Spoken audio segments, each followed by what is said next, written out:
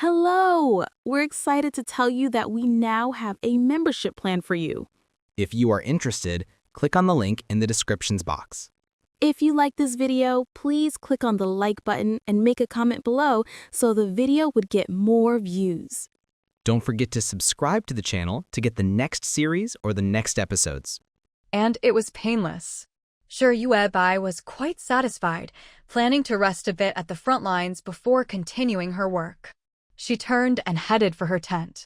At that moment, Ija had just entered the mercenary camp at the front lines. A thick white fog rolled in, so dense he couldn't see his own hand in front of his face. Some mercenaries were groping around with their arms outstretched in the fog. What kind of weird phenomenon is this in the Wasteland? Why did such a heavy fog suddenly appear? They'd seen thick fog before. Back when there weren't so many people at the front lines, the healing circles Yuebai had drawn for them would also fill with fog. But never this thick. It was so dense that it was almost impossible to move forward. Ija instinctively hesitated to enter the camp. Based on his experience, fog this thick was definitely Yuebai's doing. After all, he'd seen similar fog in the same character box before. But since Yuebai was in the fog too, Ija braced himself and stepped into the camp, reaching out to feel his way forward.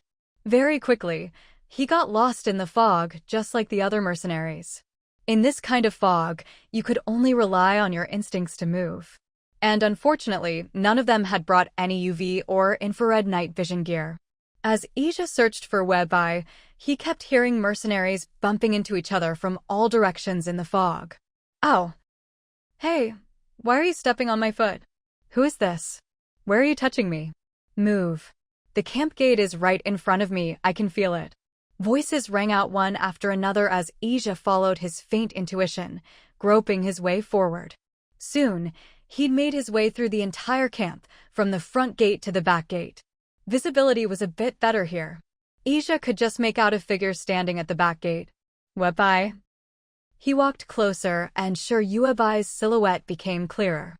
He heard someone say to her, "Do you know where the mercenary corps get their osmanthus talismans from? Hey, fatty, if you tell me, this whole bag of cookies is yours." The person asking was the same survivor who'd been pestering Chinyong at the camp's front gate earlier, trying to buy osmanthus talismans. He shook a big bag of chocolate cookies at Yuebai. Though the cookies were expired, there were a lot of them, and they were in preservative packaging. Even if some of the cookies without preservatives had gone moldy, such a big bag was still tempting. Sure, Yuebai hadn't planned to bother with people like this. But as it happened, her tent was right by the back gate. The whole camp was shrouded in the white mist she'd created. Because of the spirit gathering array, the spiritual energy wasn't leaking out. Instead, it was concentrated above the array, which meant it covered the entire mercenary camp. She'd just come out of her tent after a short rest when she heard someone at the back gate calling her fatty. Sure, Yuebai squinted at the out-of-town survivor and the big bag of chocolate cookies he was offering. It seemed these out-of-town survivors at the front lines still had plenty of food. And just to get a trivial bit of information, he was willing to pay such a price. She took the cookies from him. "It's just osmanthus talismans, right? The mercenaries got a lot of them before. I have some inside connections. I can sell you osmanthus talismans at a good price." A rare smile appeared on Sure Yuebai's face.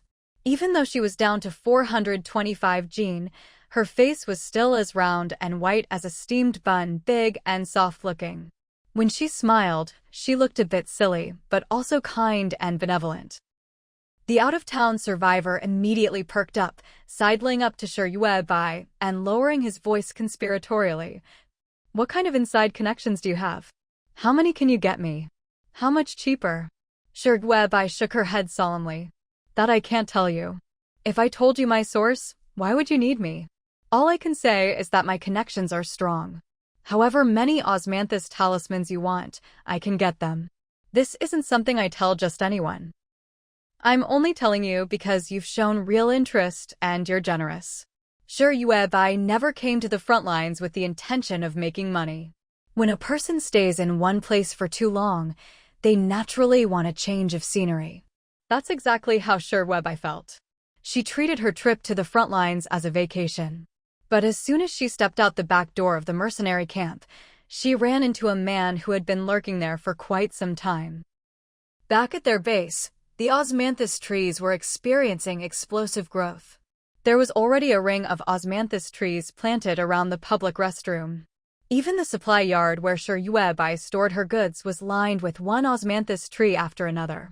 They were all growing lush and dense. At first, when Shuebai was still in her soul form, it didn't really matter. But once her soul returned to her body, the omnipresent fragrance became almost overwhelming. The mercenary group wasn't dedicated to selling osmanthus talismans. Their main job was still to guard the front lines and fight off mutant beasts. So their approach to selling the talismans was pretty laid back. Only when they were on break would they return to base to pick up a batch of osmanthus talismans. That meant the survivors on the front lines would wait at the front and back gates of the mercenary camp. If they were lucky and caught a mercenary with stock, they could buy a large number of talismans. If not, and the mercenaries were out, they'd have to wait for the next opportunity. So the supply of osmanthus talismans from the mercenary group was always unstable. But right now, osmanthus talismans were the only truly effective way to suppress the pervasive stench on the front lines, especially for those who couldn't tolerate the smell or were physically weak. The talismans could literally save their lives. So when Shuebai claimed she had a stable and abundant supply, no one believed her. Shuebai didn't bother arguing. She pulled out her communicator, thought for a moment, and contacted Little Mute. It wasn't that she wanted to save this money-making opportunity for Little Mute. It was just that everyone else in the Tong group was busy and didn't care about earning a bit of daily supplies. After all, the people in the Tong group had already entered the core decision-making circle of the base. They had moved beyond worrying about basic needs. Now, they had higher pursuits. Each of them just wanted to make the base better. But Little Mute, on the other hand, had eagerly bought a communicator and was desperate to get in touch with Shuebai. Her desire to earn little red flags was just too strong. Shuebai briefly explained the situation to her. Little Mute immediately replied with delight, saying she had several thousand osmanthus talismans and could bring them all to the front lines to sell. Originally, these talismans were meant to be sold at the newsstand. But clearly, the channel Shuebai had found would move them faster and fetch a better price. But Yuebai, I'm still at the base. How am I supposed to get there? Little Mute asked, packing up her thousands of talismans, clearly troubled. Go to Dajiao and get a one-time teleportation talisman, Shuebai replied. After ending the voice call, she turned to look at the man waiting nervously by the door. He was gaunt and dark-skinned, clearly someone who hadn't bathed in years. He kept his eyes glued to Shuebai, afraid she'd run off with the big bag of chocolate biscuits he'd offered as a bribe. But in reality, Shuebai couldn't care less about that bag of chocolate biscuits. Yuebai. Ija walked up with a smile and stood beside Shuebai. Shuebai nodded at him, neither warmly nor coldly. I could sense you were here even before I got close, Ija said, a hint of regret in his voice.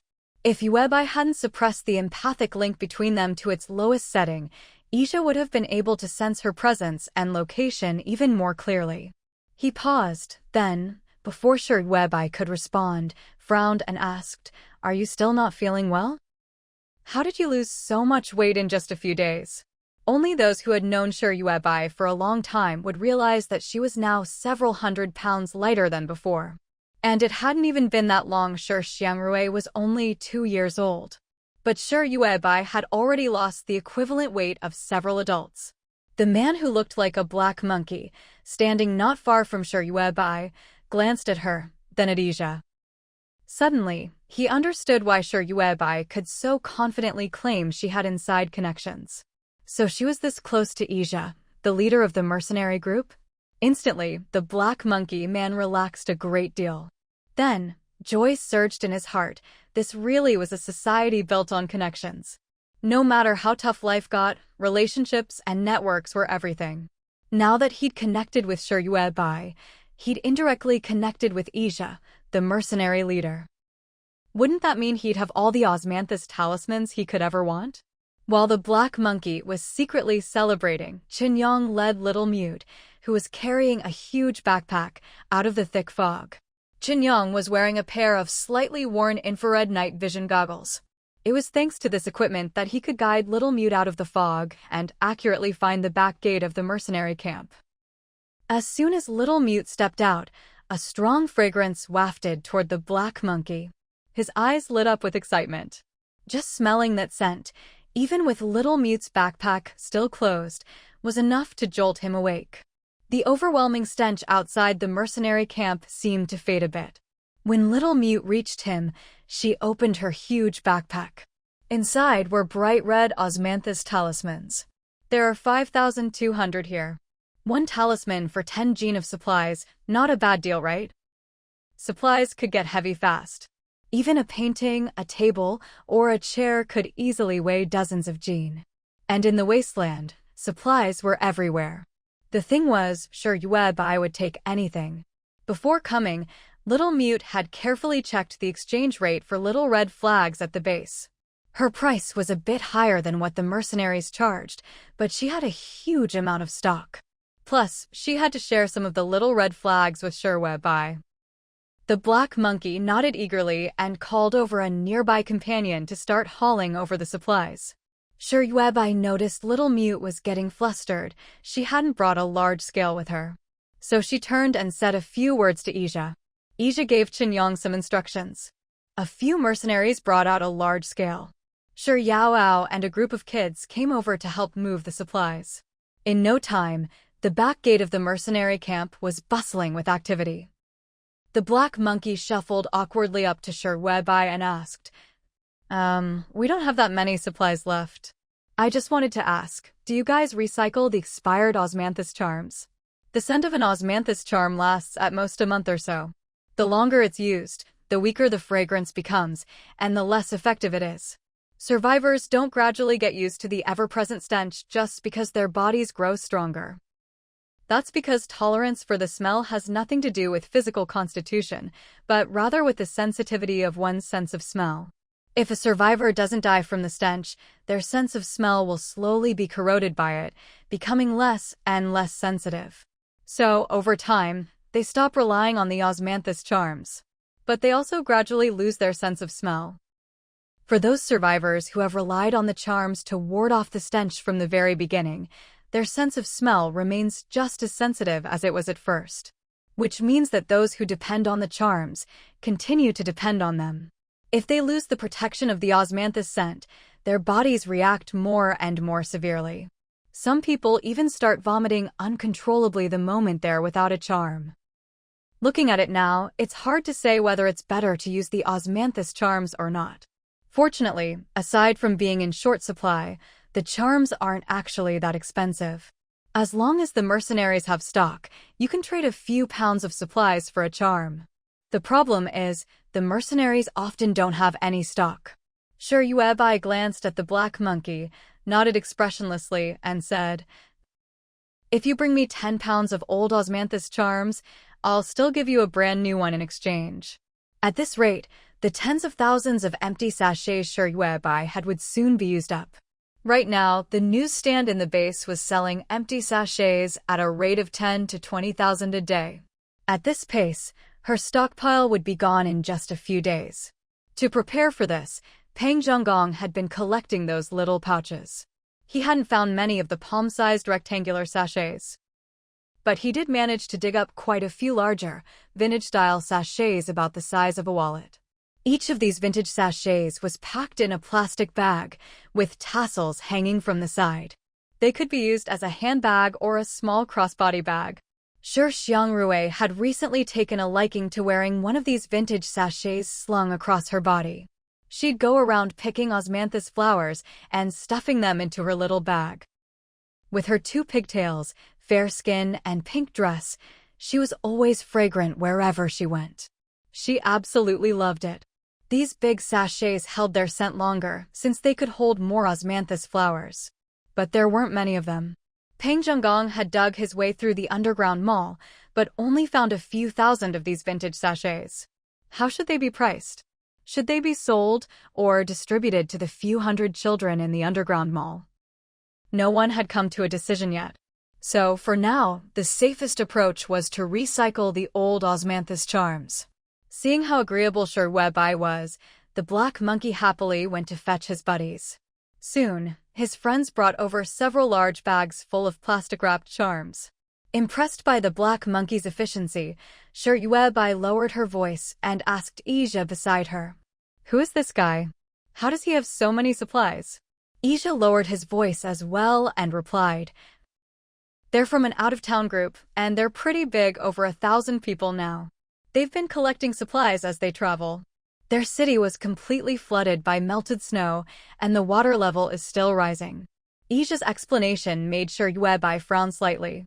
They say the seas turn to mulberry fields and back again. Landscapes change for all sorts of reasons over the ages. What's happening now feels like the land is slowly sinking back into the ocean. Who knows how much longer this big city can hold out? Although Sir Webeye's base was surrounded by a mountain of trash, it wasn't completely sealed off. Meltwater trapped inside the trash mountain would seep through the gaps and flow into the base. For now, things were manageable, since everyone in the base was growing osmanthus trees, and the meltwater from the foundation of the third wall was being pumped up to irrigate them. Shuri was also speeding up construction of the third wall, which would be finished soon. But outside the third wall, you could see the pits and hollows filling with meltwater, almost merging into a single body of water. The deepest spots were several meters deep, and the water level outside the trash mountain was still rising. If the city's meltwater reached the trash mountain, it would seep through and flood the base. Sir Webeye told the little mute girl to go home with Sir Yao after selling the charms. Then she turned and headed toward the mercenary camp. Ija followed her and asked, "Webeye, did something happen? Don't do anything reckless. If something's up, tell us. We'll figure something out together. Please don't do anything foolish." He was terrified of Webeye acting like this. Whenever she was cold and silent, it meant she was about to do something big. As Sir Webeye neared the teleportation array, Ija caught up and grabbed her wrist. "Webeye, listen to me." Ija looked serious. When Sir Webeye turned to look at him, he said, word by word, "The base can't afford to lose you. None of us can.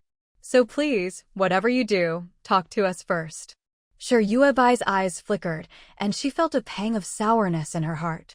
Ija's words made it sound like she was especially important to this ruined, stinking wasteland.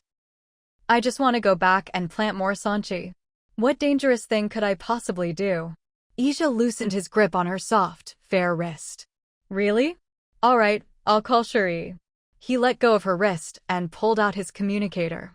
Guai Guai had given Ija a comms terminal, so now the mercenary camp and Sir Webeye's base could communicate freely. When Shuri teleported back to the base, Shuri and Shur's mother were already waiting for Sir Webeye at the teleportation pad. "Where are you going to plant sanchi? Mom will go with you."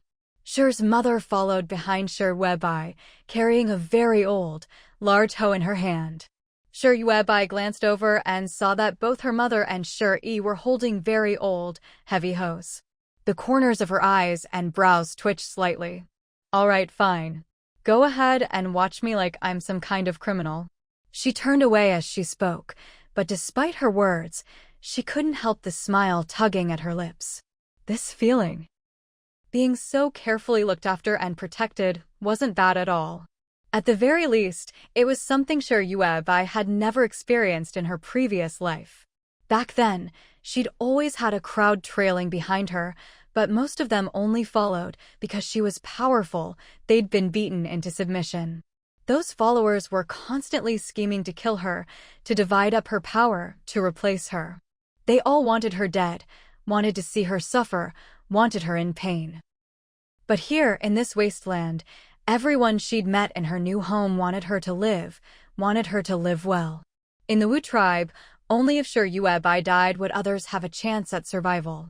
But here, only if she lived did the others have hope. The difference was fundamental, and so was the feeling it gave her. Sir Webeye walked forward, leading her mother and Shuri, both carrying hoes on their shoulders. Not long after, Shi Yaoao arrived, dragging Peng Ziyuan along. Trailing behind them, toddling along, was little Shi Xiangrui, just over 2 years old. Shi Xiangrui was holding a set of 3 tiny gardening tools. They were the kind of little shovel and rake sets people used for potted plants before the Wasteland, just the right size for fussing over a flower pot. But in Shi Xiangrui's chubby little hands, they were a perfect fit. She waddled along on her short, plump legs, following her family. Together, they walked out the gate of the third wall. The gate of the third wall was especially tall and imposing, giving off a sense of grandeur. That was because the third wall itself was thick and sturdy. As the family stepped outside the wall, mercenaries on leave were up on top, driving new energy cars and waving enthusiastically at Shi Yuebai and the others. They'd recently salvaged a half-collapsed new energy car dealership from the ruins at the front lines. Inside, they'd found 20 or 30 electric vehicles. All of these had been moved up onto the third wall by the mercenaries. The wall was wide enough, about 2 lanes across. If something urgent happened and someone needed to get to the other end, it would take a long time on foot. But by car, it was much faster. Plus, all the cars had been modified in quirky ways. Each one had a high-performance solar panel mounted on the roof. So as they drove, the cars could collect solar energy and recharge themselves. If they needed to charge faster, they could drive the depleted cars onto one of Shi Yuebai's overlapping formation arrays. In short, these electric cars had become the main way to get around on the third wall. Shi Yuebai glanced back at the wall, where a mercenary was leaning out a car window, waving at her like mad. She nodded, then kept walking. It wasn't long before they reached a stretch of snowmelt pooling into a shallow lake. Shi frowned, pinching his brow. We'd originally cleared a big patch of land outside the third wall and had laborers ready to level it out. But the snowmelt kept rising, and now it's completely flooded the area. As soon as Shi finished speaking, Shi Yuebai tapped her staff on the ground. "We'll start planting right here." They weren't far from the third wall, maybe a meter or 2 at most. That showed just how high the water had gotten outside the wall. If they didn't find a solution soon, the snowmelt would flood in. Soon, it would pour through the main gate and into their home base. Even with Shi Yuebai's protective array guarding the wall, she couldn't stop a little snowmelt, harmless but foul-smelling, from seeping in and stinking everyone out. Of course, Shi Yuebai could strengthen the array so that not a drop got through. But that would be like inverting a bowl full of air over a bucket of water. The water would keep rising until everything was submerged. Their whole base would end up below the waterline. What would that make their home? A dragon palace under the groundwater? Shi looked at the line Shi Yuebai drew with her staff. Beyond it, there was a thin layer of snowmelt. Looking further toward the trash mountain, the water got deeper and deeper, blackish-yellow snowmelt trickling through the gaps in the garbage. The surface rippled, fresh water constantly flowing into the area around their base. Shi wanted to say something, but remembering his sister's abilities, he kept quiet and lowered his head to work with his hoe. The Sanchi Nodo ginseng seeds had already been revived by Shi Yuebai, and a batch of seedlings was growing in the rice fields. Shi Urseo led Nong Yasi and Ahong over, each pushing a camping supply cart. The carts were loaded with Sanchi seedlings. They hauled them all the way from the rice fields to the spot outside the third wall that Shi Yuebai had picked. "We can only plant them here. If we go any further out, the Sanchi might mutate." Shi Yuebai directed the family as they worked. She focused on expanding the protective array at the edge of the third wall. Because the formation was so complex, and now larger than any she'd ever drawn in either of her lives, she had to create more intricate sigils. Her movements were slow, each stroke of her staff draining a lot of energy. Shi Yuebai's hand never stopped moving. Her weight was dropping at a rapid pace. When her weight finally hit 400 jin, she looked back at the expanded array. She hadn't managed to extend it very far, maybe just a meter or 2 past the gate. In reality, that was already a large area.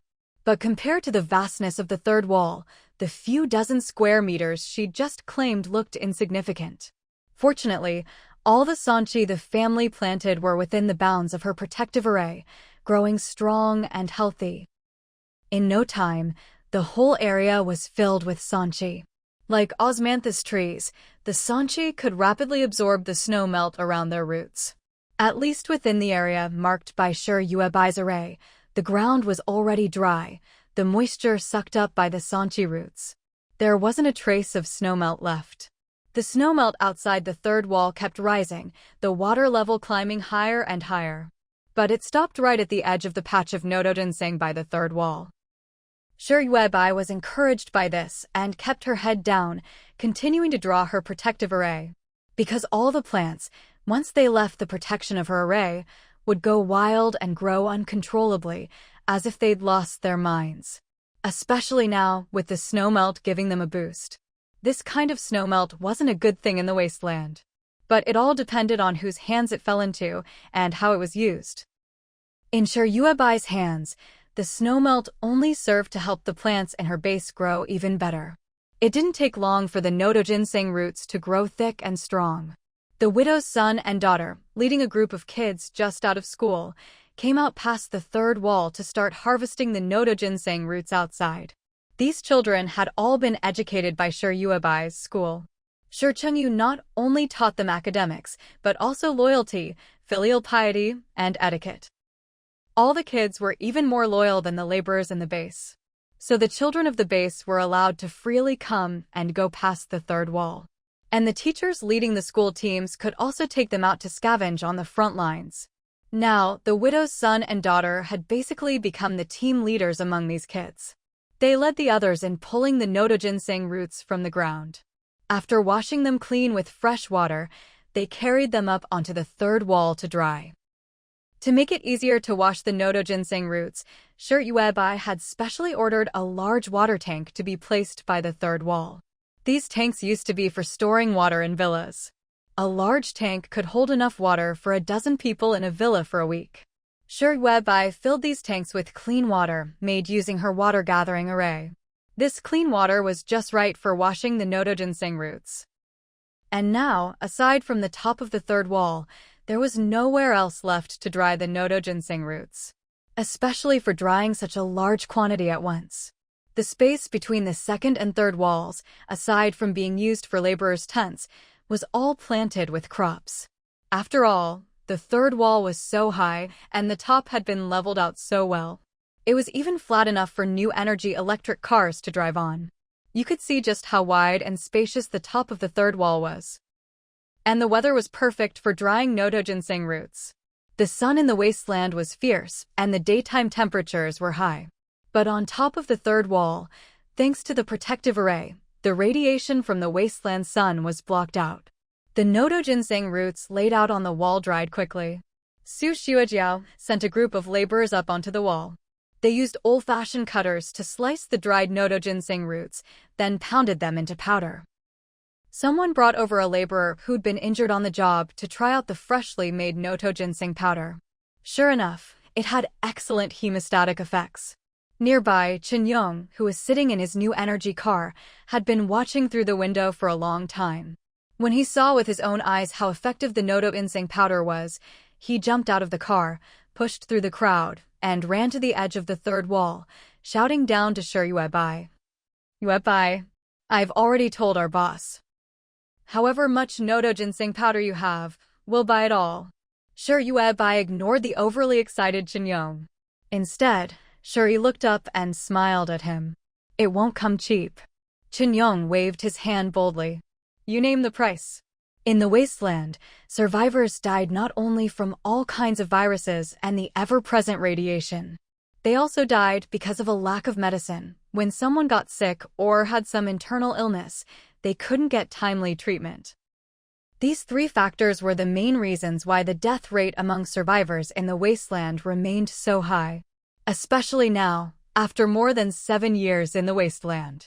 Those who could adapt to the radiation and viruses had already done so.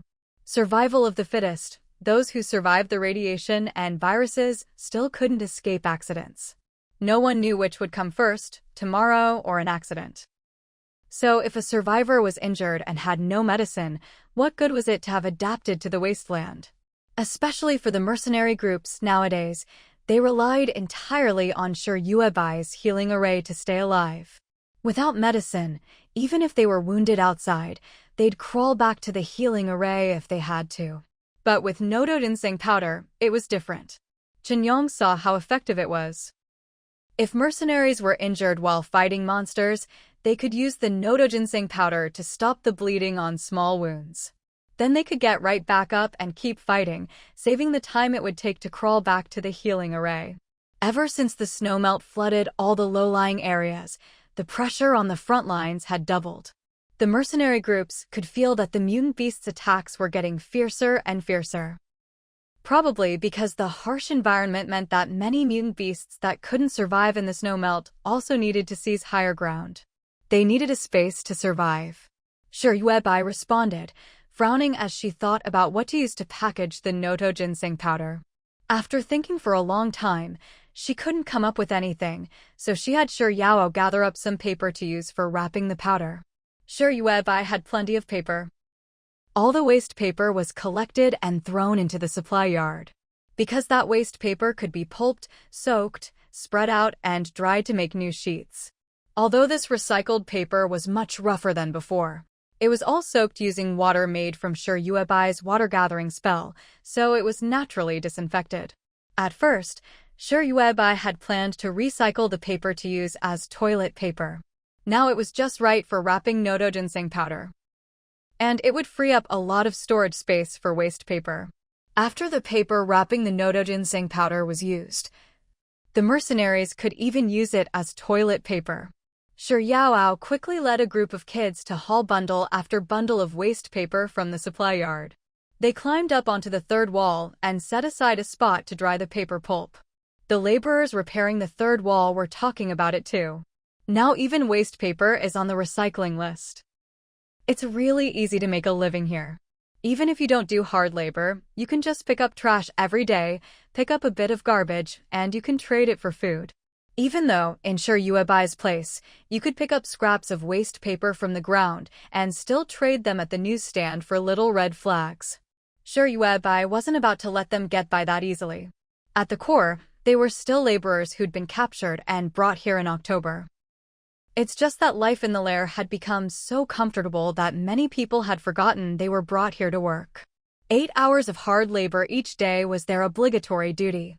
Everyone, adults and children alike, had to do it. Of course, this obligatory labor had been puttied up by the lair's management. Su Xiujiao and the others would hand out a little red flag to these laborers. This made the laborers feel like their efforts were being rewarded. So they worked with real enthusiasm. Everyone living in the lair found their happiness levels rising rapidly. Their loyalty to the lair and to Shiryuebai increased in direct proportion. Another group of laborers was pulled out.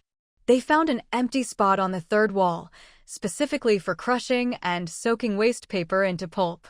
The soaked pulp was then spread out on the flat ground atop the third wall to dry.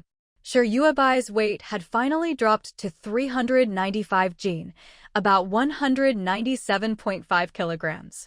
Her clothes now hung loosely on her. Before, if Shiryuebai stood for too long, she'd have trouble breathing, feel utterly exhausted, and her bones would ache under her weight. But now, that was no longer the case. She felt lighter and more at ease than ever. Even standing for long periods, bending over, and using a long stick to draw protective arrays outside the third wall, she didn't feel tired at all. Just as the sanchi, medicine, was finished, wrapped in the dried paper, and sent to the front lines. Xiaoyaba, the little mute, sent a text. Webai, something's happened. A man named Bai Hansong has shown up. He seems badly injured, brought a lot of people, and insists the mercenaries give him justice. Bai Hansong? Shiryuebai frowned, thinking hard. She finally remembered who Bai Hansong was. Wasn't he the leader of that team across the river, back when the lair wasn't nearly this big? How is his group still around? Ever since the big city was flooded, the management could only get in and out of the building by paddling inflatable boats. Rumor had it, The remaining administrators had already moved their families into the management building. They had no choice. Many administrators had been lost recently. Most left because they feared the melting snow would eventually flood the management building. So, after their own homes were submerged, they found a way to escape the city. The rest stayed because they couldn't leave the building's water purification system. So they brought their families and hunkered down in the management building, guarding that massive water system with their lives. Now, everyone in that building was a manager's family member. As for the grassroots teams that used to be active in the city, no one knew where they'd wandered off to.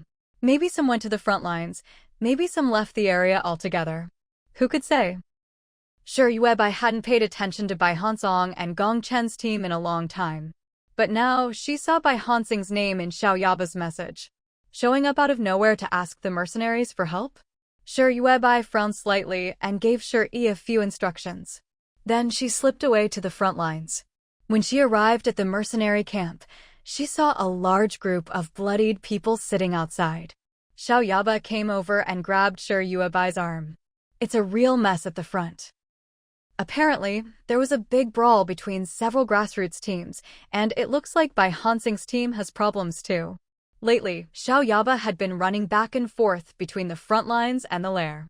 She was always in a hurry, rushing home to harvest the three-pronged rice. Morning, noon, and night.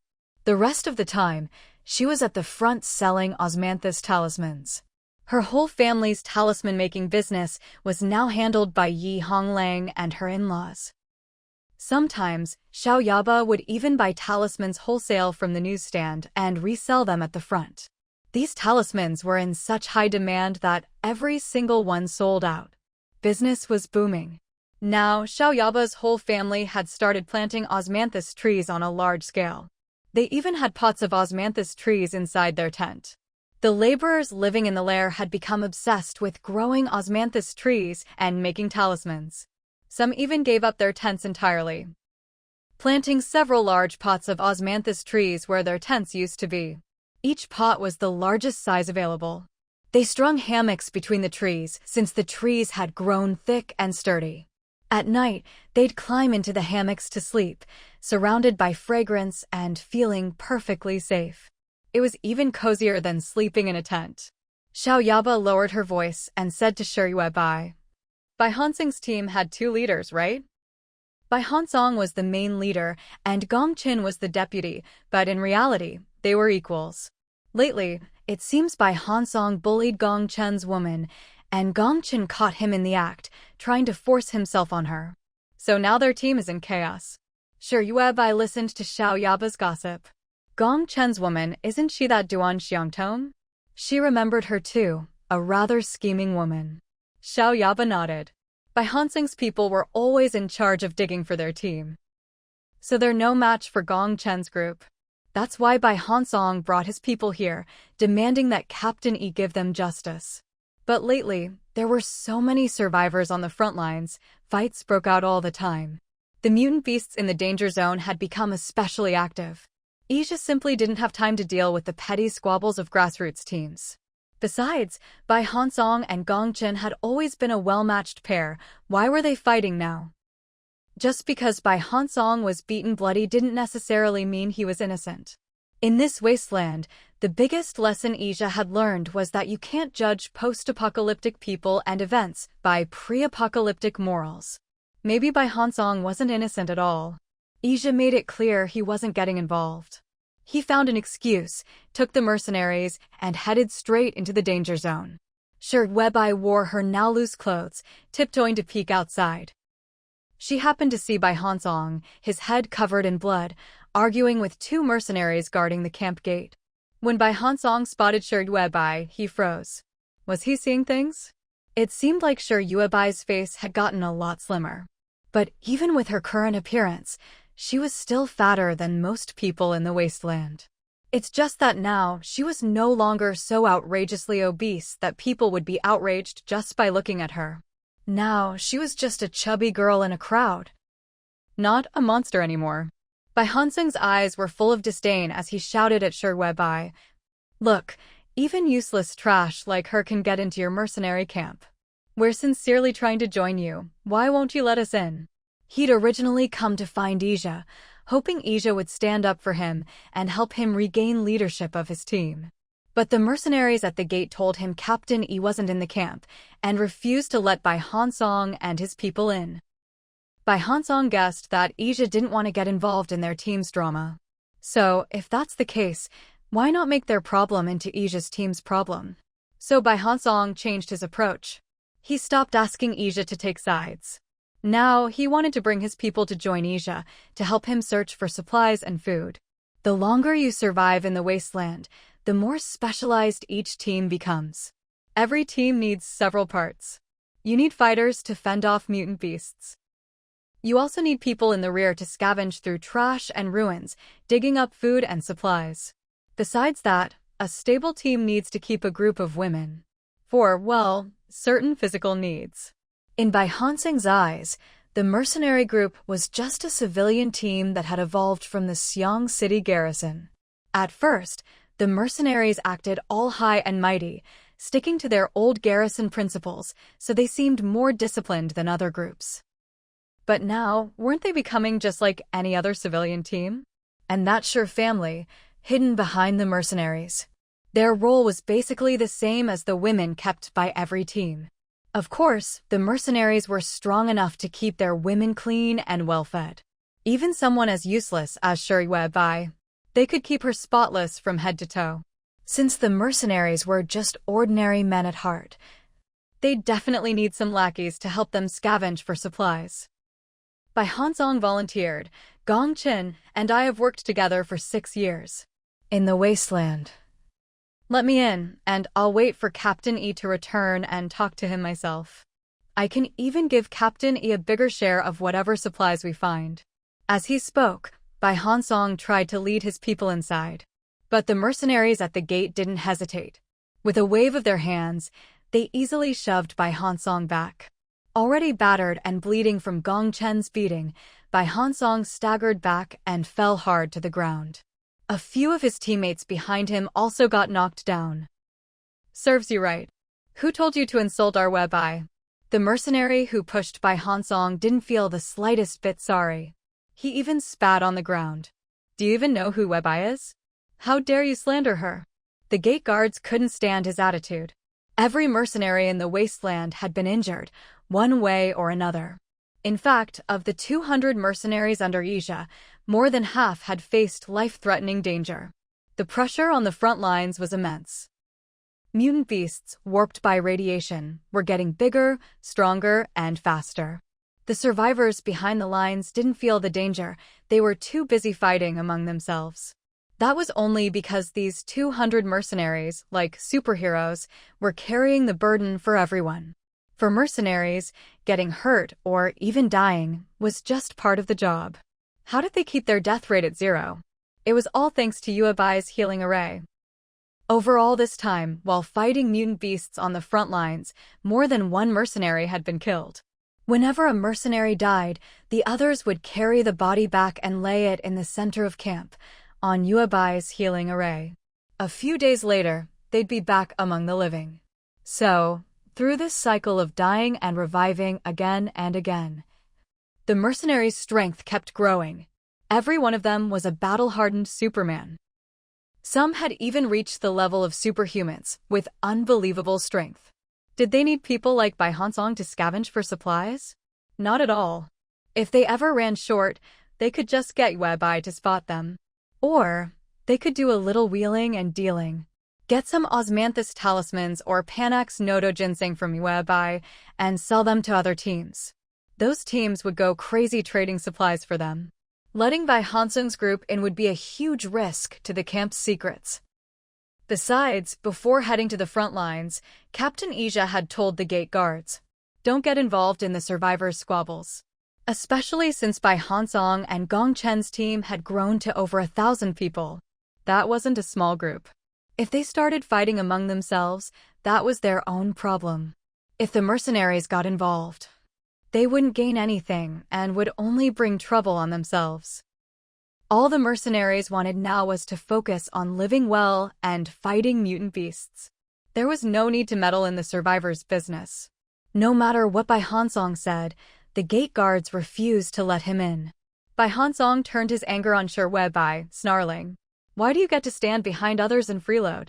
Shi Bai hadn't planned to bother with Bai Hansong, but he kept picking on her. So she rolled her eyes at him and said, "They're willing to let me freeload. What's it to you? Unlike you, begging to be taken in and still not getting a bite." Besides, Shi Bai wasn't freeloading at all. She was just trying to lose weight and happened to feed thousands of people along the way. The little mute next to her couldn't stand it anymore. He picked up a small stone and threw it at Bai Hansong. "You're scheming so hard your abacus beads are about to fly off and hit someone in the face, and you still think everyone else is an idiot. Don't you think we can see you're trying to use someone else to do your dirty work?" Bai Hansong wanted to get angry. He turned his head, ready to lash out at the little mute again. They were nothing but two useless burdens raised by the mercenary group. Bai Hansong didn't take them seriously at all. The little mute was even skinnier than Shi Bai, but he was also rather good-looking. Bai Hansong didn't even need to think. He could guess with his toes what kind of role the little mute played in the mercenary team. But then he suddenly froze. A large group of fair-skinned, clean, and beautiful children rushed out from the mercenary camp. One by one, they clenched their fists at Bai Hansong. They surrounded Shi Bai and the little mute, forming a protective circle around them. Each of these pretty children stared at Bai Hansong with eyes full of hatred. In that instant, Bai Hansong was suddenly gripped by a chilling sense of despair. How should he put it? Before the apocalypse, there was a saying, "Children are the hope of humanity." Bai Hansong had never thought much of this phrase before. But now he suddenly realized just how bone-chilling those words could be. The children in the mercenary camp were nothing like the other kids in the Wasteland. They were well-fed. Not only that, but they were clean, good-looking, dressed in spotless clothes, and their hair was neatly combed. The boys all had short haircuts. Most of the girls had long hair, some even braided. Wasn't that enough to make one feel afraid? Bai Hansong knew exactly what the Wasteland was like now. Only the mercenary group had managed to carve out a small space for themselves. All the other survivor groups were struggling on the edge of life and death, barely scraping by. They could hardly take care of themselves, let alone worry about the so-called hope of humanity. Those so-called hopes of humanity had been ravaged by the intense radiation of the Wasteland, turning into the disabled or the feeble-minded. Such children were everywhere. Almost every group had a large number of these kids. And these children, disabled or mentally impaired by radiation, were considered burdens. They were the ones survivor groups would deliberately abandon. Some survivors had once raised a question. When abnormal children appeared in their group, abandoning them was standard practice.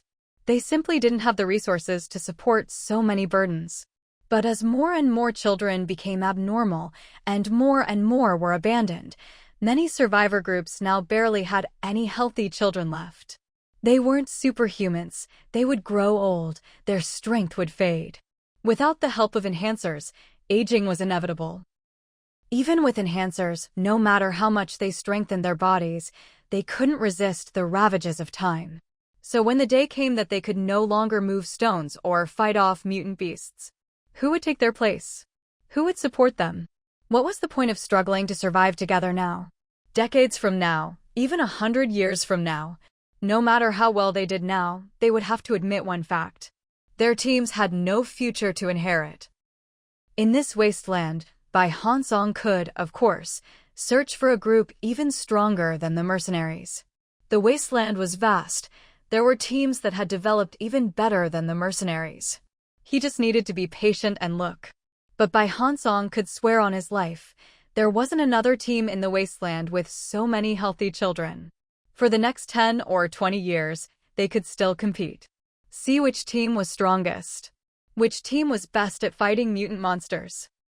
Which team had the most people, the most supplies. But what about 10 or 20 years from now? 10 or 20 years from now, the mercenary group would still have children to carry on. They could continue to grow and thrive. But the other teams would only fade away. Bai Hansong's face went pale as he stumbled back a few steps. Faced with so many lively, expressive children, he didn't dare move forward. Blood streaming down his head, he turned and fled in panic. The brothers behind him stared in shock at the crowd of children inside the mercenary camp gates. Every one of them was thinking the same thing as Bai Hansong. So they turned and hurried after him, quickly leaving the mercenary camp behind. After running to a secluded spot, someone lowered their voice and asked Bai Hansong, "Captain, what do we do now? The mercenaries clearly aren't going to help us. Are we just going to stand by and watch Gong Chen get drugged by that Duan Xiangtong?" The reason Bai Hansong had fallen out with Gong Chen was all because of a trap set by Duan Xiangtong. She had deliberately let Gong Chen see Bai Hansong trying to force himself on her. But in reality, Bai Hansong had already been drugged by Duan Xiangtong at that point. Who knows where that bitch had found such a potent aphrodisiac? Bai Hansong was completely caught off guard. And on top of that, Duan Xiangtong had been whispering in Gong Chen's ear for ages. She kept telling him that the team had only gotten this far because of him. That Bai Hansong alone could never have found so many supplies. And that Bai Hansong's work wasn't irreplaceable. Any survivor could take his place and dig up supplies and expired food behind Gong Chen. But Gong Chen was different. In this wasteland, only Gong Chen and his close teammates could fight mutant beasts like the mercenaries. But in this civilian group, the one calling the shots was Bai Hansong.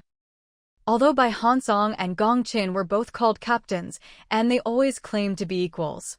As time went on, and since Gong Chen wasn't the type to fight for power, a hierarchy had formed. Bai Hansong became the real leader, Gong Chen his second in command. Duan Xiangtong kept telling Gong Chen, "Why should it be like this?" In her mind, Gong Chen should be the one in charge.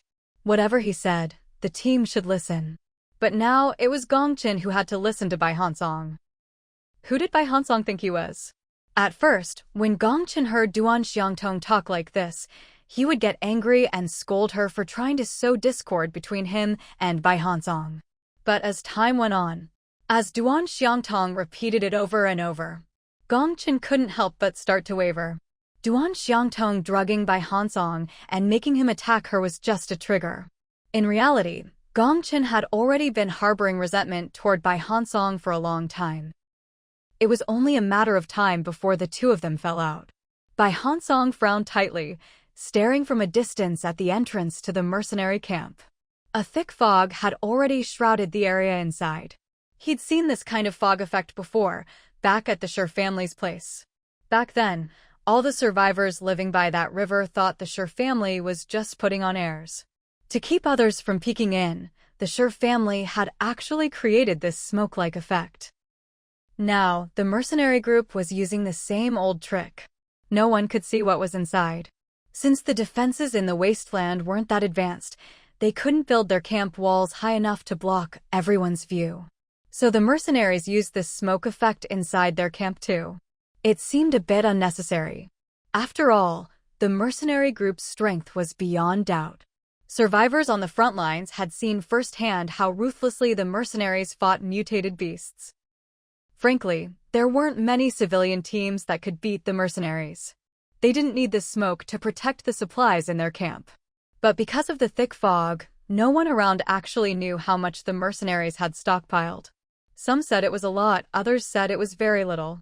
All right, let's come up with a plan. If the mercenary group won't take us in or cooperate with us, then let's redirect the trouble elsewhere.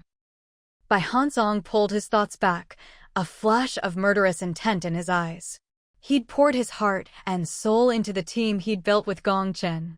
There was no way he'd let a woman just snatch away the results of all his years of hard work. He leaned over and whispered a few words into his brother's ear. His brother looked at him in surprise, as if trying to confirm with his eyes, was Bai Hansong really going to go through with this? Bai Hansong nodded at him. None of us are willing to just give up. If that bitch Duan Xiangtong won't let us live, why should I let her live? Their team had grown to over 1,000 members thanks to their strength. Now that Bai Hansong had been kicked out, he'd only managed to take a few dozen of his most loyal followers with him.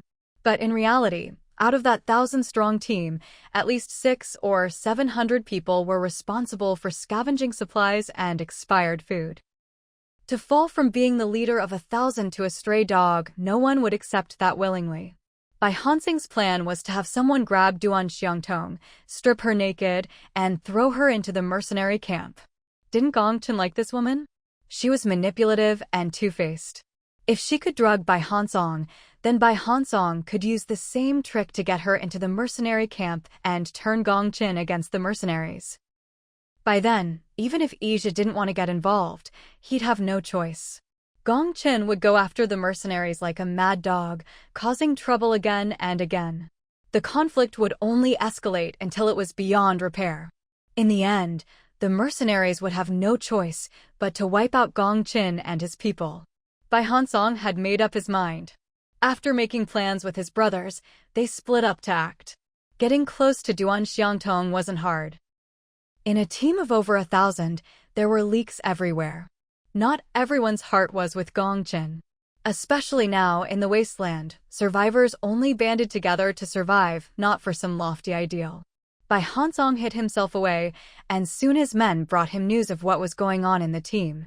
Ever since Bai Hansong had been kicked out, Gongchen hadn't had time to find someone else to manage scavenging supplies. Every day, he could only lead the team to follow the mercenaries, hunting stray mutated beasts. The task of scavenging supplies fell to those survivors who didn't fight. This led to some chaos. Without proper management, those survivors who found supplies or expired food didn't always turn everything in. There was no unified oversight to check how much they'd actually found. After several frustrating attempts to get things in order, Duan Xiangtong whispered in Gongchen's ear. She took over Bai Hansong's old position as deputy leader, in charge of supplies. Once Bai Hansong had figured out the team's situation, a cold smile appeared on his face in the shadows. Let's do it. That bitch set me up, it's time she paid for it. Inside the mercenary camp, Shi Yuebai walked a lap along the perimeter. Behind her, Ija, just back from the front lines, walked with his hands behind his back, stepping in her footprints. He followed her step by step. Shi Yuebai didn't look back or speak to him. Ija didn't say anything either, just quietly followed. From time to time, he glanced at her, sizing up her current weight. After just a few days, Shi Yuebai's weight must have dropped to around 380 jin, about 190 kilograms. It was worrying. At first, no one had noticed. Food was scarce for everyone. So each person tried to eat less, saving some of their own share so others could eat more. But as their food situation improved and people chatted in their spare time, they realized something serious. No one could remember ever seeing Yuebai eat. Up ahead, Shi Yuebai stopped in front of a large patch of melted snow. Ija snapped out of his thoughts and hurried forward. He pulled out 2 rice balls he'd just snagged from the camp. You've been walking all morning. It's lunchtime. Here, Yuebai, have something to eat. His eyes were full of concern as he looked at her. The rice is freshly grown in the old base, absolutely fresh and delicious. With the rice harvest increasing day by day, the 2,000 people at the old base, plus the 200 mercenaries, no longer had to worry about food. Once people's hunger was satisfied, they started coming up with all sorts of new things. Rice balls were the latest craze. Especially among the mercenaries, they were the hottest item. Whenever they went out to fight monsters, they'd stuff a dozen or so rice balls in their pockets. As long as they hadn't finished their rice balls and weren't too badly hurt, they could stay out in the danger zone a bit longer. Shi Yuebai glanced at the rice balls, then turned her head. She was watching a few sneaky-looking people in the distance, carrying a burlap sack over their shoulders, heading toward the mercenary camp. Shi Yuebai made a hand gesture to Ija. The two of them slipped into the shadows at the same time. A few survivors approached from a distance, slinging burlap sacks off their shoulders and tossing them straight over the fence into the mercenary camp. One of them lowered his voice and said, "Didn't expect the mercenary camp to be this easy to get into. When are we going to sneak in and see if there's anything good to eat?" They had business today. Otherwise, looking at that mercenary camp, with just a flimsy, rickety fence. They would have climbed in to scavenge a long time ago. Seeing what they were doing, Webai turned to look at Ija, giving him a mocking look and winking. Ija understood what Webai meant. She was telling him that the mercenary camp was like a sieve anyone could throw stuff in if they wanted. And now there were even people eyeing the camp, wanting to sneak in and see what they could steal. Faced with Yuebai's teasing, Ija just smiled, his eyes crinkling. He handed the rice ball in his hand back to Yuebai. It was as if he had no intention of arguing with Yuebai about the camp's security. All he cared about was whether Webai would eat something. Seeing that Yuebai didn't move, Ija lowered his voice and said, "Don't worry, they can't get in." Sure enough, as soon as Ija finished speaking, a mercenary discovered the burlap sack that had been thrown into the camp. The news quickly reached Shenyang and Huachangui. Iwa's communicator buzzed at just the right moment. It was the mercenaries reporting in. Someone had tossed a sack into the mercenary camp, and inside was a woman. Yuebai glanced at Ija and took the rice ball from his hand. She gave Ija a gentle push.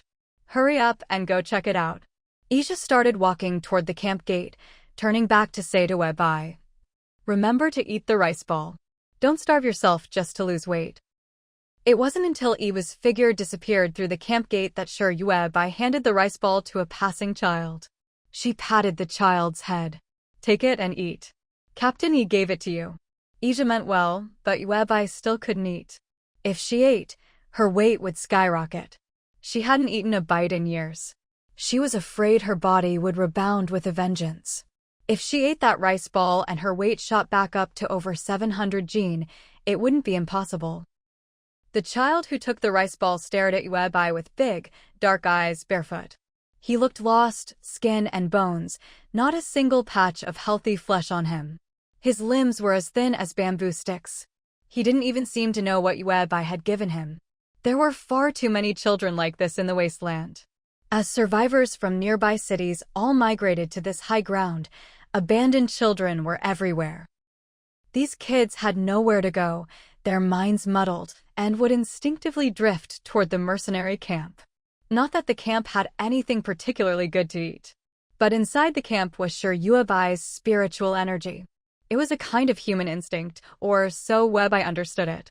Maybe these children had been damaged by radiation, their minds and bodies both affected. But every living thing has an innate drive to survive. These children knew that even just breathing in a little exhaust leaking from the camp was enough to keep them alive.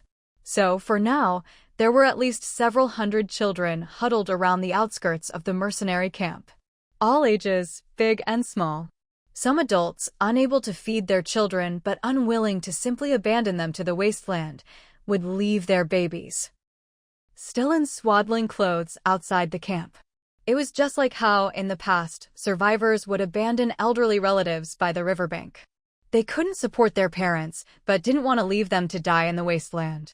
So many survivors would dump their parents at Captain Xiao's camp.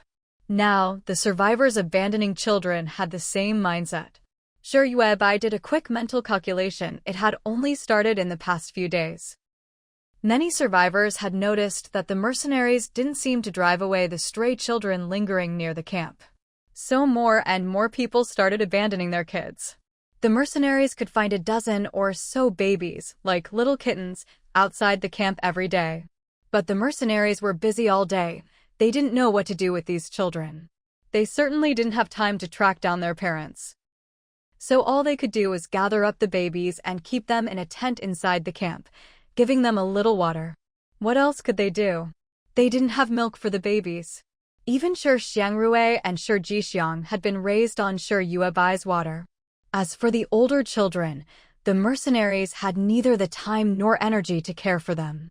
So, for now, they just let them stay outside the camp. Yuebai tucked her hands into her sleeves and strolled slowly back to the rear gate. As soon as she entered, she heard the sound of babies crying from a big tent. The only mercenary inside, his arm in a sling, was rushing around trying to care for all the babies. Yuebai could see how busy the mercenaries were. She waved at Little Mute. "Move all the babies from that tent into the den." Little Mute froze, staring at Yuebai without saying a word. Sure Webai frowned slightly, her round, pale face showing impatience. Not moving? Do I need to beg you? Little Mute's eyes instantly reddened. She lowered her head. And no, I'll move them. Webai.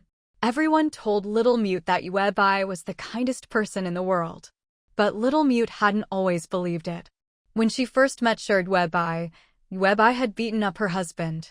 Later, Webai became a ghost and kept urging her on, making her plant osmanthus trees. Back then, Little Mute was terrified of Sherd Webai. She thought Webai was fierce, really fierce. But this person, so fierce on the outside, had a heart softer than any survivor in the Wasteland. Little Mute ran off, eyes red and brimming with tears.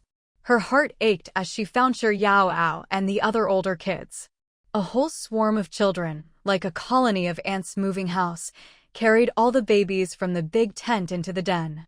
In an instant, Sherd Webai brought over 100 babies back to the lair. This was a huge event for the lair.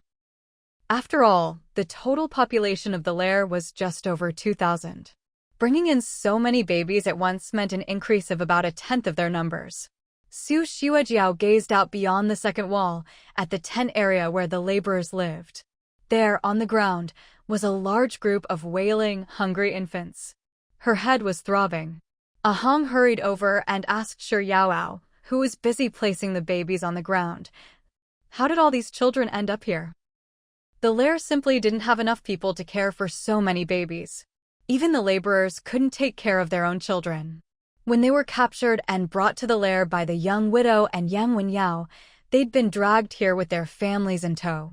Their own children had already been sent to the underground mall school, let alone looking after over 100 more babies. And it wasn't possible to move all these infants into the underground school, either. They cried day and night, which would seriously disrupt the children studying inside. What's more, after classes, those kids still had to work in the lair. Some of the stronger, more able-minded children would go to the front lines to help out at the mercenary camp, doing whatever they could. Or they'd join the lair's team scavenging on the wasteland.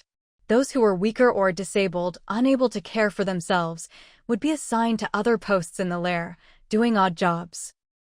In short, even the kids at the school didn't have time to look after over 100 babies. Sherd Yao just spread her hands. Auntie's orders. Ahong opened her mouth to say something more. Su Xuejiao immediately shouted at her. What are you standing around for? Hurry to the supply depot and see what we have that these babies need. We can't just leave them lying on the ground. Since Webai had given the order to bring them back, she must have her reasons.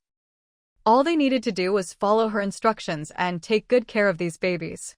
Ahong quickly turned and called over Shermu, who was planting osmanthus trees and nodo ginseng. The two of them rushed to the supply depot. They managed to bring back 12 boxes of diapers, baby wipes, and empty bottles. Ahong said, "This is all we can carry for now." After all, even with their enhanced strength, she and Shermu only had 4 hands between them. Being able to bring down this much was already impressive. There are still plenty of diapers, wipes, and bottles left, she said. But before we worry about supplies, we should first find a place for these babies to stay. Ahong and Su Xuejiao discussed the arrangements. A while later, Nong Yasi arrived with her medical kit. She went from baby to baby, checking each one over. Su Xuejiao watched Nong Yasi closely. After each examination, Nong Yasi would sigh and shake her head. She didn't even need to say anything. Su Xuejiao and the other adults understood. These babies, more or less, all had some kind of problem. It's lucky they made it here, Nong Yasi said, wiping sweat from her brow as she walked over with her medical kit. Otherwise, these 100+ lives would have just vanished on the wasteland. For babies with various health issues, even if their parents hadn't abandoned them, they wouldn't have survived out there. Even a perfectly healthy infant would struggle to live in the wasteland. In this post-apocalyptic world, adults could barely feed themselves. How could they care for a fragile baby? Especially now, when even the adults had lost their cities to melting snow and floods. They didn't even have a roof over their heads. How could they shelter a newborn?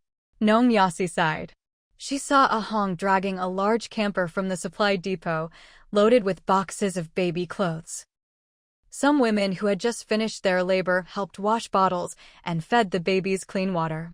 Some even used their hard-earned red tickets to exchange for rice at the newsstand.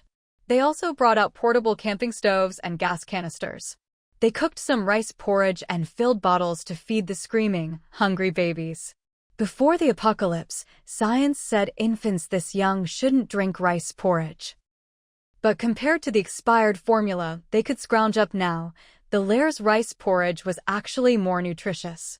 After a while, Shi Yuebai teleported back to the lair. Su Xuejiao hurried after her to ask where the babies should be settled. Shi Yuebai stood outside the second wall, looking up in thought. "Isn't there a patch of noto ginseng outside the third wall?" she said. "Let's raise the babies there. Otherwise, it's just too noisy." The noto ginseng, like the osmanthus trees, gave off a strong medicinal fragrance. That scent could drive away the stench from the melting snow and floodwaters. And wherever noto ginseng was planted, the ground stayed dry. Most importantly, all the noto ginseng fields were within Shi Yuebai's protective array. So there was no need to worry about the plants going out of control and attacking the fragile babies. As she spoke, Shi Yuebai's brow was furrowed. Meanwhile, at the mercenary camp, Duan Xiangtong was tied up in a sack. Once Ija learned of the trouble, he immediately ordered the mercenaries to throw the unconscious Duan Xiangtong out of the camp. They did it right in front of a crowd of survivors. Duan Xiangtong was still tied up and unconscious, left lying at the camp's gate. Shi Yuebai took the opportunity to return to the lair and check on things. But she had a feeling this wasn't over yet. Those who dumped Duan Xiangtong at the camp probably never expected the mercenaries to reject her outright and toss her back out. Their real plan was to have the mercenaries violate Duan Xiangtong, then draw out Gongchen, who truly loved her. So after checking on the babies, Shi Yuebai still had to return to the front lines to watch the drama unfold. What a show, far more thrilling than any movie. Following Shi Yuebai's instructions, Su Xuejiao gathered a few people and went to rummage through the supply yard. They managed to find a large number of hammocks. These were the kind people used to hang between two trees when camping, back before the Wasteland era. There was quite a lot of them. No one knew which survivor had hauled so many hammocks back to their base, but there were about 1,000 in total. Outside the third wall, the fields of noto ginseng weren't growing very well, since the roots were often dug up. To hang all those hammocks properly, Su Xuejiao had the laborers transplant a lot of mature osmanthus trees, thick and sturdy. Once the osmanthus trees were added to the area outside the third wall's gate, the air became filled with the fragrance of osmanthus blossoms, mingling with the scent of medicinal herbs. The hammocks were strung between pairs of trees, and the babies were placed in them. Each hammock had a special baby bottle tied to its side. The laborers working outside the third wall, whenever they had a spare moment, would go over to the osmanthus grove to check on the babies and help feed them. Su Xuejiao didn't assign anyone to do this on a schedule. Everyone just helped out voluntarily. So, after finishing their main jobs and side tasks, the laborers in the base either planted osmanthus trees or fed the babies in the grove. Meanwhile, Shi Yuebai had already flown back to the mercenary camp on the front lines. She walked out of the camp gates with Shi Yaoao and Pang Ziyuan. Looking down, she saw Duan Xiangtong, still lying on the ground in a burlap sack, completely ignored. It was already evening, and there were quite a few survivors outside the camp gate buying osmanthus talismans. When they saw Shi Yuebai come out, Black Monkey waved at her. "Yuebai, over here." A group of people stood behind Black Monkey, each carrying an enormous bundle on their back. These bundles were filled with daily necessities. Looking a bit embarrassed as Shi Yuebai approached, Black Monkey scratched his head and asked, "Yuebai, we found some pots and pans, do you want them? We also have some range hoods, water heaters, and so on." When Shi Yuebai's calm gaze drifted over, Black Monkey's dirty face showed a hint of frustration. Afraid she might be upset, he hurried to explain. "We've searched all the nearby areas these past few days, and these are the only brand new items we could find. Yuebai, if you don't want them, I can keep looking for other supplies." Previously, most of what they'd given Shirwei and the Little Mute were women's products. Sanitary pads, safety shorts, and so on. Black Monkey was 70 or 80% sure that Shirwei and the Little Mute would accept those. After all, the mercenary group had plenty of women and children. Black Monkey and the others knew that well. There were lots of little girls, too, and they'd eventually need those things. But as for pots, pans, and kitchen appliances, Black Monkey wasn't so sure. Who still cooked in this day and age? Just as Black Monkey was feeling uncertain, Shirwei nodded. Yao, arrange for them to weigh the goods and give them osmanthus talismans. The Little Mute had gone back to the base to fetch a new batch of talismans, so for now, only Yao and a few other kids were outside the mercenary camp, helping receive Black Monkey's team supplies. Black Monkey and his people breathed a sigh of relief and looked at Shirwei with gratitude. The fact that Shirwei was willing to accept these pots and pans was already giving them a lot of face. Everyone knew these things were basically useless now. But Shirwei still took them all without complaint. And these pots, pans, range hoods, and other kitchen appliances were especially heavy. When Black Monkey and his team dug these appliances out of the ruins, they knew just how much they weighed. Just one useless range hood could be exchanged for a dozen or 20 osmanthus talismans.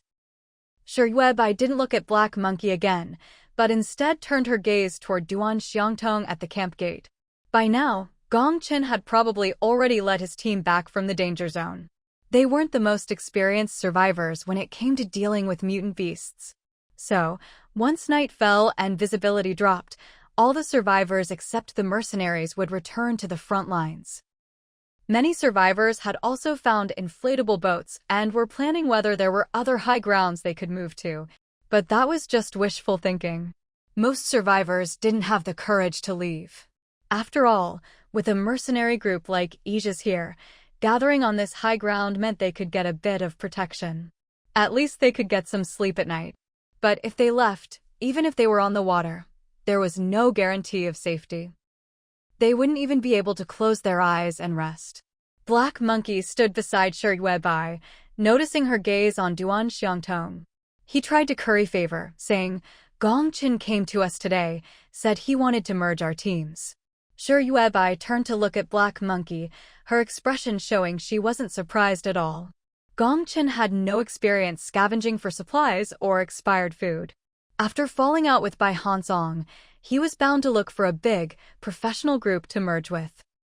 Black Monkey's team now had over 1,000 people.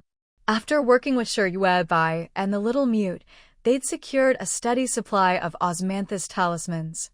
So their numbers had swelled again, possibly even more than Gong Chen's team. Shirwei asked curiously, so what do you think? Black Monkey puffed out his chest. I might have considered it before, but now no way, we're not getting involved in that mess. Mergers between strong groups weren't unusual in the Wasteland. Even before the apocalypse, big companies would merge or swallow each other up to gain strength against the competition. But now, Black Monkey felt there was no point in merging with Gong Qin. If they needed to fight mutant beasts, his team could handle a few themselves. The key was, as long as they maintained a good relationship with Shirwei, they could keep getting osmanthus talismans from her. With the talismans, his people could block out the stench of melting snow. By sticking close behind the mercenary group, entering the danger zone, and keeping the same schedule, they wouldn't be in much danger. Even if they ran into real trouble, they could always run toward the mercenaries. The main reason Blackbeard and his group finally decided not to get involved with Gong Chen's team was because Gong Chen and Bai Hansong had been making such a scene lately. Now, the woman at the center of their conflict, Duan Xiangtong, had even ended up here with the mercenaries. But the mercenaries themselves were completely ignoring Duan Xiangtong.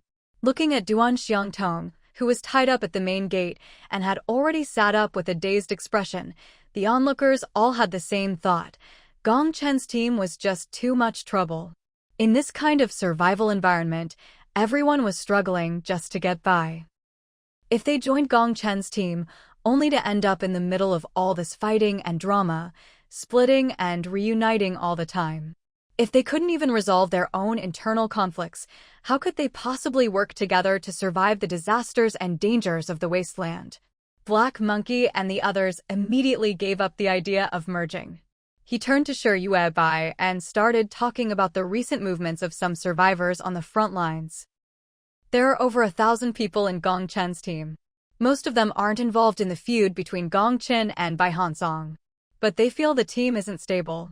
Gong Chen actually fell out with his longtime brother over a woman. People just can't believe it. So a lot of people are planning to leave Gong Chen's team. Shi Yuebai nodded, her gaze landing on Duan Xiangtong. As for these survivors outside, she would only listen, she wouldn't comment. As long as it didn't affect her interests or her current life, Shi Yuebai wouldn't bother with other people's grudges. Duan Xiangtong seemed to have just realized she was tied up. She quickly looked at the mercenaries at the camp gate with pitiful eyes, probably hoping they'd come over and untie her. The people who kidnapped her had drugged her heavily. She'd been stuck in this position, hands tied behind her back, for a long time. Now her whole body ached. Ideally, after the mercenaries untied her, they'd even give her a massage. But the two mercenaries on duty at the gate stood ramrod straight, not even glancing at her. They remembered the commander's instructions. At a time like this, the mercenary corps must not get involved in the survivors' personal disputes. Otherwise, they'd just waste their own energy on this kind of messy drama. All of the mercenaries' time and energy should go toward fighting mutant beasts in the danger zones and living well. If they wanted a woman, they should find one and start a proper relationship. The commander had warned them not to mess around with relationships in the Wasteland. Maybe it was hard to find a woman you liked in these tough times, but that didn't mean it was impossible. The mercenaries all listened to the commander and were satisfied with their current lives. Even when they saw Duan Xiangtong, who was a real beauty, they didn't act like wolves. They didn't do what Bai Hansong had hoped, rushing at Duan Xiangtong like they'd never seen a woman before. Soon, Gong Chen arrived with his people. With a dark face, he walked over to Duan Xiangtong, pulled her up from the ground, and untied her. Honey, Duan Xiangtong, tears on her face, wrapped her arms around Gong Chen's neck, looking especially aggrieved. Gong Chen frowned and pulled her out of his arms, pushing her away a bit. He did like Duan Xiangtong, but lately, the voices of dissent in the team were getting harder and harder to suppress. When he discovered Duan Xiangtong being bullied by Hansong, Gong Chen had fought Bai Hansong in a fit of passion and kicked him out of the team. At the time, he'd felt like a superhero saving his beloved. But afterward, more and more people in the team started questioning whether he was putting a woman above the team's harmony. Now, in front of so many people, Gong Chen was still tangled up with Duan Xiangtong. It just didn't look good.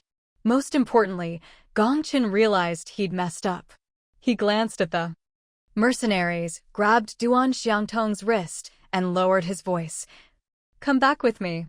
We'll talk when we get back. He turned and glanced at Shi Yuebai. He saw Shi Yuebai standing with Black Monkey. A large group of people with bundles on their backs had gathered around Black Monkey, looked like they were here to trade supplies with the mercenaries. Gong Chen's eyes flickered. He knew Black Monkey's team had recently gotten their hands on a lot of osmanthus talismans. Black Monkey had found a new supplier, and the supply of osmanthus talismans was very steady. Every day, someone would come out from the mercenary camp to sell them osmanthus talismans. Gong Chen really wanted in on this business. From the looks of it, the person Black Monkey was dealing with was probably that chubby girl from the Shi family, Shi Yuebai. Gong Chen hurriedly took Duan Xiangtong away. He gripped her wrist and tossed her into the team's tent. When Duan Xiangtong stood up with a dissatisfied, aggrieved look, Gong Chen said with a headache, "You'd better behave yourself for a while and stop running around. If something like today happens again, it'll cause us a lot of trouble. Just look at the embarrassment today." Along the way, all the survivors who knew Gong Chen were looking at him like they were watching a joke. Gong Chen knew exactly what those looks meant. They were saying, Gong Chen fell out with his brother over Duan Xiangtong, but look at her, she's nothing special. Even when she was set up and thrown into the mercenary camp, the mercenaries didn't even care. For such an unremarkable woman, Gongchen still fell for her. He's hopelessly foolish. Duan Xiangtong wanted to say something, but Gongchen impatiently waved her off. I'm really busy right now. I have something to discuss with the mercenary corps. Just stay in the camp and don't cause any more trouble. With that, Gongchen turned and left the tent. He planned to catch Shi Yuebai before she returned to the mercenary camp and talk business with her. And he really was incredibly busy lately. Before Bai Hansong left, all he had to do was lead people to hunt mutant beasts. But now he also had to find osmanthus talismans for the team, chores that Bai Hansong used to handle. Just as Gongchen left the tent, Duan Xiangtong hurried after him and said, "You don't even have time for me now. What are you going to the mercenaries for? I can help you." Gongchen replied impatiently, "Weren't you just in front of the mercenaries? If you could get a steady supply of osmanthus talismans from them, would we even be in this situation?" Staring at Gongchen's departing figure, Duan Xiangtong stood at the entrance of the tent, clenching her fists tightly. Only after Gongchen's silhouette disappeared did a few scantily clad women quietly approach her. They were all filthy from head to toe. But compared to the women in other groups, they were slightly better off. Recently, the team had found a large stash of wet wipes.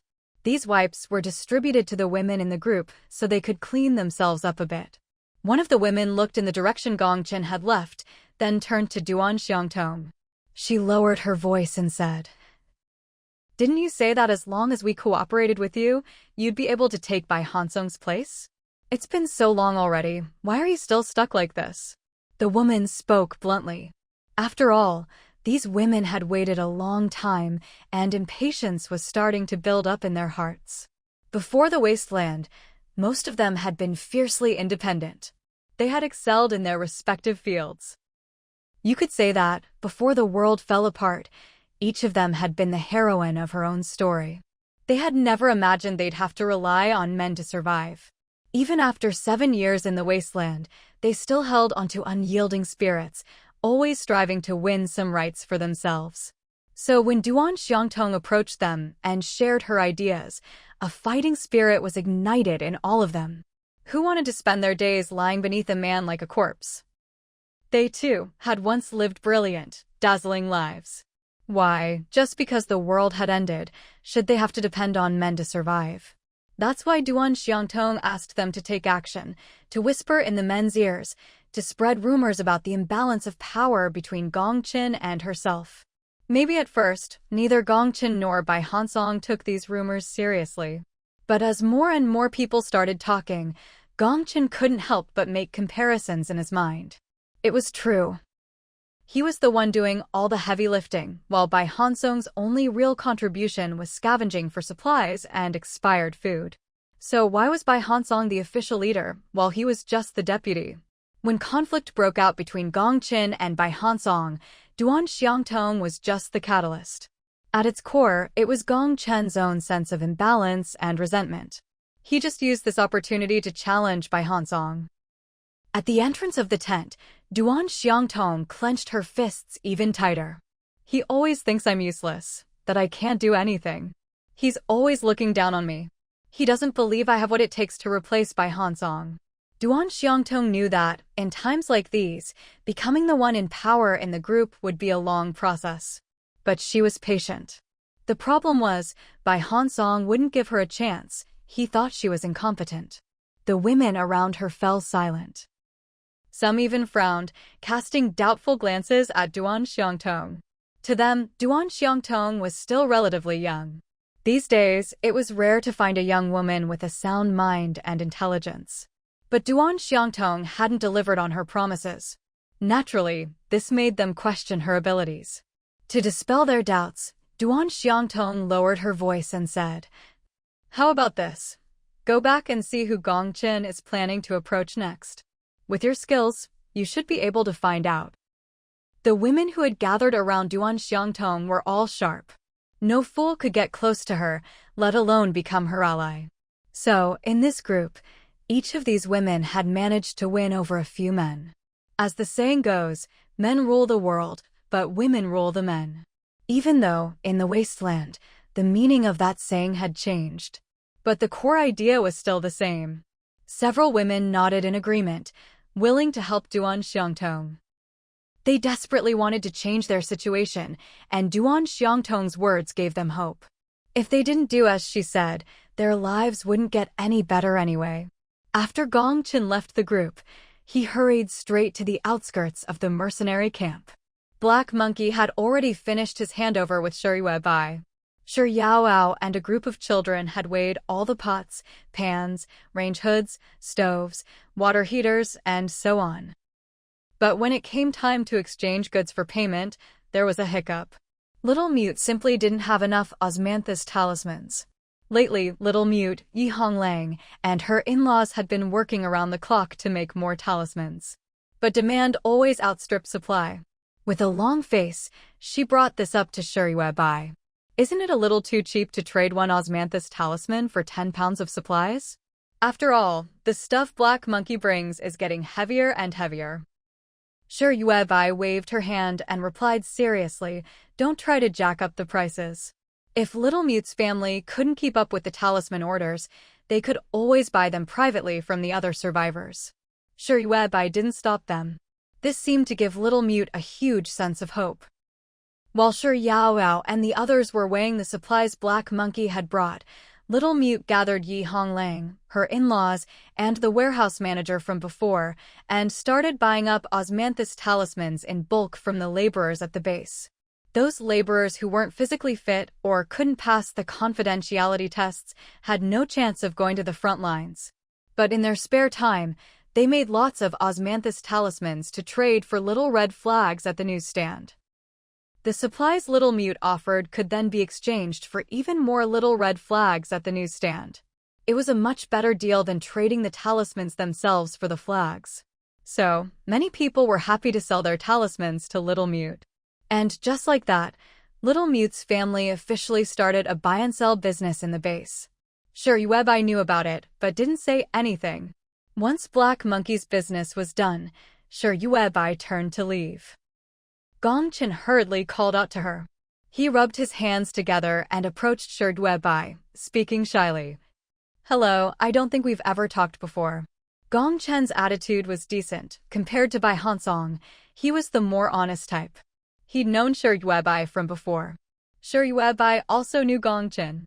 It was just that Gong Chen always kept his head down and worked, not really liking to interact with outsiders. Shi Bai nodded, her face expressionless, and asked Gong Chen, "What is it?" "I have a batch of daily necessities I'd like to trade with you for some osmanthus charms. Would that be possible?" The Little Mute immediately lowered her voice and whispered to Shi Bai, "There's none left, none at all. We really don't have any more osmanthus charms." She had already bought up all there was to collect. It wasn't that the Little Mute was unwilling to do business with Gong Chen. It was just that things like osmanthus charms were in extremely short supply in the Wasteland. Plus, the survivors in the lair needed osmanthus charms themselves. Not everyone was working inside Shi Bai's protective array. Most of the laborers were actually working on the edge of the array, constantly building the third wall. Now, the third wall was almost finished. Everyone's focus was gradually shifting to the flat land outside the third wall. Because of the melting snow, they had to deal with the runoff before they could continue leveling the ground. So right now, the main task outside the third wall was planting trees. But you couldn't just plant trees anywhere. There were strict rules in the lair. No plants could be grown outside the red line. If anything was planted beyond the red line, it could lead to a rampant outbreak of mutant plants. If any laborers acted on their own and planted trees wherever they liked, the lair would impose severe punishment. Others might not know, but the Little Mute was familiar with Shi Bai. She knew that this so-called red line was actually the very edge of Shi Bai's psychic power, the boundary of her protective array. Once you crossed that red line, Shi Bai's power couldn't reach and the osmanthus trees couldn't be controlled. That would trigger a new wave of mutant plant crises. But even though the laborers had planted so many osmanthus trees that there was almost a whole grove outside the third wall, there still weren't enough osmanthus charms. And it wasn't just that, the little sachets used to hold the charms were almost used up too. The sachets were different from osmanthus flowers. If the osmanthus lost their scent, you could always pick more from the trees. But the sachets were a non-renewable resource. No factory could make them anymore. Yet, survivors needed to wear these sachets every day. Otherwise, the stench from the melting snow would make them dizzy and seriously affect their daily lives. Many laborers in the lair, to save on sachets, had gone back to their old habits, just grabbing a handful of osmanthus flowers and stuffing them in their pockets. It was easy for them to get osmanthus flowers. There were 2 or 3 osmanthus trees planted right outside each tent. Now, every laborer in the lair had 2 or 3 osmanthus trees of their own. After hearing the little mute, Shirt Yuebai looked at Gongchen with a troubled expression. I'd really like to help your team, but there's nothing I can do. You heard her. She spread her hands at Gongchen. From a business perspective, Shirt Yuebai had no personal grievances with Gongchen. If she could get some daily necessities from him, she'd be happy to do business. But she simply didn't have any osmanthus charms in stock. Shirt Yuebai couldn't just stop all the laborers from their work to make charms just for Gongchen. Gongchen looked disappointed. Then Shirt Yuebai said, "But if you have extra daily necessities, I can trade you some Panax Nodo ginseng powder." Shirt Yuebai knew that Gongchen's people often got injured fighting mutant beasts. Their injury rate was much higher than other teams. Anyone who had fought mutant beasts head-on was bound to get hurt. When Gongchen heard this, his eyes lit up. He asked, "Is it the same Panax Nodo ginseng powder the mercenaries use?" In the danger zones, Gongchen and his team often followed behind the mercenaries. From a distance, they'd seen mercenaries take out little paper packets of powder to stop bleeding when injured. And it worked amazingly well. No matter how big or deep the wound, as soon as the powder was sprinkled on, the bleeding stopped instantly. Later, they learned that this powder was called Panax Nodo ginseng powder. The packaging was crude, with no labels or expiration dates. It looked like some unregulated product. But the mercenaries swore by its effectiveness. As soon as Shirt Yuebai mentioned Panax Nodo ginseng powder, Gongchen nodded eagerly. "I want it. How much is it?" Shirt Yuebai replied, "Same price as the osmanthus charms." The same price as the osmanthus charms, that meant the Panax Nodo ginseng powder was dirt cheap. At first, Gongchen was a bit skeptical, suspecting Shirt Yuebai was trying to trick him. How could something so effective be sold at the same price as the charms? But seeing Shirt Yuebai's take-it-or-leave-it attitude, Gongchen gritted his teeth and said, "I'll take it. However much you have, I'll buy it." He was actually a pretty straightforward guy. Even though he'd had conflicts with Bai Hansong, deep down, he was much more trusting than someone like Bai Hansong. He chose to trust Shirt Yuebai. After a pause, he looked at her a bit hesitantly. "Are you sure it's okay to sell me the mercenaries' Panax Nodo ginseng powder? Will Captain E approve?" Anyone could guess that such an effective hemostatic medicine must be strictly controlled by the mercenary corps. The mercenaries could get by without osmanthus charms to ward off the stench of the melting snow. But they absolutely couldn't do without Panax Nodo ginseng powder for treating wounds. Back when the mercenary corps finally rebelled against the management, wasn't it because the management had jacked up the price of medicine too high? The mercenaries simply couldn't afford it, especially since their injury rate was much higher than ordinary teams. Wouldn't Ija be angry if Shirt Yuebai casually sold the mercenaries' Panax Nodo ginseng powder? Shirt Yuebai shook her head. "It has nothing to do with him. I have my own supply chain." Then she turned to the little mute and said, "You're up again. Go fetch some Panax Nodo ginseng powder." Shirt Yuebai hadn't restricted the planting of Panax Nodo ginseng. As long as it was within the red line, the laborers in the lair could plant osmanthus trees and Panax Nodo ginseng. The little mute had planted a lot of Panax Nodo ginseng near her tent.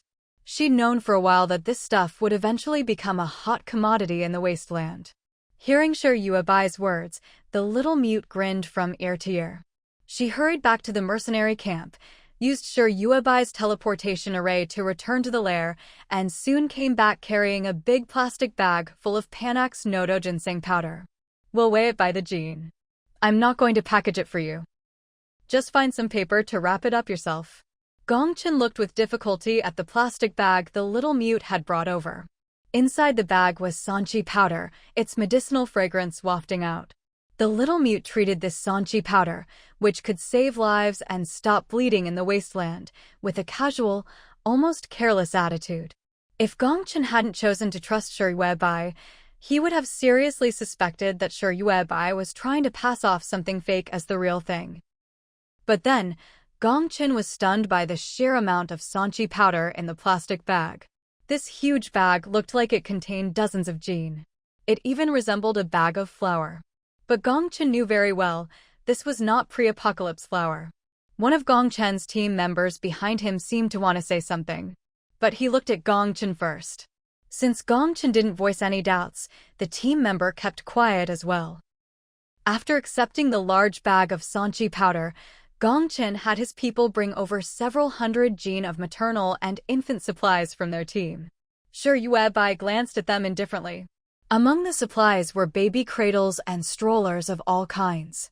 There were even a few small children's beds, the cartoonish kind from before the apocalypse. I don't know if you need these daily necessities, Gongchen said carefully.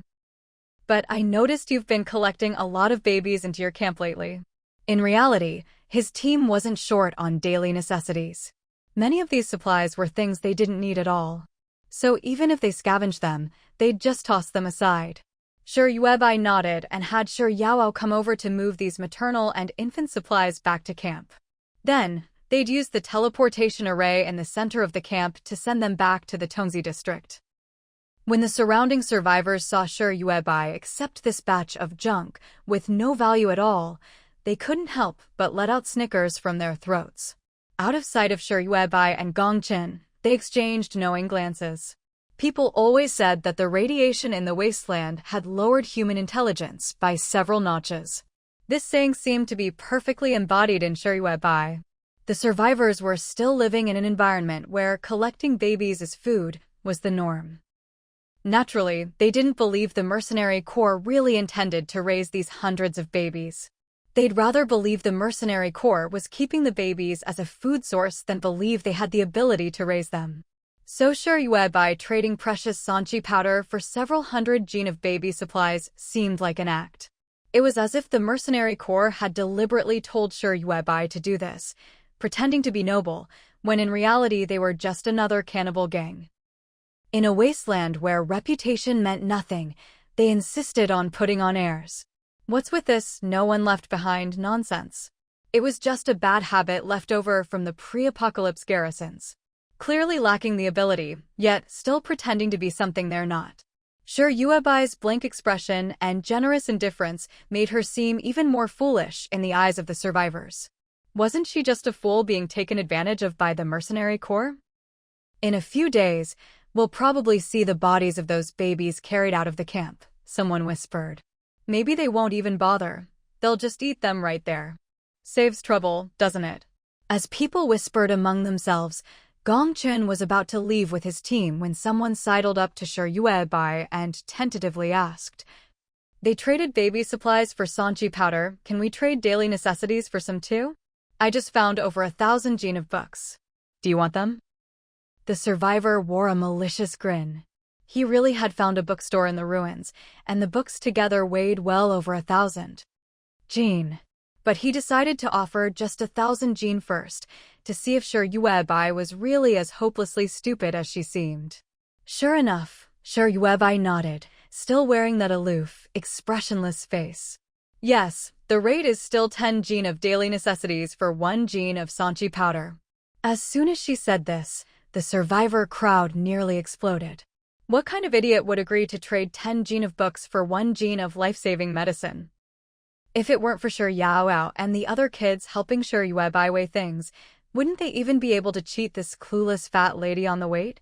Shi Yuebai took 2 steps back and spread her hands. Don't get ahead of yourselves. Bring me the actual 1,000 jin of books first, then we'll talk. Just then, Gongchen, who had left, returned with a frown and said to Shi Yuebai, "Don't you realize they're trying to scam you out of your sanchi powder?" From Gongchen's perspective, Dealing with a fool like Shi Yuebai was much easier than dealing directly with the mercenary corps. After all, Ija was no fool. Among all the leaders, Ija was capable, sharp, and particularly difficult to deal with. So Gongchen didn't want Shi Yuebai to make a mistake. If Shi Yuebai really traded Sanchi powder for 1,000 jin of books, Ija would probably come storming back from the danger zone and shut down Shi Yuebai's trading channel immediately. Right now, in the eyes of Gongchen and Black Monkey, Shi Yuebai was basically a sales channel for the mercenary corps. There had always been groups like this, unwilling to deal with trivial matters themselves. They'd appoint representatives to handle them. From this, it was clear the mercenary corps had somehow acquired a lot of osmanthus talismans and Sanchi powder. But no matter how much Ija had, he couldn't tolerate such a foolish sales channel as Shi Yuebai. Shi Yuebai waved her hand. You don't know the value of 1,000 jin of books. I know what I'm doing. Go mind your own business. From the survivor's words, Shi Yuebai learned that the 1,000 jin of books he wanted to trade for Sanchi powder were all paper books. Although she'd previously found a few USB drives in her old base, full of ebooks. And those ebooks had been printed out and bound for the underground mall's library. She couldn't deny that the more she learned about this wasteland, the more she realized that the pre-apocalypse world had been incredibly rich, both materially and spiritually. Many books couldn't be found in those USB drives at all. Shi Yuebai believed that the ebooks in those USB drives were only a tiny fraction of the vast spiritual wealth that once existed. So when someone offered to trade 1,000 jin of paper books for her Sanchi powder, in reality, Shi Yuebai was the one profiting. Those 1,000 jin of books were far more valuable than Gongchen's baby supplies or Black Monkey's pots, pans, and stoves. And in exchange, Shi Yuebai was only giving up 100 jin of Sanchi powder. So who's the real fool here? When Shi Yuebai realized that she was really going to trade 100 jin of Sanchi powder for 1,000 jin of paper books, the survivor who had proposed the deal hurriedly turned back and brought a few people with him. Each person had a huge backpack on their back, all stuffed full of paper books. They placed these backpacks, loaded with books, on the ground. The survivor raised his eyebrows and looked at Shi Yuebai with a smile, as if waiting for her to go back on her word. Shi Yuebai said to the little mute, "Go call Shi Chengyu over." Shi Chengyu was the historian they had taken in at the lair some time ago. As Shi Chengyu's mind became clearer, she had now become the principal of the lair's school. She was mainly in charge of overseeing all the children's education at the lair. As Shi Chengyu often said, you couldn't see much difference in the kids at the lair right now. But in a few years, these children raised in the lair would become the most educated survivors in the Wasteland. That might sound a little odd. After all, in the Wasteland, what mattered most was individual strength, luck, and so on. Competing in education? That didn't seem to matter much.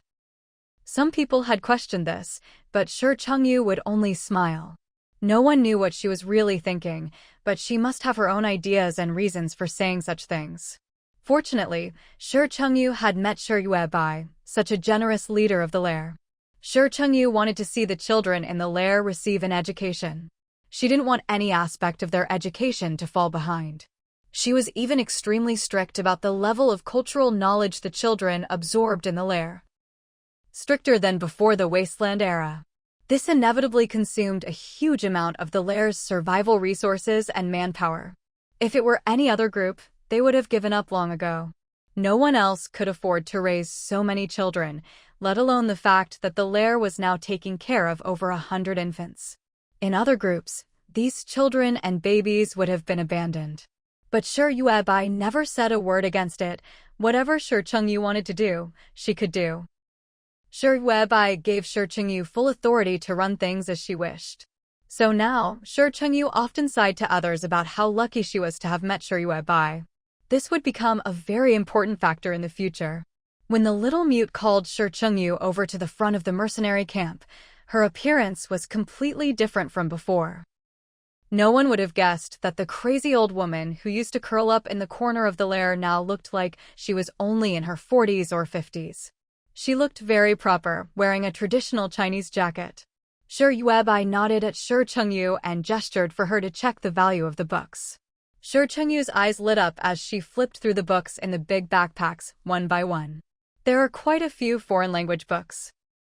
We haven't started learning foreign languages yet, but that's okay. We'll get to it eventually. Shi Chengyu was a little afraid that Shi Yuebai wouldn't want the books just because some were in foreign languages. So she spoke quickly, looking anxious. She even seriously considered whether she should add a foreign language class to the Lair's school curriculum. Worried that Shi Yuebai would disagree, Shi Chengyu looked at her eagerly. But Shi Yuebai just nodded indifferently. If you think it's good, then it's good. Just give them the Sanchi powder. Shi Yuebai beckoned to the little mute. The little mute immediately handed over the big plastic bag of Sanchi powder she was holding. The onlookers around them let out envious and jealous sighs. Gong Qin wiped the sweat from his forehead, stunned by Shi Yuebai's actions. Shi Yuebai really didn't care what kind of supplies she collected, just like the rumors said. After accepting the 1,000 jin of books, Shi Yuebai glanced at Shi Chengyu, who was holding the books like a treasure. She said calmly to Shi Chengyu, "Teacher Shi, you're in charge of organizing all these books and putting them in the library." Shi Chengyu nodded eagerly, accepting the task, then turned to the survivors who hadn't left yet. She quickly asked them, "Do you have any more books? I'm willing to trade all my rations for your books." As the principal of the Lair's school, Shi Chengyu didn't have to do manual labor like the other workers. Shi Yuebai paid her a high salary. Not only did she get 3 meals a day, but the water she drank was the same as what the Lair's management drank. There was a water dispenser in the Lair, with lingji mushrooms soaking in it 24 hours a day. This meant that people living near the Lair didn't have to rack their brains to earn little red flags to exchange for fortified water, unlike the other workers. Shi Chengyu and the management drank fortified water as their daily drinking water. She wouldn't trade her drinking water for books from outsiders. But she could use her daily rations to exchange for paper books from outside. This wasn't against the rules. The Lair didn't require workers to eat all their meals. Many workers would save up their rations to eat later, especially those who earned the right to go to the front lines. These saved rations could keep them from starving while scavenging for stones at the front. The little mute glanced anxiously at Shi Yuebai. But Shi Yuebai had already walked back to the mercenary camp gate. Then she saw Shi Chengyu take out a bag of packaged food. Judging by the production dates on the packaging, the food was already expired. The little mute let out a sigh of relief. Thank goodness Shi Chengyu wasn't that crazy. She was afraid Shi Chengyu would trade the Lair's vegetables or rice for a few paper books. Those fresh ingredients were too precious. All the workers and mercenaries who left the Lair knew to leave the fresh vegetables and rice behind. They never took them out. If outsiders ever found out about those things, it would cause an unimaginable stir. So when Shi Chengyu took out expired food, it was actually a relief. The survivor on the other side nodded eagerly. "We have lots more books. Wait here, I'll go get them." He immediately called a few of his buddies, and despite their exhaustion, they grabbed the big bag of Sanchi powder and ran off toward the buried bookstore. By the time Shi Yuebai had finished a lap around the Lair and returned, the Lair was already piled high with paper books like a small mountain. Shi was leaning against the pile of books, flipping through one. When he saw Shi Yuebai approach, Shi smiled and waved the book in his hand. "Hey, sis, look, I found something good. 1,000 questions on scientific parenting. Isn't this exactly what we need to promote right now?" Shi Yuebai moved closer and examined the pile of books for a while. She had to admit, among this large heap of paper books, many were from a long time ago. Some of the pages had even turned yellow, as if they'd been flipped through countless times. There were even books that had been published before the arrival of the Wasteland era. She ignored Shi and casually flipped through a few volumes, saying lightly, "These are actually pretty interesting." Shi Yuebai had long known that the world before the Wasteland was one where spiritual civilization had reached a certain height.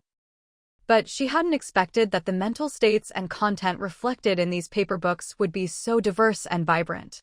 It seemed that, no matter how eccentric the author, their logic made sense within their own books.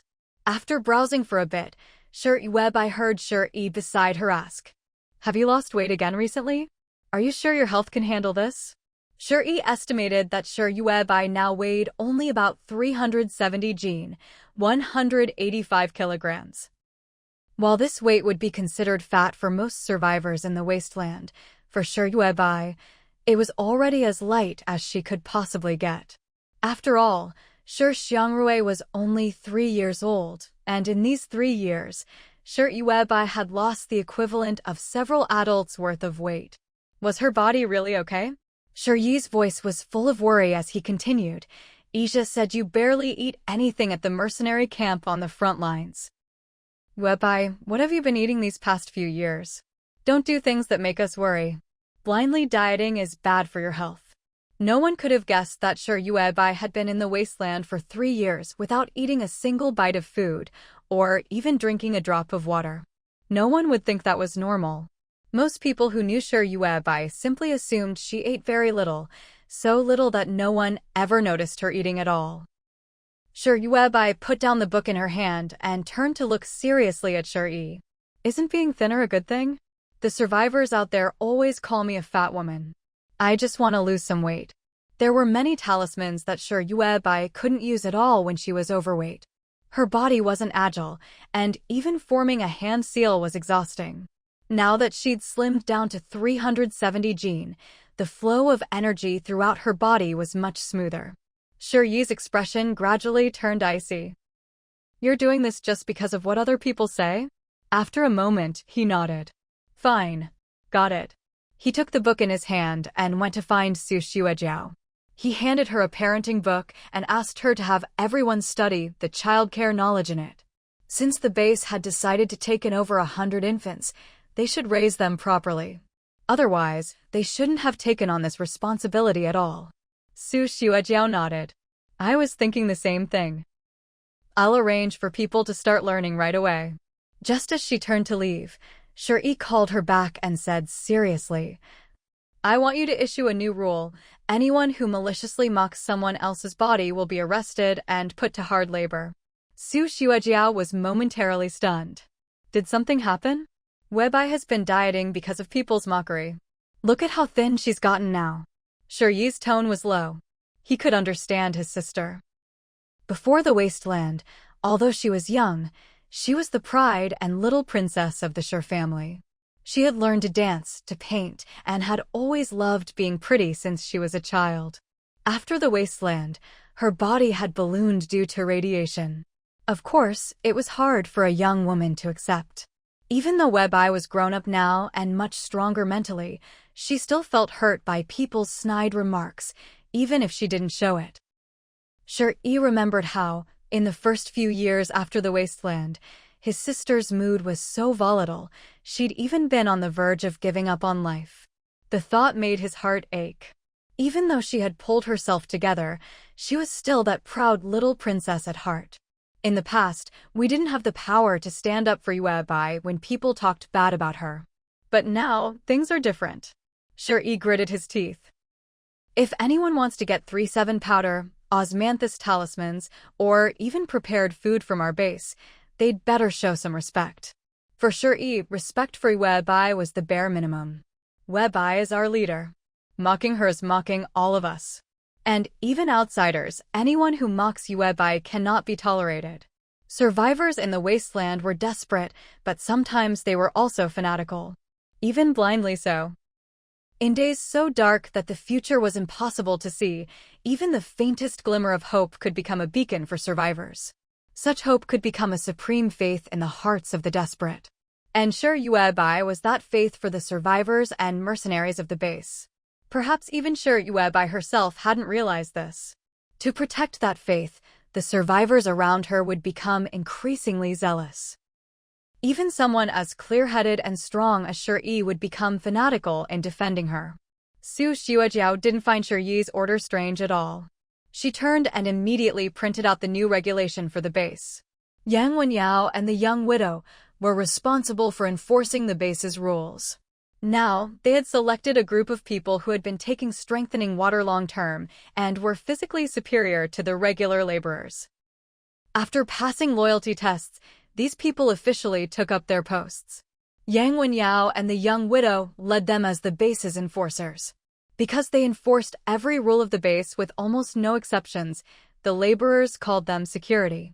Unlike the police before the Wasteland, the base's security not only maintained order within the base and among the laborers, but also operated externally.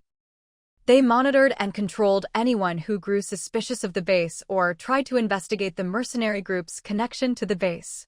If such people were discovered, Yang Wenyao and the young widow would quietly bring them back to the base for hard labor. Now, the security had a new task. They sent some members to patrol outside the mercenary camp. If anyone was heard speaking ill of Shiyue Bai, they'd be knocked out on the spot and dragged back to the base for re-education. Every day, Shiyue Bai would pour a large amount of spiritual energy into the spirit-gathering array at both her base and the mercenary camp. Ever since she transmigrated here a few years ago, this had become part of her daily routine. Except for that period when her soul was forced to leave her body. Almost every single day, Shiyue Bai would infuse the spirit-gathering array with spiritual energy. As a result, the base and the mercenary camp were always shrouded in thick white mist. After finishing her daily tasks, Shiyue Bai, as usual, went to the entrance of the camp to collect various supplies. Maybe because last time, someone had traded 1,000 jin of books for 100 jin of sanchi powder, more and more survivors started bringing all sorts of books to exchange for sanchi powder. By the time Shiyue Bai arrived at the camp entrance, a crowd of survivors had already gathered, each holding piles of books in their arms. Shiyue Bai, take a look. These books were all dug out from the ruins. See if you want them. Don't look at his books, they're all old. Check out mine. My books are all in great condition. Shi Chengyu was following behind Shiyue Bai. She tugged at Shiyue Bai's sleeve and whispered, "Don't listen to them. Good books aren't about being new or old. When it comes to books, sometimes the older the publication, the more valuable it is." Shiyue Bai understood what Shi Chengyu meant. It was just like back in the Wu tribe days, when ancient cultivation manuals would be fought over by everyone. She cleared her throat and addressed the crowd of survivors in front of her. "There's not much sanchi powder left. The mercenaries use up a lot of it. But I do still have some ready-to-eat food." Her words caused another stir among the survivors. Everyone tried to show their enthusiasm, but privately, they were whispering. "I bet Shiyue Bai is an idiot. She's planning to trade real food for this pile of junk." In the first year or two after the Wasteland descended, the survivors had endured all kinds of extreme weather. There was once a freezing storm that swept across the planet, affecting every survivor. At that time, paper books were only used as firewood. That mindset had continued to this day. Books were now useless to survivors, unless they could somehow improve physical strength. Or, like in martial arts novels, if you could follow the moves in the books and actually learn to leap across rooftops. Then maybe, just maybe, paper books would be worth something. But reality wasn't a martial arts novel. No one was going to dig up some secret martial arts manual from the ruins. So what use were these books? Were they really worth trading for real food? The survivor who called Shiyue Bai an idiot was standing in the crowd. The next second, someone covered his mouth and nose. A few people stepped forward, surrounded him, and quietly dragged him away. Just like that, the survivor who insulted Shiyue Bai was taken away from the crowd. Nearby, other survivors nodded in agreement. That's right. Who knows what Isha's thinking, letting someone as fat and dumb as Shiyue Bai handle the trading. Before he could finish, he was knocked out with a stick, stuffed into a sack, and disappeared into the crowd. The mute boy darted through the survivors. Whenever he heard someone bad-mouthing Yu Bai, he'd signal to the people following him. So even when Shiyue Bai actually took out ready-to-eat food to trade for new and old books, none of the survivors dared question it too much. Across the crowd, Black Monkey and Gong Chin exchanged glances. They had no idea what was going on. All they knew was that after leading their teams out to scavenge supplies, they returned to find the mercenary camp entrance packed like this. Countless survivors, carrying all sorts of supplies, were jostling at the camp gate, waiting to trade. This kind of scene used to happen outside the trading centers in the big cities. Who would have thought, now that there was no management here, the survivors would all flock to the mercenary camp entrance instead. Today, Duan Xiangtong was following behind Gongqin. She kept her head down, hiding her emotions, and tugged at his sleeve. "Honey, do you think the mercenaries will one day be ruined by someone like Yu Bai?" Duan Xiangtong had worked hard to convince Gongqin to let her come along today. But as soon as they arrived at the camp, she saw the crowd caused by Yu Bai. Come to think of it, the mercenaries always managed to find first-hand supplies and expired food in the danger zones. They work so hard, but then their supplies get wasted by Yu Bai like this. Duan Xiangtong pursed her lips, unable to suppress her jealousy. She really felt it was unfair. To be honest, Duan Xiangtong wasn't bad-looking, and she was about the same age as Yu Bai. Although she wasn't as fair-skinned as Yu Bai. But that was only because she didn't have enough water to bathe. Every day, she could only wipe herself down with wet wipes. Every time she saw the wet wipe turn pitch black after cleaning herself, she'd feel a wave of irritation. She was smarter than Yu Bai, and her figure was better too. Yet Yu Bai got to represent the mercenaries and act as their public face. Why couldn't Duan Xiangtong be Gongqin's representative? If only Gongqin would trust her and let her handle things, she was sure she'd do a better job than Yu Bai. Up ahead, Gongqin frowned and glanced back at her. "Just keep quiet, will you? Didn't you notice people are disappearing from the crowd?" Duan Xiangtong was puzzled and craned her neck to look. "Disappearing? What do you mean?" Black Monkey let out a strange laugh beside her. But he didn't say anything. Duan Xiangtong was Gongqin's woman, and Black Monkey knew all about the falling out between Gongqin and Bai Hansong. So Black Monkey kept his distance. He wouldn't say a word to Duan Xiangtong, not even spare her a glance, let alone explain what Gongqin meant. In the end, Duan Xiangtong watched as the mute boy led a group over and stuffed a survivor who'd badmouthed Yu Bai into a sack. She finally understood. Duan Xiangtong blurted out, "Honey, is Yu Bai abusing her power for personal gain? Is she secretly kidnapping people?" There's only one impression people get when someone is kidnapped in the Wasteland. It means a cannibal gang has run out of food and is about to eat human flesh. Duan Xiangtong had noticed as well, all the people who'd been taken were those who'd spoken ill of Yu Bai. She wanted to say something more, but Gongqin, who was standing in front of her, turned around and gave her a shove. Gongqin's tone was harsh. "That's enough. Go back. This isn't a place you should be." Had Gongqin once thought Duan Xiangtong was cute? He had genuinely cared about her. But ever since Duan Xiangtong had whispered bad things about Bai Hansong in his ear, and after he'd fallen out with Bai Hansong, Gongqin felt Duan Xiangtong's ambition was getting harder and harder to hide. He'd always thought there was nothing wrong with a woman having ambition. But ambition without ability, without the means to achieve it, that was just plain unappealing. Duan Xiangtong refused to leave.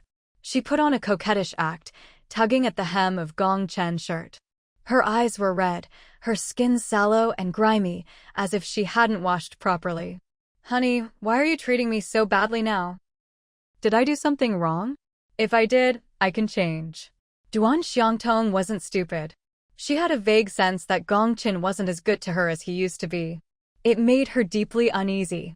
She hadn't even managed to seize control of the group yet, and Gongqin was already losing interest? But she hadn't seen any other women around Gongqin lately. She'd spent so long scheming at his side, warning every new woman in the group not to get close or try to seduce him. So, what was wrong with Gongqin these days? Before Duan Xiangtong could figure it out, Gongqin urged her again, his tone even worse. "Aren't you leaving yet?" He wore a stony expression, pried her hand off his shirt, and grew even more forceful. "When I tell you to go back, you go back. Don't make me say it a third time." Duan Xiangtong stamped her foot, but under Gongqin's cold stare, she finally turned and left, unwillingly. As soon as she was gone, Black Monkey raised his eyebrows at Gongqin. "You fell out with your old buddy of so many years over that woman. We all thought you must really like her." Gongqin let out a breath and saw there was a clear space in front of Yu Bai. He immediately led his people forward to trade supplies with Shuriwebai. Black Monkey followed behind him with his own group. Gongchen said quietly to Black Monkey, "I did like her back then. But my falling out with Bai Hansong didn't have much to do with Duan Xiangtong. The root of the problem, besides Gong Chen's dissatisfaction with being subordinate to Bai Hansong, was that Bai Hansong's way of handling things was very different from his own. In fact, long ago, Gong Chen hadn't wanted to get mixed up with the city's management at all. But Bai Hansong insisted on competing with the mercenary corps in everything. After the mercenary corps was dismissed by management, Bai Hansong did everything he could to tie their group to the management. That was when Gongchen started to feel the pressure. Bai Hansong, behind the scenes, only needed to lead people scavenging. But the pressure Gongchen faced wasn't from other survivors or from natural disasters, but from mutant beasts. On the Wasteland, without medicinal powder, if a survivor got injured, with little medicine or treatment available, death came easily. Because of Bai Hansong's competitiveness, Gongchen had lost more than one good brother. He was an honest man, but even honest men will snap when pushed too far. Before things blew up with Bai Hansong, Gongchen had warned him, both openly and subtly, more than once. He just wanted to live a good life and take care of the people in his group, men and women alike. Blindly tying themselves to the management would do them no good. What kind of people were they really? They were just a civilian group, a bit tougher than most survivors, nothing more. Why did they have to compete with the mercenary corps and everything? Gongchen had stressed his wishes countless times. But Bai Hansong never understood how hard things were for him. Bai Hansong had his reasons. He always told Gongchen and the others that they couldn't just be an ordinary survivor group. The future of the Wasteland would be harsh, and the pressure to survive would only grow. And honestly, without the management, they wouldn't even have drinkable water. Working with management, becoming their dogs.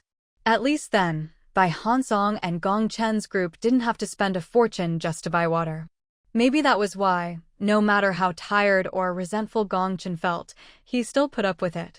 But now, the snowmelt had flooded the city. A vast sea separated the management from ordinary survivors. For survivors like them, just getting to the management to buy water had become nearly impossible. Besides, after entering the danger zone, survivors had started to dig up plenty of bottled water. With the pressure for drinkable water eased, the conflict between Gongchen and Bai Hansong only grew. After hearing Gongchen's explanation, Black Monkey looked thoughtful. Just as Gongchen thought Black Monkey might be persuaded, might consider merging their two groups, Black Monkey just grinned. I still think if you don't deal with those troublemaking women in your group, you'll always have hidden dangers. Not every woman in the Wasteland is like Shuriwebai. Gongchen's reasoning was sound, but Black Monkey still decided to go his own way. Because he was having a great time working with Shuriwebai. No matter what others said about her being wasteful, Black Monkey had a feeling. The supplies and ready-made food Shuriwebai had shown them so far were nowhere close to being used up. With that, Black Monkey led his people up to Shuriwebai. He had his men take off their backpacks, unzip them, and show Shuriwebai. All good porcelain bowls can be used as containers and such. Yuebai, do you want them? Shuriwebai looked over and couldn't help but smile. They're all beautiful and useful. Why wouldn't I want them? She hadn't collected porcelain bowls in bulk before.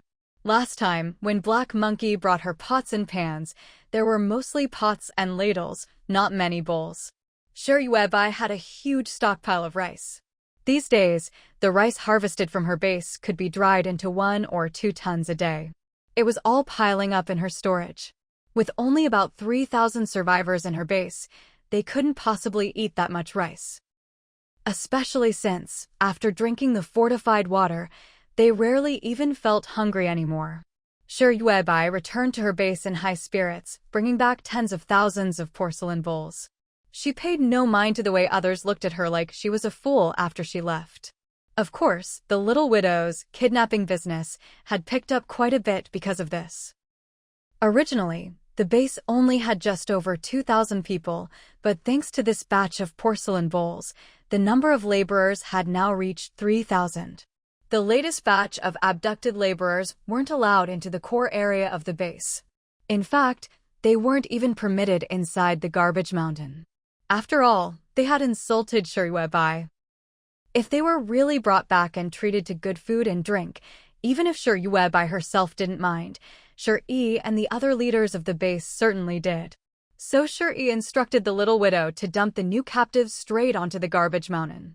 The garbage mountain on the outskirts of the base was enormous. There was actually a lot of usable material inside, so it was the perfect place to have the new laborers scavenge.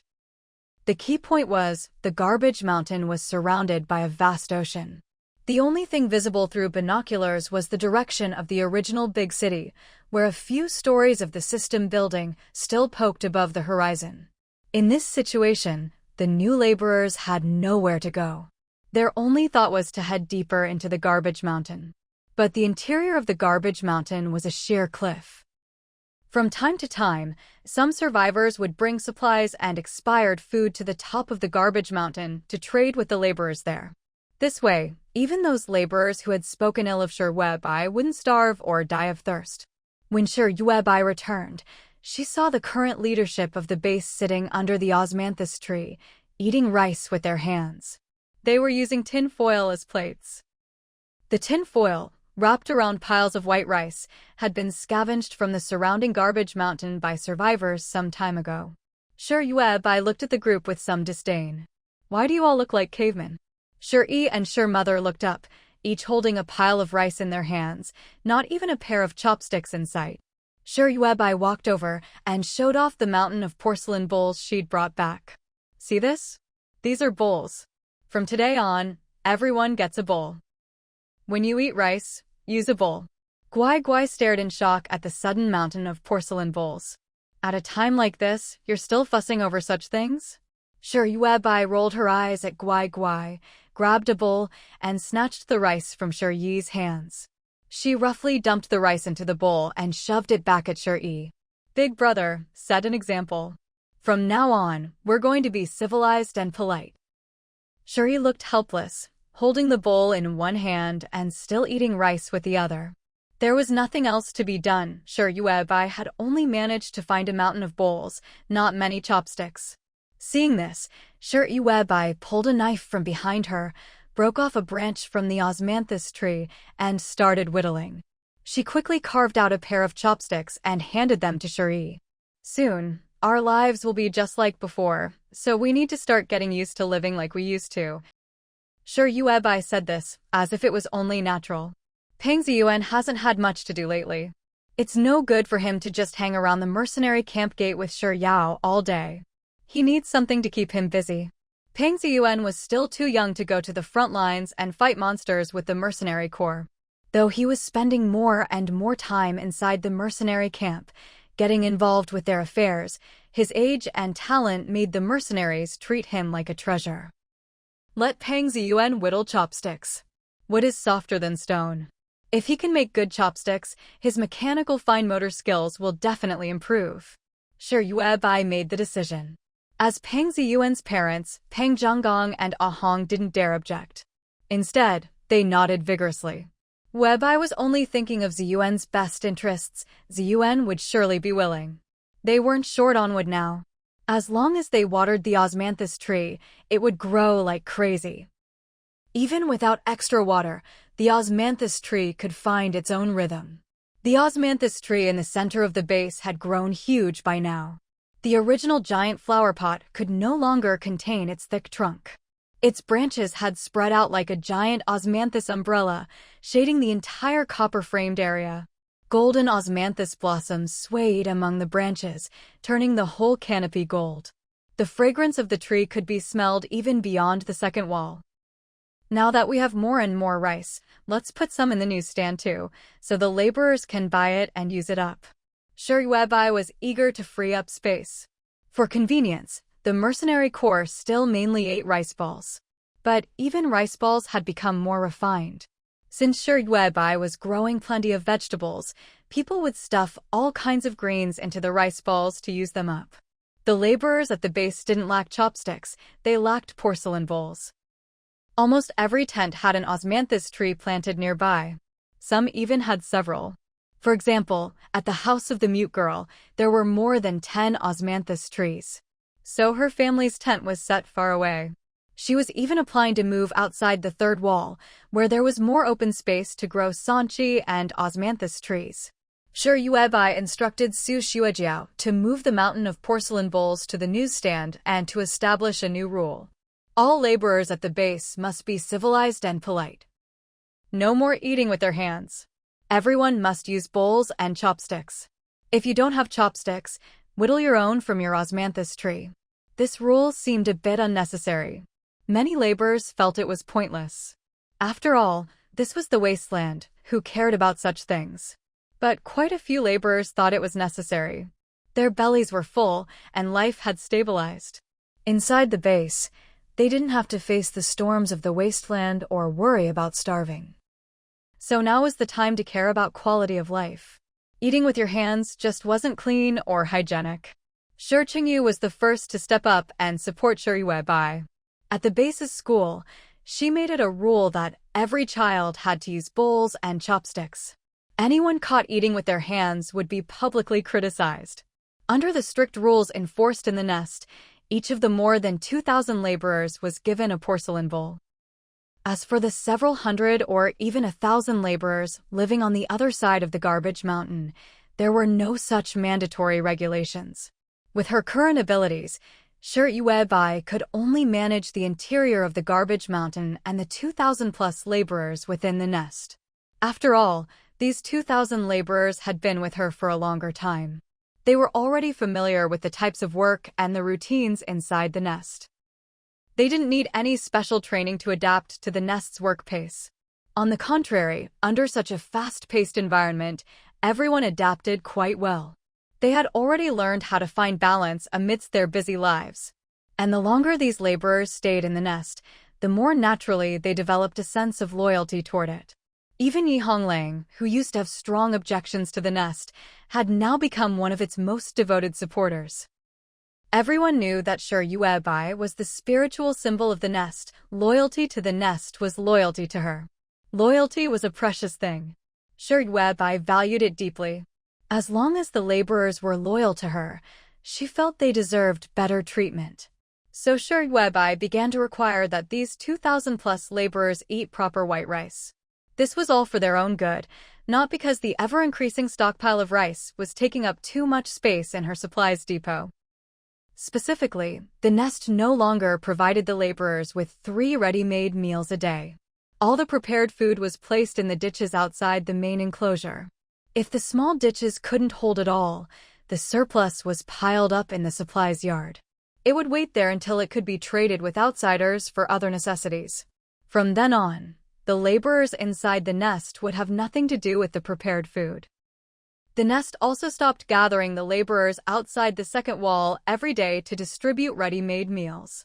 Instead, rice was stored in the newsstand, and laborers had to use their little red flags to buy it.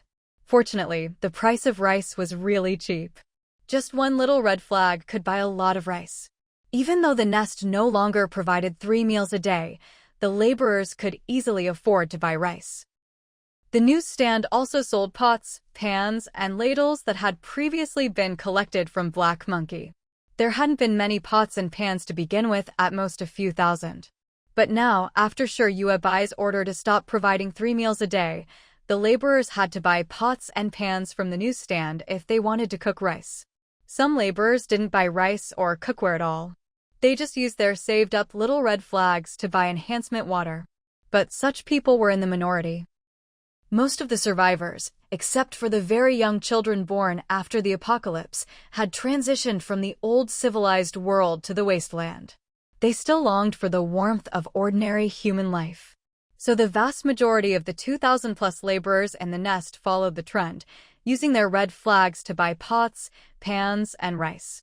They had already whittled chopsticks from osmanthus branches.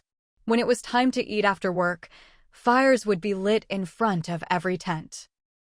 There was no electricity or other energy source in the nest. But that was fine, the osmanthus trees grew very well. To cook white rice, they simply broke off osmanthus branches to make a fire. This way, there was no need to worry about the trees growing too tall and mutating. With over 2,000 survivors breaking off branches from the trees near their tents 3 times a day, the osmanthus trees, despite thriving on the melted snow, could never grow too big. Even Yuebai hadn't expected that her whim of having everyone eat from bowls would end up balancing the nest's resources. Every day, as she watched the people in the nest light fires and cook at mealtimes, Yuebai would find herself lost in thought, gazing at the wisps of smoke rising above the tents. Over 1,000 tents were densely packed outside the second wall. A few had even been moved outside the third wall. At mealtime, the smoke curling up from the tents created a scene full of warmth and the flavor of ordinary life. Some of the more skillful laborers even carved spatulas from thick osmanthus branches. Not only did they cook white rice, but they also used their red flags to buy plenty of vegetables from the newsstand. Every meal, they would stir-fry a dish or two to go with their rice. Life actually seemed quite flavorful. With days like this, it was easy for the laborers to forget they were living in a wasteland. Some who had never qualified to leave even began to think they'd be content to stay in the nest for the rest of their lives. They no longer envied those who desperately drank enhancement water to strengthen themselves. Without any desire to go outside, there was no need to arm themselves. But the laborers living on the garbage mountain didn't have it so good. Thanks to the secret efforts of the young widow, the number of laborers on the garbage mountain had grown to nearly 1,000. These people had nowhere to sleep, nowhere to eat, drink, or relieve themselves. Some didn't even know how they'd ended up on top of the garbage mountain. The only silver lining was that there were no mutant beasts around the summit. If they managed to find supplies up there, they could sometimes trade them for food with the occasional child who appeared. To make it easier for the children from the nest to go up and trade for supplies, Yuebai specially set up a teleportation array at the top of the garbage mountain. It cost her about 10 gene of energy, since the summit was covered in messy concrete and exposed rebar. Yuebai had to spend some effort to clear a flat space at the top. Now she had 350 gene of energy left. She felt it was worth it. After all, it was always children who went to trade for supplies. She couldn't expect them to climb up the garbage mountain by hand. The whole mountain was wet and slippery. Meltwater from the snow outside would seep through the cracks and flow into the nest. Though the osmanthus trees and pseudo-ginseng would absorb most of the trickling meltwater, the environment was still unsuitable for children to climb the mountain by hand. Only the children approved by the school were allowed to go up. It was like a practical assignment from the nest school. Every day at the appointed time, a few students on duty would take prepared food to trade for supplies. The roster changed daily according to student numbers. The number of survivors in the lair had reached its limit and would not increase any further. All the newly captured laborers, regardless of age or gender, were thrown onto the top of the garbage mountain, without exception. Yuebai was constantly expanding her protective array. As time went on, she became faster and faster at drawing the array. Without anyone noticing, Yuebai had already extended her protective array down to the foot of the garbage mountain. The inner side of the garbage mountain was nearly vertical. This was to prevent any survivors from climbing up the garbage mountain, bypassing the exposed steel bars, and entering the lair directly from the top. Although the area outside the garbage mountain was now a vast ocean. Melted snow and floodwaters had submerged much of the land. The survivors were all on another high ground. Unless there were some extremely powerful survivors who could sail across the waters to reach the garbage mountain. But in this wasteland, it wasn't impossible that such a force existed. If such powerful survivors did manage to climb to the top of the garbage mountain and wanted to enter the lair, they would still have to find a way to jump down from the cliff. Previously, laborers in the lair had to submit a report to the upper levels to get permission to leave the third wall. But ever since Yuebai expanded her protective array, the laborers could freely enter and exit the third wall. Especially after the construction of turrets and watchtowers began. Many survivors, following Little Mute's lead, applied to live outside the third wall. Every laborer who moved outside the third wall was given a small yard. In this yard of several hundred square meters, they could plant osmanthus trees or nodo ginseng. This was, of course, much better than everyone crowding together in the space between the second and third walls. After all, most of the ring-shaped land between the second and third walls was used to grow vegetables and rice. In reality, the amount of land the laborers could actually use was very limited. If they wanted to earn some extra red flags credits by growing osmanthus or nodo ginseng, they needed a lot of space. Being able to live outside the third wall allowed them to pursue their dream of prosperity. Most importantly, living outside the third wall not only gave them more land to plant, but the harsh conditions caused by the uneven meltwater pools were no longer an issue. After all, with more osmanthus and nodo ginseng being planted, more meltwater was needed. This also saved them a lot of time fetching water. Previously, when they lived inside the third wall, they had to find ways to go outside the wall, using buckets to fetch meltwater from the puddles and bring it back to their tents to water their osmanthus and nodo ginseng. Now, as long as the cracks in the garbage mountain kept releasing meltwater, the water would flow along the ground's gullies into all the various puddles. Those living outside could even plant their osmanthus and nodo ginseng right next to the puddles. Every day, they could fetch meltwater nearby and immediately water their plants. The laborers had no reason to refuse moving outside the third wall. In just a few days, the production of osmanthus and nodo ginseng powder had multiplied several times. Of course, Black Monkey and Gongqin at the front lines were also working hard, leading their teams to scavenge for supplies. Both of their teams had some combat ability, so they could follow right behind the mercenaries and venture deep into dangerous zones. Especially since every member of their teams now carried a handful of osmanthus flowers in their pockets whenever they went out. They were no longer affected by the stench of the meltwater.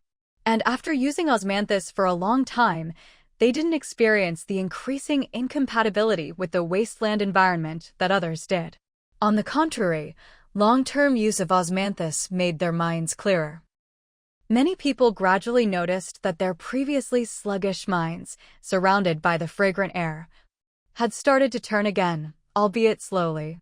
Sometimes, Black Monkey and Gongqin would run into each other in the danger zones. Because they both did business with Shui, the once tense rivalry between their teams had eased. Sometimes, Black Monkey and Gongqin would even share their experiences using osmanthus. Have you noticed that the scent of osmanthus seems to prevent survivors' intelligence from declining? Black Monkey asked Gongqin. He wasn't entirely sure, but several members of his team had already shown such signs. Even he himself, his mind, which had been growing duller, now worked faster and his reactions were sharper. Gongqin hesitated for a moment, then nodded. It's just that our thinking and reaction speed have improved a bit. It doesn't really boost intelligence much. If you had to say Sure Yuebai's osmanthus had any other effect, it would be a stretch. At best, it blocked the survivors from smelling the stench of the meltwater, preventing their brains from being harmed by it. As a result, over time, the survivors' minds naturally became clearer. In other words, while overall intelligence was declining, those survivors wearing osmanthus charms managed to maintain their current level. Their intelligence didn't keep dropping, which was as good as saying their intelligence improved. You could say it slightly prevents survivors' intelligence from declining, Gongqin continued. Black Monkey nodded happily. In the Wasteland, anything that could even slightly slow down humanity's intellectual regression was valuable. He still remembered that, during the apocalypse, some very smart scientists had predicted. After this disaster, humanity would enter the age of the Wasteland. According to research at the time, survivors' intelligence would keep regressing. That would mark the true beginning of humanity's extinction. The early problems weren't really a threat to the species. But once overall intelligence dropped sharply, no one would be able to solve the problems of the Wasteland. So when Black Monkey realized this, his eyes lit up. Gongqin, seeing this, nodded as well. I've decided to buy more osmanthus. Sure Yuebai's supply might run out. Gongqin was worried. They could dig up a lot of expired food, but even more often, they found all sorts of usable supplies. Now that they knew osmanthus could help prevent intellectual decline, of course, they needed to stock up, just in case. Gongchen snapped back to his senses after Black Monkey's reminder. He immediately spoke up, "I want to buy more osmanthus and nodo ginseng powder too." Nodo ginseng powder was just too useful. After all, now that Gongchen was leading his team behind the mercenaries, getting injured had become an everyday occurrence.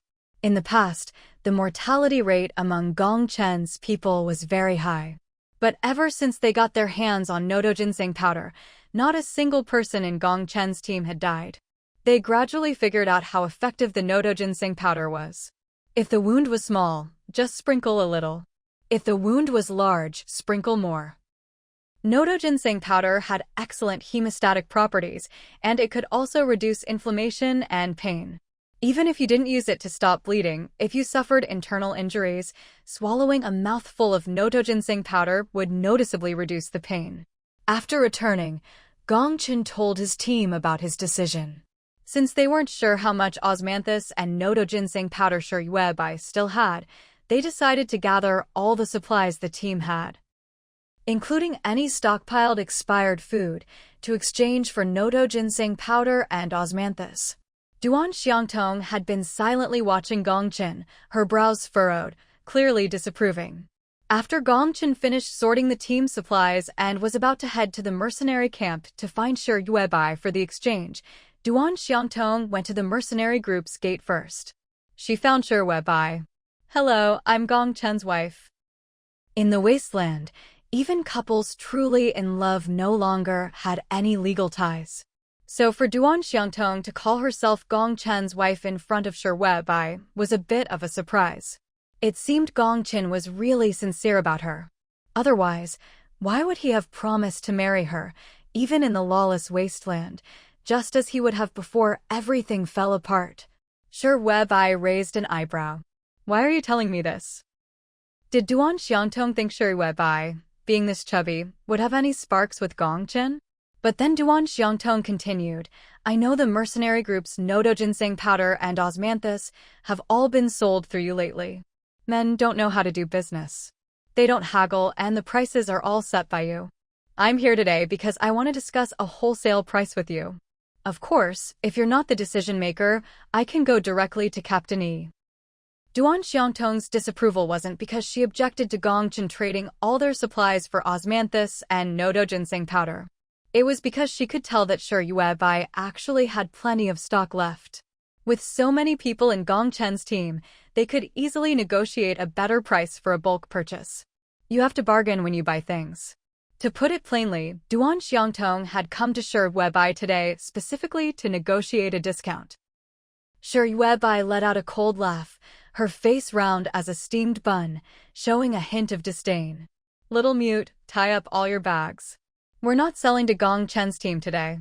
The girl called Little Mute, standing behind Shiyuebai, hurried to tie up all her open bags tightly. Duan Xiangtong's face darkened. She raised her hand to stop Little Mute. "What's the meaning of this? I just said a few words and you're already upset. We haven't even started negotiating yet. Can't you at least have a better attitude?" Duan Xiangtong was convinced Shiyuebai and Little Mute were just playing good cop, bad cop to drive up the price. But then she heard Little Mute muttering as she tied up the bags. "At this price, I already feel like we're losing money. And now you want to negotiate a discount? What did we ever do to you? We're the only ones with this business, and we haven't even raised the price. If we really wanted to, we could squeeze you for every last bit of your supplies, but you're the ones putting on airs. Do you really think if we don't sell to you, no one else will buy our stuff?" In other words, even if the osmanthus and nodo ginseng powder from the lair weren't sold to outsiders, so what? It's not like the survivors in the lair would starve to death. The only reason they did this business was to earn a few more red flags and improve their lives a little. But in the Wasteland, even if they still lived in tents, or just slept on the floor in the lair, it was already a paradise compared to others. For the survivors now, just having a piece of tarp to make a symbolic shelter was already pretty good. Compared to the other survivors out there, the laborers in the lair were already living relatively well. It wasn't that they were desperate to sell their osmanthus and noto ginseng powder. It was the survivors outside who were desperate, trying everything they could to get their hands on it. Duan Xiangtong really didn't seem to understand the situation. Not long after, Black Monkey arrived with a large group of his men, carrying even more supplies than before, and came up to Shi Bai. Black Monkey glanced at Duan Xiangtong, then at Shi Bai. Did Gong Chen's team send someone else today? Shi Bai shook her head. Most likely, their team doesn't want to do business with me anymore. Hearing this, Duan Xiangtong opened her mouth as if to say something. But before she could, Black Monkey happily shoved her aside. He didn't care at all that she was a woman. He pushed her hard, sending Duan Xiangtong stumbling several steps back, even tripping over a stone and falling to the ground. Black Monkey stepped up to Shi Bai, grinning. So, all the goods today are mine, right? Before, since both he and Gongchen needed supplies, Shi Bai would set some aside for smaller teams, then split the rest between Gongchen and Black Monkey. So every time Black Monkey brought supplies, he had to take some back, since he couldn't trade for all the osmanthus and noto ginseng powder with what he brought. But now, hearing that Gongchen wasn't buying from Shi Bai anymore, didn't that mean all of Shi Bai's stock was his? He was overjoyed. Shi Bai nodded. That's right, it's all yours. Same price as before. This time, the Black Monkey still hadn't used up all the living supplies and expired food he'd brought with him. Even though Shi Bai had promised them that they could buy all the noto ginseng powder and osmanthus she had, the Black Monkey couldn't help but rub his chest. He said to Shi Bai, full of regret, "Can't you just release all your stock at once? No matter how much you have, I'll take it all. Name your price." He wished he could buy more, much more. He was terrified that Shi Bai would run out of osmanthus and noto ginseng powder. There were actually idiots out there who tried to haggle with Shi Bai. At this point, the Black Monkey glanced at Duan Xiangtong, who was standing nearby with an ugly expression on her face. This woman looked normal enough, and her intelligence didn't seem lacking. But everything she said and did proved she was a bit short on brains. Some people are just a little deficient in intelligence, but when mixed in with normal folks, it's hard to notice. Besides, the overall intelligence level of survivors in the Wasteland was declining. So for people like Duan Xiangtong, their mental shortcomings didn't stand out much. Only those with truly severe deficiencies would be obviously recognized as having problems. Seeing Shi Bai shake her head helplessly, it was clear she couldn't release too much stock at once. After all, the production at the lair was limited. There was only so much she could sell each day. Shi Bai had already had Little Mute gather up everything they could spare. She couldn't make the people in the lair go without food or rest, working around the clock to produce osmanthus and noto ginseng powder. Even if the laborers in the lair were willing, Shi probably wouldn't allow it. Now that the lair's turrets and watchtowers were being rebuilt, after the third wall was finished, Shi had only let the laborers rest for half a day before starting the next round of construction. So there simply weren't enough people in the lair to water osmanthus and noto ginseng with melted snow 24 hours a day. Besides, even if the melted snow made the plants grow at a miraculous rate, it still couldn't meet such massive demand. The amount of goods these survivors outside needed was enough to scare anyone. If Shi Bai really sold everything she had, who knows what kind of trouble it would cause. "Bai, then from now on, can you set aside all your stock for me every day?" the Black Monkey asked deliberately, right in front of Duan Xiangtong. Duan Xiangtong glared at Shi Bai, her anger surging in waves. She felt that everything Shi Bai was doing now was just to spite her. She couldn't even understand why Shi Bai was so hostile toward her. Was it because this fat woman had her eye on Gongchen? Shi Bai had no idea what Duan Xiangtong was thinking. She just rolled her eyes at the Black Monkey. Without answering, she turned and headed into the mercenary camp. Duan Xiangtong opened her mouth, about to call out to Shi Bai. But just then, she saw Gongchen leading a large group of people hurrying over. Gongchen was sweating. Along the way, he led his team through another stretch of ruins and found even more supplies. This time, He was determined to get as much osmanthus and noto ginseng powder from Shi Yuebai as he could. But as soon as he arrived, he saw Shi Yuebai, Shi Yaoao, Little Mute, and the others packing up their empty bags, ready to head home. "Yuebai, wait," Gong Chen called, chasing after her. But Shi Yuebai ignored him and strode straight ahead, entering the camp gates. Gong Chen hurriedly turned to Little Mute. "Did you already sell out everything today?" "I wasn't late. I even left early." He knew Shi Yuebai always showed up at the mercenary camp at a fixed time each day. And she wasn't very patient. She hated waiting. So every time Gong Chen brought his team to trade, he'd set out hours in advance. He was always worried that if he was even a little late, Shi Yuebai would have already sold her osmanthus and noto ginseng powder to someone else. Little Mute gave his empty burlap sack a hard shake, looking at Gong Chen with a half-smile. "I really don't know how you're the leader. You even sent someone over to try and haggle with us. Go on, go on. It's not like we can't sell our stuff." With that, Little Mute turned and followed Shi Yuebai into the mercenary camp. Shi Yaoao and the other half-grown kids finished tidying up, glanced at Gong Chen, and then went in too, laughing and joking.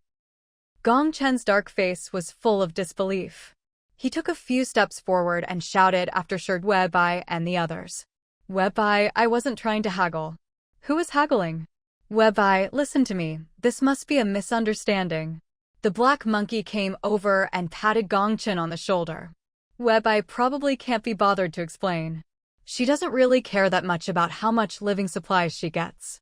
But your woman is too much of a pain. Yuebai doesn't want to get involved." After knowing Shi Yuebai for so long, the black monkey understood her pretty well. If she had the time, she'd rather spend it on her own business. Duan Xiangtong came to Shi Yuebai, chattering about wanting a better price. But how much better could it really get?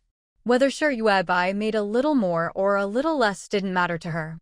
She just didn't want the hassle. Because if she gave even a small discount with Duan Xiangtong's personality, she'd just keep pushing for more. She'd keep pestering Shi Yuebai, trying to negotiate endlessly. All for a tiny discount, thinking she was being clever. That was exactly what Shi Yuebai hated. In the black monkey's view, Shi Yuebai just had a low tolerance for stupidity. Gong Chen stared blankly at the black monkey.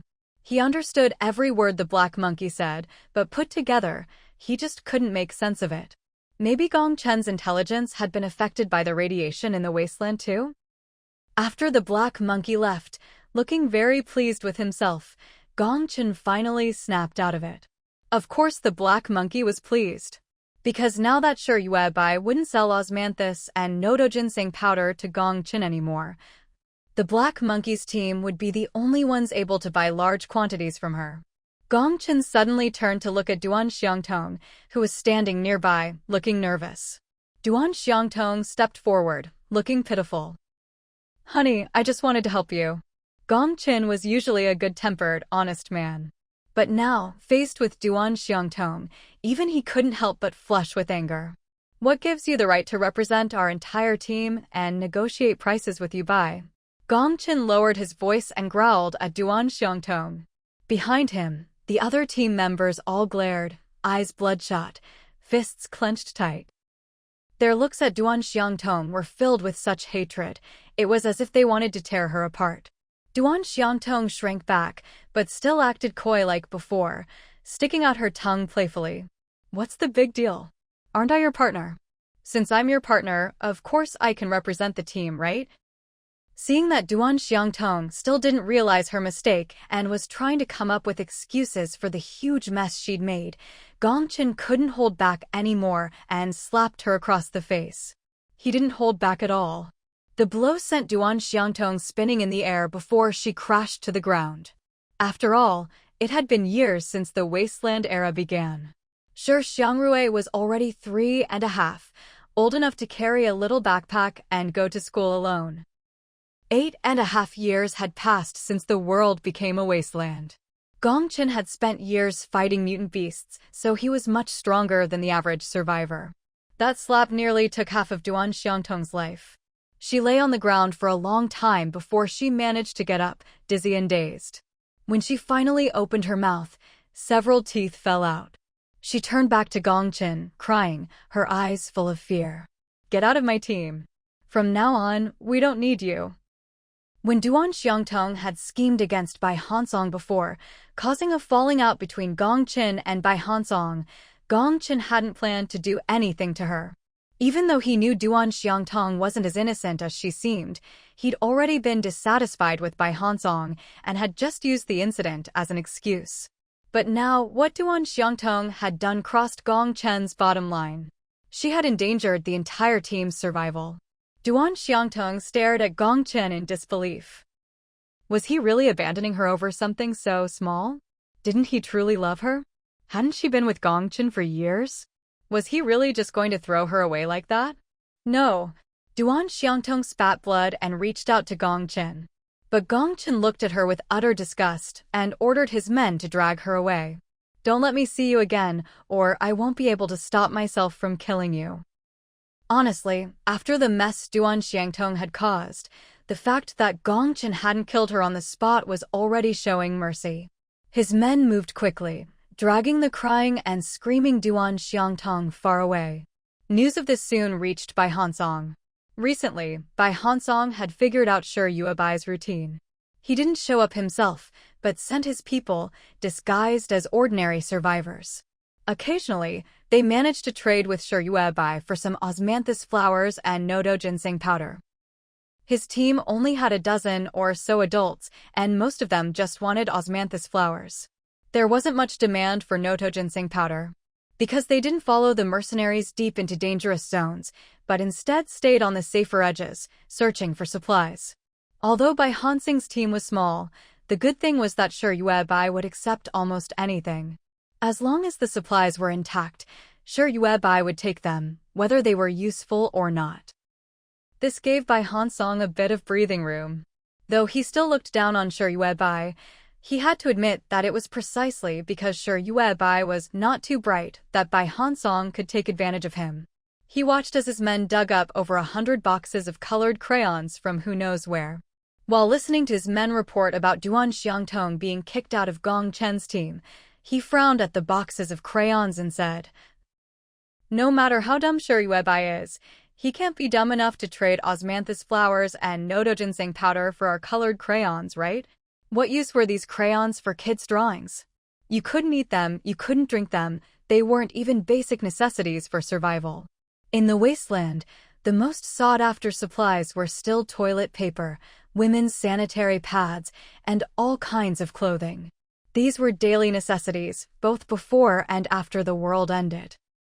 Everyone thought it was perfectly reasonable for Shi Yuebai to collect these. But since everyone needed these supplies, things like toilet paper, pads, and clothes had become very scarce. Few people had any extra to trade for Shi Yuebai's osmanthus flowers and nodo ginseng powder. More people just took advantage of Shi Yuebai's foolishness, trading him all sorts of odds and ends. But trading children's colored crayons was a bit much. Not that Bai Hansong had a conscience about cheating the foolish Shi Yuebai. He was just worried that if his people went too far, the mercenaries would blacklist them. After all, he only had a dozen or so people. If he got blacklisted by the mercenaries, he'd have even fewer resources.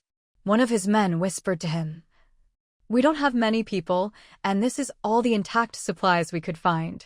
How about we just do this one last time and never again?" Bai Hansong hesitated for a while, but finally nodded. Then, with a dark look, he instructed his men that Duan Xiangtong screwed me over so badly, bring her here. His dozen or so subordinates all looked like they understood. They nodded and split up to take action. The next day, Bai Hansong's men finally squeezed through the crowd and stood before Shi Yuebai. They held out a box of colored crayons, furtively lowering their voices. "Osmanthus flowers, want to trade?" As he spoke, the man holding the crayons looked around nervously, afraid someone would see what he was offering. Monkey stood nearby, looking at them with utter disdain. Now that he felt he had a special relationship with Shi Yuebai, he couldn't stand to see others take advantage of him. "How can you be so shameless? Is it that hard to bring something actually useful?" Monkey recognized the crayons, even if they weren't useful. The man caught in the act hung his head, eyes darting around. Just as they thought they were done for, Sir Yuebai's calm voice rang out. How many of these colored crayons do you have? I'll trade for all of them. I'm out of osmanthus flowers and nodo ginseng powder, but I'll trade you expired food instead. When Sir Yuebai said this, everyone thought she was joking. Some even wondered if they'd misheard her. Especially Black Monkey, his mouth was so wide open you could have stuffed a rock in it. He took 2 steps forward and said to Sir Yuebai, Yuebai, don't be silly. These are children's colored crayons. Sir Yuebai reached out and took the box of colored crayons from the man opposite her. She glanced down. Inside the intact packaging, beneath a layer of clear plastic film, the crayons were all brand new. There was even a round sticker sealing the box shut. Sir Yuebai nodded. That's right. I want to collect colored crayons. We have a lot of kids in our group, and collecting crayons means they'll have something to draw with. As for A4 paper, Sir Yuebai had no shortage. Previously, Peng Zhonggong and his people had dug up a paper factory and found hundreds of tons of white paper inside. And now, with a steady supply of osmanthus trees, they could even make their own paper from wood pulp. All the paper they dried carried a faint scent of osmanthus. But colored crayons, markers, and the like, those were products of the old world, before the Wasteland. After the apocalypse, there was no way to make more. So however many of these things there were, Sir Yuebai would take them all. The man trading crayons for supplies was so happy he almost jumped for joy. He shoved Black Monkey aside and said, annoyed, It's always been you guys trading with Sir Yuebai. Now the tables have turned and it's our turn. What, you can't accept it? One of the man's companions, looking anxious, said to Sir Yuebai, We still have a lot of colored crayons. I'll go get them for you right now. Sir Yuebai raised her hand to stop him. No rush. You all know my rules. No matter whether Duan Xiangtong was in the wrong, or how big the grudge is between you, I won't allow men who bully women to exist. Truth be told, Sir Yuebai didn't like Duan Xiangtong either. But now, her paper airplanes were flying all over the front lines. Every now and then, you'd catch a glimpse of Duan Xiangtong's lost and broken figure. Ever since Gong Chen kicked her out of the team, Duan Xiangtong's life had been miserable. Many men cast lecherous, disgusting looks her way. Sir Yuebai knew that the men trading crayons for expired food were really working for Bai Hansong. Whether it was Bai Hansong or not didn't matter to Sir Yuebai. She didn't care at all. As long as she got supplies, she didn't care who came to trade for expired food. But if Bai Hansong tried to get his hands on Duan Xiangtong, tried to drag her into his team, and used disgusting means to bully her, Sir Yuebai wouldn't stand for it. You can kill her or beat her up, I have no opinion. But if you force yourselves on her, sorry, every one of you will be blacklisted by me. Sir Yuebai's tone was indifferent. She didn't speak loudly, but everyone nearby heard her. Especially the women huddled around, faces dirty, bodies reeking. They lifted their bewildered faces and looked at Sir Yuebai from afar. Bai Hansong's men looked embarrassed. They opened their mouths, as if wanting to scold Sir Yuebai for meddling. But Gong Chen's fate was right in front of them. No matter how foolish Sir Yuebai might seem, she had sanchi powder, osmanthus, and expired food. You could trade trash for these things. Not to mention, behind Sir Yuebai stood the mercenary corps. If they could get what they wanted from Sir Yuebai by other means, they wouldn't have to listen to her. But they had no choice but to swallow their anger. The man in front forced a fawning smile and nodded at Sir Yuebai. We're not that bad. It's just that Duan Xiangtong set up our boss before, and there's a bit of a grudge. She's not doing well now, so let's just leave it at that. The men behind him all nodded, smiling obsequiously. Yeah, it's not a big deal, right? As long as you give us sanchi powder, osmanthus, and expired food, that's a lifeline for us. Who has the patience to mess with a woman? Sir Yuebai didn't respond, just waved her hand. She told the men in front of her to go and bring all the colored crayons they had. They hurried off to relay Sir Yuebai's exact words to Bai Hansong. Bai Hansong clenched his fist. That Sir Yuebai is really something. She probably has no idea how much Duan Xiangtong hates her. Bai Hansong had wanted to show the ugliest side of human nature, drag Duan Xiangtong over and torment her until she died. But with Shi Yuebai's words, and with nothing on the front lines staying secret from the other teams, there were always jealous eyes watching, knowing they could trade for supplies with Shi Yuebai.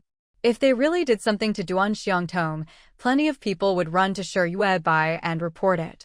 Bai Hansong punched a rock hard. The rock was fine, and so was his hand. Forget about Duan Xiangting for now. Our top priority is to get as much as we can from Shi Yuebai. Once we've squeezed all the supplies out of her, we can settle the score with Duan Xiangtong. The dozen or so men in the team all nodded, agreeing with their boss's plan. They gathered every box of colored crayons they could find and brought them to Shi Yuebai. Altogether, there were over 1,000 boxes. Shi Yuebai kept her word, trading expired food for all their crayons. She personally delivered the 1,000+ boxes of crayons to the school in their base. The children there each had a few colored pens, scavenged by Peng Zhonggong from the nearby ruins, but not many. And the colors the children had were incomplete. So to the kids in the base, owning a full set of colored pens was the greatest happiness imaginable. Children are always full of imagination. When they saw the mountain of colored pens piled in the center of the underground mall's main hall, their faces lit up with excitement. Shi Chengyu hurried over and waved for the children to return to their classrooms. These colored crayons will be awarded to the most talented artists among you. The rest of you, back to class. If you study hard, the top student at the end of the term will also get a box of colored crayons. The children cheered and bounced back to their classrooms. Every classroom was filled with noise and excitement. They all longed for those 1,000 boxes of colored crayons. After leaving the school, Shi Yuebai deliberately carried her 340-gene body and wandered around the area. Peng Zhonggong and his team continued their deep excavation. It was said that their digging had already extended beyond the garbage mountain itself. But since the area outside the garbage mountain was covered in snowmelt, Peng Zhongging's team didn't break through to the surface, but kept digging deeper underground. Every now and then, he would unearth something that caught everyone's eye, like TVs, refrigerators, and all sorts of pretty, but practically useless decorative items. Whenever these decorations were dug up, Shi Yuebai would toss them into the newsstand to sell. She thought nobody would be interested in this junk, but to her surprise, they sold out quickly. Because they had no real use, Shi Yuebai priced them extremely cheaply. For a single small red flag, you could pick out 10 decorative items. In no time, they were all gone. The biggest buyers were the laborers who had now built cement houses outside the third wall. They loved buying decorations to give their homes a unique flair. Even Shi Yuebai's mother, her second sister-in-law, and Shi Yi would buy up decorations in bulk, turning the Shi family home inside the Tong character frame into a dazzling sight. Sometimes, even Shi Yuebai had to admit that these decorations made their home look quite nice, even if they were basically useless. Since Peng Zhonggong was always digging underground, Shi Yuebai extended her protective array all the way to the foot of the garbage mountain.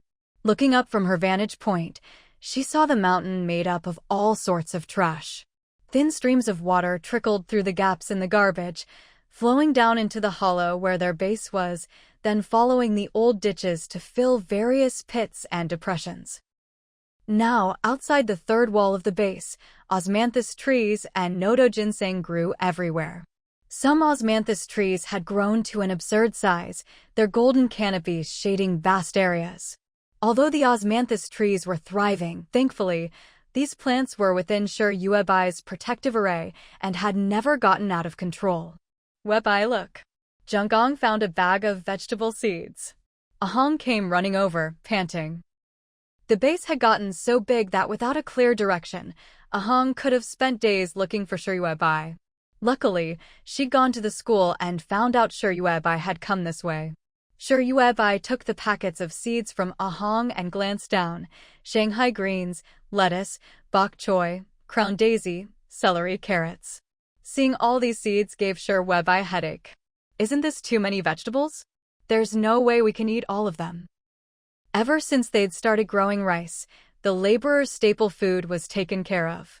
There were only so many mouths to feed, and their bellies were stuffed full of rice. Who had room for that many vegetables? Besides, rice production kept increasing, and so did the vegetable harvests. The old ditches were packed with vegetables. Many were harvested, but with no time to pack them, just thrown straight into the ditches. Once the ditches were full, the excess vegetables were vacuum-packed and stuffed into the newsstand. But as the laborers had more options, more and more vegetables were left over. If it weren't for the occasional desire to change up their meals, the laborers wouldn't even bother spending their red flags on vegetables. If she planted all these new seeds, Shirtuebai figured she'd need to set aside a special area and draw a spirit-gathering array to store the vegetables and keep them fresh. But then she noticed there were carrot seeds among them. Thinking of the kids at school, she figured eating more carrots wouldn't hurt them. So Shirtuebai nodded and told Ahong, from today on, expired food is banned in the base. No laborer, willing or not, is allowed to eat expired food anymore. All expired food will be kept for trading for supplies from outside. She'd heard that the little widow had been working hard lately and had already dumped nearly 2,000 laborers onto the garbage mountain. The expired food that Shirtuebai's purification array had cleansed to zero radiation could also be sent up to those 2,000 laborers on the garbage mountain. Compared to the laborers in the base, those 2,000 on the garbage mountain had far fewer demands. They didn't save up supplies just to trade for useless decorations. They didn't even want nodo ginseng powder or osmanthus flowers. Their needs were simple. All they wanted was expired food. No matter how much expired food there was, they would hoard as much as they could, like little hamsters afraid there'd be nothing left tomorrow. Every day, when the school's duty students carried expired food up to the garbage mountain to sell, they'd be swarmed by the laborers there, desperate to trade any supplies they'd found for the expired food in the students' hands. After feeding the base's laborers, Shirtuebai still had a huge stockpile of expired food.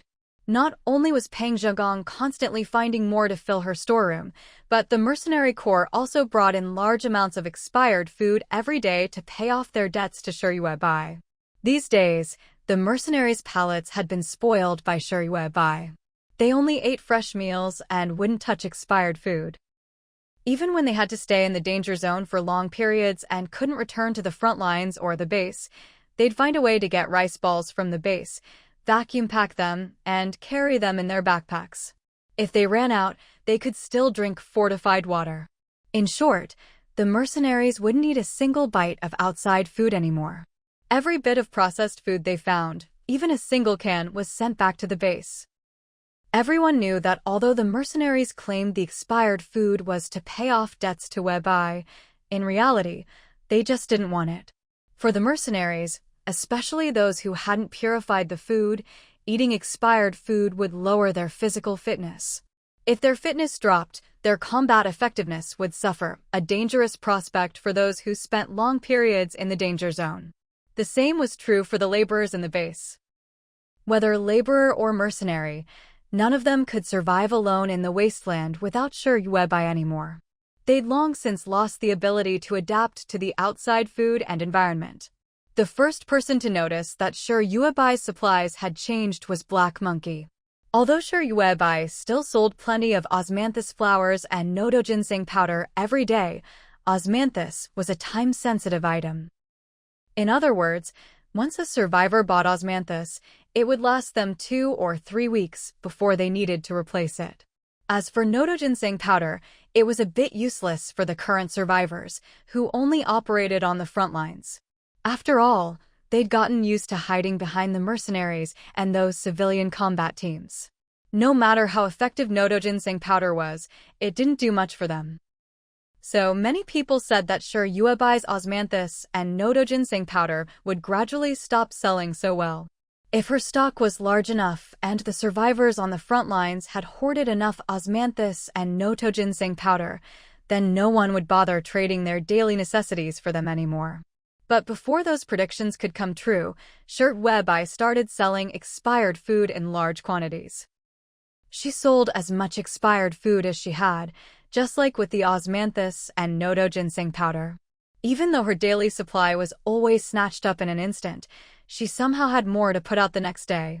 She didn't raise the price, nor did she skimp on the portions.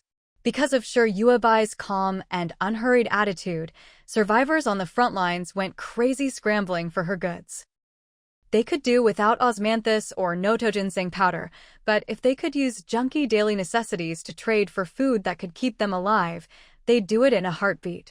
This way, they didn't have to venture into dangerous zones or painstakingly dig through trash heaps for rotten, stinking food.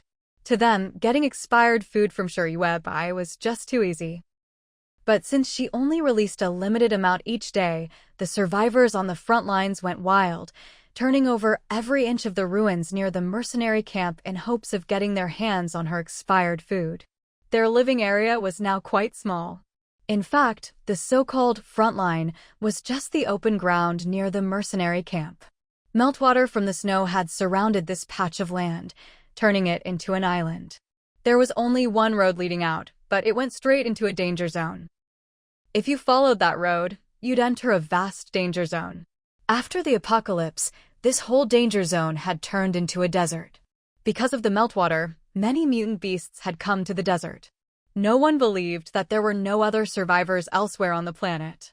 On the contrary, the planet was huge, and many survivors firmly believed that only their patch of land had been flooded by the meltwater. There must be somewhere on this planet that was dry and home to many other survivors. But no one had the courage to cross the desert danger zone. Even the mercenary groups who often operated there hadn't managed to make it through. By comparison, because Sir Yuebai was on the island, many survivors who just wanted to get by thought it was better to stay put. At least they could scavenge for daily necessities and trade them for expired food. Sir Yuebai was standing at the entrance of the mercenary camp, clearing out some expired food from the supply depot. She heard a trembling woman approach and say, "Aren't you going to leave some expired food for the mercenary group? Life is getting harder and harder for us." Sir Yuebai vaguely recognized this woman. She was the one who'd been begging outside the camp gates for a while now. When she first showed up, she looked like she was on the verge of death. She had a suffocating sense of hardship about her. It was only because the mercenaries coming and going carried osmanthus flowers that the air around the camp was fresher. Only on the edge of the mercenary camp could someone as frail as her barely manage to breathe. There were many other survivors in the same situation as this female beggar. With their constitution, they would have been abandoned by other civilian groups. The Wasteland was cruel, but it was also an alchemical crucible for survivors. Survival of the fittest was on full display. Anyone unfit for life on the Wasteland would slowly die off. So, lately, more and more beggars had gathered around the mercenary camp. Those who couldn't stay by the camp gates sat in a circle around the edge of the camp. Whenever Sir Yuebai collected supplies, these beggars would push their frail bodies to scavenge whatever daily necessities they could find nearby. Sir Yuebai would always instruct Sir Yaoao to set aside a small portion of expired food each day for these beggars to exchange. Though not much, when divided among the beggars, it was enough to keep them barely alive. Over time, all the beggars around the camp knew that the expired food in Sir Yaoao's hands was set aside by Sir Yuebai's orders. Without Sir Yuebai's say-so, the food released from the camp each day would be snatched up by the stronger civilian teams. The beggars wouldn't stand a chance. So, without even realizing it, Sir Yuebai had quietly gained a large following among the beggars. Sir Yuebai folded up her empty burlap sack and turned to look at the hunched, filthy woman. "I know what I'm doing. Don't worry." The female beggar nodded, still uneasy. "I just mean, as long as you have a plan, that's good." She didn't want to use her own misfortune to morally blackmail Sir Yuebai. She'd observed Sir Yuebai for a long time and knew she wasn't someone who could be easily manipulated. But she couldn't deny that the only reason she was still alive was because of the expired food Sir Yuebai set aside for the beggars every day. So it was only natural for her to worry. The beggar licked her dry lips and took out a palm-sized blank picture frame from her pocket. There were a few simple lines drawn on it. "I saw you collecting a lot of colored crayons recently. The kids in the camp use those crayons. Would you take this? I can make a lot more." The beggar's eyes were a little nervous, watching Sir Yuebai's reaction as she spoke. Sure Yuebai immediately noticed the wording in her sentence. You can make them? The female beggar nodded cautiously. She explained to Sure Yuebai. It's like this. My physical condition isn't very good, so I can't go around scavenging for supplies like others do. I can't even walk far. Once I leave the mercenary camp, I start having trouble breathing. She could hardly imagine what kind of willpower it had taken for her to crawl, step by step, to the edge of the mercenary camp. By the time she came to her senses, she realized she could finally breathe freely and smoothly. We found it hard to describe how she felt at that moment. I really want to live. Her eyes were painfully dry. With her thin, bony fingers, she clenched her fist tightly and pounded her own chest. I found some white canvas and some discarded aluminum strips, so I made a blank drawing frame myself. For me, searching for food in the ruins is difficult, but doing these useless things is very easy. When we noticed Sure Yuebai wasn't saying anything, just staring at her. She felt uneasy, so she withdrew the drawing frame, lowered her head, unable to hide the disappointment in her eyes. Sorry. Someone like me is a burden wherever I go. Her body was just too frail. In fact, even now, when we still couldn't understand why someone like her had managed to survive on the Wasteland for so many years. There were so many people who deserved to live more than she did, but they hadn't made it. Like the garrison from before, and many people who had contributed so much to the Wasteland. Their value was far greater than hers. But they had all gradually lost their vitality in the harsh environment of the Wasteland. And in the end, it was when who crawled through a vast, dangerous area teeming with mutant beasts, climbing all the way up. Until she reached this safe zone where the mercenary camp was. The survivors who had come from other places didn't call this isolated area the front line. They called it the last safe zone. Sure Yuebai took the white drawing frame from Wen Yanhui's hands without expression. She glanced down at the black lines Wen Yanhui had drawn by hand. The lines were simple, but the technique was skillful. It was clear Wen Yanhui had a real talent for drawing. All the kids in the den had to do was color inside these white outlines. Wen Yanhui had carefully marked the same color blocks with matching numbers. It was a bit like the paint-by numbers Sure Yuebai remembered from her previous life. How long have you been living outside the mercenary camp?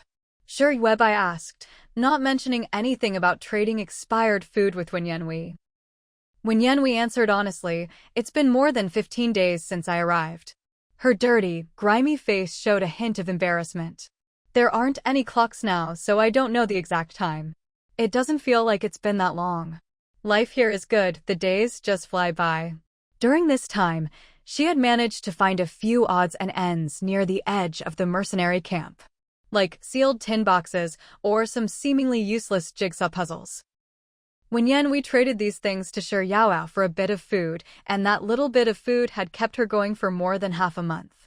After a pause, Wen Yanhui noticed that Sure Yuebai had been quietly listening to her, showing no impatience at all. So Wen Yanhui grew a little bolder. She guessed that Sure Yuebai might want to know where she had come from, or maybe whether she'd been sent by another group. So Wen Yanhui told Sure Yuebai her background honestly. Roughly speaking, she and Black Monkey had both come from different areas outside the same city.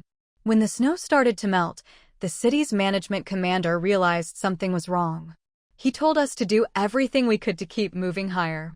The survivors from our city migrated for a long time, and most of them got separated along the way. We were among the first to settle down. Many survivors are still missing to this day. Sure Yuebai nodded and said to Wen Yanhui, sounds like your city's commander was pretty decent.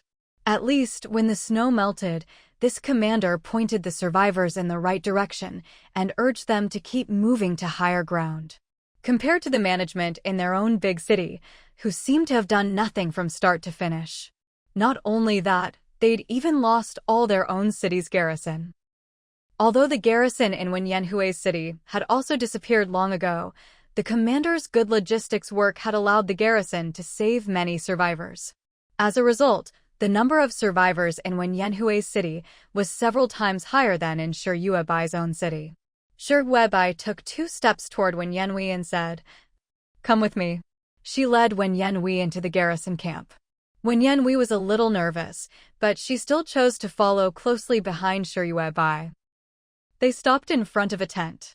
When Shi Yuebai stopped, she turned to Wen Yanhui and smiled. "You're pretty brave, just following me in like this. Aren't you afraid I'll sell you off?" Shi Yuebai had encountered this many times before. When men and women first met her, they always thought she was going to make them do something terrible. Like the mute girl from before, who was convinced Shi Yuebai wanted her to sell her body. But Wen Yanhui seemed very calm. She hunched slightly, clearly making an effort to straighten her back. "I know you're not that kind of person. I've been watching you for a long time." She was naturally observant, a gift from heaven. Although such a gift wasn't much use in the Wasteland, it had helped her avoid many ill-intentioned people along the way. She could tell from the subtlest expressions whether someone meant well or ill. Shi Yuebai grunted in acknowledgement. "This is your tent. You'll stay here for now and draw those line pictures for the kids." Coloring inside the lines. Trying not to color outside the lines is a great way to train a person's fine motor skills. Before the Wasteland, this didn't mean much. But after the Wasteland, for many people, not coloring outside the lines had become a real challenge. Even Shi Yuebai herself couldn't do it smoothly. "If you do well in the future, your life will get better." Shi Yuebai didn't say much else. For now, Wen Yanhui wasn't needed at the main base. Lately, Shi Yuebai had been spending a lot of time at the mercenary camp. The tasks she needed Wen Yanhui to do could be accomplished outside the main base. Wen Yanhui nodded and glanced at her surroundings. She had no idea where exactly Shi Yuebai had brought her within the camp. All around them was a thick white fog, beyond a meter. You couldn't see your own hand in front of your face. Anyone unfamiliar with the mercenary camp would easily get lost if they wandered around inside. That was probably why the mercenaries felt so at ease letting Shi Yuebai bring Wen Yanhui in. Shi Yuebai sat down beside Wen Yanhui. She took out the picture frame Wen Yanhui had outlined by hand, found a box of colored pens, and began carefully coloring inside the lines. Wen Yanhui glanced over. She noticed that Shi Yuebai's fine motor skills really weren't very good. Even though Shi Yuebai tried her best to control herself, her fingers still colored far outside the lines. Large patches of color spilled over. Fortunately, Wen Yanhui's outlines were fairly simple.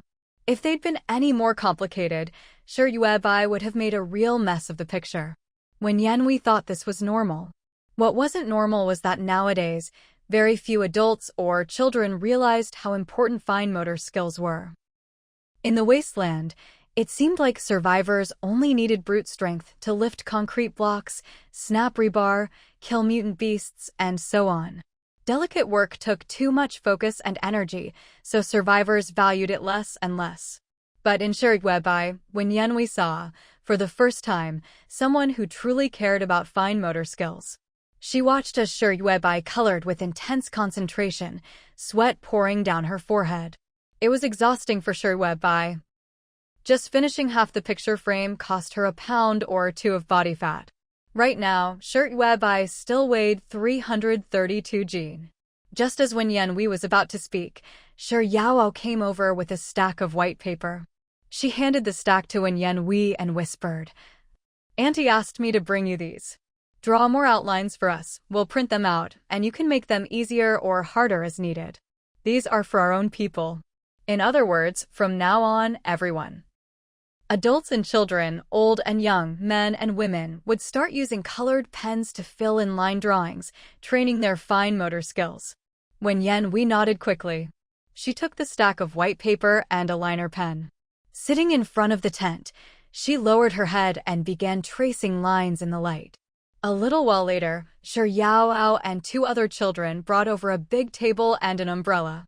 They even had a lamp. Seeing all this equipment, Wen Yanhui looked over at Shi Yuebai, who was still carefully coloring. She said, a bit surprised, "This is a bit much. Even without all this, I could still do what you asked." Shi Yuebai wiped the sweat from her forehead, put down her drawing, and squeezed the back of Wen Yanhui's neck. "Just focus on your work, leave everything else to us. Besides, we have plenty of tables and lamps and such. It's no burden to us." She finished coloring her picture. She was drenched in sweat, as if she'd just climbed out of water. Shiryuebai put down the colored drawing and got up to move around. She walked a lap outside, checking the area around the mercenary camp. That's when she realized the island was gradually shrinking. The mercenary group's original location was just below this island. Now, with the snowmelt water rising, you could see it lapping at the side of the camp. How much longer would this foul snowmelt keep rising? Would it eventually flood all the land? Shiryuebai had no idea.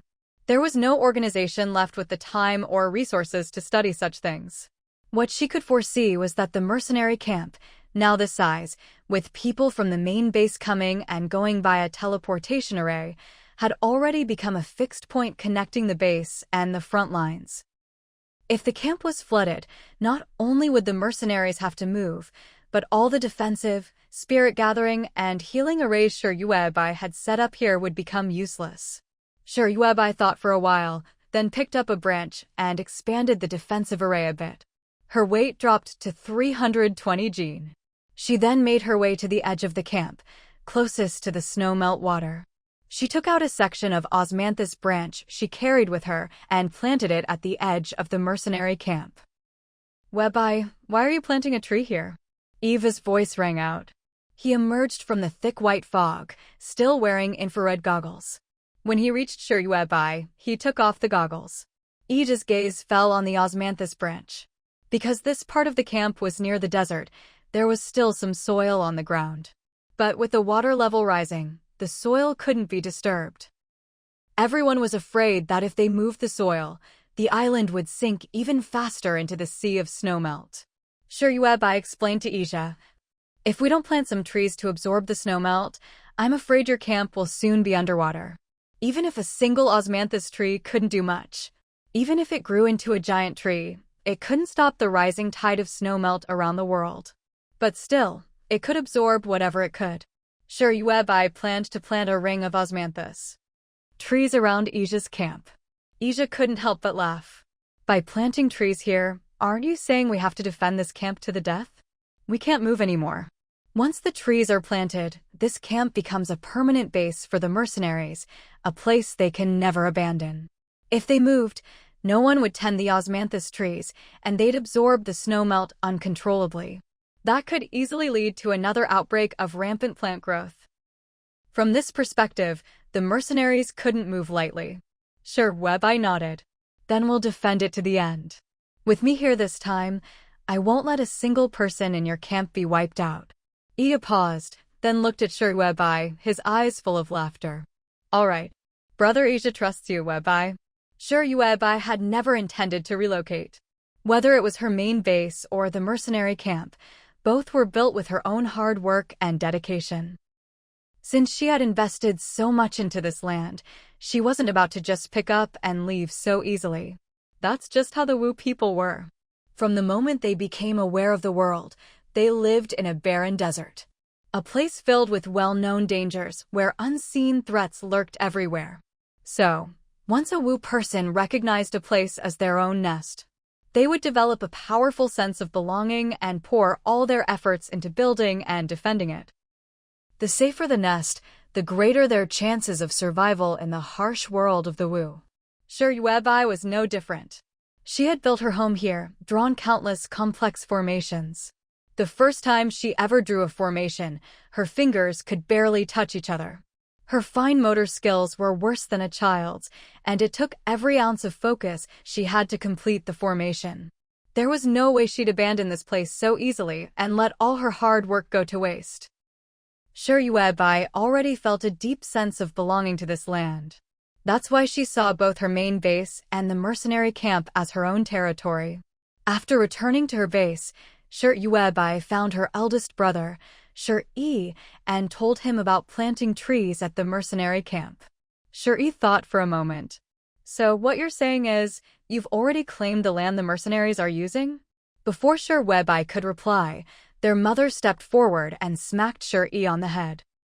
"What kind of way is that to talk? That land was your sister's to begin with. She's left her powers there. If she can't keep that land, and someone else takes it, wouldn't all her efforts be for nothing?" To their mother, it was only natural that the land should belong to her daughter. Shuri smiled, rubbing his head, then his knee. After all this time, his once severed leg had grown back, a possibility he'd never even considered on his long crawl home. He wasn't even sure when he realized it, but by the time he noticed his leg was growing, he no longer needed his prosthetic. I'm just worried she's working too hard. Look at how thin she's gotten. Shuri looked at Webai, his eyes full of concern. Webai, you've already done more than enough, far more than I ever expected. The base and the mercenary camp are what they are today all because of you. I just hope you don't push yourself too hard. Take things one step at a time at your own pace. Their mother also looked at her daughter, worry etched on her face. Everyone knew Webai was losing weight. Those who saw her every day might not notice, but anyone who hadn't seen her for a couple of weeks would be shocked by the change. She was getting thinner and thinner, shrinking before their eyes. Could her body really handle this? Her mother reached out and took her hand.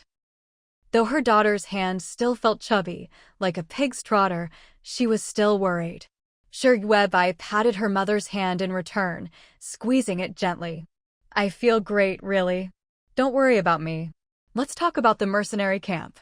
Since I'm claiming that land, we should think about how to fortify it for both offense and defense.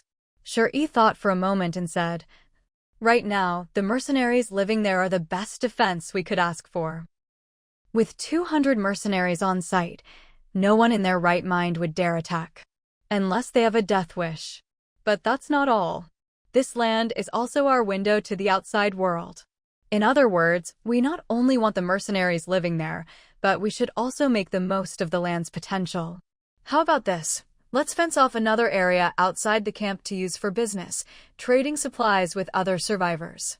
This wasn't just a spur-of-the-moment idea. He noticed his sister was always running to the front lines, along with that mute girl, constantly stirring things up. They'd even recruited Yao and a group of kids. The two of them were selling expired food, osmanthus, nodo ginseng, and other goods from the base, making a killing. They'd even inspired the other laborers in the base to start growing osmanthus and nodo ginseng, hoping to earn some extra money. The business was booming under Webai and the mute girl. But every time they traded with outside survivors, it was always at the camp gate, hardly professional. Webai nodded. Let's carve out a new area next to the mercenary camp. But it shouldn't be higher up. It should be lower. She planned to set up the trading area at the camp's edge, closest to the snowmelt waterline. She wanted to operate in this area, and would have Wenyanhui and the other laborers live there as well. The laborers would do their best to keep the area from flooding with snowmelt. In a way, this would also help the mercenaries. After meeting with the think tank in the base, Shuri and Su Xiujiao flew to the mercenary camp for an on-site inspection. Ija had no objections to Weibai's plans, and even held a meeting with Qin Yang and the other mercenaries. The mercenaries decided to adjust their patrols to include the new trading area. For now, that was all the mercenary group could do. As for how exactly Weibai wanted to develop the trading area, that was up to her. Shuri then spread the word that the mercenary group was looking to recruit a batch of survivors to live near the camp. The first to hear the news were the survivors already camped outside. They didn't even need to question if the news was real. The moment they heard, they began to gather and head for the westernmost edge of the mercenary camp, the area closest to the snowmelt waterline. Let me be blunt first. Su Xiujiao stood at the entrance of the new area, holding a loudspeaker and shouting at the group of survivors gathered there. If you want to enter this area, you must follow our rules. If you make even the slightest mistake, you'll be sent straight to the garbage mountain. This was a unified decision made by Weibai's core think tank. For the survivors outside now, being brought into the old nest wasn't a punishment. It was a reward. So if anyone made a mistake in the expanded trading zone of the mercenary camp, sending them into the old nest wasn't about locking them up or making them do hard labor. It was like sending them to paradise. They'd love it. So Shuri and the others changed their strategy. If any survivor broke the rules in the trading area, they'd be sent to the garbage mountain. Let them scavenge for supplies there. Currently, there were about 3,000 people on the garbage mountain. No matter how hard they tried, they couldn't possibly make a dent in that massive pile of trash. Besides, there was still plenty to be found on the garbage mountain. Just the metal that Guai Guai wanted could be dug up in large quantities from there. And now most of the metal at the front lines had already been picked clean. The mercenaries at the front had even started urging the survivors not to dig up any more resources from the front lines. They dug the ground so low that it was getting harder and harder to deal with the rising meltwater from the snow. But it was one thing for the mercenaries to make announcements. Whether the survivors listened was another matter. After all, the Wasteland was what it was. Without a strong management class to keep order, the survivors did whatever they wanted. The survivors gathered at the edge of the new area were ragged, their faces as black as coal. Their hair was a tangled mess. Even from a distance, you could smell the strange stench coming from them. But their smell was nothing compared to the foul odor of the meltwater that hung over the new area. Some survivors who had been living on the outskirts of the mercenary camp had gotten used to the fresh air. As soon as they entered this area, they couldn't help but bend over and vomit. Quite a few survivors lost their nerve. They whispered among themselves, "I thought we were moving into the newly expanded area of the mercenary camp. Why does it still stink so much here? Living here, how is it any different from living outside the camp? It actually smells worse than where we were before." The reason they'd gathered outside the mercenary camp in the first place was because their bodies couldn't handle the stench of the meltwater in the wasteland. That's why they'd all crawled over to the camp's outskirts. If moving to the new area just meant enduring the same stench all over again, what was the point? And now, in this new area, they'd be under strict control. If they made a mistake, they'd be taken away. They didn't even know what kind of punishment awaited them if that happened. So, as Su Xuejiao made her announcement of the 100 or 200 survivors who'd come to the new area, over 100 immediately turned and left. Su Xuejiao counted silently. In the end, only about 100 survivors were willing to put up with the stench and settle in the new area. She put down her loudspeaker and turned to Shi Weibai, a little worried. "Is it just me, or have survivors gotten way too laid back these days? We're offering them a protected area under the mercenaries' watch, and they're still being picky." Su Xuejiao really couldn't understand it. She'd thought that as soon as this new area was marked out and word got out, survivors would be scrambling to get in, desperate for a spot. She'd even prepared to carefully screen who was qualified to stay and who should be kicked out early to avoid future trouble.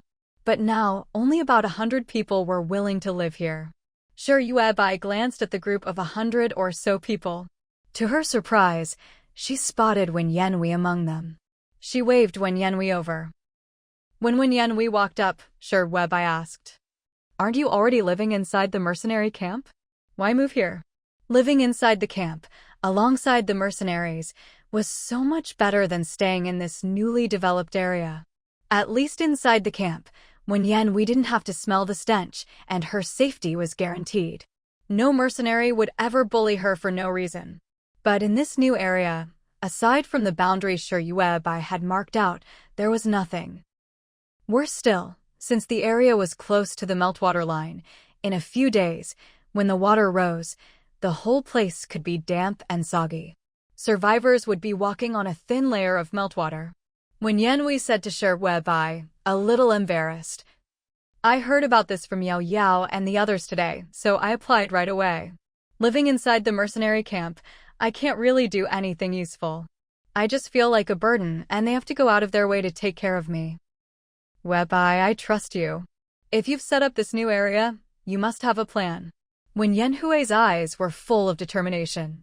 Although she hadn't been in the camp long, she'd gained a lot, including some osmanthus flowers that hadn't even been bagged up.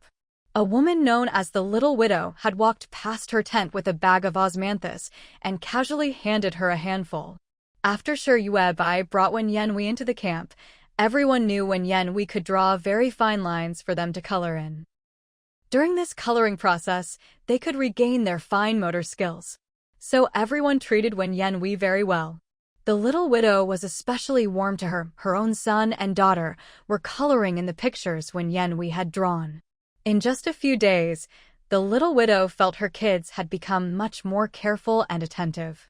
In the old nest, people had great respect for technical and knowledgeable talent. When Yanhui was able to be here, unaffected by the stench of the meltwater, because she carried several handfuls of osmanthus with her. She was eager to do something to open up a brand new future. When Yanhui believed that this newly expanded area would give her exactly what she was looking for. When Yanhui's intuition was spot on. Shi Yuebai nodded at her, but didn't bother with any unnecessary words. She simply gestured for Wen Yanhui to take a tent from Shi Yaoao, who was standing nearby. The tent looked sturdy and durable, the kind favored by serious camping enthusiasts. Before the apocalypse, you'd have to spend a decent amount of money to get something this tough. Shi Yuebai said to Wen Yanhui. We're short on manpower here. You'll have to do everything yourself, no one's going to help you. Everyone has plenty to do. I don't keep freeloaders around, so nobody has time to help you set up this area. Wen Yanhui acknowledged her with a simple reply, then started pitching her tent in the designated spot. Some of the other survivors, seeing Wen Yanhui setting up her own tent, grew uneasy. A few quietly slipped away. Their thinking was even more straightforward. Since they'd made it into the mercenary camp's expansion area, they thought they'd be under the mercenaries' protection. But now they saw Wen Yanhui pitching her own tent. What was going on here? The mercenaries had just expanded their territory, marking out some plots for tents, and that was it? Were they really just going to leave everything up to the new arrivals? If that was the case, why had they left their own comfort zones to come to this newly expanded area? And this place was so close to the melting snow runoff, it looked like it could be flooded by the next day. Living here gave off a strong sense of danger. Anyone with a weak constitution wouldn't last long. Su Xuejiao watched this unfold and looked like she wanted to say something to Shi Yuebai. But Shi Yuebai just shook her head. There was no need to explain or persuade anyone. If people wanted to leave, let them. Shi Yuebai wasn't desperate for a few more people. After the last survivor turned and left the new area without looking back, Su Xuejiao announced that the trading area outside the mercenary camp would no longer accept new arrivals. She walked over to Shi Yuebai. Webai, we've taken in a total of 150 survivors this time.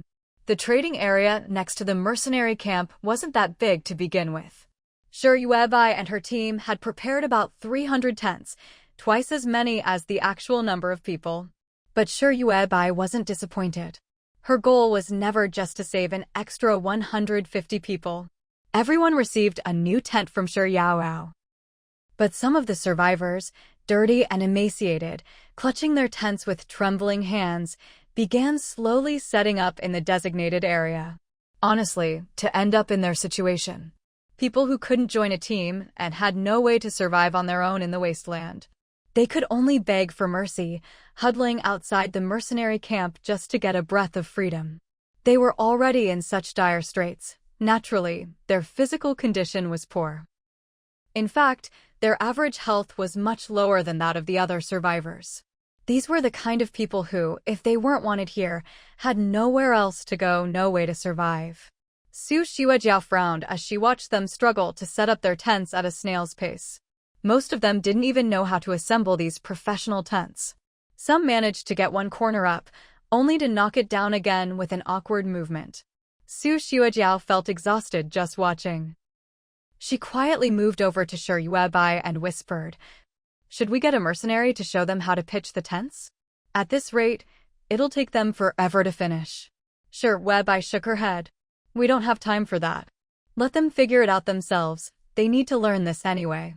Besides, they haven't exercised in so long. This is a good chance for them to get moving." As soon as Shi Yuebai finished speaking, someone fainted on the spot. There were no osmanthus flowers in this area. In fact, aside from Shi Yuebai, Su Xuejiao, Shi Yaoao, and Wen Yanhui, no one here carried the scent of osmanthus. The fragrance from the mercenary camp hadn't reached this new area at all. Someone fainting from difficulty breathing was probably within the think tank's expectations. Shi Yaoao picked up her communication talisman and called over a few outstanding students from the Old Nest School. Together, She and the students carried the unconscious survivor to a specially cleared patch of ground nearby. Their Aunt Yuebai had already set up a large healing array there. So even though this new area reeked of melting snow and filth, the relocated survivors wouldn't die from the stench. No matter how bad it got, sure Yuebai's healing array would save them. Maybe, after being revived a few times, they'd even get used to the foul conditions. At the old Nest school, Sure Chengyu had implemented a credit system. Now, all students could earn credits not just in school, but outside as well. There were all kinds of ways to earn credits: scavenging, farming, selling supplies at the junkyard, or even helping Webai or the mercenaries on the front lines. Each semester, the student with the most credits was named Outstanding Student. When these kids graduated, the school would tally up their total credits. Based on their credits, Old Nest would assign them suitable jobs. For example, after De Jiao and Xiao Jiao graduated, they were immediately assigned to manage the newsstands owned by Old Nest. It was said that De Jiao and Xiao Jiao earned generous salaries every month. As long as Old Nest existed, they'd never be out of work. If they performed well, they could even be promoted to management. Sure Yao Ao and Peng Ziyuan were in the same boat. Any child in Old Nest who earned enough credits would be guaranteed a job after graduation. Even those who hadn't been with Aunt Yuebai since the very beginning could still make a name for themselves at Old Nest through their own efforts. The kids Sure Yao called over were only responsible for carrying people in the newly expanded trading area. They couldn't really help with anything else. After all, once they finished their tasks and earned their credits, they had to rush back to their base school to continue their studies. Besides, people here fainted really easily. Someone would pass out at the drop of a hat. There were only 150 people in the trading area, but in no time, more than a dozen had fainted. Sure Yao Ao and the other kids were running around, working up a sweat. When Yen Wei had osmanthus flowers on her, but she was busy pitching her own tent. She finally managed to get her tent set up. When she turned around, she saw a row of people laid out on the ground. They were lined up neatly, head to head, foot to foot. They looked almost peaceful. When Yen Wei was startled, she thought they were all dead and hurried over. Seeing Sure Yuebai standing not far from the row of people, when Yen Wei asked, "What happened to them?" Sure Yuebai raised an eyebrow. "Their physical condition is too poor. They can't handle the stench here. They fainted from difficulty breathing, but it's nothing serious. They'll wake up soon." Just as Sure Yuebai finished speaking, one of the survivors opened their eyes and shakily sat up. She took a few deep breaths, only to find that the stench was still as strong as ever. The survivor's expression was as if the apocalypse had come again and disaster was imminent. But then, her eyes lit up. Sure Yao Ao and a classmate carried over a basket full of expired food. Was this all meant for them? She really hadn't expected it. People outside had turned this whole area upside down and couldn't find a single scrap of expired food. Survivors who wanted expired food had to risk their lives scavenging in the dangerous zones. Sure Yuebai's expired food always sold out in a flash. They never even got a chance to buy any. Whatever Sure Yuebai had was gone in no time. But now there was a whole basket of expired food right in front of them. Sure Yuebai said coolly to the people on the ground, who were slowly waking up, "Your work isn't done yet. After pitching your tents, you still need to plant trees around the area. These foods are indeed for you, but you can't have them yet. Only survivors who finish pitching their tents can come and collect a free portion." As she spoke, Sure Yuebai gestured to Yen Wei. When Yen Wei had already finished pitching her tent, so she could collect a portion of expired food. When Yen Wei pointed at her own nose in surprise. Was she really allowed to get some? She felt like she hadn't done anything, just set up her own tent. And that tent was for her to sleep in. She'd even received it for free from Sure Yao Ao and the other kids. Was Sure Yuebai really giving her food for doing just this little? When Yen Wei felt both surprised and flattered. This feeling was even more overwhelming than when Sure Yuebai brought her into the mercenary camp and gave her a line-marking job in exchange for a chance at survival. Sure Yuebai looked a little impatient. "I said you can collect it, so you can. Don't doubt my words." When Yenhui hurried forward and took a small bag of biscuits from the basket. Feeling she hadn't contributed much, she didn't dare take more. But then Shi Yao grabbed 4 more identical bags of biscuits from the basket and stuffed them into Yenhui's arms. When Yenhui was at a loss for words, not knowing what to say or do, Shi Yao explained, "We're not stingy here. We have plenty of these biscuits in stock. Eat as much as you want." People from the base didn't eat expired food. Now everyone in the base, including the mercenaries, ate fresh rice and vegetables. Expired food was only given to outsiders. The people in this area were new arrivals, now included in the territory controlled by the mercenary camp. But they weren't familiar with the people inside the base. So, they could only be considered outsiders. And outsiders could only eat expired food. Even so, when Yenhui was moved to tears, the other survivors watching were dumbfounded. Was earning a bite to eat here really this easy? Some people whispered, "They're probably just giving us a taste of sweetness, so we'll stay here and work like oxen for the mercenaries. Maybe in a few days, food won't be so easy to get." Most people agreed, and some began to quietly discuss. "While food is still easy to get and they're trying to win our trust, let's take advantage and get as much as we can."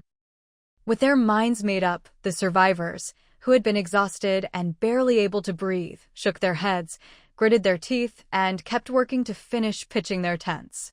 One by one, people turned to Shi Yao to collect expired food. But Shi Yao shook her head and stopped them with her hand. She pointed at their tents.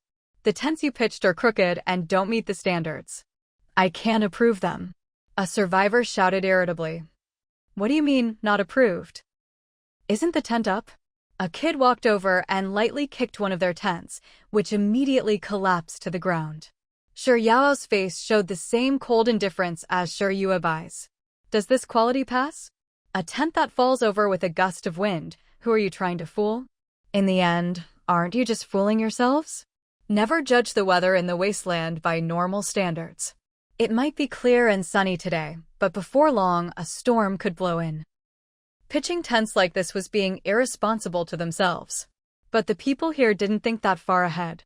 Some cursed under their breath, turned around, and, despite feeling terrible, started repitching their tents.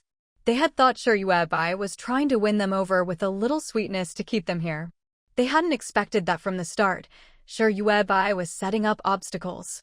She wasn't going to let them get food so easily. Shi Yuebai watched coldly and told Su Xuejiao to write down the names of those who cursed. Once their tents were finished, the amount of expired food they received would be reduced. Soon, many of the survivors noticed something was wrong.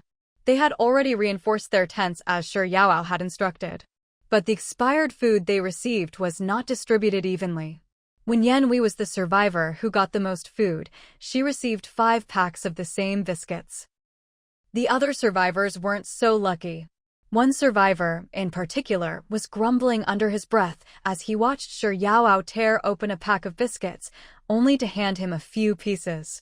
That was all the food he got, despite having worked hard to set up his tent several times and finally meeting the standard. The survivor glared at Shi Yao, thinking he could bully her since she was just a child. He shouted angrily at her, "Are you trying to mess with me?" He didn't dare yell at those muscle-bound survivors outside. But what, had he come to this newly expanded area only to be pushed around by a kid? Shi Yao looked at him coldly. "Auntie said no swearing. If you keep cursing, you'll get even less food." In this newly expanded trading area, there were no mercenaries patrolling, no security checks. The mercenaries only patrolled outside the trading area. In other words, mercenaries wouldn't come inside this part of the trading zone. It was all managed by Shi Yuebai's people from the main base. This gave some people an opportunity. They didn't believe any mercenary would stand up for a kid. The survivor who'd only gotten a few biscuits stuffed them into his mouth in 2 or 3 bites.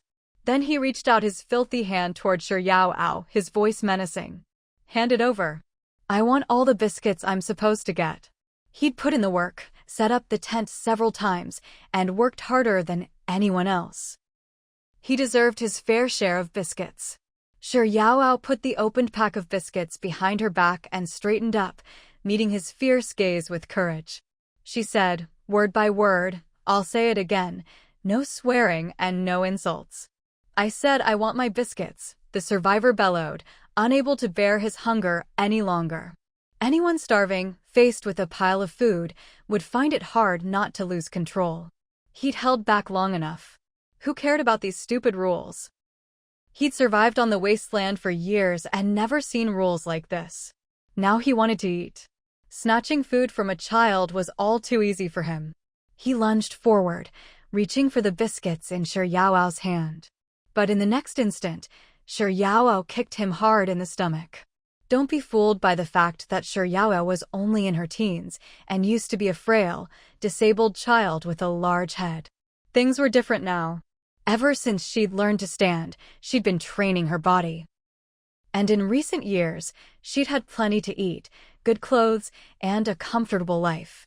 She even drank fortified water every day, courtesy of her aunt. Others had to trade red flags for fortified water, but the Shi family and those living in the same compound used it as their daily drinking water. After all, that huge Lingji mushroom grew right behind the Shi family's house. It was easy to break off a piece the size of a fingertip and soak it in water. Shi Yao's kick was almost as strong as a mercenary's. She sent the man flying. He sailed several meters through the air, crashed to the ground, and rolled around clutching his stomach in pain. Su Xuejiao and Shi Yuebai, watching from the side, weren't surprised at all. Su Xuejiao even had a mocking look on her face. Clearly, these people still didn't understand what kind of person Shi Yuebai was. The abilities of Shi Yao and the other kids were enough to let them run wild in the Wasteland now. Yet there were still fools who thought they could bully Shi Yao just because she was a child. The man rolling on the ground was filthy to begin with, no better than the worst beggar. Now, after rolling around in the mud, he was even dirtier. The mud was wet from melting snow, sticking to him and turning him into a stinking mud man. Soon, he passed out from the pain. A child newly assigned to collect points quickly ran over. Following procedure, they dragged the unconscious man to an open area and laid him out with several other men who'd also been knocked out. Everyone watched the scene in silence. Su Xuejiao and Shi Yuebai looked as calm as ever. Shi Yao and her group of kids were just as unfazed. Everyone kept their heads down, busy with their own tasks, afraid they'd be the next one to get kicked. After Shi Yao's kick, the remaining survivors became much more obedient. No one complained about the meager food they received. Since Shi Yao said no swearing in the trading area, they simply stopped. And as a result, with no more cursing or insults, the food portions they got actually increased. It was true, once they broke the habit of swearing, they got more food. No tricks, no gimmicks. If you wanted more food, it really was that simple. After finishing her biscuits, when Yanhui walked over to Shi Yuebai, she asked, "What should I do now?" Shi Yuebai handed her 2 plastic bags. One contained a cutting of an osmanthus branch, the other some noto ginseng seeds. "Find a patch of open ground and plant these. Then you can come back to me for a bucket of water." When Yanhui stared in disbelief, thinking she'd misheard. "What kind of water?" "Melted snow." Shi Yuebai shook her head, not bothering to explain. When Yanhui didn't dare ask further, afraid she'd get kicked too. In her current state, she couldn't possibly withstand a kick from Shi Yao. Obediently, when Yanhui took the osmanthus branch and noto ginseng seeds, found a patch of open ground near her tent, and planted them. The ground was already wet, so there was no need to water it. When Yanhui then wandered back to Shi Yuebai, she spread her hands. "I've planted them. I have nothing else to do." Shi Yuebai handed her a large plastic bucket. "This is your reward. Now go draw your line art. Any line art you draw can be exchanged with Yao for red flags." When Yanhui's line drawings were incredibly popular. Every single one she drew was unique. After being photocopied, these line drawings were sent to the school, where they sparked great interest among the children. Not only did the kids love coloring these line drawings with colored pens, even the adults found a bit of enjoyment in it. Copies of these line drawings sold at the newsstand would quickly sell out. Many people in the base had heard that coloring these line drawings could help improve their fine motor skills. They wanted to improve themselves too, so they were willing to spend their little red flags to buy these copies. You could say that these line drawings had already paid for themselves many times over for Shiryuebai. Even if Wenyen didn't pitch her own tent or grow osmanthus and nodo ginseng. Shiryuebai would still be willing to feed her with expired food. But Wenyen was very self-disciplined. The tasks she had completed so far were better than any other survivor. When she saw the plastic bucket Shiryuebai brought over, Wenyen reached out to take it. But as soon as she grabbed it, her hand sank under the weight. Surprised, Wenyen looked up at Shiryuebai and couldn't help but ask, "What's inside?" Shiryuebai's lips curled up in what looked like a smile. But that faint smile quickly faded from her doughy, white face. "You'll know when you get back and take a look." Wenyen lowered her eyes. The bucket had a lid, clearly made to go with it. The plastic bucket was very heavy. It took some effort for Wenyen to carry the bucket that Shiryuebai had rewarded her with back to her tent. Along the way, she was met with many curious stares. Wenyen tried her best to appear calm, but inside she was filled with anxiety. In the Wasteland, attracting attention was never a good thing. Just then, Shiryuebai's voice sounded behind her. "No one here would dare steal from you. Just walk forward boldly." As soon as Shiryuebai finished speaking, the eager looks in a few survivors' eyes immediately faded away. They went back to minding their own business, not daring to cause trouble in this newly established trading area. Otherwise, Shiryuebao's strength would teach them a harsh lesson. With fewer prying eyes, Wenyen finally relaxed. She glanced back at Shiryuebai. Shiryuebai was standing right behind her. For some reason, this chubby, pale girl gave Wenyen a deep sense of security at that moment. Maybe she hadn't done anything in particular. But just by standing there, Wenyen felt a surge of courage. It was as if, no matter what was in the bucket or how many curious and eager eyes were watching her, she no longer felt afraid. Back in her tent, Wenyen had just set the bucket down, when someone came up to her tent flap and asked, "What good stuff did you get this time? Show us." But Wenyen stepped forward and zipped her tent shut. On the way back, she had already sensed that the heavy, lidded plastic bucket in her hand seemed to contain some kind of liquid. She could feel it sloshing around. At a time like this, Wenyen would never be so foolish as to open the bucket and let everyone see what was inside. Once her tent was zipped up, Wenyen crouched down beside the bucket and carefully opened the lid. Immediately, she was struck dumb with shock. Her eyes went wide as she stared at the bucket, filled to the brim with clear water. A whole bucket of pure, clean water. It was so clean and clear, just like the water before the Wasteland. Wenyen never would have guessed that Shiryuebai's reward for her this time would be such a big bucket of pure water. It seemed that after surviving this long, the survivors' thirst for water was no longer as desperate as it once was. Wenyen couldn't even remember the last time she'd had a drink of water. But even if she added up every chance she'd had to drink water in the past few years, it wouldn't come close to the amount she'd just received. For a moment, Wenyen didn't know what to do. It felt like she'd just struck gold. But she had no idea where she could possibly hide such a treasure safely. No matter how she thought about it, she couldn't come up with a good hiding spot. She felt like crying, but her body didn't have any extra moisture for tears. She knelt in front of the big bucket of clean water and rubbed her face. Finally, full of gratitude and caution, she leaned down and took a sip straight from the surface. It was real, pure water, not melted snow filtered through makeshift means, and not mixed with anything else. Wenyen knew.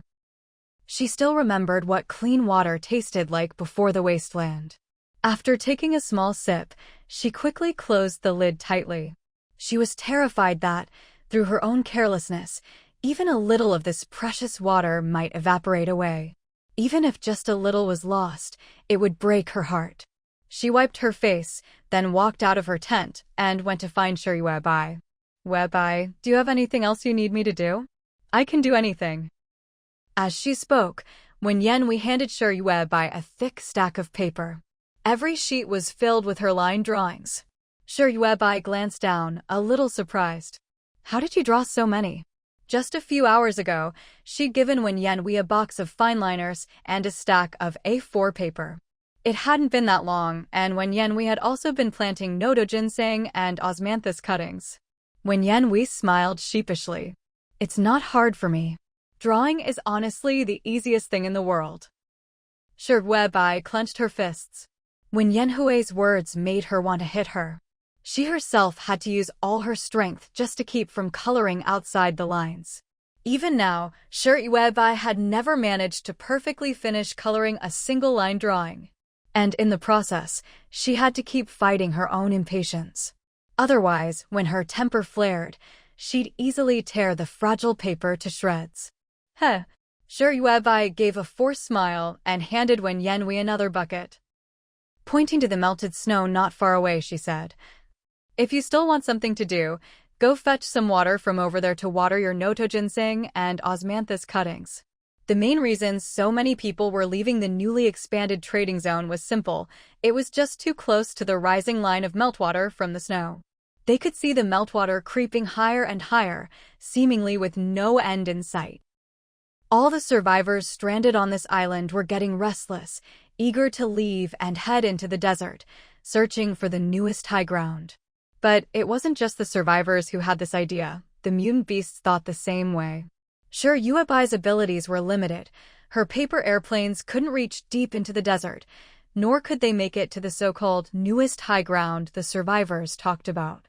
But even without seeing it for herself, she knew.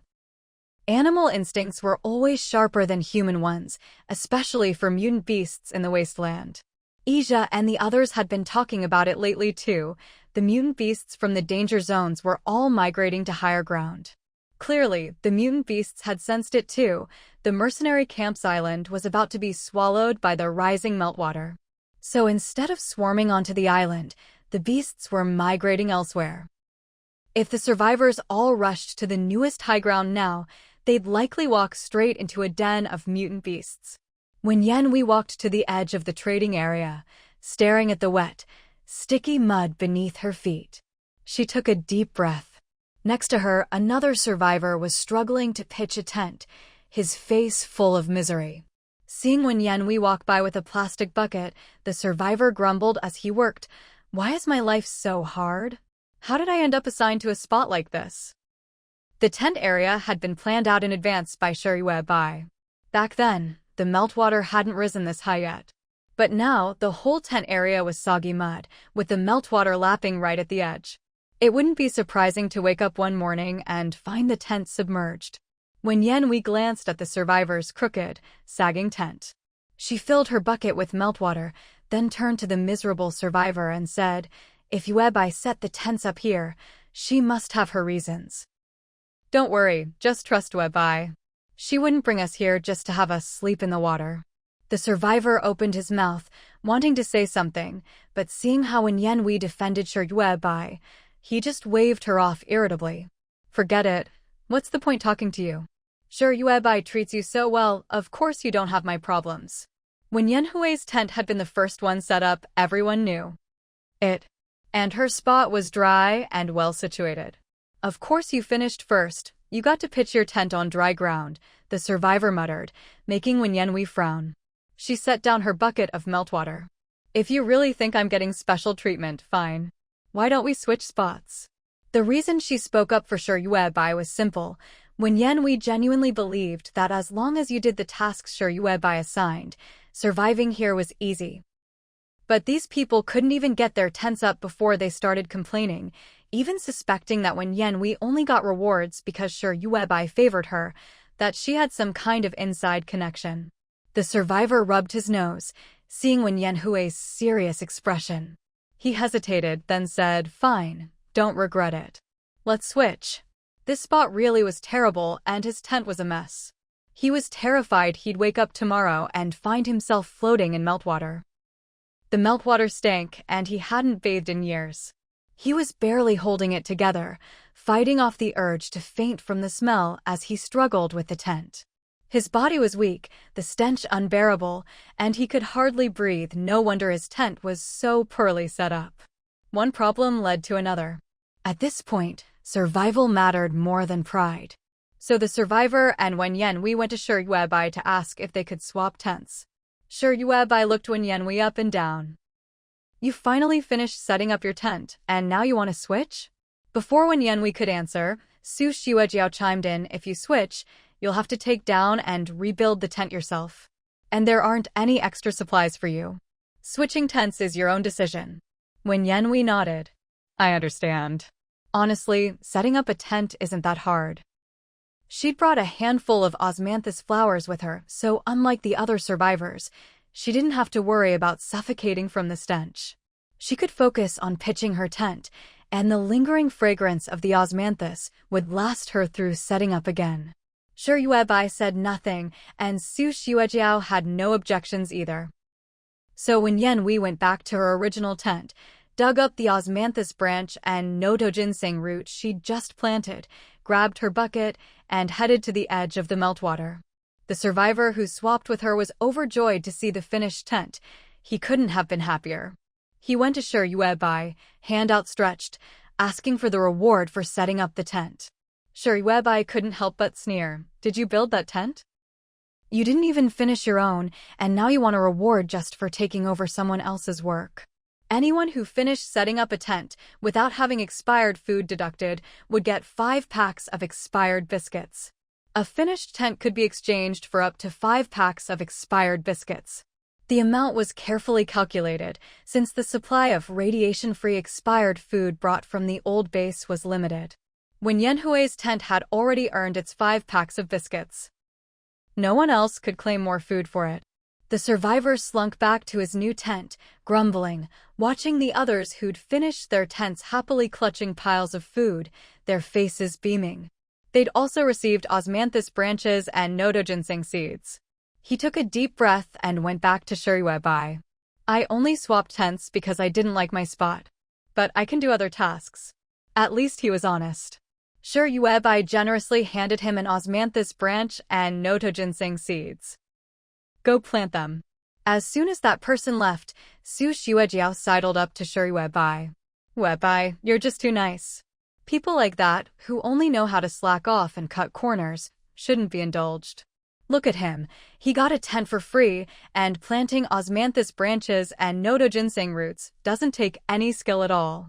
Just stick them in the dirt and you're done. Once he's finished planting, we'll even have to give him food. The first time when Yanhui set up a tent, she got 5 packs of biscuits as a reward. The second time, after she finished planting the osmanthus branches and noto ginseng roots, Shi Yuebai gave her a big bucket of purified water. She even threw in a large bucket for Wen Yanhui as a bonus. But as for the survivor who traded a tent with Wen Yanhui after he finished planting the osmanthus branches and noto ginseng roots, he wouldn't get a big bucket of purified water directly. For him, the rewards for completing tasks would only start with food. So basically, this survivor got some biscuits in exchange for an extremely easy task. Su Xuejiao couldn't help but feel it was a loss. And I think it's really unfair to Wen Yanhui. Her spot is about to get flooded by melting snow. Shi Yuebai patted Su Xuejiao's shoulder. There's a saying, a blessing in disguise. Wen Yanhui traded her tent with someone else, but that might not be a bad thing for her. After all, Wen Yanhui's spot was the closest to the melting snow. At that moment, over on Wen Yanhui's side, she had just planted the osmanthus branches and noto ginseng roots she'd dug up into the soggy, snow-melt-soaked ground, when she noticed that the branches seemed to be sprouting little green buds. Am I seeing things? Wen Yanhui sniffed the air.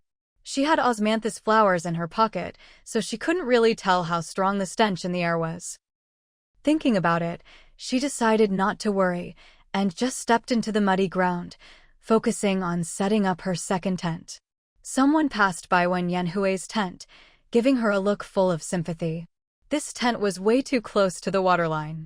Maybe they wouldn't even have to wait until the next day. Pretty soon, they'd have to figure out how to fish Wen Yanhui out of the stinky, snow-melt swamp.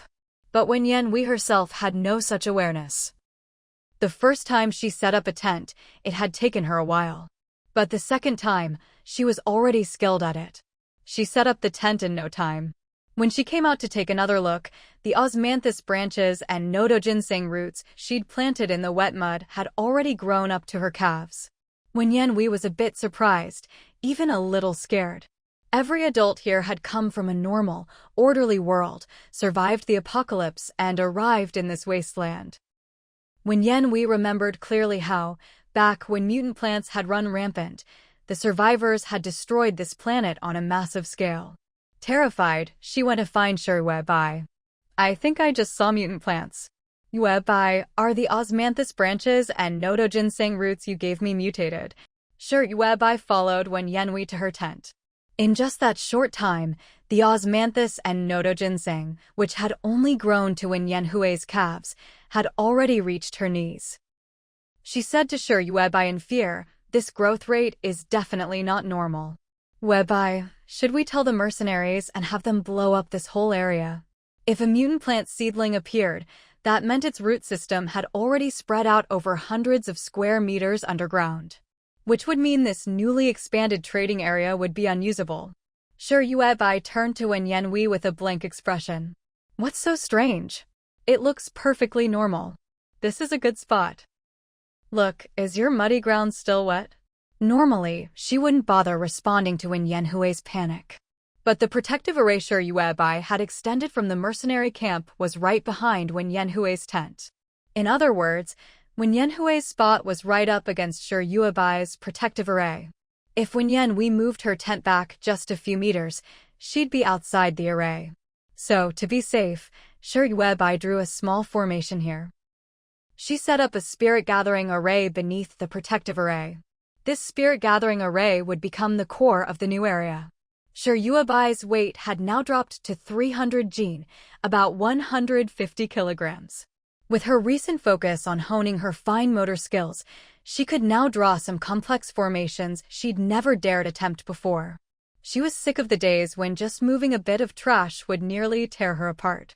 Yue Bai planned to use this new array core to do something big. For example, to create a water-repelling array.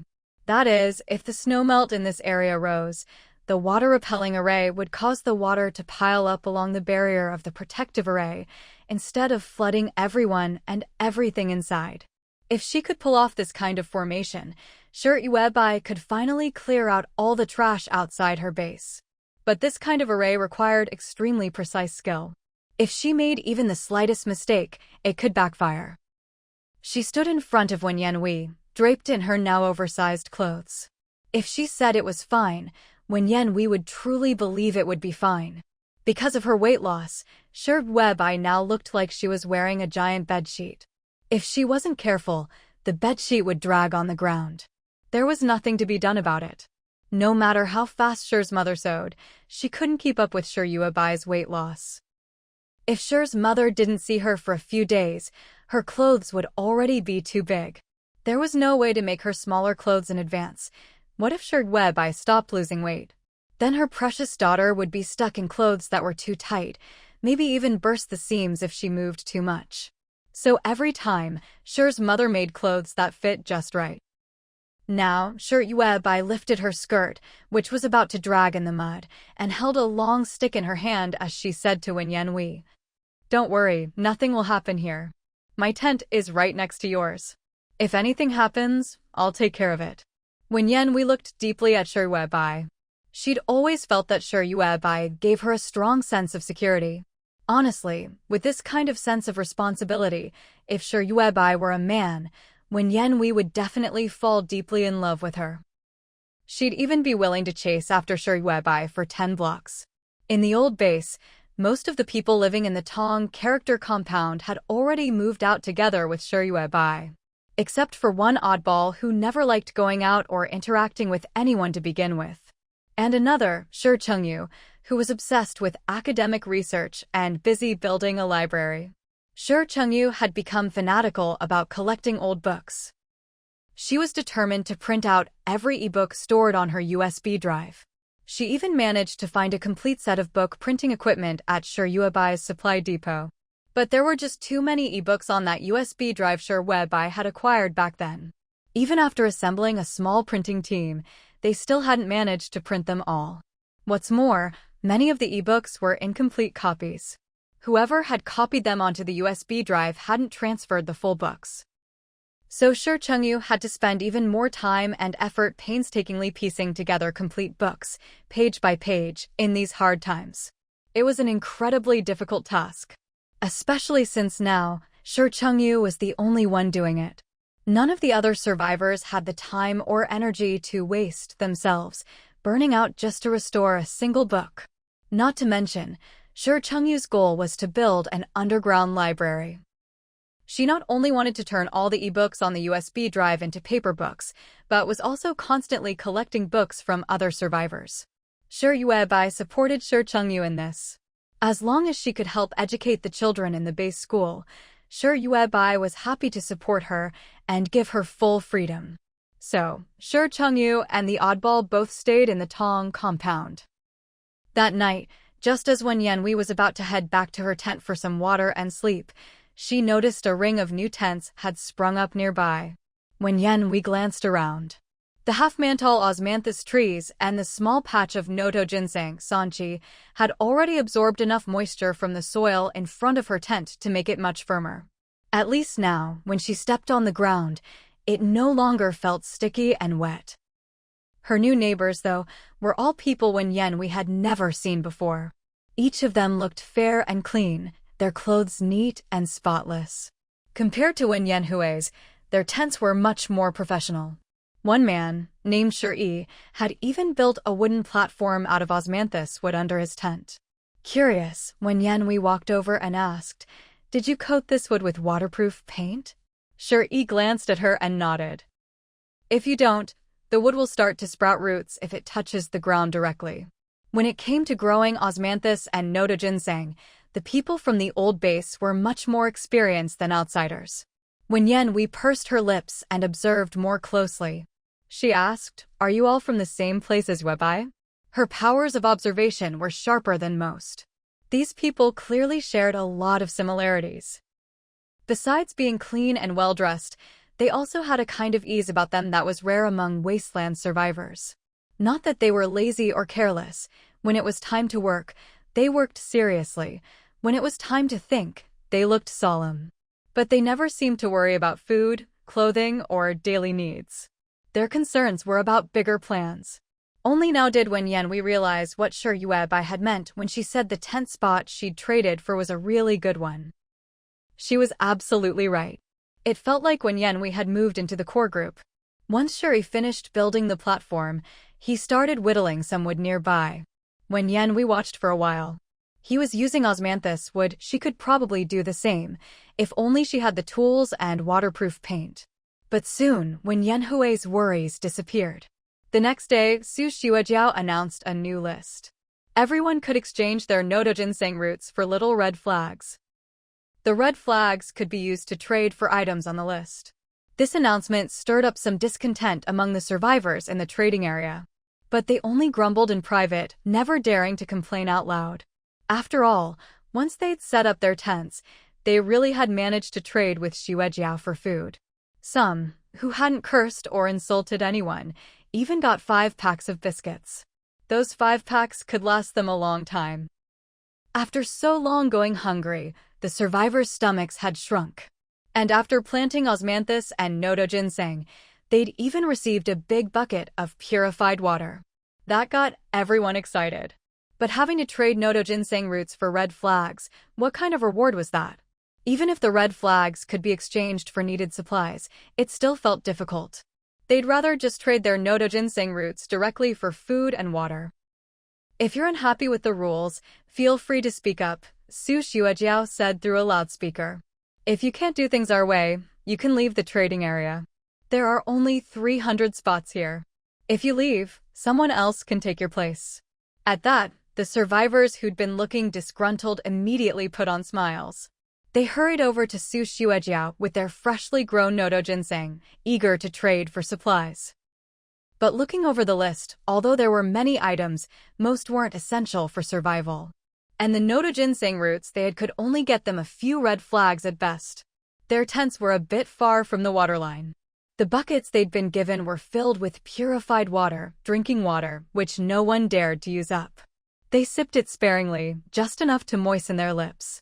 They had no way to fetch melted snow from the waterline to water their noto ginseng and osmanthus. So the osmanthus branches and noto ginseng roots they'd been given hadn't grown much at all. If they traded all their noto ginseng roots for red flags, they'd have no seeds left. Just then, when Yanhui walked up to Su Xuejiao, arms full of noto ginseng roots. "I'd like to trade these for a hatchet. I should have enough roots for enough red flags to get the simplest, most basic hatchet." All the survivors stared at Wen Yanhui. Someone whispered, "You only started planting noto ginseng a little earlier than us. How come you have so many noto ginseng roots?" Wen Yanhui looked at the survivor, who had asked her a question, as if she were looking at some strange creature. She pointed in the direction of her own tent. "My spot is right next to the waterline, so it's really convenient to fetch water for watering the noto ginseng and osmanthus trees. Since it's so close to the water source, and the plants love water, what's the problem with that?" Many people had already guessed that the osmanthus trees and noto ginseng roots Shi Yuebai had given them might have some mutated plant properties. Even without watering, the osmanthus trees and noto ginseng roots that Shi Yuebai had them plant were growing at an incredible rate. They were already growing much faster than normal plants did before the Wasteland era. But so what? Most of the survivors who had moved into the trading zone didn't really care whether the plants were mutated or not. The reason they had ended up here in the trading zone was because the living conditions out in the wasteland had left them utterly hopeless. They had nowhere else to go. This was their only option. What's more, the newly expanded trading zone, while not patrolled by mercenaries, was still within the newly expanded area of the mercenary camp. That meant one side of the trading zone faced the meltwater from the snow, while the other three sides were surrounded by the mercenary camp. Once inside, it wasn't easy to get out. In fact, it was as if they were living inside the mercenary camp itself, with the same defensive measures on the outside. It was just that this area was more nicely called the trading zone. Survivors in the trading zone weren't allowed to leave at will, but they didn't care about that either. As long as they could find a way to survive in this area, nothing else mattered. When someone is on the brink of death, they don't care whether the plants they're growing are mutated or not. If they can just make it through today, if they can just survive, that's already a luxury. So, everyone accepted the fast-growing osmanthus trees and noto ginseng roots without complaint. Everyone's plants grew at the same speed. But now Wen Yanhui had produced so many noto ginseng roots. She was showing them, through her actions, that there was actually a shortcut to make their own noto ginseng and osmanthus trees grow even faster. Because when Yanhui's spot made fetching water the easiest, her osmanthus and noto ginseng grew the best. That was certainly one reason. Her plot of land was right next to the meltwater. The soil there was naturally much more moist than elsewhere. Once the survivors realized there was a shortcut, they quietly returned to their tents and started rummaging through their belongings, searching for any bottles or jars they could use to fetch water. But even after digging through all the junk they'd brought, they couldn't find any containers suitable for watering their osmanthus trees and noto ginseng roots. The only container they had was the bucket of purified water Shi Yuebai had given them. But that bucket was filled with drinkable purified water. No one was willing to drink it all at once or pour it out just to use the bucket for watering plants. Some survivors who lived closer to Wen Yanhui came up with another idea. They used their hands to scoop up the meltwater and carried it back to water their noto ginseng and osmanthus trees. That worked, but some clever survivors took an old piece of clothing and went to the waterline. They soaked the clothing in the meltwater, brought it back to their plants, and wrung it out too. Water the noto ginseng and osmanthus trees. This method worked even better than the previous one. Soon, everyone was using this trick. Everyone was busy running to the waterline to fetch water. They had nothing else to do. Shi Yuebai hadn't given them any new tasks. So, they had no other work. All 149 survivors in the trading zone were focused on this one thing. And it was effective. Soon, everyone's noto ginseng and osmanthus yields increased. People started taking their osmanthus and noto ginseng roots to the center of the trading zone to exchange for supplies on the trading list. The trading list was constantly being improved. At first, it had a lot of daily necessities, but not much food. But in just a few days, the trading list was updated. Now, it included a lot of expired food. Many people speculated that the expired food stored in the trading zone must be linked to the mercenary camp's warehouse. Otherwise, how could they have so many types of expired food? Looking at the long list of supplies, there were canned goods, bread, noodles, flour, almost everything edible you could find before the Wasteland era. All of it was on the list. Moreover, Su Xuejiao had even turned the supply list into an electronic display. No one knew how the people running the trading zone had managed to do that. There wasn't even electricity in the Wasteland. But here in the trading zone, several large screens had been set up in the center. The screens were arranged in a circle around a central pillar, so survivors could see the scrolling supply list from any angle. There was food and other useful items. Without exception, everyone chose food. For survivors in the Wasteland, food was always the top priority. They could go without good clothes or other comforts, but they couldn't go without food. So everyone was desperately exchanging for red flags and then using those red flags to buy food from the supply list. And to get red flags, they had to trade in noto ginseng roots and osmanthus. They ran to the waterline for water like mad, back and forth over and over. The survivor who had traded tents with Wen Yanhui passed by her tent every time. He saw that she didn't have to do anything at all. She just sat in front of her tent, leisurely sketching on her white drawing paper with her pen. Regret welled up in his heart, rising like the meltwater from the snow. He'd made a mistake. He never should have looked down on that spot. The tent where Wen Yanhui stayed was the best spot of all.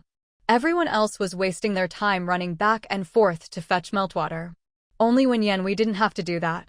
Oh, and the other clean people who lived along the same line as Wen Yanhui. They didn't have to do anything either. The moist soil gave them plenty of free time to do other productive things.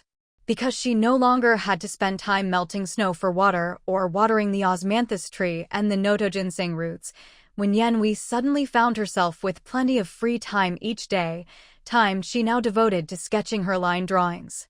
Each of these line drawings could be exchanged with Su Xuejiao for 100 little red flags. At first, when she learned that her line drawings could be traded for 100 red flags each, Wen Yanhui didn't feel anything in particular. She had seen these little red flags before, back when she lived in the mercenary camp. Others used them too. The mercenaries seemed to treasure those carefully cut red flags, treating them like precious items.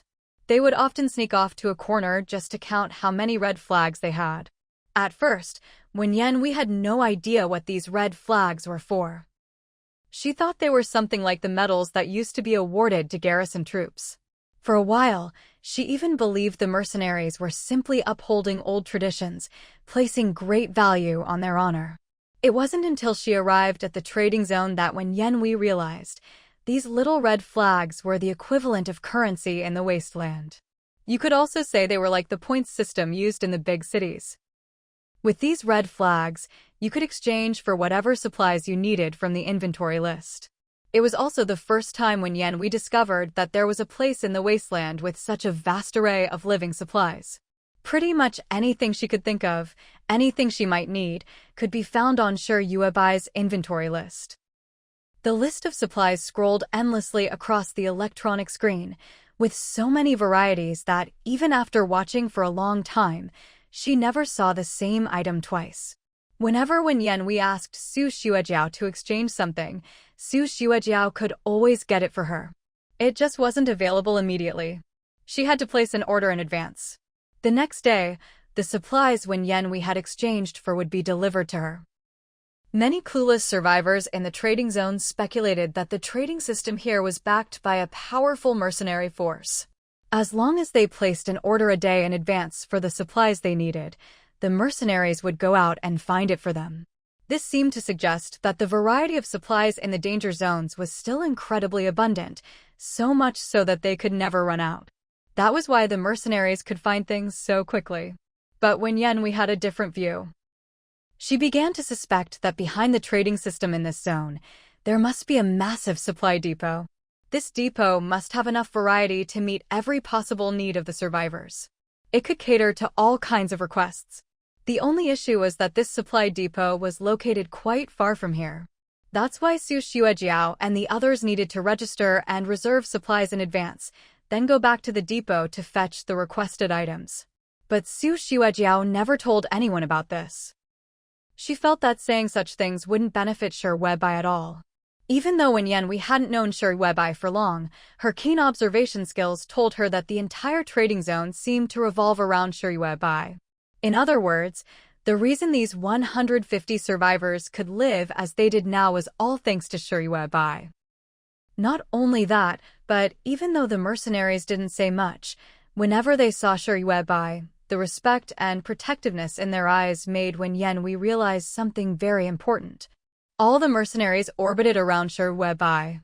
So Wen Yanhui kept her discovery about the massive supply depot behind the trading zone to herself. If this information ever got out, it would put Shi Weibai in great danger. It would be like telling all the survivors that Shi Weibai had a huge stockpile of supplies. Among those supplies, there might even be a lot of expired food and purified water, so much that Shi Weibai could use it freely without a second thought. That was a terrifying fact. No wonder the mercenaries didn't allow the survivors to come and go from the trading zone as they pleased.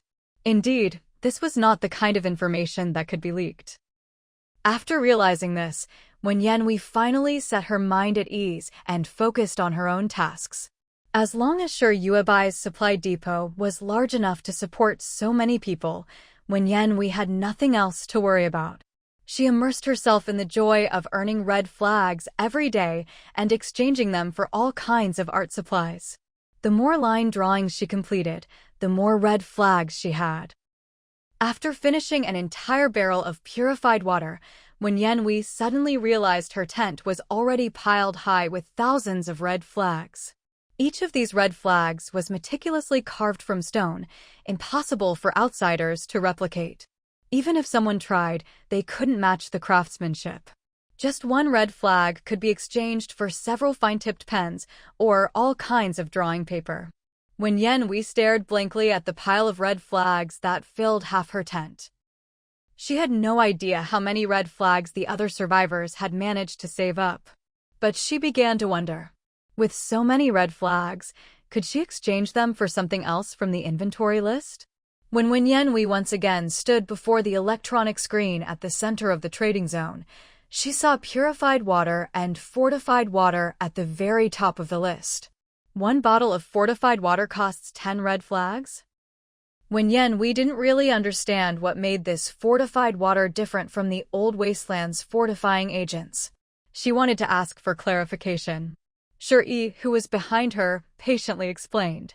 It's worth every flag. Our fortified water is far superior to the fortifying agents out there. I suggest you give it a try. With that, Shi turned and headed back to the mercenary camp. Recently, the trading zone had been setting up a surveillance system. He needed to collect some electronic devices from outside the mercenary camp for the monitoring setup. Although Guai Guai could easily find plenty of such devices, and could even make a few by hand if needed, lately Guai Guai had been busy researching how to smelt rare metals for making mechs. According to him, once he succeeded in synthesizing rare metals for mech production from a pile of metal parts, the base would be able to manufacture mechs on a large scale. So he had no time for these trivial matters. Shi didn't want to waste Guai Guai's time on things that could be scavenged from the wasteland. The base was currently building a fourth wall. This fourth wall was being constructed right beneath the garbage ring. Shi hadn't set a height limit for this wall. Instead, he told all the laborers to pile it as high as possible, even higher than the garbage ring itself. With a sense of curiosity, Wen Yanhui used her 10 little red flags to exchange for a barrel of drinkable water and a bottle of fortified water. There was no shortage of water resources in the trading zone. That was because all the decision-makers from the old base were now living in the trading zone. Shi Weibai, along with Shi Yaoao, Shi Xiangrui, and a few other children, had set up a small private area behind their tents. No one else from the trading zone was allowed to enter this area. Due to the simple conditions and their lack of time to fuss over this small space, for now, they just used the Shi family's tents to enclose the area. Inside, Shirtyuebai placed a large water tank, which contained a water-gathering array. Whether Shirtyuebai was near the tank or not, the array would slowly rotate whenever there was enough spiritual energy. The array wasn't very big, but it was just enough to cover the whole tank. Every time the array at the bottom of the tank turned a little, it would draw a bit of water from the air, replenishing what was used. About half the height of a person above the tank, 2 faucets were installed, allowing water to be drawn from the bottom and dispensed. Even though water was constantly being drawn from the tank, it never ran dry. This small water-gathering array that Shirtyuebai had set up was just enough to meet the needs of the 150 people in the trading zone, as well as the 200 mercenaries at the mercenary camp. The survivors in the trading zone didn't consume much water. Previously, Shirtyuebai had given each survivor who completed a task a large barrel of purified water. They were extremely frugal with it. Whenever they were unbearably thirsty, they would only wet their lips with a little of the clean water. To these survivors, even taking a small sip from their barrel of purified water felt like a painful loss. So their consumption was low, and they spent their days melting snow for water. They also didn't have that many little red flags to exchange for purified water. Although in yen we didn't think 10 little red flags were that expensive, for the survivors in the trading zone, earning 10 red flags might mean working hard for a day or two. Who knew how rare those osmanthus flowers and nodo ginseng roots were?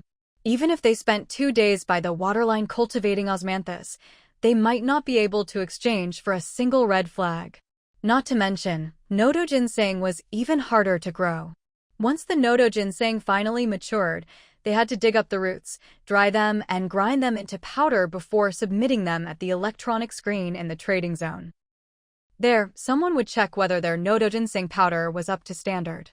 If the purity wasn't high enough, the trading zone wouldn't accept it. Any nodo ginseng powder mixed with dirt could only be kept for the survivor's own use. For a while, some survivors were full of complaints. They would mutter, "Even nodo ginseng powder mixed with dirt still has strong hemostatic effects. Why do they have to be so strict with quality control?" Now, they had to spend several more days by the waterline melting snow and replanting osmanthus and nodo ginseng. Have you noticed? That suffocating stench seems to be gone. One survivor sniffed the air. He was the one most sensitive to the smell of melted snow water. The moment he entered the trading zone, he'd fainted from the stench. It was sure Yao and the other children who had dragged him aside. For a while, he'd suffered terribly. He'd fainted several times, barely hanging on. Because he'd passed out so often, his task progress was the slowest. He'd only just managed to set up his tent to the standards required by the trading zone's decision-makers. If you asked how he managed to set up his tent and meet the standard all at once, it was entirely because the suffocating stench in the air was gradually fading. As the smell of melted snow water dissipated, his mind became clearer. His energy and ability to think were much better than before. He no longer felt muddled all the time. So, for a while, he'd just been muddling through. It was only today that he finally finished setting up his tent to standard. Prompted by his comment, the other muttering survivors finally realized that at some point, the ever-present stench had disappeared. In its place was the fragrance of osmanthus and the medicinal scent of nodo ginseng. At that moment, someone saw Wen Yanhui walking past.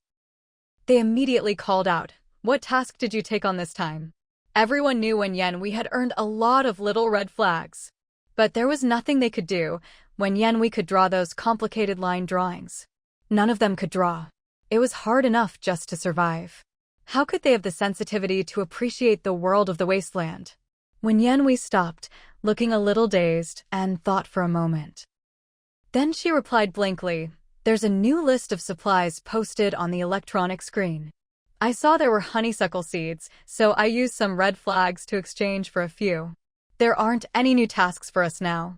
It looks like earning rewards by doing tasks isn't possible anymore." Both osmanthus and nodo ginseng had medicinal value in the Wasteland.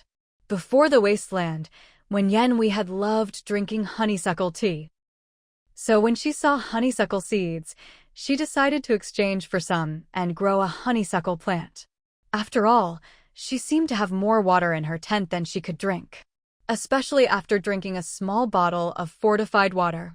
Now, when Yan Hui felt she had endless energy and could draw her line art nonstop, day and night, that would surely earn her even more little red flags. As long as the electronic screen kept providing clean water for the survivors, when Yan Hui felt she'd never lack water again.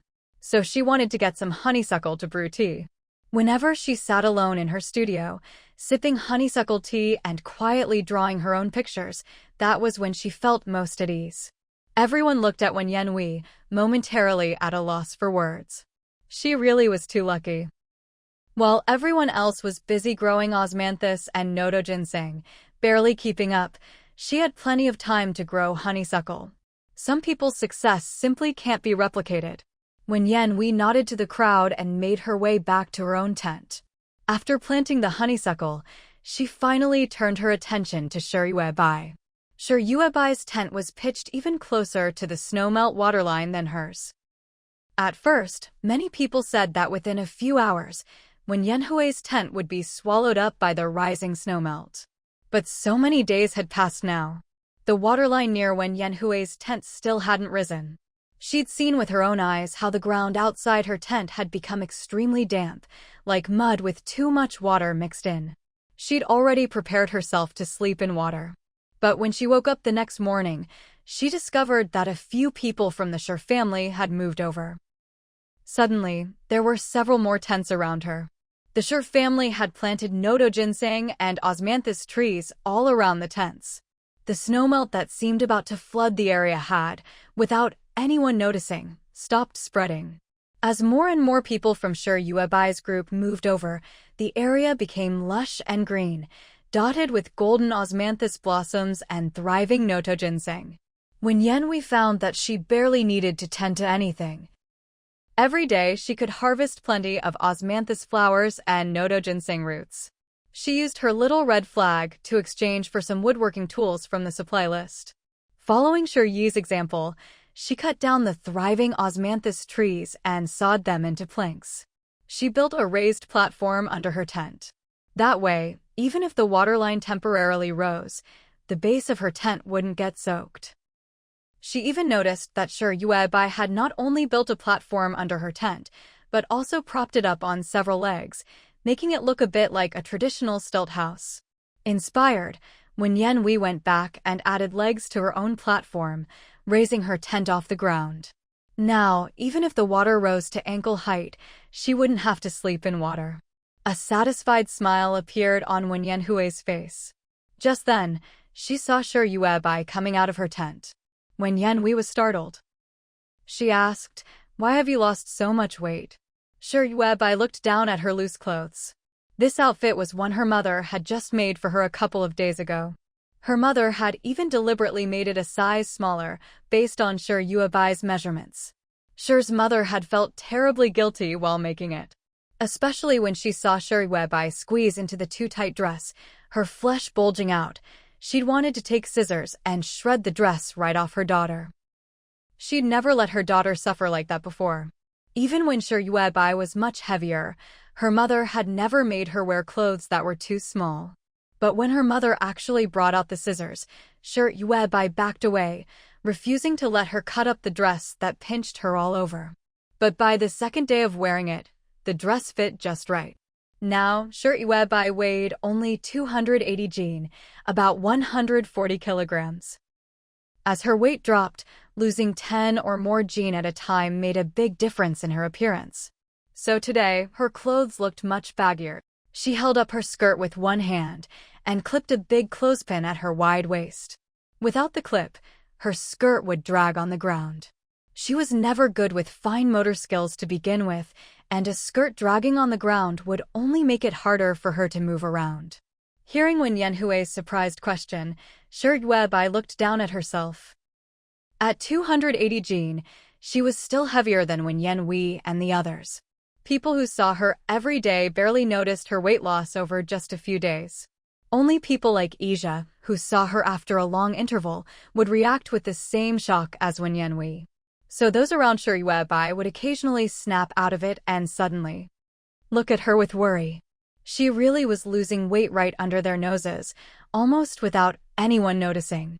For a while, everyone felt anxious and uneasy. They were always afraid Shuri was secretly sick or had done something drastic to harm herself. But after watching her for a while and seeing she wasn't falling apart like before, they gradually relaxed. Then, when they were busy with their own things and suddenly noticed Shuri had lost even more weight, their worries would start all over again. By now, everyone around Shuri had gotten used to her constant weight loss. That's why her mother had started carefully, guiltily making her clothes a size smaller. Did you need something? Shuri chose to ignore Wen Yanhui's astonished look. Her expression was always calm and indifferent, and she treated Wen Yanhui no differently. Wen Yanhui quickly collected herself and smiled sheepishly at Shuri. I just wanted to see how you all built your platforms. With this method, I wonder how high we'll end up building them. She found Shuri's group fascinating. At the very least, their zest for life far exceeded that of most people in the Wasteland. So their lifestyle, their way of dressing, even the way they set up their tents, all gave Wen Yanhui plenty of inspiration. Shuri glanced around. The whole area was lush and green. The Nodo ginseng planted by the leadership had formed a green carpet, and above it stood a small forest of osmanthus trees. She had to admit, this place was truly wonderful. The Nodo ginseng and osmanthus trees they planted grew well without any care at all. And they never grew out of Shuri's control. Shuri said to Wen Yanhui, "Stop watching us. The trading zone is about to open. Think about what you have that you can sell. You can use the supplies you've collected for yourself, or sell what you don't need at the electronic screen. As for where we live, this whole area will be sealed off. No survivors entering the trading zone will be allowed near the waterline." In truth, Shuri just didn't want random people snooping around her tent. She didn't want anyone to discover the big water tank behind her tent. Wen Yanhui was an exception. With her powers of observation, Wen Yanhui probably already knew there was a big water tank in the Shur family's tent area. Reminded by Shuri, Wen Yanhui immediately returned to her tent and took stock of her little red flags. She hadn't really thought about using her red flags to trade back and forth, accumulating more and more of them. What she wanted was to exchange them for different seeds. Then, by planting and harvesting crops, she could trade them for more daily necessities from the supply list. The mute girl walked past Wen Yanhui's tent, carrying a large bundle on her back. Her family was currently building a house outside the third wall of their old base. Outside the house, the mute girl had planted a large grove of osmanthus trees and a field of Nodo ginseng. Those osmanthus and Nodo ginseng roots were growing like crazy. Aside from not harming people, the mute girl felt that the plants in the old base were no different from mutated plants. She wasn't the only one who thought so. Many people knew it. Shuri knew as well. But as long as these plants didn't leave her protective array, they were all under her control. The same must be true for the plants in the trading zone. The mute girl grinned and waved at Wen Yanhui, then walked around to the back of her tent. When Wen Yanhui ran out to look, the mute girl was already standing in the melting snow water. She wore rubber boots and opened her bulging backpack, pulling out a bare tree half as tall as a person. "What are you doing?" Wen Yanhui stood at the edge of the waterline. The waterline was just behind her tent, about a meter away, which meant the mute girl was actually standing just 3 or 4 meters behind Wen Yanhui's tent. "Webai said this is inside the red zone," the mute girl said, raising her hand to feel an invisible barrier in the air. "It's okay to set up a tent here." As she spoke, she pulled a folded air mattress from her backpack and began inflating it with an automatic pump. While she was talking, the osmanthus tree she'd just stuck into the water had already sprouted tender green buds. When we watched the mute girl's bold actions, she instantly understood. This must be someone who trusted Webai even more than she did. Webai said it was safe to live here, and even the entire Shur family had moved over. Every Shur family member had their own tent now, even Shur Yaoao, who had grown up, had her own private space. but the whole Sure family had settled right by the waterline. That alone proved this place was absolutely safe. So, to get more little red flags more efficiently, the mute girl simply moved straight to the very edge of the red zone web I had marked out. That way, she wouldn't have to keep moving her tent.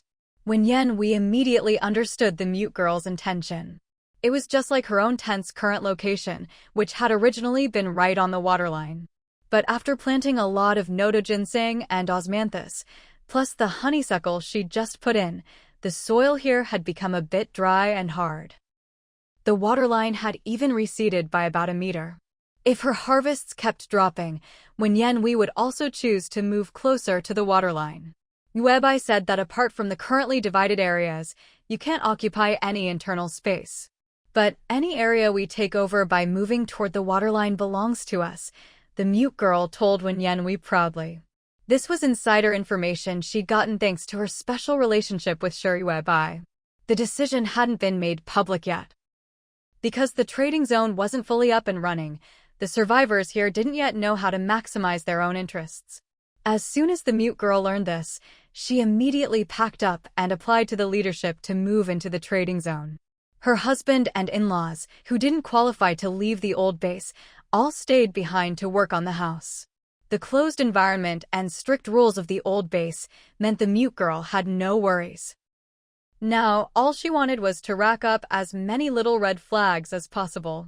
As for living apart from her husband, or whether a long-distance marriage was healthy, those things were no longer on the mute girl's mind.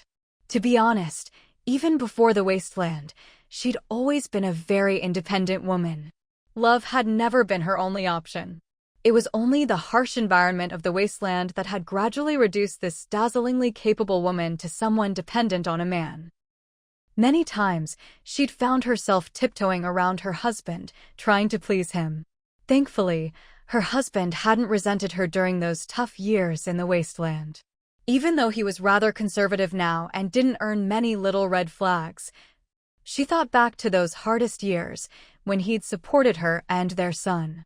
So she didn't resent him either. When we turned and went back to her tent, took out half her red flags, and walked over to the supply list. She said to Shi Yaoao, who was handing out supplies, "I want to exchange all of these for various crop seeds and all the drawing supplies." She'd seen on the supply list that Shi Yuebai's vast warehouse still had some vegetable seeds. But the prices were sky-high. Ordinary survivors couldn't afford them. But on the other hand, once you exchanged for a single seed, with the current plant growth rate in the trading zone, you could grow an entire vegetable patch. It was a deal with huge returns. Even someone like Wenyanwei, who wasn't good at business, could see that. Shi Yaoao checked the red flags when Yanwei handed over. She asked curiously, "Aunt Wen, you still have a lot of red flags left. Don't you want to exchange some for food and water?" Right now, most survivors in the trading zone used their red flags to get food. Maybe it was a kind of revenge spending. They'd starved so much before. So even if they weren't that hungry, even if their bellies were full, they'd spend every red flag they had. They'd rather hoard food in their tents and guard it closely than keep any extra red flags on hand. They were even less likely to scroll through the electronic supply list to see what else was available. In their eyes and minds, only the food on the list mattered. And they all had another quirk. When they exchanged for water, they only chose purified water. Never fortified water. Because purified water only cost 1 red flag per small bottle. But the same amount of fortified water cost at least 10 times more. They just didn't believe fortified water had any effect. When Yanwei thought for a moment, then took out 50 more red flags to exchange for 5 bottles of fortified water. "The rest stays the same," she said to Shi Yaoao with a smile. "I'm going to need a lot of wood. I want to grow a vast meadow." When Yanwei was someone who loved trying new things. Once her basic needs for food and shelter were met, she was always eager to explore her surroundings. That's why she was willing to trade 50 little red flags for 5 bottles of enhancement water, because she had already tried the enhancement water sold by Shi Yuebai. She had never used enhancers before. Such things no longer existed in the Wasteland. It was said that some of the largest cities might still have them. But now, outside the isolated island, all you could find was melting snow water. And the only road leading to the outside world was crawling with mutant beasts. When we found Sure Yuebai's enhancement water to be extremely effective. There were no side effects on her body at all. In fact, after drinking just one bottle, her mind felt much clearer. Someone like her had a unique sensitivity to the world. But this sharp observational ability often left Wenyanhui troubled. Her mind would become so focused that she frequently suffered from insomnia. Before the Wasteland, this insomnia would give her splitting headaches. Back then, the pain would sometimes push her to emotional breakdowns. She even struggled with bouts of depression. In the Wasteland, Wenyanhui felt like she was just barely surviving, living with a sense of indifference. She was very passive about life. But her hyper-focused attention allowed her to avoid danger time and again. She even managed to eke out a living on the outskirts of the mercenary camp. Eventually, she seized an opportunity and was the first to move into the trading zone. This was all thanks to her heightened perception of the world, which surpassed that of most other survivors. That's why even someone as useless as her managed to survive for so long in the Wasteland. Sometimes, when she thought about it, she found it all rather ironic. But now, Wenyanhui was doing much better. After drinking the enhancement water, her physical condition finally matched her intense focus. No matter how much she concentrated, she no longer suffered from insomnia. So Wenyanhui didn't buy enhancement water to strengthen her body, but rather as a remedy to clear her mind and improve her sleep. It really was a wonderful thing. She wished she could tell everyone in the trading zone about it. But Wenyanhui also knew that for most people, scraping together even 5 little red flags was already a challenge. They could barely save any red flags. As soon as they got some, they'd rush to the electronic screen to exchange them for food and water. Wenyanhui decided not to spread the word and stir up resentment. When people can't even eat their fill, who would have spare red flags to buy enhancement water? After returning to her tent, Wenyanhui drank half a bottle of enhancement water. She tidied up all the items she'd exchanged, then shouldered the hose she'd gotten from the electronic screen in exchange for red flags and went out to dig in the sparse mud. Sure Yuebai approached, carrying a long staff and wearing tall rain boots, drawing protective arrays as she walked. What she saw was Wenyanhui, who had planted nodo ginseng, honeysuckle, and osmanthus trees all around her tent. At that moment, Wenyanhui was sitting on the platform behind her tent, slicing up felled osmanthus trees into planks with a knife. When she saw Sure Yuebai coming, Wenyanhui raised a hand in greeting. "Webai, you've lost weight again. How much do you weigh now?" Her tone was light and casual. To Sure Yuebai, it felt just like running into an ordinary neighbor on the street. The kind of neighbor who would greet you every day, "Good morning. Beautiful weather today. Have you had breakfast?" That familiar tone made Sure Yuebai's lips curl into a smile. "I'm still at 260, she replied. Wenyanhui made a fist and gave her a cheering gesture. "Keep it up, Yuebai. One day you'll be as slim as a lightning bolt." Sure Yuebai gave a soft then noticed the pile of osmanthus wood planks on Wenyanhui's platform. She asked, "Are you planning to expand your platform?" Wenyanhui smiled. "I keep accumulating more things. This little tent isn't enough to hold all my art supplies. I'm thinking of extending my platform in that direction." She pointed toward Xiaoyaba. Xiaoyaba was also wearing rain boots, standing beside her air mattress and stringing up a hammock between 2 osmanthus trees. Wenyanhui had much more experience growing osmanthus trees. Thanks to that, Xiaoyaba had managed to grow osmanthus saplings as thick as a bowl in a very short time. By now, a whole grove of osmanthus trees had sprung up around Xiaoyaba. She had planted more osmanthus trees than anyone else in the trading zone. The water level in this area hadn't risen, and even seemed to be receding, all thanks to Xiaoyaba's grove. And she hadn't only planted osmanthus trees. She'd also planted nodo ginseng and honeysuckle. She even made her own floating plastic planters. She punched holes in the bottom of the planters, threaded them with twine, and set them afloat on the water. Inside the planters, she grew lush green vegetables. To keep the planters from drifting away, Zayawayaba tied each one to the trunk of an osmanthus tree. It was essentially a giant self-watering planter for lazy gardeners. And the vegetables Zayawayaba grew in these planters thrived exceptionally well. She'd only been here half a day, but Zayawayaba had already sold a batch of vegetables to the electronic screen. The number of red flags she earned made Wen Yanhui sigh with admiration. Sometimes Wen Yanhui thought she was already earning red flags fast enough. But after seeing Zayawayaba, she realized she'd been too conservative. Now, every time Wen Yanhui looked at Zayawayaba, she was amazed by her creativity all over again. Encouraged by Zayawayaba, Wen Yanhui also started to build boldly. She wanted to create a home of her own. Wen Yanhui paused, inwardly rejecting the word home again and again. Since the Wasteland began, what home did she have left? The years of wandering had aged her heart. Sure, Yuebai followed Wen Yanhui's pointing finger and couldn't help but laugh. Zayawayaba really was obsessed with earning red flags. Now, all the decision-makers in the old base had reached a high level of spiritual enlightenment. They no longer saw earning red flags as the goal of life. That's why, in Sure Yuebai's eyes, Zayawayaba was so unique. The hammock was camping gear Zayawayaba had brought from the old base. She had no intention of building a platform or pitching a tent here.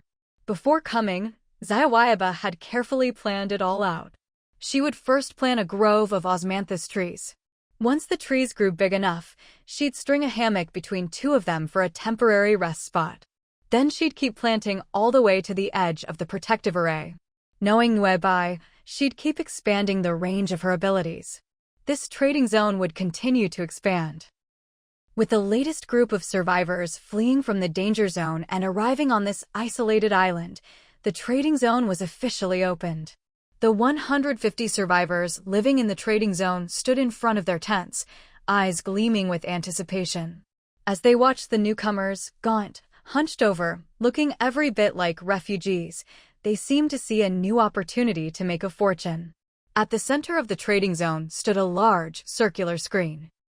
Although the ground was nothing but mud, these massive electronic screens gave the trading zone a touch of sci-fi flair. Especially striking were the constantly scrolling lists of supplies displayed on the screens, as if all those items were actually stored somewhere just behind them. There were so many different types of goods listed that a survivor once stood in front of a screen for half an hour without seeing a single repeated item. Some of the details in the trading zone made it clear to the new arrivals. It really seemed like this area next to the mercenary camp could provide anything they needed. The only question was, what would it cost them? One of the new survivors, hunched over and leaning on a cane, wore little more than a few tattered rags. With trembling hands, he took out an emerald gemstone and asked a survivor standing by a tent, his voice shaky, "Can I trade this for something to eat?" The survivors living in the trading zone never lacked food. Whenever they got a red flag, they'd exchange it for food, and there was always more than enough to go around. In fact, they ate so well every day that they couldn't even finish all the food they received. But after suffering hunger and hardship in the Wasteland, many of them had developed a deep psychological fear of going hungry again. So whenever they got food, they'd stash it away. And for some unknown reason, even canned food that had been opened for several days wouldn't spoil if left in the trading zone. As a result, almost every tent was stocked with a considerable amount of expired food. The trembling survivor looked nervously at the man by the tent, pleading, even just a bite would be enough. He hadn't expected the man to agree. But the man's eyes lit up when he saw the large emerald in the survivor's hand. Everyone in the trading zone knew that the electronic screens would accept all sorts of junk, especially shiny gems, gold, and silver. These could all be exchanged for red flags at the screens, and the amount you got was pretty decent. Compared to other trash, jewelry like gems, gold, and silver weighed a bit more for their size, which was a plus. The screens exchanged trash by weight. 10 jean of garbage could be traded for 1 red flag. The same went for osmanthus flowers and nodo ginseng roots. They were weighed. Although osmanthus and nodo ginseng grew like crazy in the trading zone, gathering 10 jean was still a challenge. The man immediately took the emerald from the survivor, then reached into his pocket and pulled out a biscuit. He'd exchanged for a pack of biscuits at the screen earlier. Each pack contained 36 individually wrapped biscuits, and each wrapper held 4 biscuits. He handed the survivor just one of those biscuits. Even though it was just a small piece of biscuit, it still caused a commotion among the survivors who had flooded into the trading zone. Those ragged survivors crowded around, staring at the man by the tent and the biscuit in his hand as if they were looking at some kind of monster. Many of them had eager, restless looks on their faces. Everyone knew what they were thinking. They wanted to snatch it. After all, their lives had become unbearably miserable. Their living conditions had been squeezed so much that they could barely stand up straight.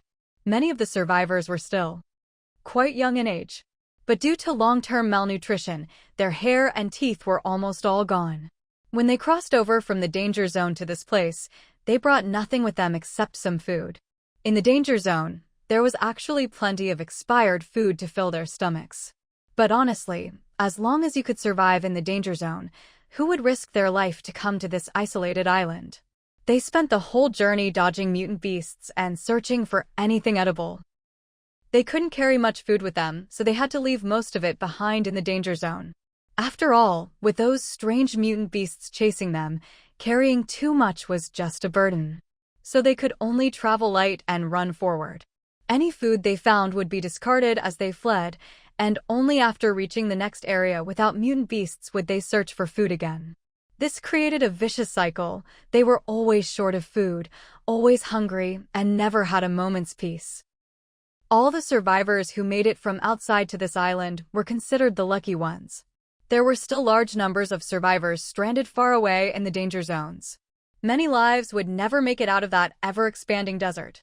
Even after arriving on this island, they didn't feel any sense of safety. On the contrary, their anxiety only grew because there were just too many people here. From their experience, wherever people gathered, mutant beasts were sure to follow. So even though this island looked decent, they didn't plan to stay long. Just as some survivors were about to bare their fangs and snatch the biscuit from the man by the tent, the man seemed to sense something was wrong. He immediately raised his hand and called out to a patrolling squad behind the crowd. Something seems to be happening over here. Qin Yang immediately led his team over to the group of ragged survivors. With a fierce expression, he shouted at everyone. Got nothing better to do? What are you all crowding around here for? Got anything to trade? If not, get the hell out of here. This is the trading zone. How did you even get in? The rules and regulations of the trading zone were still incomplete, and today was its first day open. Many people had flooded in, wanting to see what was available and what this place was for. But there were hardly any survivors actually here to trade supplies. Instead, it was packed with people who looked like the most desperate of refugees. Ija knew trouble was brewing, so as soon as these outsider survivors entered the trading zone, he sent 50 mercenaries over. Qin Yang and Huichengui led the teams. If anyone started trouble, casualties would not be considered. A gaunt survivor raised his fist at Qin Yang, ready to strike. But before he could swing, Qin Yang countered with a punch of his own, knocking the survivor out cold on the ground. You should take a good look at where you are. How dare you cause trouble here? Qin Yang shook out his fist, then effortlessly grabbed the collar of the unconscious outsider lying on the ground. He tossed the man casually to the mercenary behind him. Throw him out. Don't bother with him anymore. The mercenary behind him grabbed the man by the back of his collar with one hand. As easily as if he were lifting a feather, he flung the man straight out the main gate of the trading zone. The actions of these mercenaries didn't go unnoticed by the other outsiders. One by one, they fell silent, fear written all over their faces. Even the fierce, menacing looks in their eyes faded considerably. It was clear now, there really were mercenaries stationed in this so-called trading zone. Some exchanged surprised glances. They hadn't expected, after traveling through so many places, to actually encounter this kind of mercenary. In the Wasteland, mercenaries weren't just the remnants of disbanded garrisons anymore. The garrisons had been wiped out pretty thoroughly. The survivors from those units had banded together to form mercenary groups. These mercenary groups were hired by the ruling class of the big cities. But turnover in the mercenary groups was extremely high.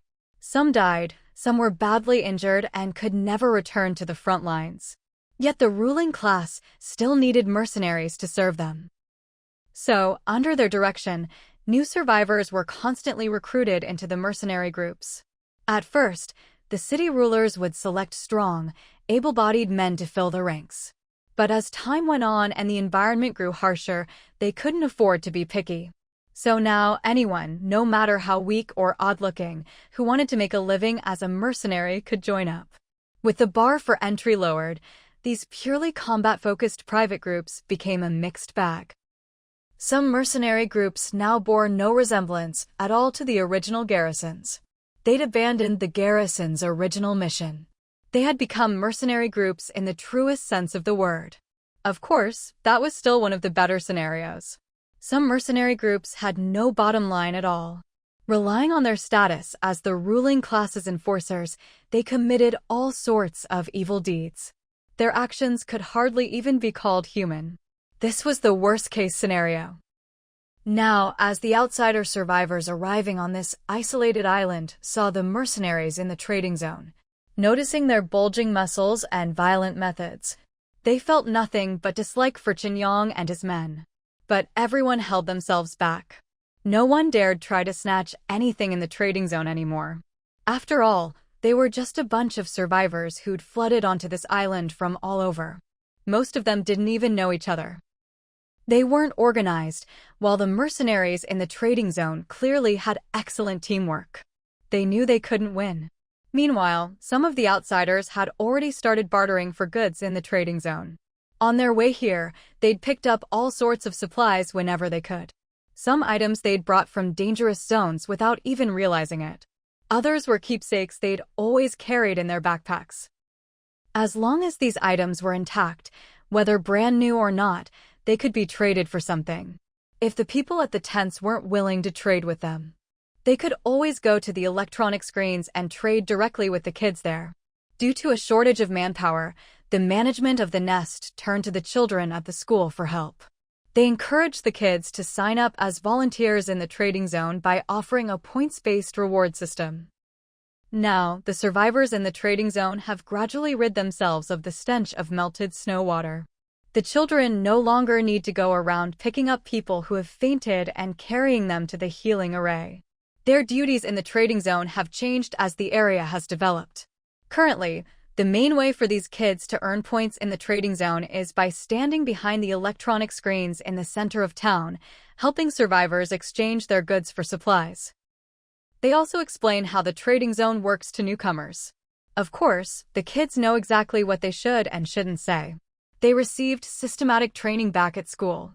To strictly protect the secrets of the nest, Sure even added an anti-surveillance course to the school curriculum.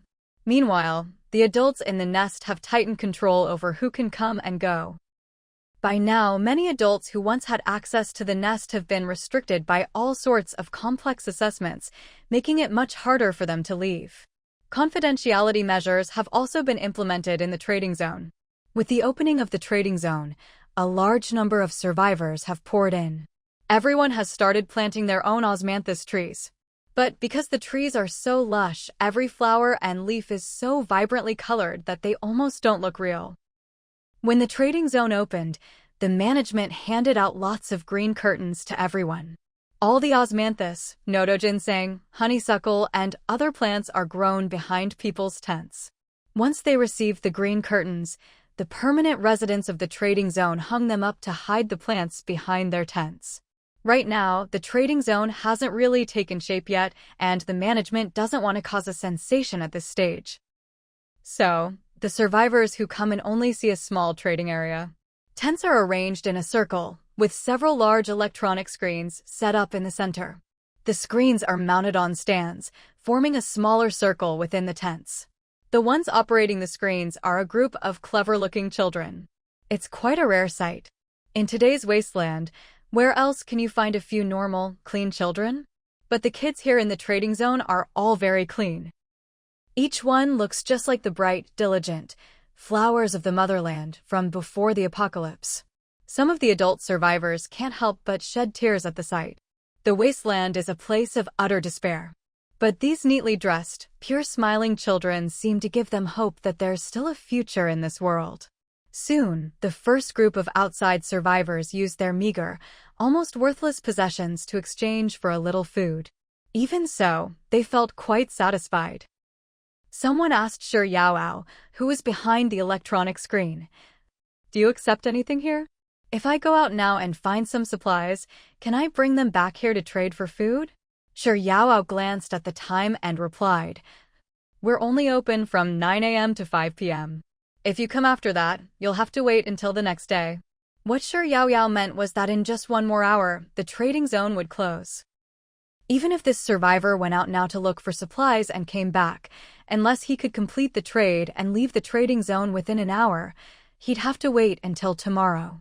The survivor who heard Sher Yaoyao's words was full of disbelief. He, along with all the other survivors who entered the trading zone today, simply couldn't believe that such a good deal could really exist in this world. Did they really think there was a place within the organization where you could exchange trash for food without paying any price at all? Of course, the time limit Sher Yaoyao mentioned wasn't really a problem for him.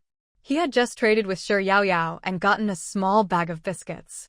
That little bag of biscuits was enough to keep him going for 2 or 3 days. Within those 2 or 3 days, he could easily find a pile of trash to exchange for even more food. What he was really afraid of was that this trading zone might have some other hidden agenda. For example, maybe they used large amounts of expired food to lure in survivors from other places, and then harvested some kind of special blood from them to supply some powerful figure behind the scenes. Or maybe they were looking for certain organs from among the survivors to meet the needs of those big shots. In short, there must be many unspeakable purposes behind this trading zone. That's the only way they could offer so much expired food. And the kids standing behind the electronic screens in the trading zone were all unbelievably clean, as if they'd been scrubbed spotless on purpose, ready to be put in a pot. So, many people said that the reason the trading zone allowed people to exchange trash for expired food was because some big shot in the shadows was picking people. Yet, there were still plenty of survivors in the trading zone who were excited, and even planned to come back tomorrow with more trash to exchange for expired food. They were making a high-stakes gamble with their lives. After all, even if one of them ended up as an organ donor for some big shot, it wouldn't be all of them, just one out of the group.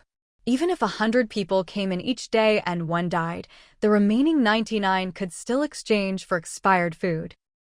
That way, the trading zone would always have a steady stream of people coming in. Everyone thought this way, and in fact, they considered themselves quite lucky. From the apocalypse to the wasteland, they'd survived so much to make it this far. Anyone a little less lucky would have already died out there. Only those who'd narrowly escaped death time and again had managed to reach this isolated island. Fate had favored them. They couldn't possibly be so unlucky as to become that big shot's organ donor. The closing time for the trading zone was fast approaching, but many of the survivors inside still didn't want to leave. By the 10th, the residents of the trading zone had finally figured out a bit of business savvy. At the electronic screens, 10 kilos of trash could be exchanged for one small red flag. 10 small red flags could be exchanged for a bottle of enhancement water. That was already a pretty steep price. Of course, you could also use daily necessities to exchange for other supplies at the electronic screens. Different supplies and foods required different numbers of red flags. Survivors from outside didn't have the right to exchange for red flags. So, for them, trading supplies for food was actually a bad deal. But the permanent residents of the trading zone could use their supplies to get red flags. This was a privilege of being a resident. So here's the thing. The permanent residents of the trading zone suddenly realized a way to make money. They could act as middlemen and profit from the price difference. They could trade expired food for lots of daily necessities, then use those daily necessities to get red flags. That way, they'd have enough red flags to buy even more daily necessities and expired food. In the past, they would have hoarded the expired food. No matter what red flags or supplies were offered, they wouldn't have been willing to trade. But now, with so much food to eat, they suddenly didn't think expired food was so precious anymore. By the next day, even more survivors had flooded into the trading zone. In fact, the survivors entering the trading zone weren't just the newcomers from outside.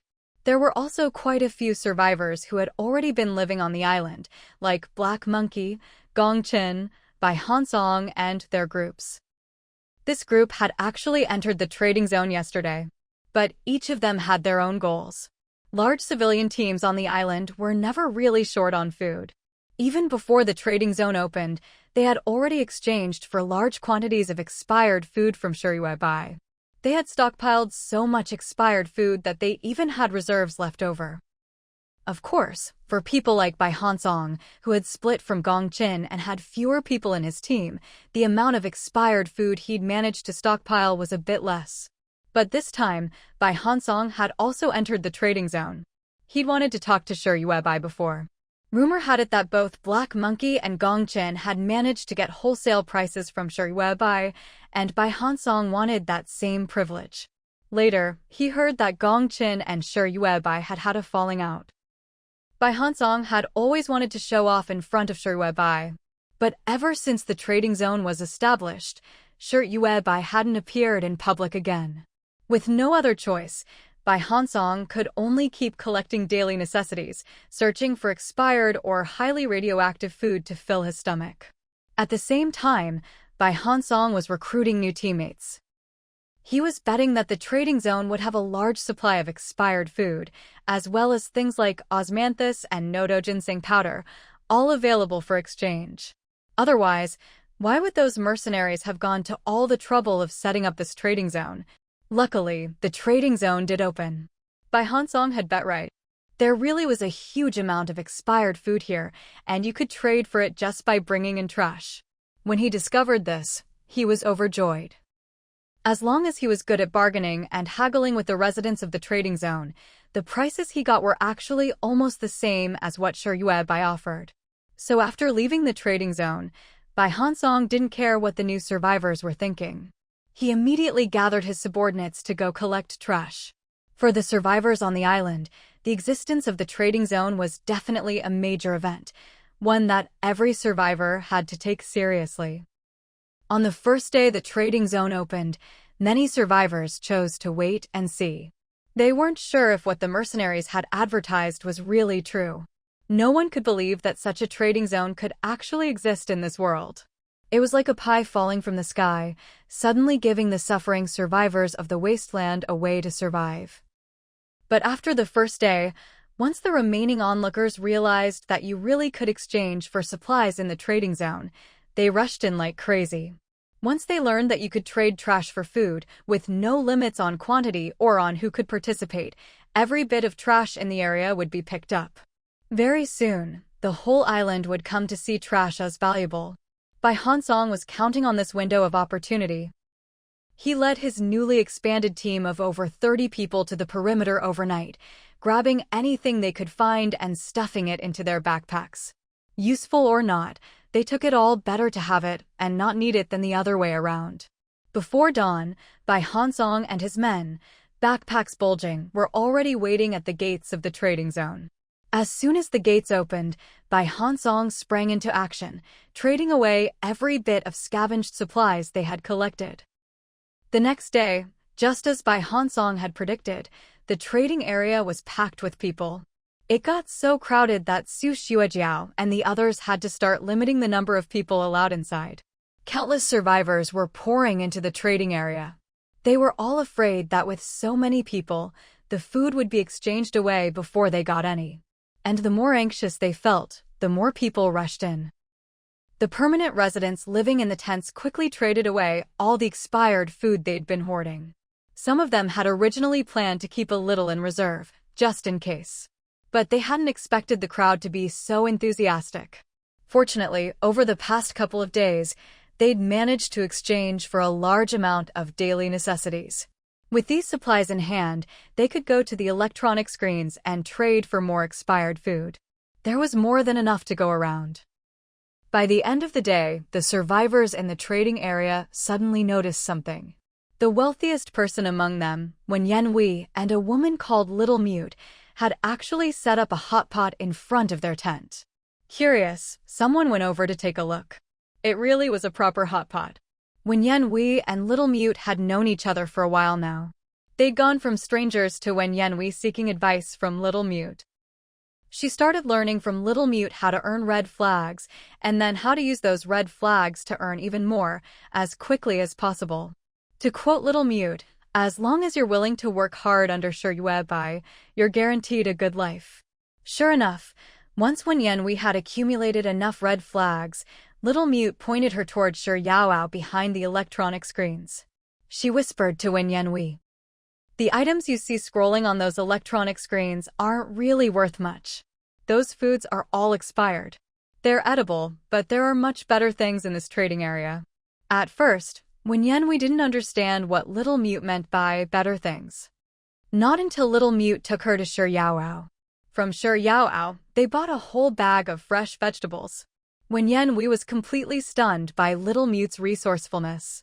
She stared at the fresh vegetables waiting to go into the hot pot, still unable to snap out of her amazement.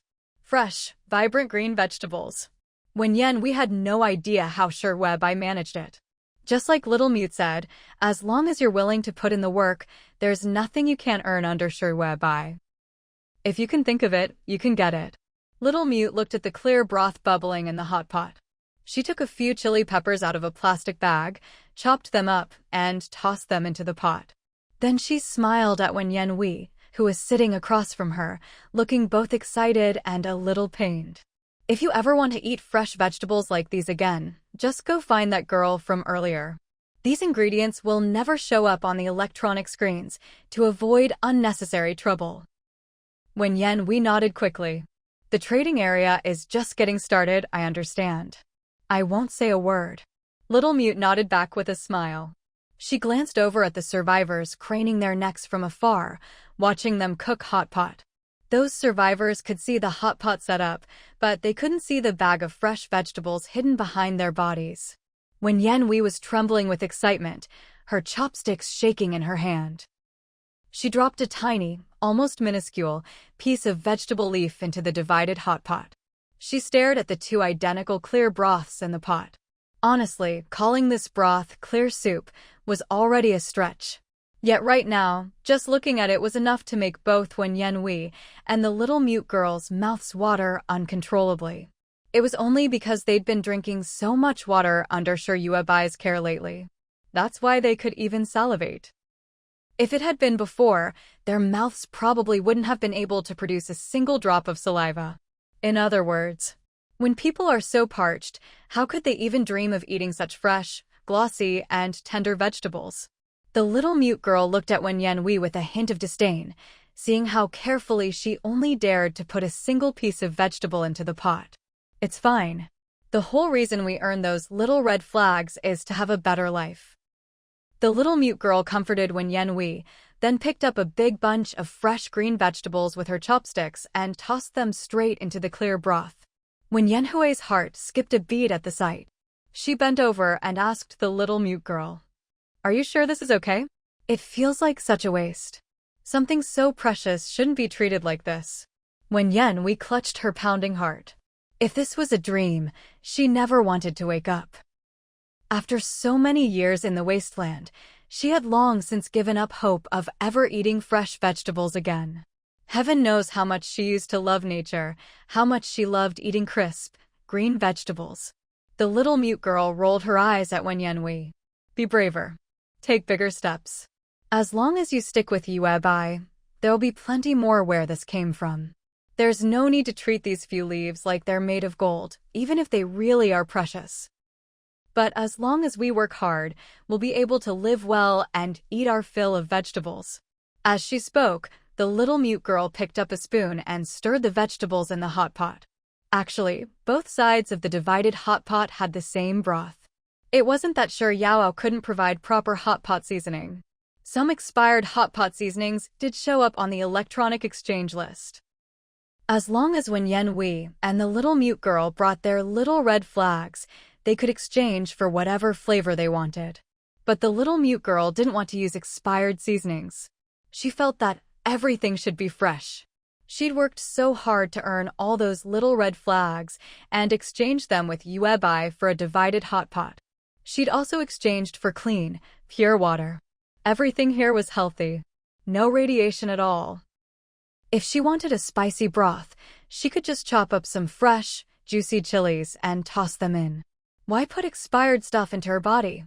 After surviving so many hardships in the Wasteland, she had to treat herself better. When Yanhui, hands trembling, picked up a piece of vegetable from the pot, she carefully put it into her mouth. Then she heard the little mute girl say, "There's definitely going to be more and more food in the future. Did you know Webai and the others have started a new project?" Seeing Wen Yanhui shake her head, the little mute girl immediately lowered her voice and whispered, "They're collecting plant seeds. As long as you can find plant seeds, you can sell them for a lot of little red flags. But don't tell anyone else, I only know because Webai told me in secret." When Yanhui went to ask the little mute for some information, she was surprised by how generous Sir Webai was. Originally, she could trade a line drawing she made for Sir Webai for a few dozen little red flags. But now, just a single seed could be exchanged for 200 little red flags. The little mute even secretly told Wen Yanhui, "Actually, these little red flags are pretty much the same as the points we used to have in the big city. Now, because some survivors have a lot of little red flags saved up, they don't hand out physical flags anymore. Of course, you can still choose to take the actual flags. After all, the ones we issue here are quite nicely made. But if you think you have too many and they're taking up space, you can just register your amount at the electronic terminal. You can have your total recorded under your personal account." The laborers working for Sir Yuebai used their pre-apocalypse ID numbers as their account numbers. But many of the kids in the base were born after the apocalypse.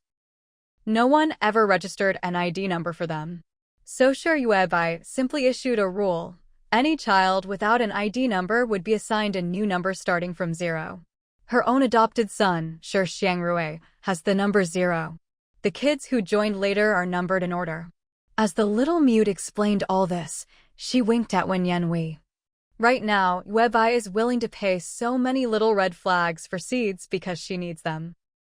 If she gets enough seeds, once she's collected all the plant varieties, she won't offer so many red flags for seeds she already has. You know how capable Webai is. So you understand what direction we should take when trading with others in the future, right? The little mute was a shrewd businesswoman, and she was addicted to making deals. She'd even neglect her husband and child for the sake of a good trade. With this insider info, Wen Yanhui was ready. The next day, when the trading area opened, survivors came to the market to exchange expired food. Wen Yanhui paid close attention to the goods the survivors brought to trade. According to the little mute, Yuebai would take anything. Even a twig or a leaf, she'd accept it.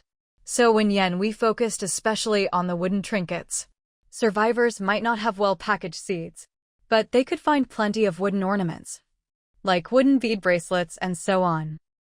Before long, Wen Yanhui had traded for a big pile of wooden jewelry. Besides bracelets, there were necklaces, earrings, and all sorts of other things.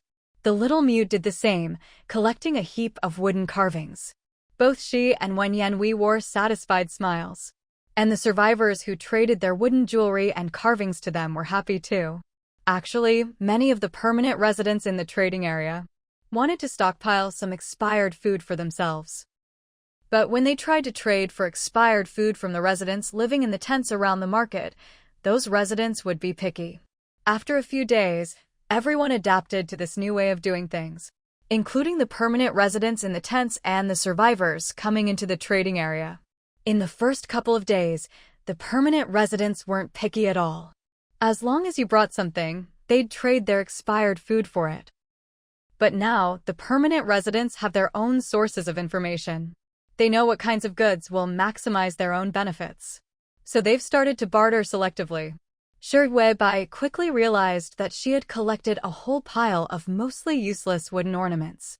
She considered them useless only because, after making these pieces of wood sprout and take root in her hands, they couldn't be used as food.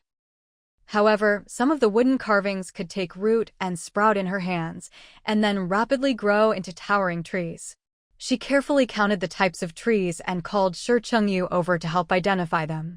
In total, Shi Yuebai had collected plane trees, elms, ash trees, ginkgo, oaks, banyans, camphor trees, kapok, flame trees, poplars, willows, and Chinese wingnuts. This random assortment of trees couldn't just be left to grow freely in the trading area. Otherwise, too many people would notice. When these trees grew to about the height of a person within a few hours, Shi Yuebai transplanted them into the lair. She soon discovered that these trees were even better at deodorizing than the osmanthus trees. While they might not be as fragrant as osmanthus, they could completely eliminate the ever-present stench of melting snow and water in the air. It was as if these trees absorbed the odors. Osmanthus, on the other hand, only absorbed a small amount of the smell. Its main effect was masking the pervasive stench with its own fragrance. Shi Yuebai had the laborers dig a small pit next to the garbage mountain. Outside, the melting snow water was rising rapidly, shooting straight toward the lair. The water pressure was so great that it could have washed away the garbage mountain. And yet, the towering garbage mountain remained standing. Everyone found this quite astonishing. Only the decision-makers in the lair knew that this was probably due to Yuebai's supernatural abilities. Shi Yuebai didn't explain. In fact, she was using her soul power to reinforce the garbage mountain. If, in the Wasteland, soul power could be considered a type of supernatural ability, then yes, she was using her powers to reinforce the garbage mountain. Because of her, no matter how much water pressure built up outside, the garbage mountain could not be toppled. This allowed the lair within the garbage mountain to become a secluded, independent paradise. All the snowmelt that seeped through the cracks in the garbage mountain and flowed into the lair was absorbed by the plants inside. Shi Yuebai had all the children at the school start planting trees. For every tree they planted, each child could earn a credit. The kids were eager. They planted trees near the small opening that had been dug in the garbage mountain. Actually, that opening was only about as wide as a bucket. All sorts of trash would constantly be flushed out from inside. The water jet could shoot dozens of meters away. On the side near the garbage mountain, a lake had formed. It was quite large and had even submerged the osmanthus and nodo ginseng that the laborers had previously planted. But the plants had their own ways. Once Shi Yuebai stopped suppressing them, they began to frantically absorb the snowmelt. Some trees could grow over 20 meters tall in just a few days. However, any trees that grew too tall would be promptly cleared by the laborers. After all, their houses were also at risk of being flooded by the snowmelt. So they needed the trees to help raise their homes. The laborers who had already expanded past the third wall and built houses near the turrets and watchtowers needed this especially. If the snowmelt in the lake kept spreading, they would be the first to be submerged. Because of the excessive snowmelt, there was an abundance of water. Shi Yuebai loosened her control a bit, allowing some of the plants in their lair to grow more freely. In just a few days, they had grown into a lush, fragrant forest. The speed of this growth left the survivors in the lair both shocked and uneasy for a while. But since the trees, despite their wild growth, hadn't caused any harm, everyone gradually relaxed. Shi lowered his binoculars, standing atop the newly built watchtower, gazing at the mountain of trash ahead, which now had a waterfall cascading down its side. In fact, the hole Yuebai had dug in the trash mountain wasn't very large. But there were already plenty of gaps in the trash mountain. Aside from the hole that spouted water, the entire trash mountain was constantly leaking water through its cracks. Now we don't lack wood in the lair. In fact, we have so much that we could even sell it. Su Xuejiao, standing behind Shi, reported to Shi Yuebai, who was lounging in a rocking chair nearby. We could sell the wood in the trading zone, but the regular residents there don't really need that much. There were only about 150 survivors in the trading zone. Those 150 survivors already grew their own osmanthus trees and nodo ginseng. When Yanhui, for example, not only grew osmanthus and nodo ginseng, but also cultivated a lot of honeysuckle. So, those 150 survivors weren't short on wood either. Many of them needed wood to raise their tents off the ground. But for that small amount, they could just chop down their own osmanthus trees. They'd shave the wood into planks and use them under their tents. There was no need to exchange their hard-earned red flags for wood from the electronic screen. So, most likely, the wood produced in the lair had nowhere to go. Yuebai, sitting in the rocking chair, was wearing increasingly loose clothes. She probably weighed only about 220 g now. She had no choice. Every day, Yuebai had to burn a huge amount of fat just to withstand the water pressure outside the trash mountain. She couldn't relax for even a moment. So, her fat was burning off at an especially fast rate these days. And that was even with her sunbathing every day at the highest point of the lair, soaking up the sun's radiation from the soil and water, causing her body to rapidly expand and then shrink again. No matter how much she expanded, it couldn't keep up with the rate she was burning fat. After thinking for a moment, she said to Su Xuejiao, "How about we use this wood to make some weapons, like bows and arrows?" If the bows and crossbows were strong enough, wooden arrows could still do enough damage to mutant beasts. Yi was a bit skeptical. It's not like the mercenaries don't have weapons now. Guai's improved laser weapons are way better than the old ones. Sure, Webai replied. Who said we have to sell these wooden bows and arrows to the mercenaries? We can sell them to the survivors so they can go hunt monsters themselves, right? A few days ago, when Yuebai was in the trading zone, she happened to run into Bai Hansong. Bai Hansong, thick-skinned as ever, mentioned to Webai that he wanted to trade for some weapons. He didn't need anything fancy, even some weapon scraps would do. Just something to help them deal with stray mutant beasts so they could venture into dangerous areas and find more supplies. Sure, Webai agreed. Ever since Bai Hansong parted ways with Gong Chen's team, he had only kept a dozen or so people by his side. He almost went down the wrong path. It was only after Yuebai warned him that he slowly returned to the right track. As long as Bai Hansong didn't cross Yuebai's bottom line, he was allowed to enter the trading zone. There, he could exchange supplies with the permanent residents as usual. With expired food gradually becoming abundant in his hands, Bai Hansong's people were finally able to fill their stomachs. So, Bai Hansong began to recruit more people.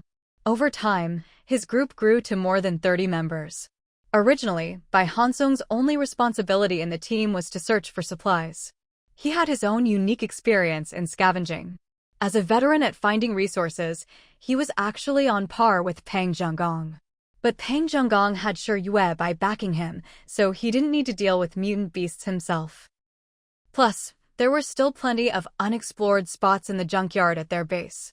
Pang Zhenggong kept digging around the base, and even with such a large area, he hadn't finished searching at all. He didn't need to risk going into the safe zone to look for supplies to trade for food. So, in comparison, Pang Zhenggong's scavenging had become almost an art form. Compared to Bai Hansong, he was more single-minded, digging purely for the sake of digging. Bai Hansong's goal in finding supplies was to expand his own group and feed his 30-some followers. There were no living supplies left to scavenge near the island. All the survivors on the island had already picked it clean. On top of that, Ija had strictly forbidden anyone from digging under the island, for fear that the terrain would be lowered even further. So, if Bai Hansong wanted to expand his influence, he had no choice but to venture into the danger zone. Once inside the danger zone, he would have to face threats like mutant beasts head-on. But Bai Hansong couldn't afford laser weapons. His group wasn't strong enough to stand on their own in the danger zone. So, there was no need for laser weapons anyway. Most of the time, Bai Hansong's group just followed behind mercenaries or those massive teams with thousands of members, only dealing with mutant beasts that had already been beaten to the brink of death. On the watchtower, Su Xuejiao looked at Yuebai with some confusion. Do weapons made of wood really have any killing power? It wasn't that she didn't trust Yuebai. It was just that the mutant beasts in the danger zone were truly terrifying, and the species were getting harder and harder to deal with.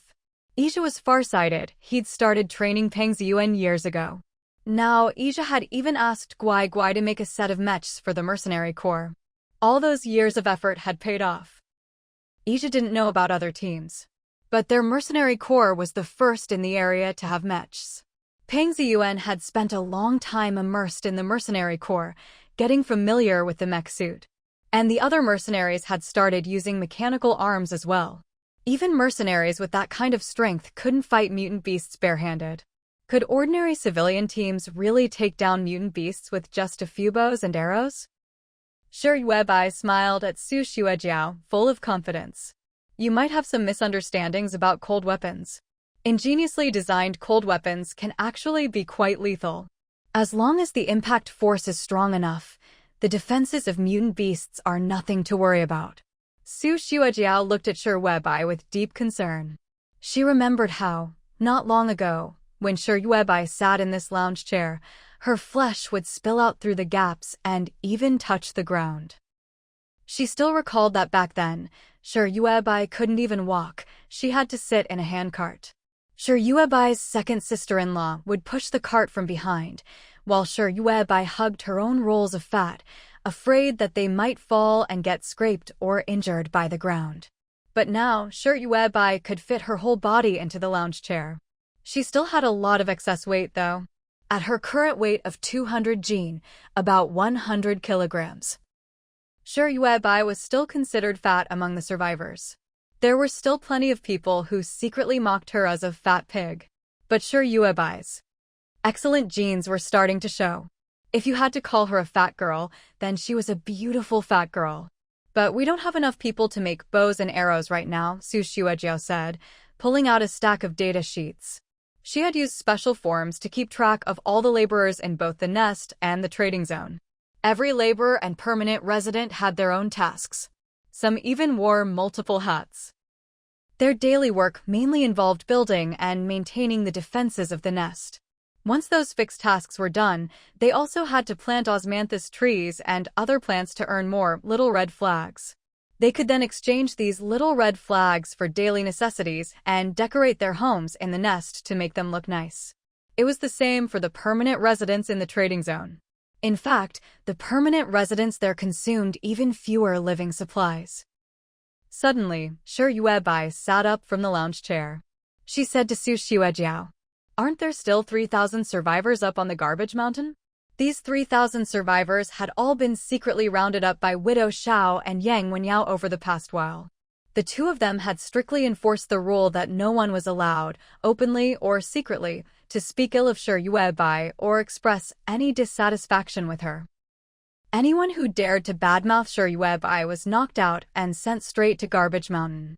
Before they knew it, Garbage Mountain had filled up with 3,000 survivors, more than the total population of the nest and the trading zone combined.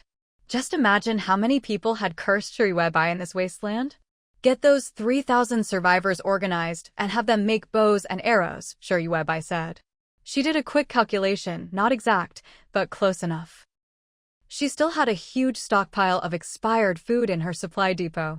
Although survivors no longer traded her expired food, the mercenaries owed her a lot of money. They were the first to venture deep into the danger zones, some of which had never been visited by any wasteland survivor before. So, every day, the mercenary groups delivered massive amounts of expired food to the nest to pay off their astronomical debts to Yuebai. Even though countless survivors had traded with her for expired food eggs, Shi Yuebai's expired food still took up a huge portion of her supply depot. Since I'm already supporting an entire trading zone, what's a few thousand more survivors from Garbage Mountain? Mountains of expired food were piling up at the dump. Every day, Shi Yuebai had to use up a huge amount of her soul power to purify the radiation from this expired food. But she was perfectly capable of handing out even more expired food to those thousands of survivors on Garbage Mountain and having them make bows and crossbows. To boost productivity, Shi Yuebai personally took Shi Yaoao and Shi Xiangrui with her for a trip to the junkyard. Thanks to a steady supply of expired food, the survivors on the junkyard hadn't starved to death, at least, not yet. But they still fought with each other for other reasons. When Shi Yuebai arrived with 5-year-old Shi Xiangrui and Shi Yaoao, who had already grown into a young lady, they happened to see two groups brawling near the teleportation point. "Stop fighting. Yao is here," someone shouted loudly. The two groups, locked in a fierce struggle, stopped at once, faces bruised and battered. They were all unfamiliar with Shui. Many of them had probably heard that near this snowmelt-flooded city, there was a chubby girl named Shui, rumored to weigh over 700 jin. But that was a legend from years ago. Very few had actually seen this so-called monster in person. So now, when Shui, weighing only 197 jin, appeared before them, no one recognized her as the famous fat girl. They had no idea who she was. After all, 197 jin was still within the range of what most people could accept, though in the Wasteland, it was rare to see anyone that heavy. Shui came here often for her duties. Currently, she was the student with the most credits at the Nest school. Heavily influenced by her aunt, this child strove for perfection in everything she did. She put in extreme effort to achieve the best possible results, including, but not limited to, earning credits. Sometimes, even Peng Ziyuan felt a little sorry for her. After all, with her aunt's support, Yao would never have to worry about food or drink for her entire life. But she insisted on working harder than any other child to earn credits. You could find Yao everywhere. What was even more impressive was that, besides her relentless pursuit of credits, she was also an excellent student. Even Shi Chengyu couldn't help but praise her as a hardworking child. Yao often said that she was stupid, so she had to work harder than everyone else. But in the eyes of others, she had already become the kind of child everyone envied. The type who turned hard work into a natural talent. Seeing Yao standing in the teleportation array, a man sidled up and said ingratiatingly, "Yao." They started fighting over a batch of supplies. There were still plenty of useful supplies on the junkyard. Some survivors even knew how to fix things. Even if they found something broken, as long as they could repair it, they could bring it to the teleportation point and exchange it for expired food. Yao turned to Shui, her eyes full of admiration. "Auntie, they often fight over supplies." Shui nodded. "Let the survivors who can fix things come out first." Anyone who could repair things still had good fine motor skills. Such people would be perfect for making bows and arrows. Yao immediately pointed out a few people. "You'll help my aunt make some things. The amount of food you get will depend on the quality of your work." She paused, then added, "While you're working, you'll get a bottle of clean water every day, about 250 milliliters. This news was like a drop of water falling into a pot of boiling oil. Both groups erupted in excitement. Those who Yao had singled out looked overjoyed. Another group of people who hadn't been called by name started to feel discontent. Someone stepped forward and shouted loudly, "Why do only those who know how to fix things get to work? We're not any worse than them. In fact, we're even stronger." The speaker was one of the people who had been fighting fiercely just moments ago. Their mindset was simple. If they wanted something, they'd just take it. After snatching up a batch of supplies, they'd trade them with Xiao's group of kids for food. If fighting and stealing meant getting beaten up, so be it. It didn't matter, because if they didn't steal, they'd starve to death. Given the choice, they'd rather fight for supplies. Getting into a brawl meant at least a chance of survival. So when they heard that Xiao was picking people for work and that food would be given out based on how well you performed, they instinctively jumped at the chance, wanting to secure a spot for themselves. Once one person spoke up, more followed. Everyone started talking at once, voicing their opinions to Xiao. "We're strong too, and there's nothing wrong with our brains. Why aren't you picking us? How are we any worse than those people? They all lived together on this garbage mountain." At first, none of them had any idea what kind of place they'd ended up in. Later, some kids with expired food came looking to trade for supplies. Those kids were all clean, good-looking, and well-proportioned. They were also very smart. They seemed like they came from another world entirely. So, deep down, these people suspected that the kids must be from a completely clean world. Maybe that world existed somewhere in the Wasteland, or maybe it was in another dimension altogether. Either way, the world Xiao and those kids came from was definitely a level above theirs. At first, Xiao and the other kids only traded expired food for supplies. But now, Xiao was openly recruiting people from among them to work. That meant that those who worked for Xiao would not only get a steady supply of expired food, but would also be closer to the perfect world Xiao came from. That perfect world was called the Nest. They'd heard the kids mention this name before in conversation. That's right, Yao, you're still just a kid. Don't be fooled by those people pretending to be pitiful. Someone pointed at the people Xiao had chosen. Those people looked dull and slow, nothing like the sharp survivors elsewhere in the Wasteland. Which made sense. If they were clever, they wouldn't be stuck picking through trash all day. Because they couldn't compete with the others, they could only scavenge for whatever scraps they could find. And if they ever managed to get their hands on something decent or intact, it would be snatched away by those with normal intelligence. Sometimes, it didn't even take force, just a few sweet words, and their supplies would be tricked away. So these people had no choice. Just to get a bite to eat. Even though the radiation of the wasteland had left them mentally impaired, they still tried their best to tinker with the junk they found. They started learning to fix things, copying little details they remembered. With the patched-up supplies, they could trade for expired food from Xiao's group. Over time, even the dumbest person managed to find some work for themselves. Any kind of scrap that ended up in their hands could be repaired to some extent. Yao paid no attention to those people. She simply turned to the few who had been called by name and said, "You, come with me." There weren't many people left in the lair, and recently, more than a dozen women had been found to be pregnant. In fact, over the past few years, any woman in the lair who had a normal married life would get pregnant naturally, and Dr. Nong would deliver the babies. But as their health improved, getting pregnant became much easier. Once, Shi Chengyu had given Shi Yuebai a very authoritative analysis report. If the lair couldn't expand its territory, they would have to limit the number of new laborers moving in. Because at this rate, the lair's population would explode in the coming days. Although there was enough food for now. If children started being born in droves and the supporting facilities couldn't keep up, serious social problems would follow. Shi Yuebai had no concept of this at all. Her original self's awareness hadn't reached that level. And when Shi Yuebai was among the Wu clan, there had never been any kind of population boom. For a Wu clansman to get pregnant was already extremely difficult. For a child to grow up safely was even harder. The various clans fought and preyed on each other, all for a bit of cultivation resources. They would eat each other. The Wu clan would eat other clans.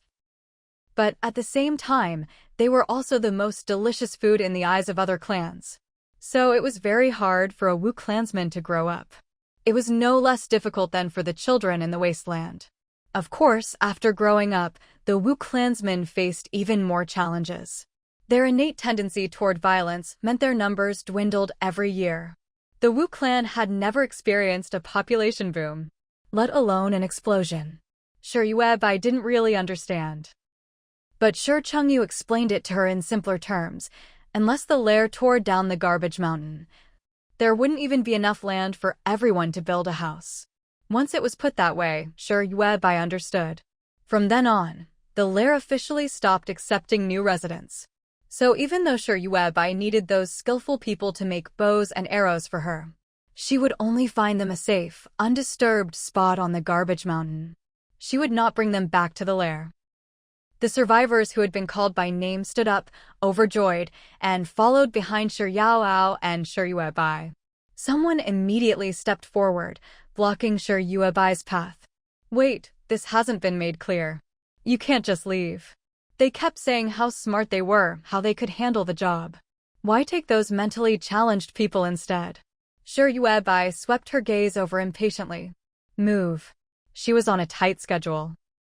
The more talismans she drew, the more formations she had to run around every day to infuse with spiritual energy. So today, after drawing a protective formation for these workers on the garbage mountain, she still had to rush off to the next place. The person in front opened their mouth, but before they could speak, Shi Yuebai slapped them, sending them flying. Literally flying over 10 meters away, landing in a puddle of melted snow on the other side. The person floundered in the water for a bit, then, holding their breath against the stench, climbed back onto shore. Around Sherwebai, the voices of accusation grew louder. You can't just hit people. What did we do wrong? We just want a job. If we had a choice, we'd want to be mentally challenged too. At least then we'd have a stable job now. Sherwebai shot a sharp glare across the room. As an ordinary chubby girl, her face was as round and pale as a steamed bun, and though her expression was cold, no one really took her seriously. Everyone was chattering away, but when they saw Sherwebai still moving forward, someone bold, or perhaps reckless, stepped out to block her path. Sherwebai raised her hand and slapped the person aside, sending them flying. One by one, people were knocked straight into the slushy, icy waters on the other side of the garbage mountain. After she'd slapped 4 or 5 people away like this, the remaining survivors were finally intimidated by her overwhelming strength. Fear began to set in. Under Sherwebai's powerful and intimidating presence, no one dared step forward anymore. Instead, they parted to make way for her. They could only watch helplessly as Sherwebai, Yaoao, and Xiangrui, along with a few lucky ones, walked right past them. Sherwebai led these few crafty, skillful survivors to the other side of the garbage mountain. This spot was at the back of their base, where no other survivors lived. Most people chose to stay on the side closer to the big city, because from there, they could see the lighthouse in the direction of the city. Although the city had already been submerged, the top few floors of the system building still stood stubbornly above the endless sea. There were people inside. Rumor had it that quite a few system building administrators and their families were living there. But with limited tools, the survivors had no way to route over to the system building. Ironically, there were plenty of well-equipped kayaks inside the system building. But in times like these, the people inside wished more than anything that no one would ever find them. They survived by relying on the leftover supplies and expired food stored in the building. Just eking out the rest of their lives in those few floors had become the administrator's greatest goal. Yet at the same time, they couldn't help but hope that someone would come to rescue them. Maybe, somewhere out on this endless sea, a giant ship would appear and save them from the system building. It was possible, after all. So at night, the administrators would turn on a searchlight at the top of the building. As long as they didn't go outside, no ordinary survivor would dare row a small boat through the stinking, slushy sea to rescue them. The people on the garbage mountain stared at the lighthouse atop the system building every day. They hoped that one day, an administrator would come from the city, piloting a huge ship, and rescue them from this steel-reinforced wasteland. I've set up a safe zone around here. You can make bows and arrows here, Sherwebai said, pointing to a relatively flat patch of ground ahead.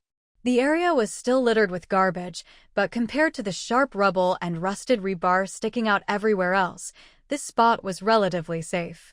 Yaoao and Xiangrui soon brought over several hiking backpacks. Sherwebai turned to the bewildered group and said, "There are tents in all these backpacks. They're all instant pop-up tents. Just toss them on the ground and they'll set themselves up." Considering the intelligence level of these people, Sherwebai hadn't given them any complicated or professional camping gear. Let's take care of them for now. Once their IQ improves, then she'd consider giving them the real tents. There were 8 people whose names were called. Their intelligence levels varied greatly. Some of them could speak fluently, though their thoughts were simple. But some were the kind who could barely speak at all. All they knew was to mechanically repeat tasks, fix broken things, find clean-looking children to exchange expired food. This was probably their survival instinct. After hearing Sherwebai's instructions, the 8 of them lined up in front of Yaoao to receive their tents. Behind Yaoao, Xiangrui was also tiptoeing to help the adults drag the tents over. As expected, these tents were the foolproof kind.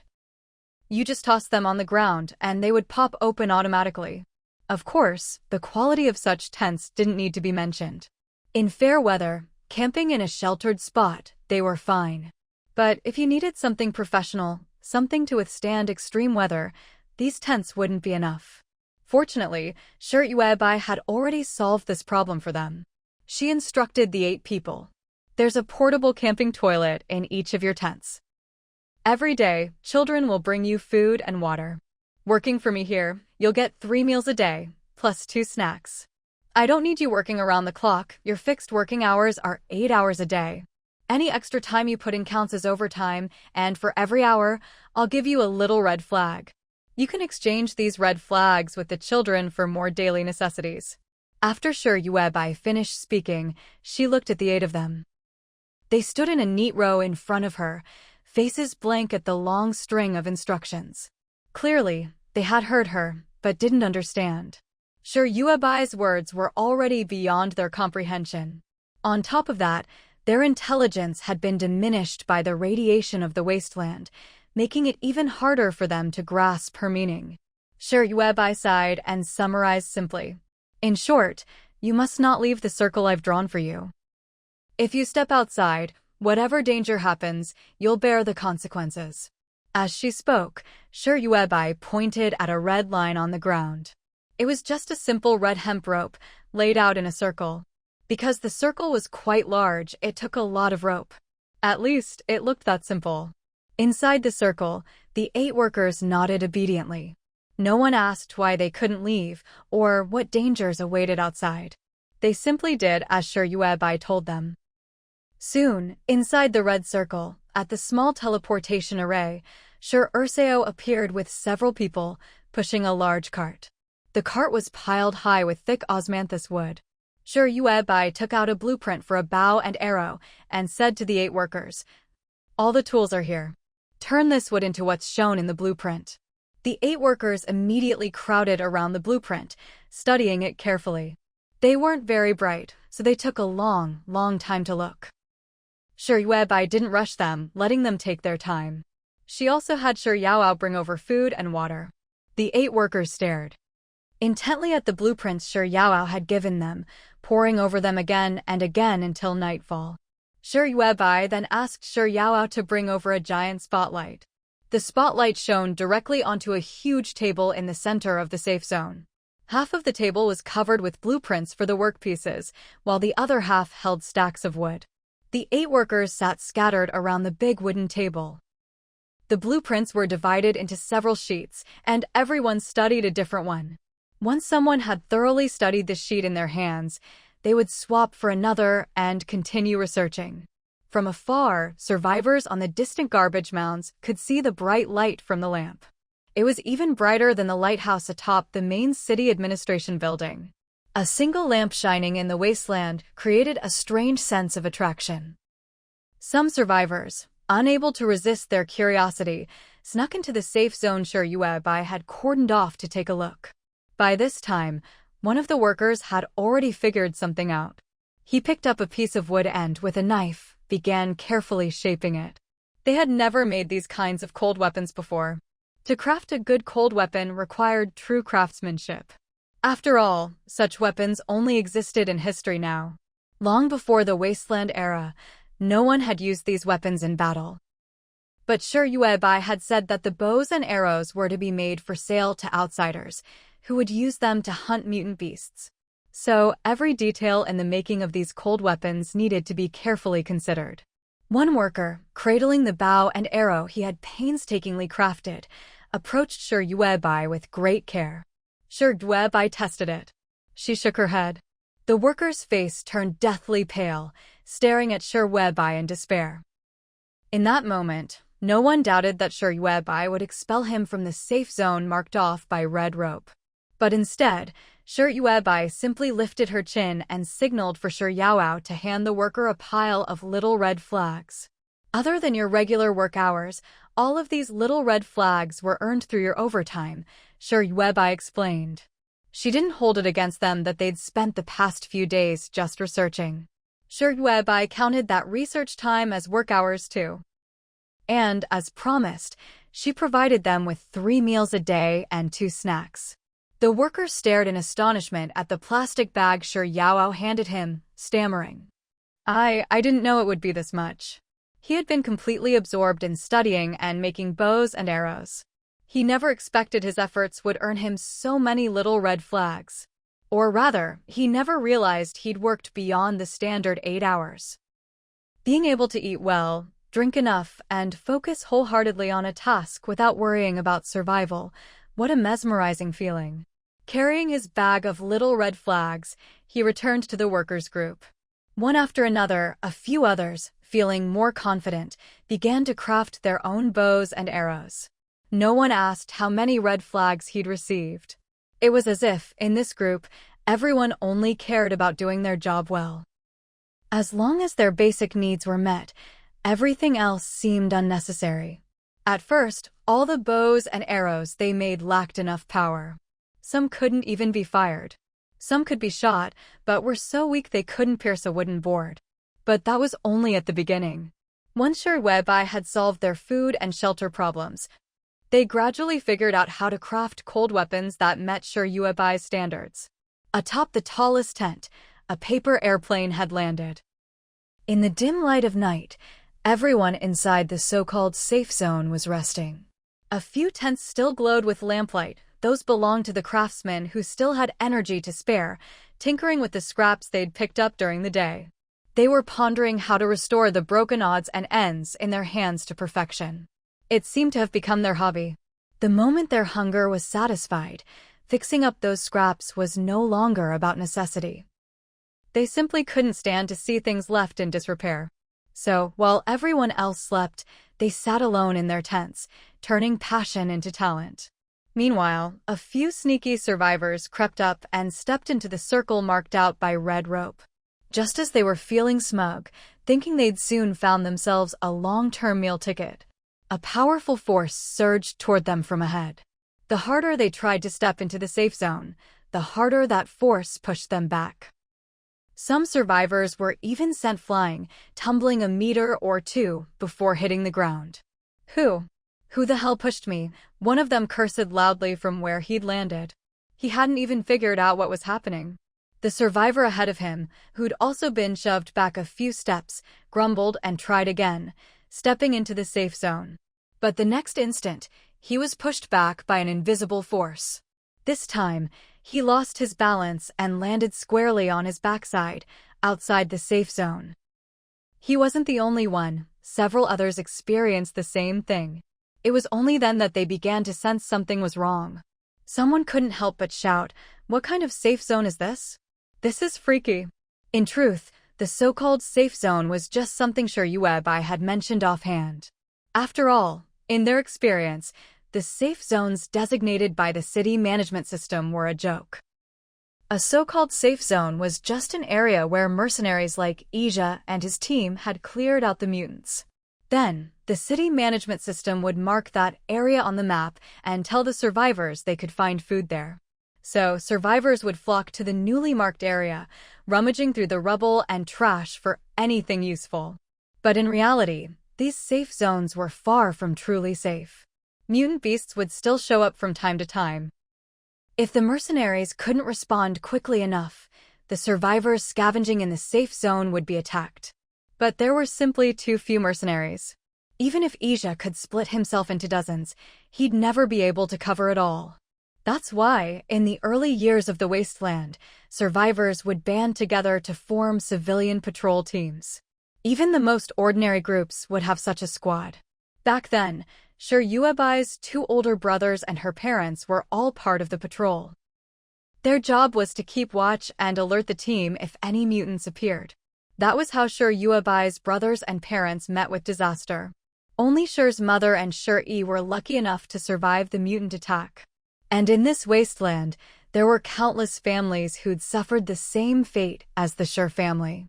Everyone had gotten used to the so-called safe zones being nothing more than a formality.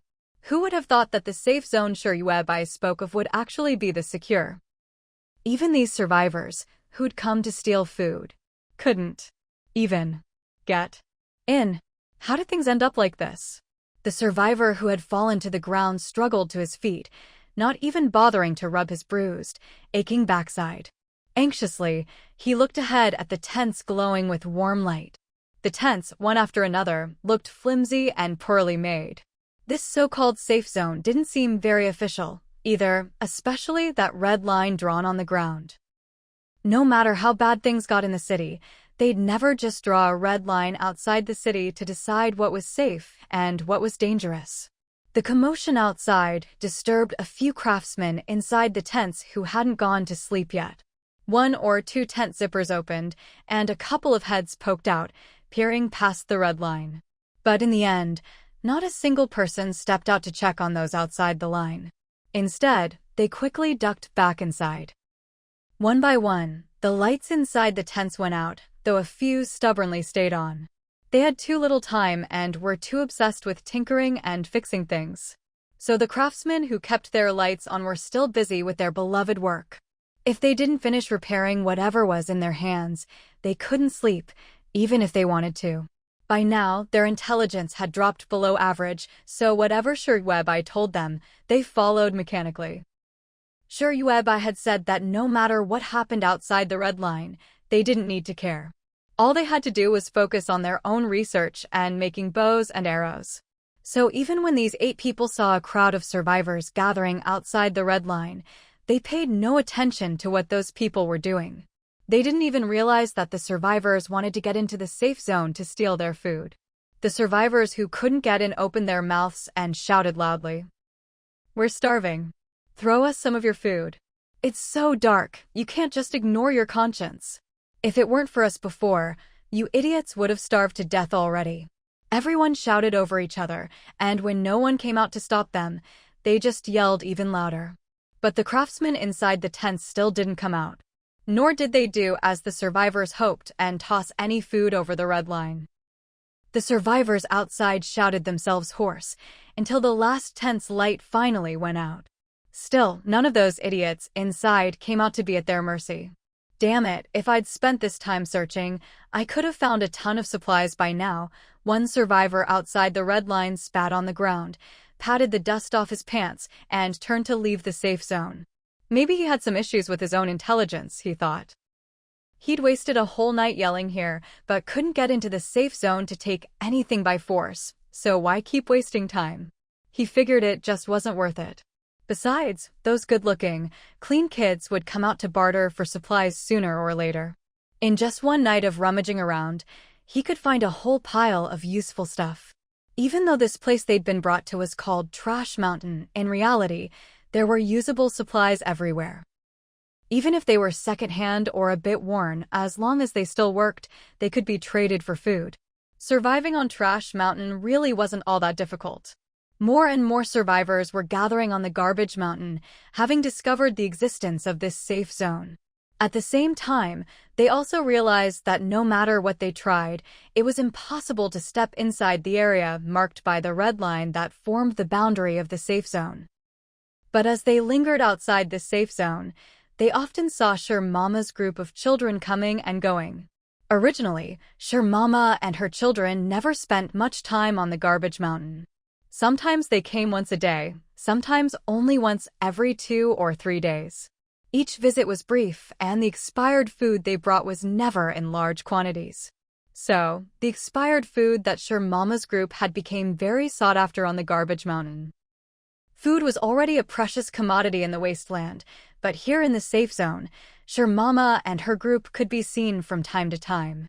Sometimes survivors would wave at them, hoping Mama would come out to trade supplies. The children never minded. As long as the survivors had something useful to exchange, they were willing to trade. During the day, these children mostly stayed inside the safe zone. I overheard them talking once. They said they could earn some kind of credits by making bows and arrows, one survivor outside the safe zone said, carrying a large bundle on his back. Inside the bundle were various supplies he had scavenged from the Garbage Mountain the day before, mostly useless, but heavy metal trinkets. A relaxed smile appeared on his face. As long as he could trade this pile of metal ornaments, he wouldn't have to worry about going hungry for at least a week. Although the food Mama's group traded was expired, the packaging was always intact. Some were vacuum-sealed, some were canned, and some were in small packets with desiccants to keep them fresh. The key was, ever since they started eating the expired food from Mama's group, none of the survivors had experienced any discomfort. In fact, sometimes they even felt their minds becoming clearer. A few other survivors nearby overheard and joined the discussion. I've noticed it too. Those kids are definitely organized. Did you see? The person behind those kids is encouraging Mama's group to learn how to make bows and arrows. Even though they're supposedly earning credits, once they master the craft, the skill is theirs to keep. After this was pointed out, everyone suddenly had a look of realization. Someone had a sudden idea. Maybe I shouldn't trade for expired food anymore. I could ask Mama's group for somewhat instead.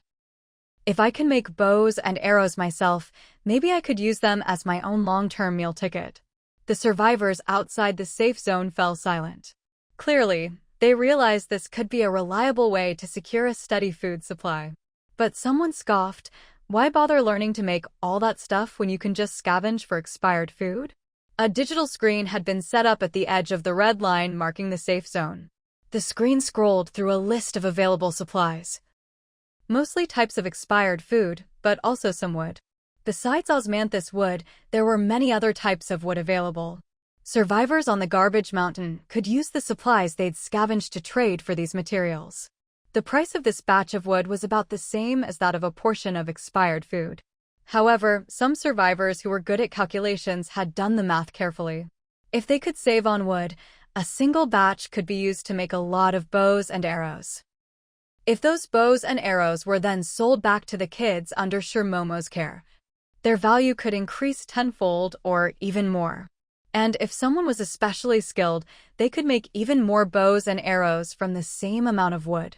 Before long, some of the smarter survivors gave up on the idea of robbing others for supplies. After all, spending time fighting and ending up battered and bruised wasn't as worthwhile as living off their stockpile of expired food for a while, surviving without immediate danger, and using their spare time to hone a craft. After all, you could trade with Momo's kids for a full set of woodworking tools. Soon, a survivor carrying a heavy backpack called out to Momo as she passed by. Momo stood inside the red rope boundary. She walked over and quickly began the process of trading supplies with the survivor outside the rope.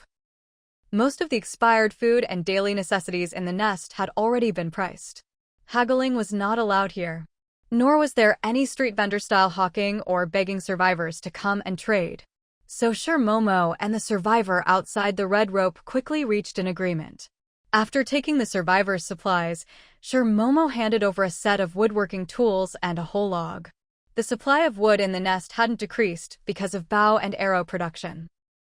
On the contrary, thanks to the wild growth of the trees, the amount of wood kept increasing. Some trees could grow as thick as several people together in just a few days. The more developed their root systems underground, the more meltwater from the snow they could absorb. And the faster they grew. Because of this, Su Xiujiao had organized a team to constantly monitor the trees in the nest. If any tree grew too large, so thick or tall that it might affect the daily life of the laborers in the nest, a team of workers would go and saw it down. They would cut the entire tree in half right through the trunk. Now, under Yuebai's deliberate management, the trees in the nest were growing almost as fast as the mutated plants had before. The only difference was that the old mutated plants used to attack humans, while these wildly growing trees in the nest did not. No matter how Su Xiujiao and the others sawed them down, the trees never resisted in the slightest. They really were just ordinary plants. Because of this, the nest's attitude had subtly changed, nothing explicitly stated, but survivors could sense it. If the survivors on the garbage mountain were willing to trade daily necessities for wood, the nest welcomed it. This open attitude led to a result. The bows and arrows the survivors brought back for trade varied widely in quality. Yuebai stood behind Momo, watching as she carefully inspected the bows and arrows brought by the survivors outside the red rope. "What are these? These aren't even bows and arrows," Momo said, her gaze extremely critical. She was famous for her strictness and high standards. Yuebai followed her pointing finger and saw that one survivor had carved some tiny trinkets out of wood. Others had made wooden bowls and plates, even quite a few chopsticks. They might not all be able to make weapons or bows and arrows, but they were certainly creative. When it came to this pile of junk, sure Mimi hadn't wanted it at all. She frowned, looking at the survivor with a critical eye. "Didn't I tell you to make bows and arrows? Why did you make all this other stuff?" Sure Mimi was at a loss for words. After all, the whole reason they'd gone through so much trouble was to let the thousands of survivors on Trash Mountain know. They were making bows and arrows, and the base needed to buy them in large quantities. The first batch of bows and arrows had already been sold to Bai Hansong on the front lines. Bai Hansong had actually managed to take down a few mutant beasts with those bows and arrows. They still couldn't handle the new mutant beasts, but if they spotted a lone one in advance, they could set up an ambush and shoot it with their bows. It actually worked pretty well. Within a few days, Bai Hansong was already placing a second order for bows and arrows from the base. And this time, the demand was several times higher than before. Each bow could be reused, but once an arrow was shot, it was hard to recover. Some arrows would break after getting stuck in a mutant beast. After all, mutant beast hides weren't exactly fragile. Fortunately, Sure Bai sold bows at a high price, but arrows were extremely cheap. So cheap that Bai Hansong didn't even mind wasting arrows. After dealing with more mutant beasts, Bai Hansong quickly gained some experience in fighting them. As a result, his team also found more and more supplies. Before long, the teams led by Gong Qin and Black Monkey also noticed the cold weapons Bai Hansong was using. It didn't take much effort for them to find out that all the cold weapons in Bai Hansong's team came from Sure Bai. So in the past couple of days, Sure Bai's orders for bows and arrows skyrocketed. Besides Gong Qin and Black Monkey's teams, plenty of smaller teams also placed orders with Sure Bai. Sure Bai made it very clear to them. She didn't require any deposit, but orders would be fulfilled in the order they were received. No matter how big or small the order, everyone had to wait their turn. Otherwise, she would cancel their right to buy bows and arrows. This rule didn't dampen the interest of the outside teams in cold weapons like bows and arrows. In fact, it only increased the number of orders Sure Bai received. Some small teams didn't even need that many bows and arrows, but since they'd finally gotten a spot in the queue, they figured if they only bought a few hundred bows and a few thousand arrows, it wouldn't be worth their place in line. After all, besides the various teams there were also individual survivors interested in these bows and arrows. If they could get into dangerous zones and attack mutant beasts from a distance, their chances of killing them and getting expired food or supplies would go way up. So the queue for orders kept getting longer and longer. Many people found their order numbers were already in the hundreds, which meant that by the time it was their turn to buy bows and arrows, they might have to wait several months. So those who could afford it all increased their orders by 10 or even 100 times. What used to be a single order for 100 bows and arrows now meant Sure Bai had to make 1,000 or even 10,000. How could her cold weapons business not be booming? But she accepted every order as soon as it came in. Sure Mimi immediately told the disappointed survivor, and he said she'll take them all. The price will be based on the rate for top-quality new supplies. After the lair started acquiring more supplies, all the daily necessities and food were sorted into categories. Just talking about daily necessities, there were super brand new daily necessities, and then items ranging from 10% new to 90% new. Super brand new daily necessities referred to items that were completely made by survivors themselves after the Wasteland era began. Brand new daily necessities were things produced before the Wasteland, but had never been used. As for items that were 10 to 90% new, that was self-explanatory. Among these, the purchase price for super brand new daily necessities was the highest. Sure Momo looked at the pile of wooden bowls, chopsticks, plates, and so on, her face full of misery. She had collected a bunch of them, and in exchange, handed out a whole pile of little red flags. Honestly, these wooden bowls, chopsticks, and plates weren't really useful. Everyone in the lair already had several sets of tableware. As for disposable chopsticks, who knew how many were stockpiled in the supply warehouse? Collecting more of these things just meant they'd sit in the warehouse gathering dust. Sure Bai looked at Sure Momo's little old man expression. She was practically a mini version of Sure. She couldn't help but laugh. Relax, kid. Don't copy your uncle in everything. That word about the country look of his, I've seen more than enough of it. She glanced at the survivor, who had just exchanged for little red flags with Sir Momo. He was clutching a big bag of little red flags, hiding off to the side, grinning from ear to ear as he counted them. It was as if he could never get enough of them. A few other survivors stood not far away, eyeing the big bag of little red flags in his hands with envy. Sir Yuebai patted Sir Momo on the shoulder. You have to give them some encouragement. Who knows, maybe one day he'll make something we actually need. Even if those wooden bowls, chopsticks, and plates weren't immediately useful, Sir Yuebai always had plenty of food. She had even started encouraging the laborers in the lair to make paper out of wood, to package the vegetables they grew. These vegetables were portioned out and taken to the frontline trading area to be sold to survivors there. This paper also counted as a super brand new daily necessity. Although Sir Yuebai still had plenty of plastic bags, every time she used one, there was one less. But the paper made from wood could be produced endlessly. Sir Momo nodded obediently. I'll listen to you, Auntie. Sir Yuebai patted her head, then looked over at the survivors outside the red line. I think you should go tell that survivor with the big bag of little red flags in his hand.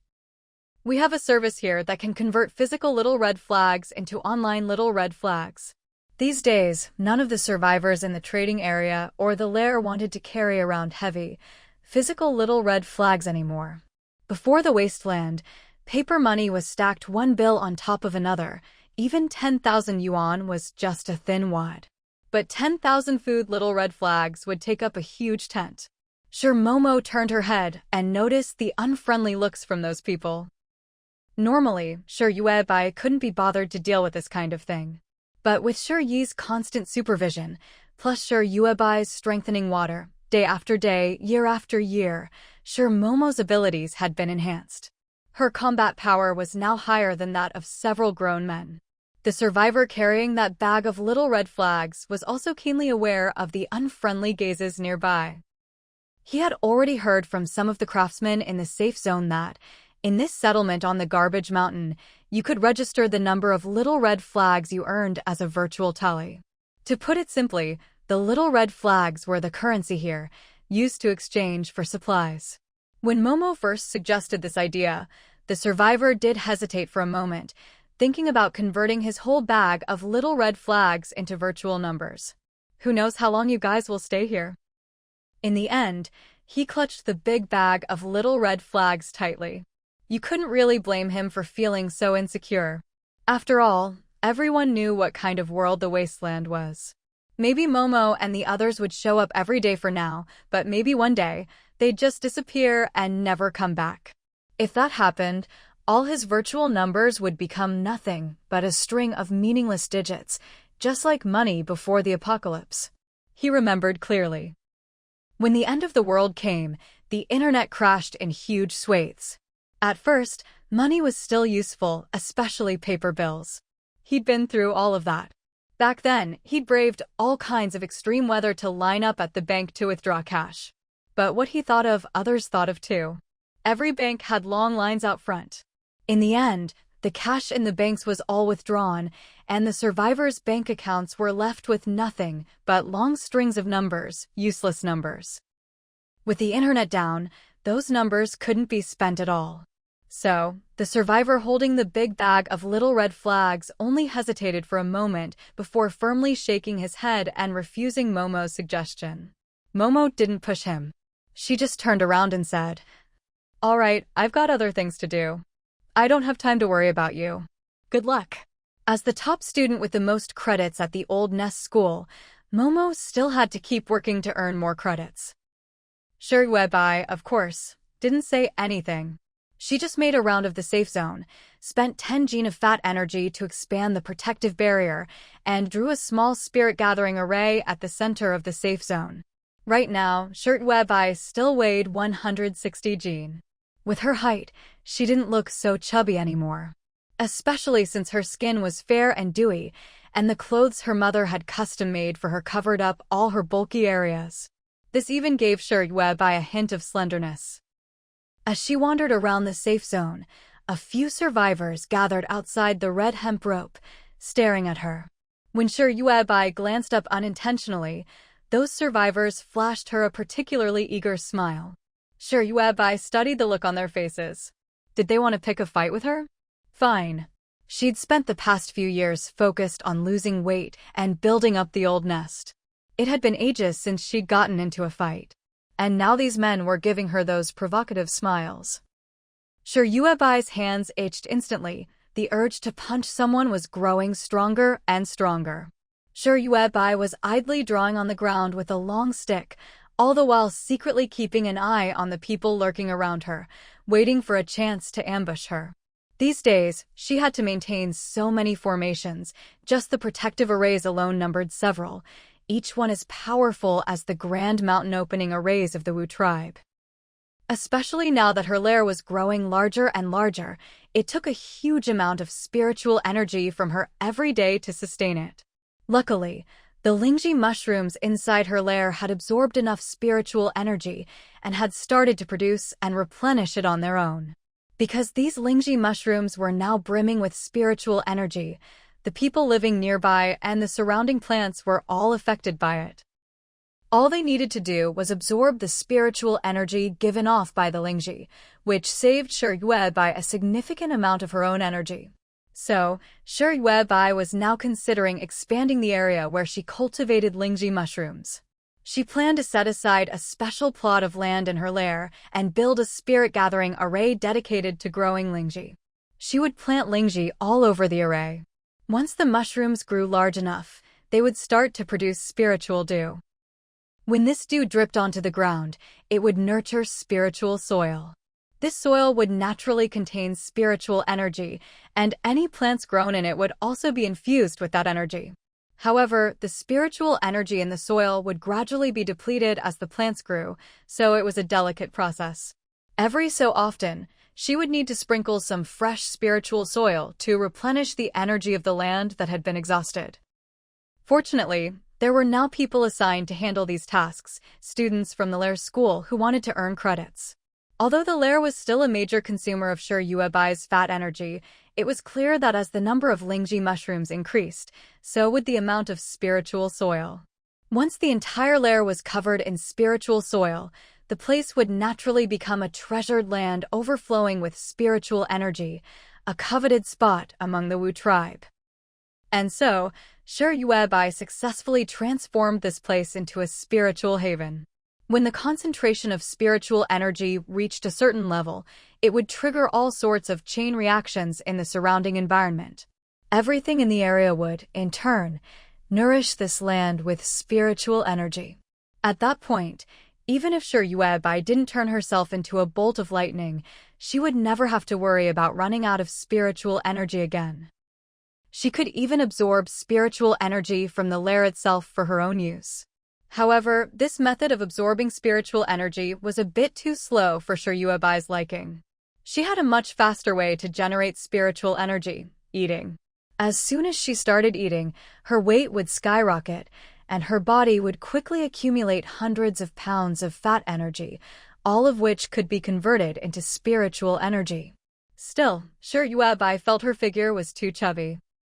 Her fine control had mostly recovered, but it still wasn't as precise as it had been when she was with the Wu tribe. So she wanted to slim down a bit more.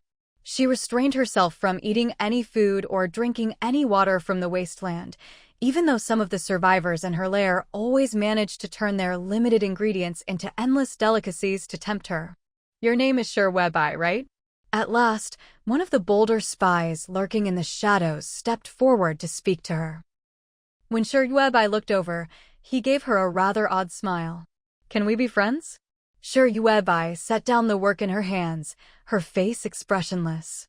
Just a moment ago, she still weighed over 170 jin, but after continuously channeling spiritual energy into the spirit-gathering array, she was now down to about 150 jin. With that weight, combined with her height, she looked like a slightly chubby, sturdily built girl who had grown up in the Wasteland.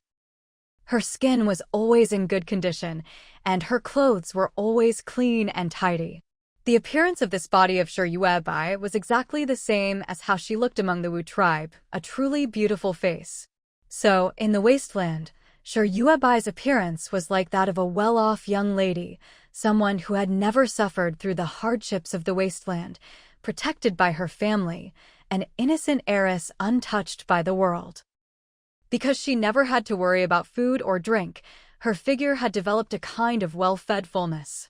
Seeing that Shiryuebai had stopped scribbling on the ground but was still holding her long staff, a few men standing outside the red hemp rope waved to her, signaling for her to come out.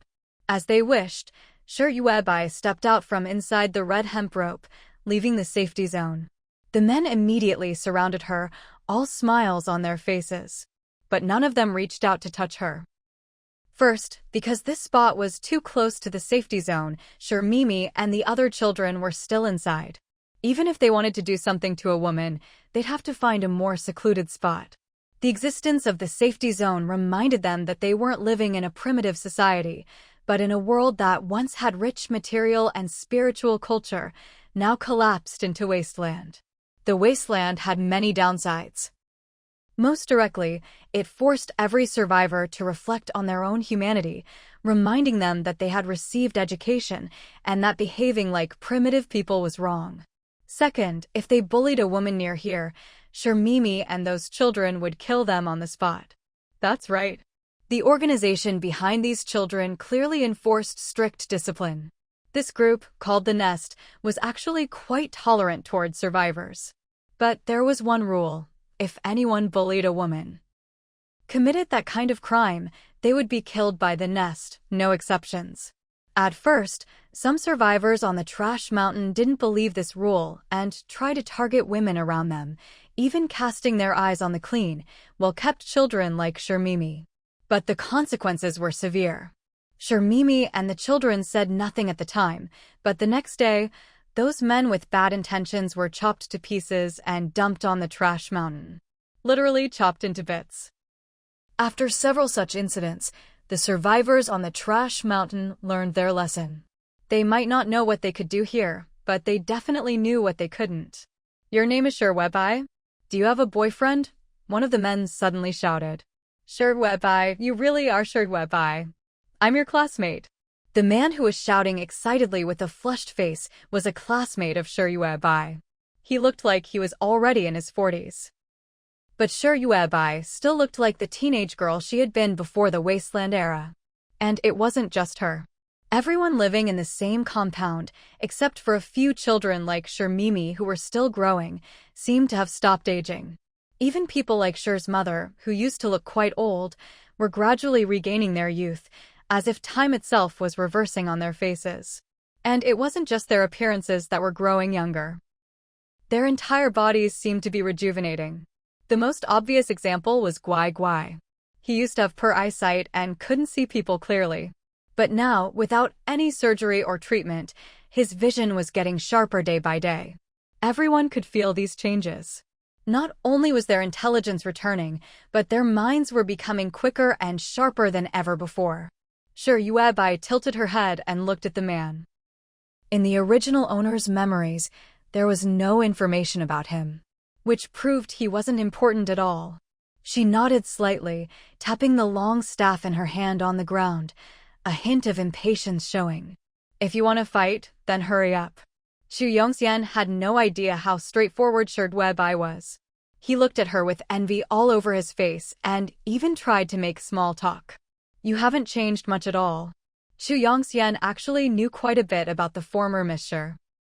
A surge of excitement welled up in his heart, as if he was getting closer to the organization behind Mimi and the other children. Shiryuebai snorted, looking coldly at Xu Yongxian. Even though she couldn't find any memory of him, it was clear he'd changed a lot since before the Wasteland. Xu Yongxian took 2 steps closer, as if he wanted to speak to her more intimately. Shiryuebai raised her staff and pressed it against his shoulder. Just say what you want from there. She wasn't used to anyone getting so close. Even with her own family, Shiryuebai had always kept her distance at first. It was only now, after raising several of the Shi children herself, that she was a little more physically affectionate with them, including Mimi. Xu Yongxian smiled, his messy hair greasy and smelly. You sure family people really know how to survive. Look at us, your old classmates, living in such poverty. Since fate has brought us together again, don't forget to look after your old classmates in the future. Once her staff no longer met any resistance, Shi Yuebai put it away and said seriously to Xu Yongxian, "No one will starve here. As long as everyone worked hard, creating, producing, scavenging for supplies, they could always exchange their labor for some expired food." Only now did Shi Yuebai have a basic understanding of the world before the Wasteland. It was truly a world with an extremely developed supply chain. There was every kind of material imaginable. Whatever you wanted, you could find. There was nothing the human brain couldn't imagine, no kind of supply that couldn't be found. Every survivor in the Wasteland was desperately searching for expired food. Shi Yuebai had stockpiled enough expired food to feed tens of thousands of people for years. Yet, even in this area, the supply of expired food still hadn't been completely exhausted. A flash of disappointment passed through Xu Yongxian's eyes. He thought that by bringing up his old classmate connection with Shi Yuebai, he could get her to pull some strings for him. After all, even in a wasteland society, it's still a society. And every society runs on relationships. It's not that he wasn't doing well enough, it's just that he hadn't found the right channels. But Shi Yuebai was cold toward him, acting as if she had no interest in reminiscing about the past. He thought about how the ones selling supplies on this garbage heap were always Shi Mama's kids. Even when Shi Yuebai appeared, she'd just hold a stick and silently draw incomprehensible lines on the ground like a madwoman. Those lines would soon be covered by all sorts of random junk. No one knew what Shi Yuebai was drawing. So, she probably didn't have much power in the organization behind Shi Mama. Thinking about it, it made sense. The former little princess of the Shi family had always been haughty, as if pride was all she had. But before the Wasteland, the Shi family's wealth was beyond question. With that in mind, Xu Yongxian forced a smile at Shi Yuebai. He was just about to speak when Shi Yuebai turned and walked away. Her patience was even thinner than before the Wasteland. She'd grown even more cold and withdrawn, unable to fit into society. Xu Yongxian hurried after her. "Hey, classmate, old friend, why don't you find me something to do? As long as I can get a steady supply of food, I'll do anything." Shi Yuebai stopped and looked back at him. "You really want to work?" Xu Yongxian nodded. He just wanted some security. Shi Yuebai walked back over. "If you really want an assignment, then tell me, what can you do?" Seeing Xu Yongxian shake his head, Shi Yuebai couldn't help but laugh. "See? It's not that I'm not giving you a chance to earn your food a little more easily." She didn't want to waste any more time. She just pointed to a patch of ground near the safe zone. "We're short on people here. Level this area out a bit. In a while, people will come over to build boats." There was just too much wood piled up in the lair. Even after organizing a group to make bows and arrows, and with the number of bows increasing, the wood stockpiled in the lair only grew. No exaggeration.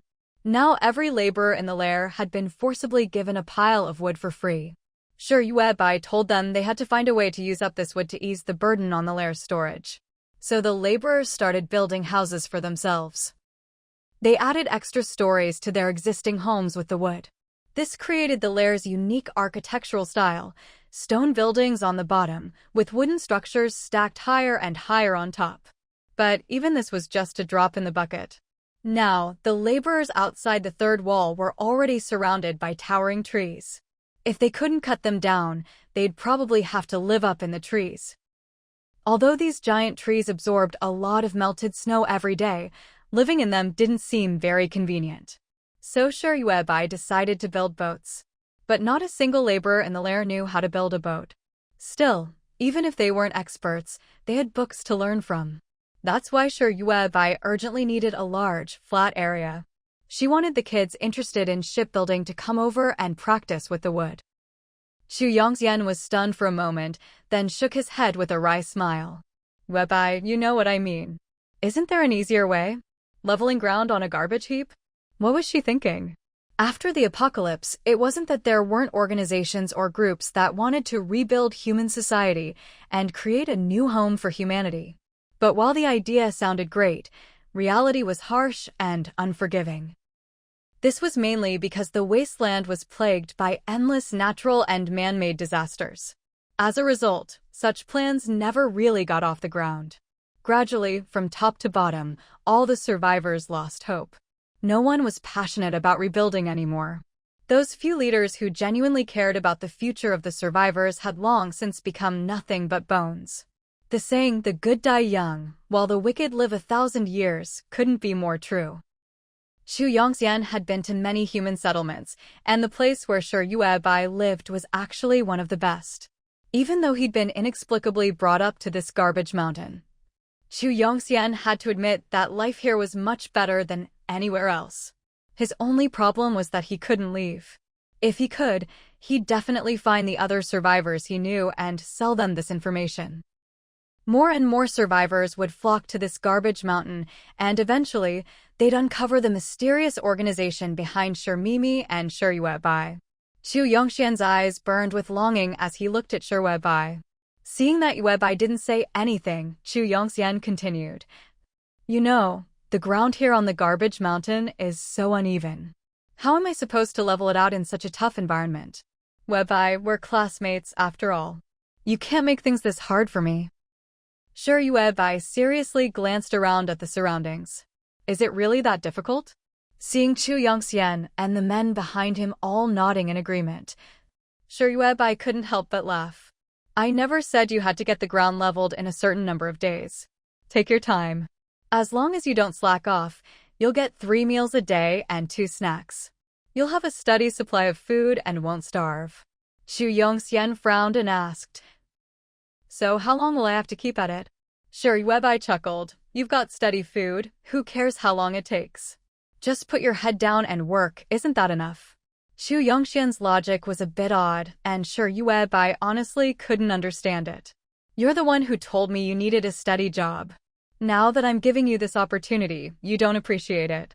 When someone's really in a tough spot, they'll grab onto any chance they get, no matter how small. Some people would love nothing more than to have endless work, just so they could keep earning their meals. Take the laborers in the lair, for example. At first, they worked slowly, afraid that once the wall was finished, the lair wouldn't need them anymore.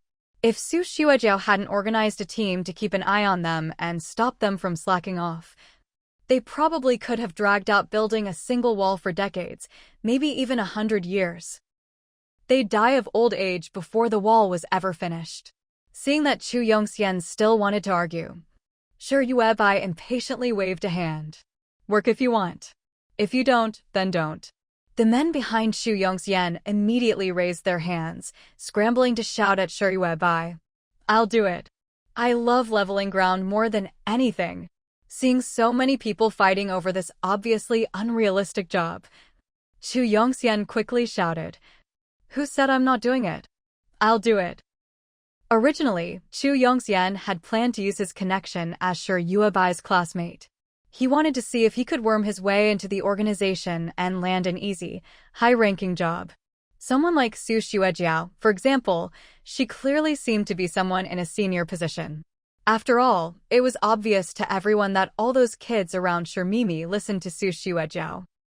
Even the Shi family members listened to her, which showed that the Shi family wasn't actually that high up in the organization's hierarchy.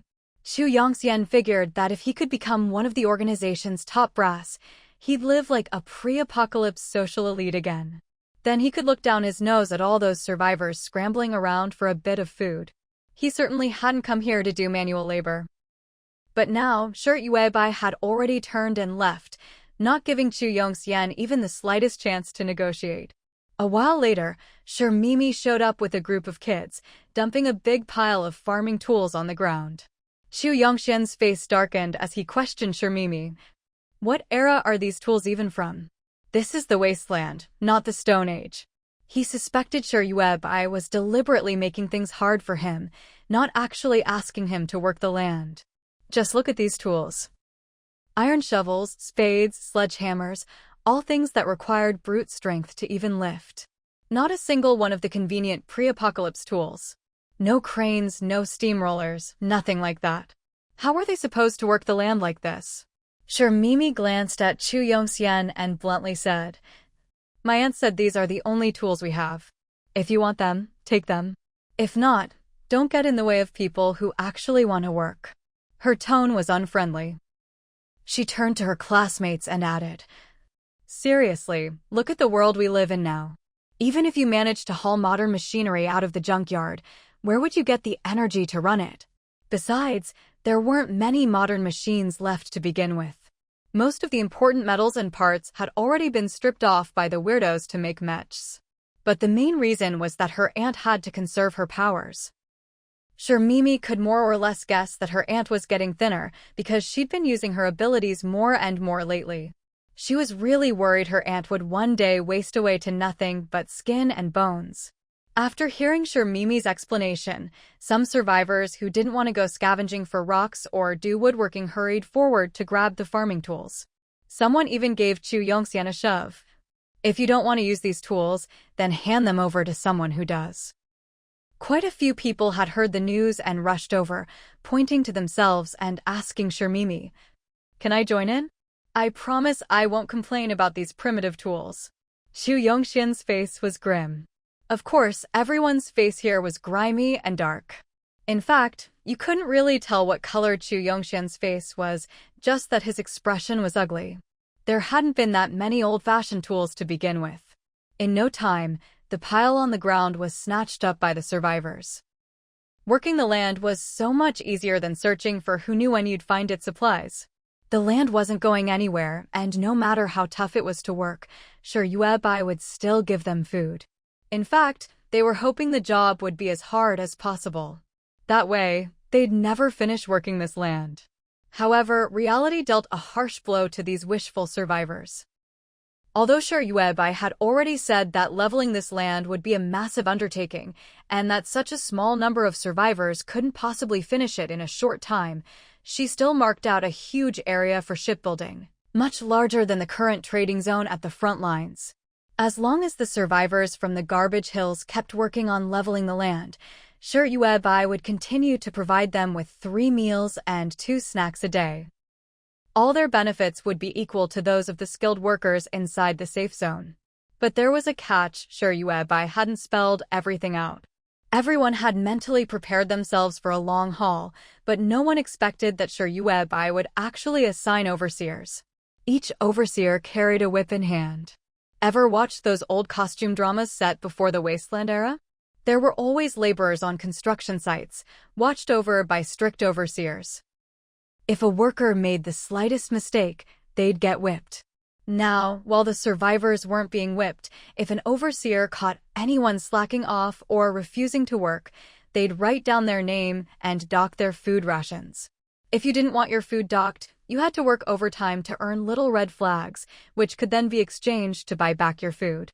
Some survivors from the garbage hills tried to cozy up to the overseers, hoping for special treatment.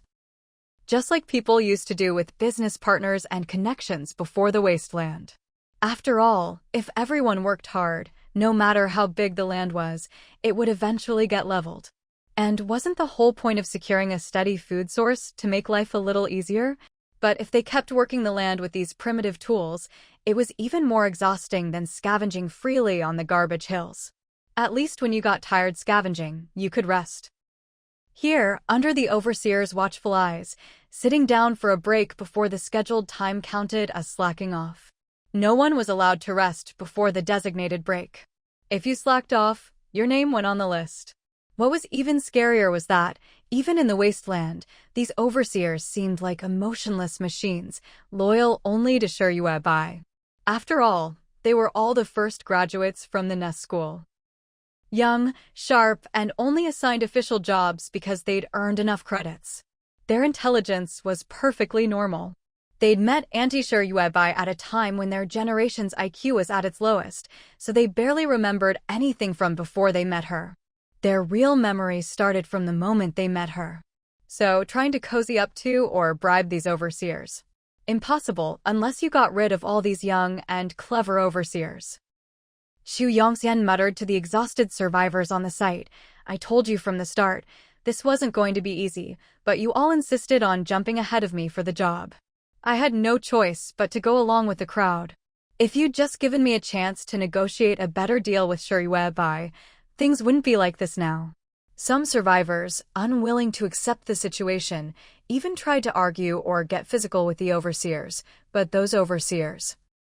Just as Xu Yongxian was muttering to himself, the survivor who had tried to shove the overseer was casually swatted aside with a flick of the overseer's hand, sent flying through the air. He was literally thrown from one end of the area to the other. Several nearby overseers moved over at an astonishing speed.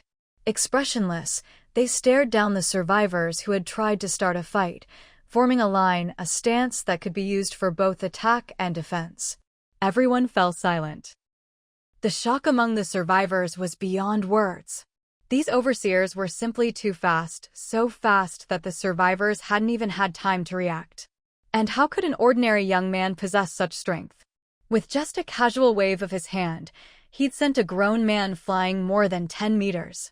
Even if the radiation of the wasteland could mutate a person's body, they had never seen anything this extreme before. The key point was, the overseer who acted looked perfectly healthy. No missing limbs, no signs of mental impairment. He showed none of the side effects usually caused by wasteland radiation. In fact, thanks to good food and clothing, his face was clean and fresh. And he was young. All these overseers, except for the one who had just acted, radiated a unique, vibrant energy. Almost every survivor on the garbage mountain had the same word flash through their minds: awakened? The idea of the awakened had existed in people's minds even before the apocalypse. But no one had ever seen one. In the midst of disaster, rumors always circulated among the grieving. That fragile humanity would eventually mutate, producing awakened people with supernatural powers who could move mountains and fill seas, saviors who would one day come to rescue them. But they waited and waited, from the beginning of the apocalypse to the endless days in the wasteland. They struggled to survive for years, yet the so-called awakened who were supposed to save them. When would they ever appear? No one knew. Eventually, doubts began to grow in people's hearts. Did awakened really exist in this world? After all, neither the dead nor the living had ever seen one. Their only guess was that radiation sometimes made ordinary people a bit stronger. But those survivors with unusual strength almost always suffered from various radiation-induced problems, like intellectual disabilities or physical deformities. After so many years in the wasteland, the survivors' fantasies about awakened coming to save them had long since been shattered by the harshness of reality. Is the organization behind you people made up of awakened? Relying on his connection as Shiyue Bai's former classmate, Xu Yongxian shouted the question from a distance. How could they not be awakened? These clean, young people seemed like the most perfect beings the wasteland's radiation could produce. They were so strong, so fast. And they had so much expired food. Xu Yongxian had long suspected that the organization behind Shiyue Bai and the others must have an extraordinary background. He hadn't expected that they would actually have awakened among them. That would also explain why they had an endless supply of expired food, why there was so much of it. Full of excitement, Xu Yongxian squeezed to the front of the survivors. He was just about to speak, when the overseer in front of him pulled out a small notebook. Wrote down Xu Yongxian's name. Slacking. 1 meal deducted from food rations. There was no limit to the number of survivors who could join the land leveling work, but once someone registered their name, they were under the supervision of the overseers. If any survivor was dissatisfied with the job, they could put down their tools at any time and quit. Shiyue Bai never forced anyone on the garbage mountain to work. But as long as a survivor was willing to come and do the job, they had to do it properly. They also had to accept these rules of the game. Rules set by Shiyue Bai and the management team at the base, with her at the center. We don't negotiate any conditions here. If you're not satisfied with the terms or the supplies we provide, you're free to leave. The overseer who had just shoved someone aside spoke up directly. He didn't feel the slightest bit sorry. Nor did he send anyone to check on the survivor he'd pushed. He didn't care how they were doing now. The work was tough. There were several overseers on site, keeping a close eye on the survivors at all times. But when it came to food, the base never shortchanged anyone. As long as everyone worked diligently and didn't slack off, they were given food according to their appetite. In fact, they could even save up a pile of expired food every day. So even if they missed a meal as punishment, it didn't really affect them much. The survivors who had been making a fuss on the worksite all fell silent, heads hanging low. Some, eager to make a good impression, had already picked up their tools and were working quietly. Even Chu Yongxian had nothing more to say. They all understood very well. If Shi Yuebai really had an organization of ability users behind her, then that organization was on a whole different level. Ability users were already the stuff of legend, unimaginably powerful. The young overseers looked on with satisfaction as the survivors finally stopped causing trouble and started working in earnest. They breathed a sigh of relief. After all, they'd just graduated from school, and this was their first real job. If they messed it up, it would be hard to explain to their aunt. Their aunt had invested so much in raising them, giving them a good environment to grow and learn. If they couldn't repay her after growing up, even if their aunt didn't blame them, they'd feel ashamed. Within just a few days, the rough, uneven ground near the safe zone had been leveled out quite a bit. Even though this was a mountain built entirely from the ruins and trash of the Wasteland, with some proper organization, they'd managed to clear a large, flat area. Chu Yongxian worked hard for 2 days and earned 2 days' worth of expired food. Each meal's portion was generous. It was nothing like the watery rice gruel the management of the big cities used to fob them off. The first time Chu Yongxian received the expired food, he was stunned by the organization's generosity. So much food in just one meal, as long as the survivors worked hard and didn't slack off. The overseers wouldn't dock their rations. That meant they could get 3 full meals of expired food a day, plus 2 snacks. Not to mention 3 proper meals a day, even just one of those snacks was as much as they used to eat in 2 or 3 days. The survivors on the worksite, including Chu Yongxian, looked at the big plastic bags full of expired food they'd stockpiled, both delighted and bewildered. In their hearts, they felt like they'd suddenly struck it rich. Ever since the apocalypse, Chu Yongxian and the other survivors had never seen so much food in one place. And all this food had only been gathered over the past 2 or 3 days. Someone sidled up to Chu Yongxian and whispered, "Aren't you classmates with Shi Yuebai? Can you ask Shi Yuebai if there's any more of this land-clearing work?" At first, they'd complained that the tools for clearing land were too primitive. They'd thought scavenging was better than doing this kind of hard labor. After all, clearing land required brute strength. Scavenging just meant picking up whatever stones you could carry and avoiding the exposed rebar. But now, looking at all the expired food in their hands, they realized how wrong they'd been. Even if the radiation in this expired food was hundreds of times over the limit, eating food with such dangerously high radiation levels wasn't exactly good for their health. But they all felt like this job was totally worth it. After all, the expired food they found scavenging in the ruins was nowhere near as good as what Shi Yuebai gave them. The food they found was either moldy or rotten. The packaging was either puffed up with air or full of dead bugs of unknown origin. But all the expired food from Shi Yuebai was perfectly packaged. Not a single package was damaged. And the food inside was all still good. No weird dead bugs inside either. Chu Yongxian nodded, eyes shining with excitement. Just then, he saw Shi Yuebai walking out of the safe zone in a trench coat. She still weighed 149 jin, about 75 kilograms, but given her height, she wasn't really considered fat anymore. At most, she was a bit chubby, just sturdy really. Behind Shi Yuebai trailed a dozen or so half-grown children. They were led by a single teacher, and every 2 kids carried a log between them. The children laid their logs down in the open area, then turned and headed back toward the safe zone. Inside the safe zone, Shi Yuebai had set up a teleportation array that led directly to the school at their base. The children would return to the school, then head to the supply depot. At the supply depot, Shi Yuebai had set aside a special area just for stacking timber. The cut logs were piled high, each one thick and heavy. Even though the children at the base had grown incredibly strong from drinking Shi Yuebai's strengthening water, their strength now surpassed that of several adults combined. It still took 2 of them to lift a single log, showing just how heavy and long those logs were. In no time, the children had filled the clearing, land that the survivors had spent 2 days leveling with timber. The teacher leading the children was holding a book. The book explained how to build a simple boat. He was learning as he went, following the instructions and directing the children to fetch saws and planes. Like this, yes, just like that. That doesn't seem right. Maybe try it this way.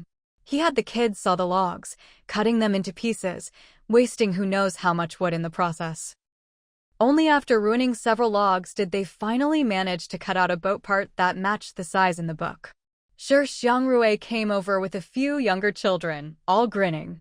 Each child carried a basket on their back, picking up the discarded wood scraps and tossing them in. Some survivors curiously asked Shi Momo, "Why are you collecting so many wood scraps?" Those pieces of wood were all cut up in a mess, some even chopped into palm-sized chunks. They were completely useless for making anything, not even a bow and arrow. Shi Momo replied, "Our aunt says, earth gives birth to wood, wood gives birth to fire, fire gives birth to metal, and metal gives birth to water." Seeing the survivors' confused yet curious expressions, Shi Momo smiled and added, "You don't get it? Honestly, neither do we. But if we listen to Aunt, we can't go wrong." Aunt had told them to gather up all the leftover wood, and the students at school could even earn credits for doing it. Of course, everyone scrambled to help. After all, collecting wood wasn't hard work. In no time, a big group of kids, laughing and playing as they went, had already finished gathering up all the discarded wood from the open space. The teacher leading the shipbuilding effort was still clutching that shipbuilding manual, studying how to build a boat. They were really short on skilled people for this kind of work, so they could only learn as they went. Soon, the shipbuilding teacher was directing the older kids to start assembling the cut wood pieces, while another group of kids brought over the latest batch of wood. The open space they'd cleared quickly became crowded and wasn't big enough anymore. Because of this, there was actually no need for Chu Yongxian to go out of his way to talk to Shi Yuebai. Shi Yuebai herself thought the teacher's boats were just too small. She wanted to clear more ground and build even bigger ships. Su Xuejiao and Shi Yi both came up to the garbage heap to listen to Shi Yuebai's plans. After Shi Yuebai left, Su Xuejiao turned to Shi Yi and asked, "We're building so many boats and even planning to build more and bigger ones. Is it to prepare for those outside forces with boats?" She still remembered how Shi Yi had once said they needed to put up the third wall before the survivors in the big city realized what was happening. So now that their base was pouring so much effort into shipbuilding, there had to be a bigger plan. A hint of confusion appeared on Shi Yi's handsome face. "There's no such plan at all. All this effort building boats, isn't it just because we have too much wood?" Shi Yuebai needed more space and more labor to get things done for her. It was all just to use up the ever-increasing piles of wood in the base. Seeing Su Xuejiao's dumbfounded expression, Shi Yi couldn't help but laugh. He even kindly tried to comfort her. "Look on the bright side, now we have more labor and a bigger area to move around in." Even though all this extra space was being used just to build boats, Su Xuejiao slowly nodded. She looked toward the open ground. De Jiao and Xiao Jiao had been brought over to help assign tasks. Clearing and leveling land had already become a regular job on the garbage mountain. As long as the survivors on the mountain were willing to sign up, there was no limit to the number of people. They could all join in. Chu Yongxian looked at the electronic screen set up on the open ground, where 3 tasks were scrolling by. One was a permanent, ongoing task, exchanging expired food for daily necessities. Another was picking up tools to level the ground. Everyone was familiar with these 2. They'd all done them before. The third task was new and a bit odd. It involved breaking wood into chips, mixing the wood shavings with all sorts of dirt and sand, and stuffing the mixture into the gaps in the garbage mountain. This new task was called filling the land. According to Sher Yuebai's thinking, this garbage mountain can no longer be moved. It's not that she lacks the ability to move this ring of trash, after all. Her weight has now dropped to 74.4 kilograms, about 148.8 gene. Sher Yuebai feels that her weight has probably hit a plateau. She still hasn't eaten anything, but even as she continues to burn fat for energy, the radiation from the wasteland is also affecting her body. No matter how much fat energy she burns, her weight stubbornly hovers at this in-between point. The upside is that no matter how intensely she burns fat for energy now, her body doesn't feel the slightest discomfort. So, for Sher Yuebai, moving the garbage mountain outside their base in an instant isn't actually difficult. The real problem is that if the garbage mountain is removed, the entire base would be instantly flooded by the melting snow outside. The level of meltwater outside is rising visibly by the day. No matter how much of it the plants inside the base absorb, it's still just a drop in the bucket for the whole wasteland. So Sher Yuebai decided to fill in all the gaps in the garbage mountain. As soon as she voiced this idea, all the leaders inside the base fell silent. Even Ija, who had just been brought into this leadership meeting, found Sher Yuebai's idea a bit unbelievable. What was this like? Was it like the old saying about the foolish old man moving mountains? Or perhaps Jingwei filling the sea? Ija and the others felt that what they were hearing now was pretty much on par with those legendary feats. Everyone wondered if Sher Yuebai was taking things a bit too far this time. But then they thought about how they'd clawed their way up from a hopeless wasteland, step by step, to where they were now. Now, no one worried about food or clothing. They could eat fresh vegetables and rice every day. They even had pure water to drink. They had personally turned this base into a paradise in the wasteland. So, if they could use wood chips, rubble, and all sorts of debris to fill in and level out a patch of land, why would that be impossible? Everyone quietly began preparing according to Sher Yuebai's plan. Guai Guai even managed to cobble together a few stone crushers. Basically, you toss a chunk of concrete into the crusher, and it gets smashed into small stones, or even finer powder. On the newly leveled ground atop the garbage mountain, Sher Yuebai drew an energy overlap array. This small energy array could power the stone crushers. And so, a fourth mission appeared on the garbage mountain. The base needed to gather a group of survivors to toss the big rocks on the ground into the stone crushers. These survivors would get the same treatment as the skilled workers. The base would provide 3 meals and 2 snacks a day. Xu Yongxian and some other survivors looked at this new fourth mission in surprise. One survivor pointed at a big water vat being carried over by Shermimi and a few other kids and said, "Look, what are they up to this time?" 7-year-old Sher Xiangrui followed behind Shermimi, hands on his hips, and said in a childish voice, "This is the water we're providing for you. Each of you can come and get water once a day, just once." There was a faucet installed on the big vat, so water could be drawn straight from it. Sher Xiangrui pointed at a pile of water bottles nearby. "These are your designated water cups. You can carve your name on your own cup. Each person can fill up 1 bottle of water like this for free every day. Every person here can now use their own designated water cup to receive a daily benefit, 1 cup of pure water." This news caused a huge stir among everyone living on the garbage mountain. Even the craftsmen living in tents inside the safe zone were abuzz. Of course, those craftsmen were always busy working on making bows and arrows. Whenever they had a bit of free time, they would also teach the children who came out of the teleportation array how to make bows and arrows. So, compared to the other survivors, they didn't react as strongly to the news about the designated water cups. But the survivors on the garbage mountain, led by Xu Yongxian, spread the word quickly. 1 person told 10, 10 told 100. Very soon, thousands of survivors knew that as long as they accepted a task from the electronic screen near the safe zone, they could get their own designated water cup. While completing the tasks, they would be able to drink pure water. So everyone dropped whatever they were doing, digging through rocks and rubble, and rushed to the safe zone to line up for tasks.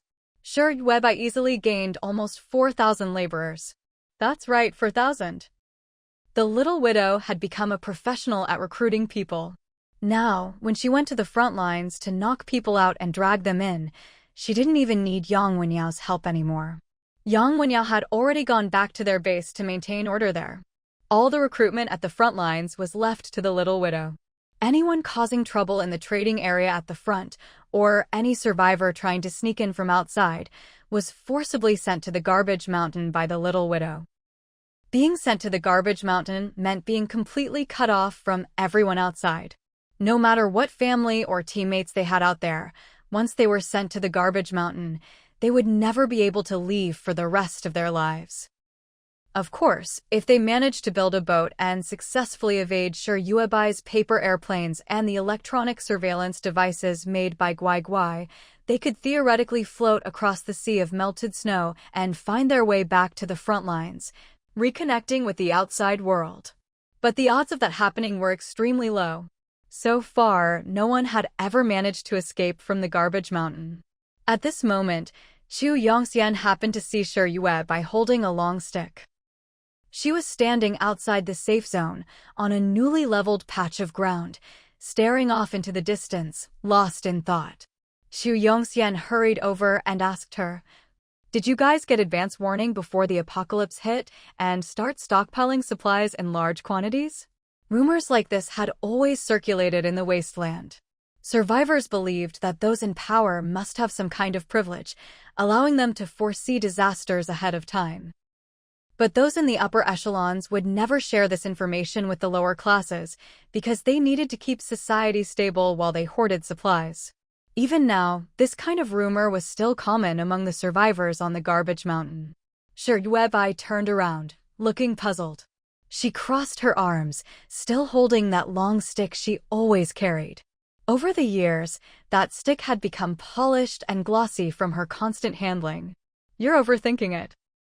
During the apocalypse, the Shi family did a lot, and after entering the Wasteland, we paid a huge price as well.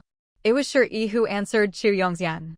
Shi stepped forward, giving Chu Yongxian a warning look, and said to his younger sister Webai, "Don't talk to shady people." Shi was a man, and he could easily understand the look in Chu Yongxian's eyes when he glanced at his younger sister, Shi Webai. He knew exactly what that look meant. To be honest, the Shi family had always had good genes. From their mother down to the youngest, Shi Xiangrui, every one of them was quite good-looking.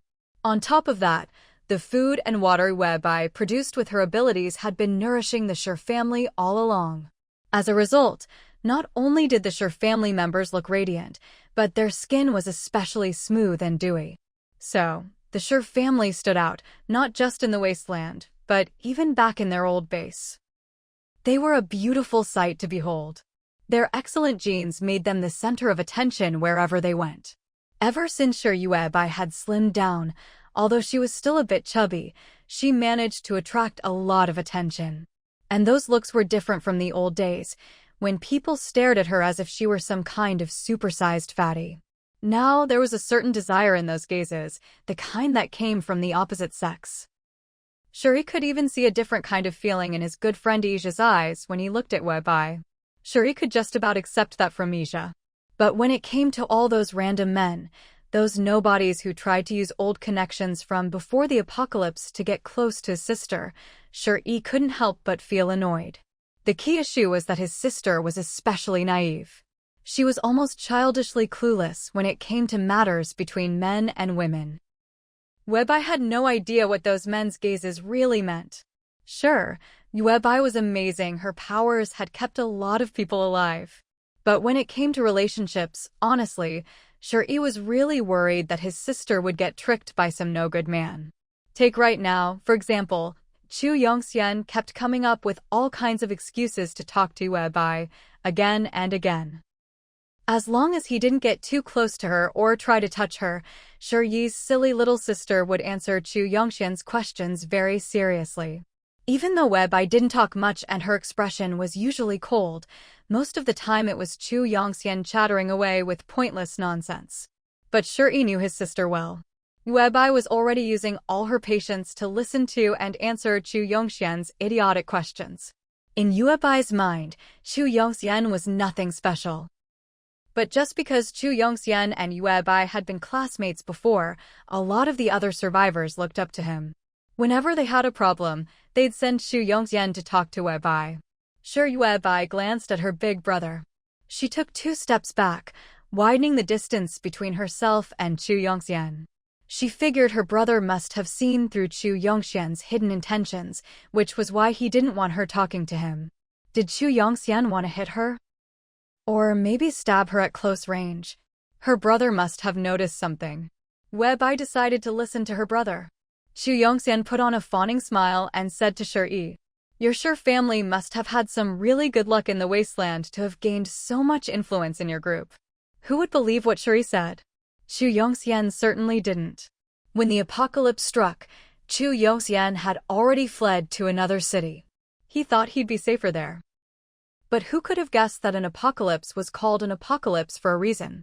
The disaster was so widespread that no one was spared. Those who survived were called survivors. Those who didn't all perished in the catastrophe. So, Chu Yongxian had no idea what the Shi family had done in this city. Shi gave Chu Yongxian a perfunctory smile, his expression half-hearted. If you put it that way, you're not wrong. The Shi family really had been incredibly lucky. Their Yue Bai had awakened an ability. At least, Shi had survived in the Wasteland for so many years. His little sister was the only ability user he'd ever seen in the Wasteland. Everyone talked about ability users this and ability users that. But aside from his sister, Shi had never met another one. So she was the only one. How could you not call that the Shi family's great luck? Shi took Yue Bai's hand and turned to leave. Chu Yongxian quickly stepped forward and grabbed Shi's wrist. "Wait, I still have things to ask you." Yue Bai didn't often appear on the trash mountain. At least, before, Chu Yongxian had only ever seen Mimi and that group of kids, never Yue Bai. Later on, Yue Bai would occasionally show up at the trash mountain. But Chu Yongxian never really had the chance to get close to her or talk to her. So today was a rare opportunity. Yue Bai's brother, Shi, was here too. Chu Yongxian was determined to build a good relationship with these siblings. Shi stopped, tilting his head to look at Chu Yongxian. A warning glint in his eyes. After all these years in the Wasteland, the distance between people felt both near and far. Close, because survivors could only make it by sticking together. The lone wolf lifestyle had long since gone out of fashion in the Wasteland. Unless you were one of those extremely powerful people who could survive on their own. Otherwise, you'd end up like Guai back then. No matter how strong you were, without a team to back you up, you'd end up battered and covered in dust. But in another sense, people in the Wasteland grew further apart than ever. Just like right now.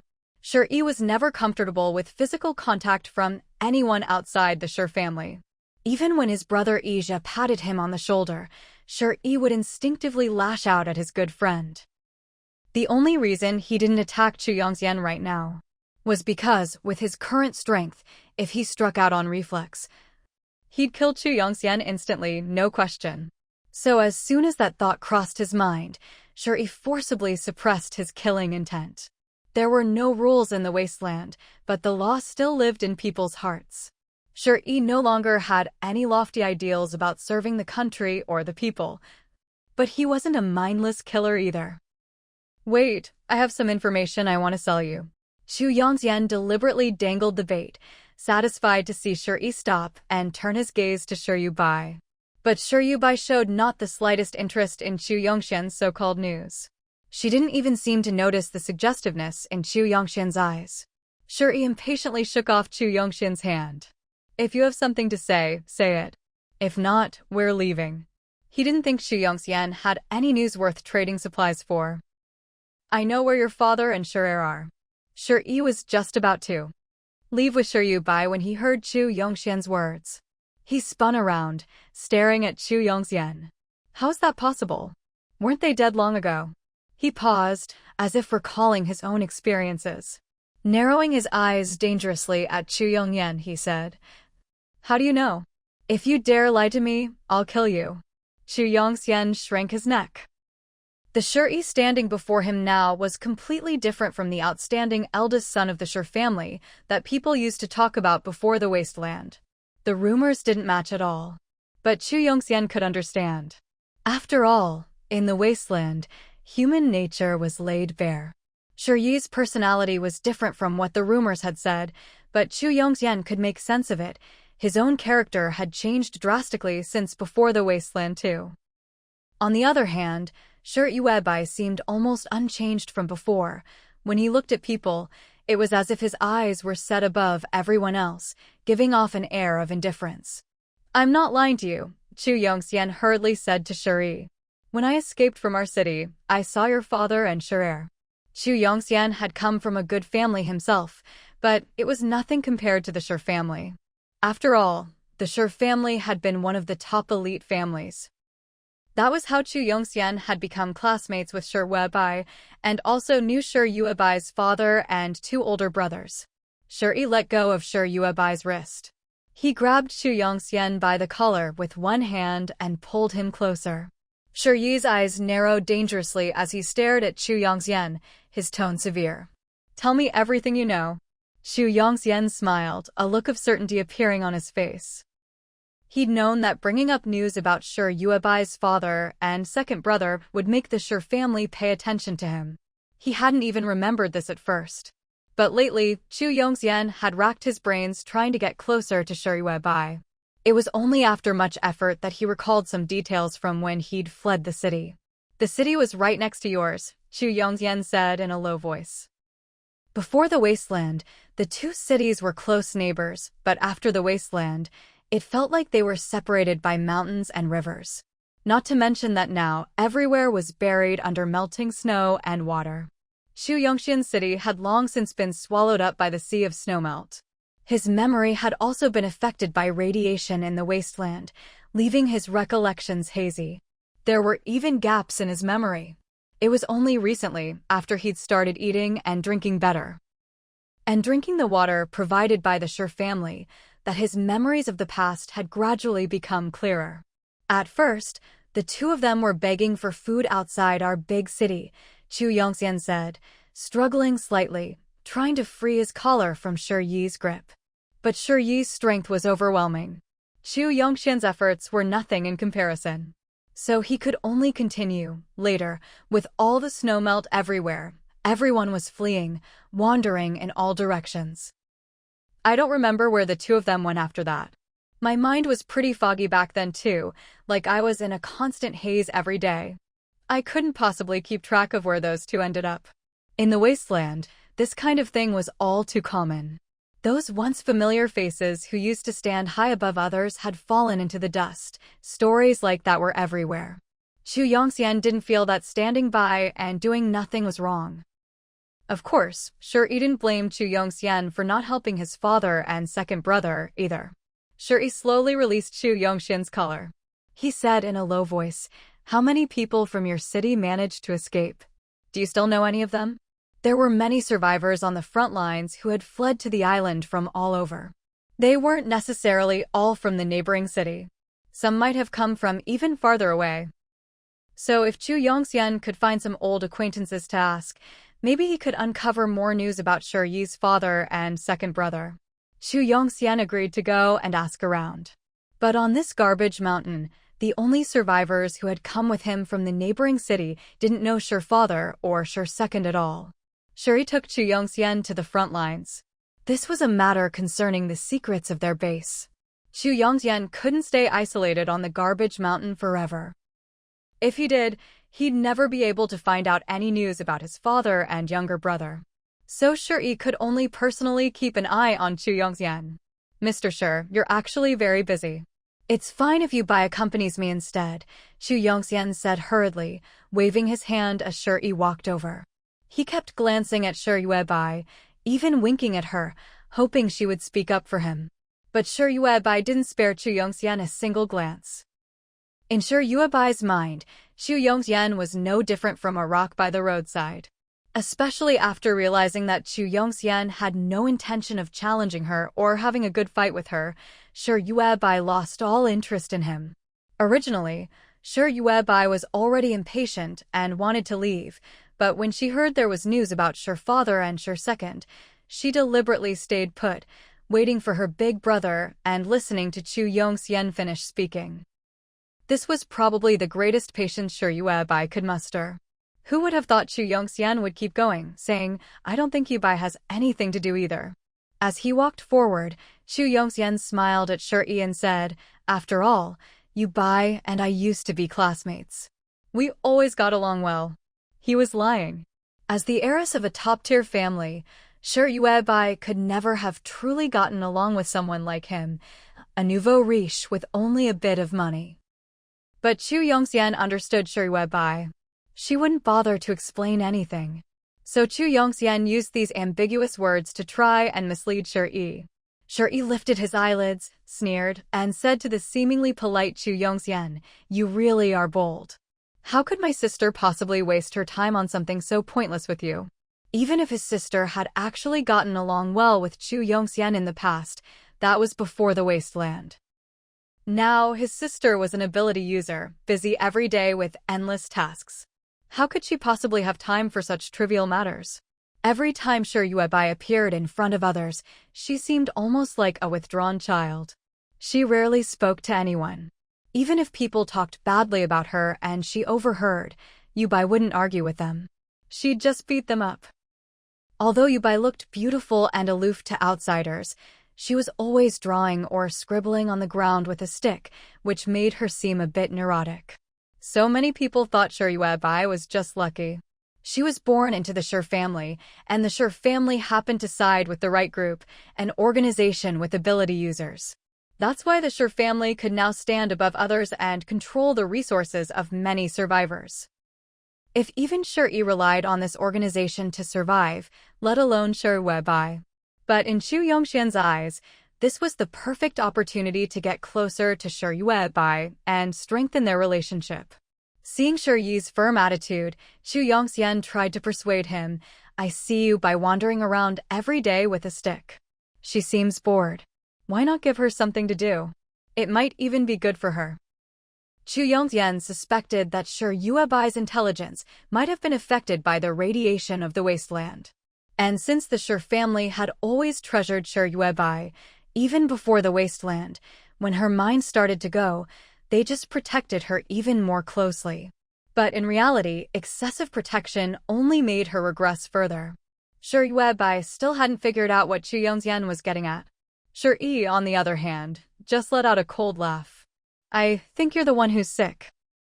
My sister is so beautiful and capable. What makes you, an ugly, filthy, and weak toad, think you can even dream of her? Why don't you take a good look at yourself in the mirror? Do you really think you're worthy of my sister?" In Shi Yi's eyes, not a single man in this wasteland was good enough for his sister. Not even Ija, who had always shown an interest in her.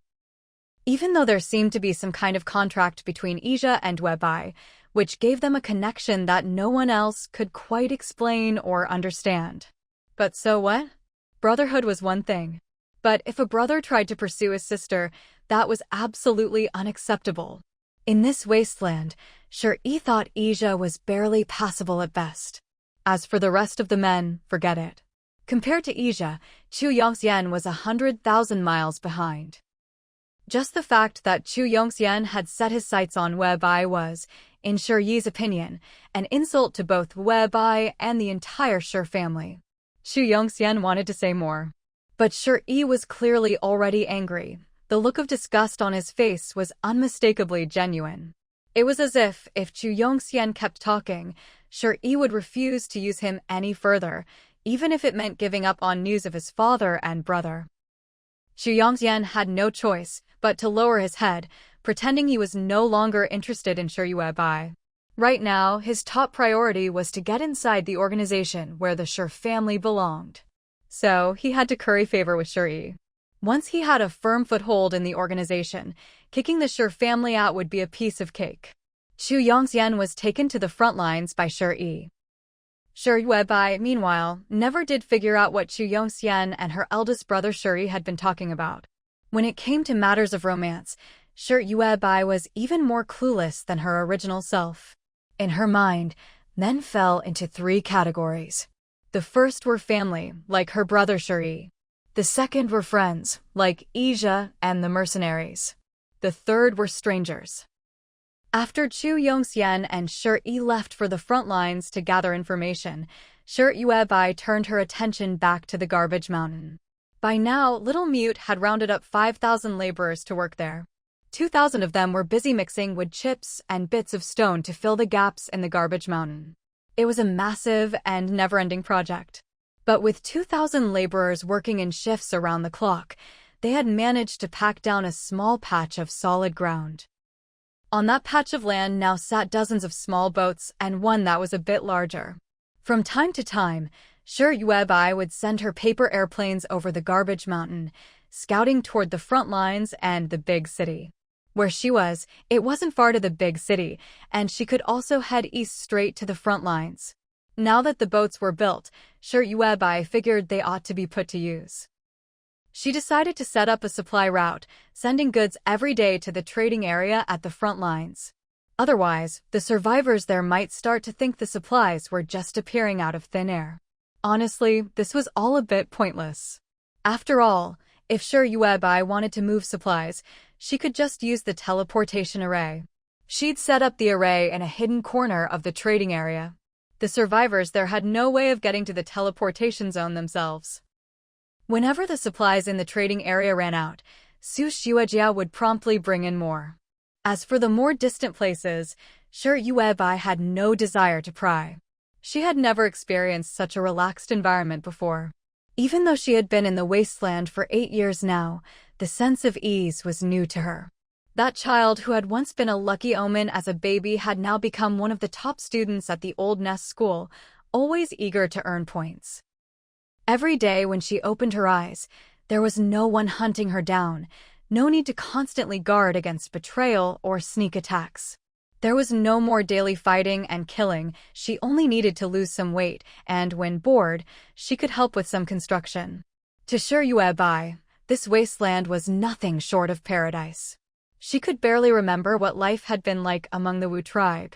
At her command, the children at the school, older ones leading the younger, gathered on the flat ground of the garbage mountain. Together, they pushed the small boats they had built into the meltwater from the snow. At that moment, the survivors scattered across the garbage mountain, not quite understanding what was happening, watched as a crowd of children pushed boats toward the water. The scene was strangely moving. It had been 8 years since they'd seen human survivors unite to accomplish something together.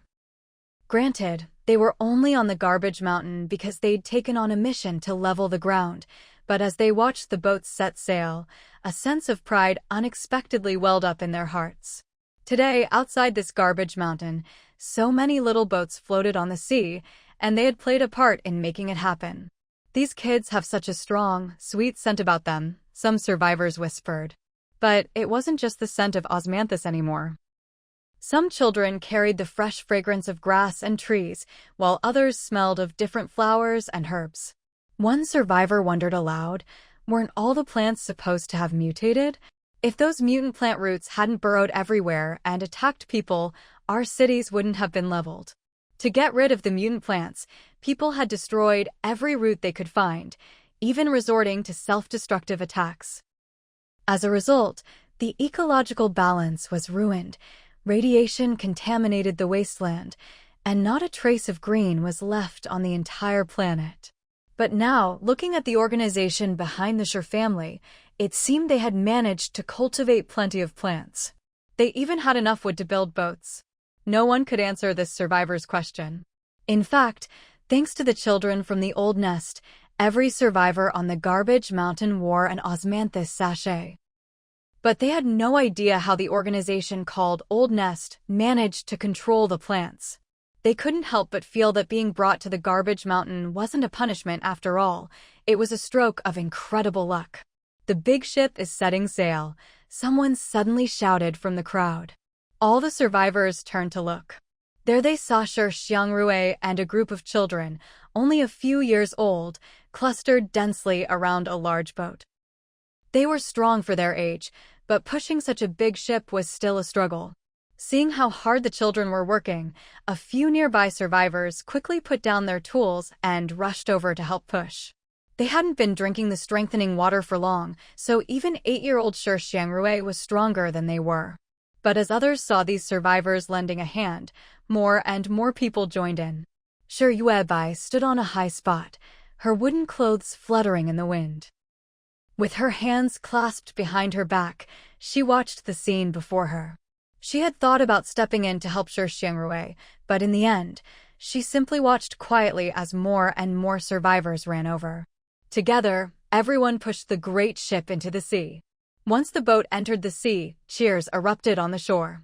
The survivors who had helped push the boat into the water were celebrating as if they had just won a great victory.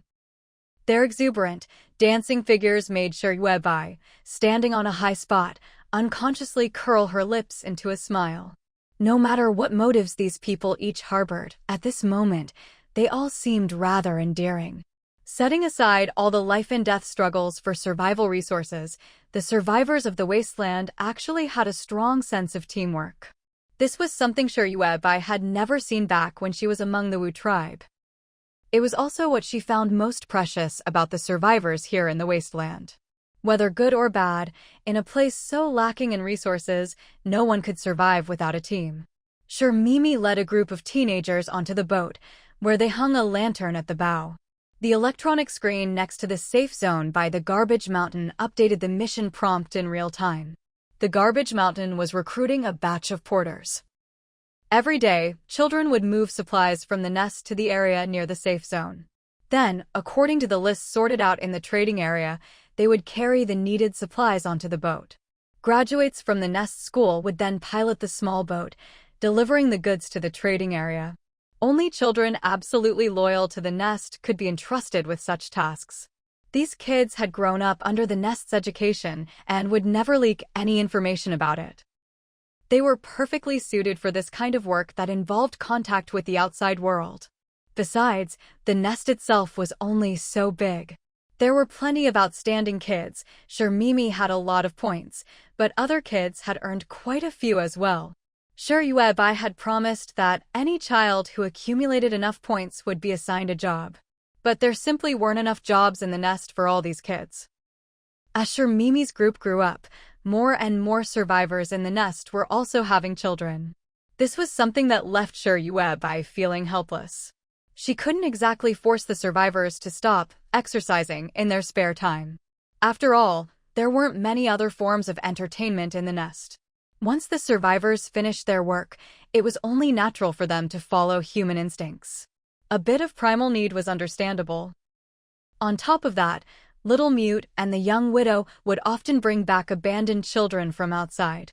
As mothers themselves, whenever they saw disabled, unwanted, or intellectually challenged kids, they couldn't help but take them in. They knew these children would only have a chance to survive and get better if they lived in the nest. So, while there weren't many adult survivors in the nest, the number of children kept growing.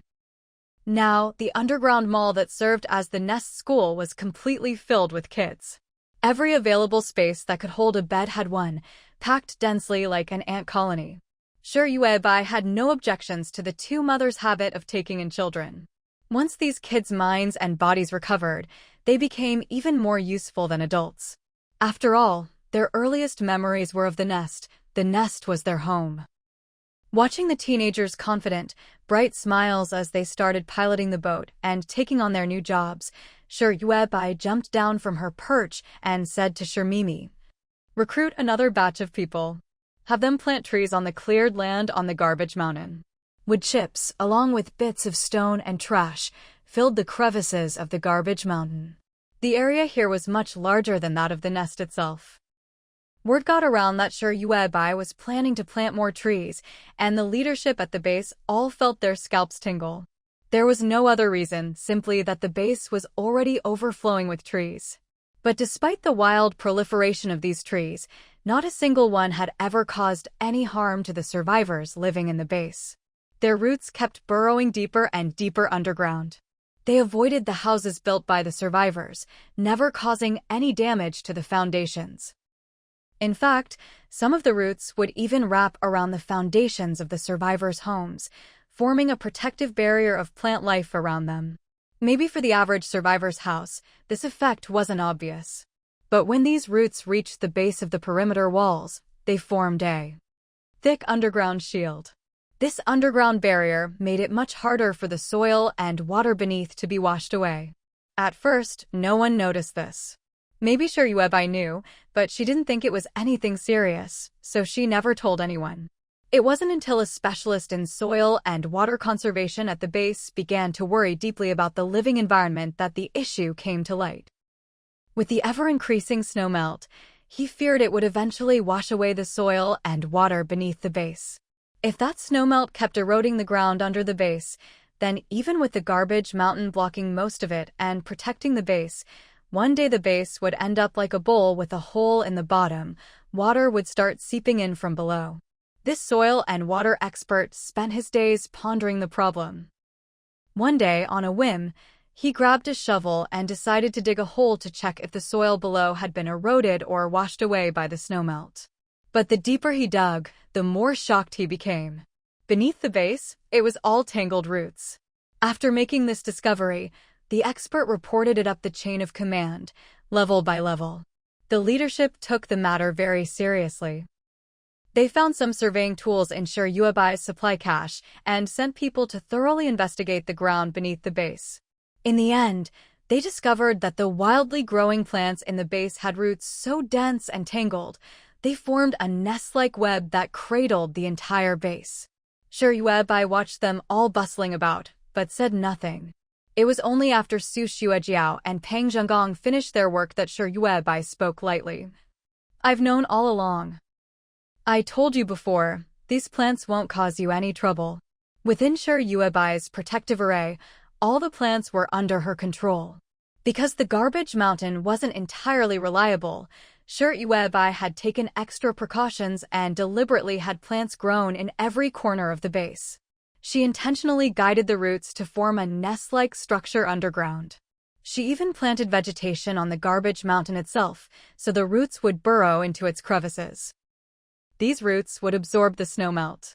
The bowl walls protecting the base would be covered in these roots. The more snowmelt surged outside, the more nutrients these roots would get. Shiryuebai smiled at Su Xuejiao and Pang Zhenggong, who had come to ask her about it. Just think of these plants as half soil-grown, half hydroponic. There's really no other way, after all, we don't have much soil to work with. Looking at the embarrassed smile on Shiryuebai's face, Su Xuejiao and Pang Zhenggong felt a bit bewildered, as if caught in a gust of wind. Was the reason they came to see Weibai really just about whether there was enough soil or not? It seemed like not having enough soil made Weibai feel genuinely apologetic. It was just like before the Wasteland era. Someone wanted to treat their friends to a meal, but could only afford to take them to a cheap food stall. When others brought it up, the host would wear the same awkward, embarrassed expression Weibai had now. Because they didn't have the money to treat friends from afar to something tastier or fancier, they felt bad about it. Su Xuejiao stammered a little. "I didn't mean it like that, Weibai. No, what I mean is, you've already done a great job." She paused, her shoulders slumping in resignation. "All right then, I think half soil, half hydroponic is fine too." The miraculous half soil, half hydroponic method. Su Xuejiao felt that when they talked about these wildly growing plants, it was almost like discussing houseplants.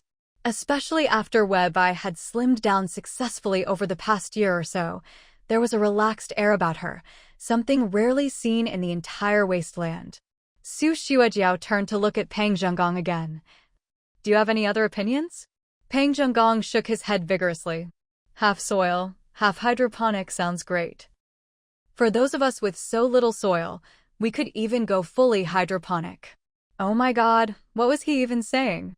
The mutated plants that had plagued humanity for so long in the Wasteland sounded, in his mouth, like child's play. Since neither Su Xuejiao nor Pang Zhenggong had any objections, Shiryuebai turned and instructed Shirmimi to post the mission. Every survivor on the garbage mountain could go to the electronic screen and freely accept a tree planting mission. Anyone who accepted the mission would receive a free tree sapling. Once they managed to grow the sapling, the mission would be considered complete, and they'd receive a reward. After the mission was done, the base wouldn't care what the survivor did with the tree. The mission guidelines suggested, if you really didn't like the tree you got, you could chop it down and sell the wood back to the electronic screen. At first, when the survivors on the garbage mountain saw this mission, they thought the leadership at the base must be a little crazy. Who in their right mind would accept such a mission? Planting a tree, how many years would that take? The saying goes, one generation plants the trees, the next enjoys the shade, and it's true, because the ones who plant the trees never get to see them grow tall and lush. What's more, the mission even specified where the trees could be planted. Either on the ground already filled with wood chips and gravel, or outside the garbage mountain, with the roots placed in melted snow water. Survivors couldn't just plant the tree wherever they wanted. Standing by the electronic screen was a teenage guide who seemed to have been trained by the base and mentally assimilated into its ways, a loyal dog, so to speak. The boy dutifully explained how to grow the saplings hydroponically in the melted snow water. Survivors who chose hydroponics had to take good care of their saplings and make sure to secure them to the garbage mountain so that the trees wouldn't float away with the water. The boy explained patiently. On the other side, some survivors couldn't help but sneer. Who would take on such a stupid tree planting mission? I'm definitely not doing it. Someone else pointed at the mission reward. The reward's actually pretty high. If you can get your tree to 5 meters tall, you get 100 little red flags. Based on the current exchange rates set by the nest, 100 little red flags can be traded for a lot of daily necessities now. Not only can you exchange them for supplies, but you can also get a large amount of expired food. But to grow a tree to 5 meters tall, wouldn't that take decades? Most survivors aren't interested in this kind of tree planting task. But there are still some who figure, if I'm going to take one quest, I might as well take two. After all, the nest's electronic screen doesn't limit the number of tasks they can accept. So some survivors, besides taking jobs like clearing land or transporting supplies, also casually pick up the planting task. Ha ha ha, someone actually took the planting mission. What an idiot. The other survivors watched as the one who accepted the tree planting task took a half-meter-tall sapling from Shi Jixiang. Tied to the little sapling was something that looked like a tracker. Shi Jixiang explained in her soft voice. This is so the nest can make sure you don't abandon the tree. The tracker wasn't very big and was made from the cheapest materials. To Guai Guai, this kind of tracker was so basic it wasn't even worth making, so she didn't bother. Maybe the school had started a mecha engineering class. So all these trackers were made by the kids at school. Since there were a lot of kids and plenty of cheap materials, they ended up producing a ton of trackers every day. Whenever there was a mecha building class, the kids would make a bunch of these trackers. Making these little trackers was just practice for the kids. But since they made so many, it seemed a waste to just throw them away. So Shi Yuebai waved her hand and decided to attach all these trackers to the saplings being handed out. The survivor who received the sapling paused, looking down at the half-meter-tall tree. He wanted to say, this little tracker didn't look very securely attached. He'd have to grow the tree for decades until it reached 5 meters tall. What if, during those decades, this loosely attached tracker fell off? Did that mean, while planting the tree, he was also responsible for keeping the tracker safe? But Shi Jixiang had already turned away, chattering with the kids about their homework. The survivor could only take his sapling to the edge of the garbage mountain, near the melting snow. The tree planting area covered the whole perimeter of the garbage mountain. He put the sapling into the meltwater, tied it up with some twine he'd prepared, and fixed the other end of the twine to an exposed steel bar on the shore. After he finished, a thought suddenly struck him. He hurried back to the electronic screen, not even glancing back at the sapling he'd just planted. About the mission I just took, what if, over these decades, the tree I planted dies? The survivor anxiously asked Shi Xiangrui. Shi Xiangrui paused, tilting her head to look at Shi Mimi. As far as she could remember, nothing like that had ever happened. Huh? Trees can die. Shi Jixiang, nearby, was drawn over by the question. Growing up in the nest, they had never seen a plant die from being planted. The survivor who had just accepted the planting mission couldn't help but take 2 steps back. He looked a little wary, eyeing Shi Xiangrui and Shi Jixiang, who seemed extremely interested in what he'd just said. Not far away, someone seemed to notice something unusual happening here. They immediately walked over, alert, and asked, "What's going on?" When you're out and about, people from the same base naturally look out for each other. This was especially true for the young folks from the base's school. They stuck together as much as possible when outside. In this crisis-ridden wasteland, no one could bully them. Shi Jixiang quickly turned to the young man and explained, "This survivor here was asking us what he should do if the sapling he received for the mission ends up dying." Shi Xiangrui nodded in agreement. "Yeah, and if that happens, does it count against us or against them?" Hearing this, the young man came closer and said, "If the sapling dies, of course it counts against us. It must mean the sapling we provided was no good. Only saplings that were deformed from the start and truly couldn't grow would end up dying. If that happened, it meant their base hadn't done proper quality control when distributing the saplings, which was why the survivor who took the mission ended up with a dead tree." But after a pause, the young man added, "Once the tree is dead, the mission is simply cancelled. It won't count toward the failure rate." All survivors who accepted missions in front of the base's electronic screens, even the laborers inside the base who took on tasks, their information would eventually be compiled back at the base. Guai Guai had set up a large computer there, which could record every survivor who took a mission and track their mission success rates. In other words, the more missions a survivor took and completed, the higher their success rate. If they slacked off and kept failing missions, their failure rate would keep going up. This system made it easier for the base to later issue missions that could only be accepted by those with a certain success rate. Survivors with high failure rates wouldn't be able to take on those high-reward missions. And those high-reward missions often came with a certain level of danger. Sometimes there was only one or just a few precious prizes, so the number of people allowed to take the mission had to be limited. Satisfied with the answer, the survivor left. He was just about to grab his tools and get started on the land preparation task he'd accepted earlier. But when he returned to the edge of the snowmelt, he couldn't believe his eyes and rubbed them in disbelief. When he'd left, the sapling tied to the rock hadn't been very big. How could it be that after just a quick trip to the edge of the safe zone and back, the sapling had already grown to over a meter tall? Was this really the same sapling he'd left behind? Had someone swapped his sapling for another while he was gone? If that was the case, he'd actually lucked out. After all, the mission description said that as long as he nurtured the sapling until it reached 5 meters tall, he could turn in the mission. Now, after just a little over an hour, he already had a sapling over a meter tall. If he just waited another 10 years or so for it to reach 5 meters, he'd earn over 100 little red flags. That would save him several years of effort for nothing. Delighted, he glanced furtively around, worried that the fool who swapped his sapling would realize and come back to take it away. Just to be safe, he grabbed his tools and started preparing the ground right next to the sapling. The land clearing mission assigned to survivors by the nest also had its boundaries. But the area was huge, almost encompassing the entire ring of the garbage mountain.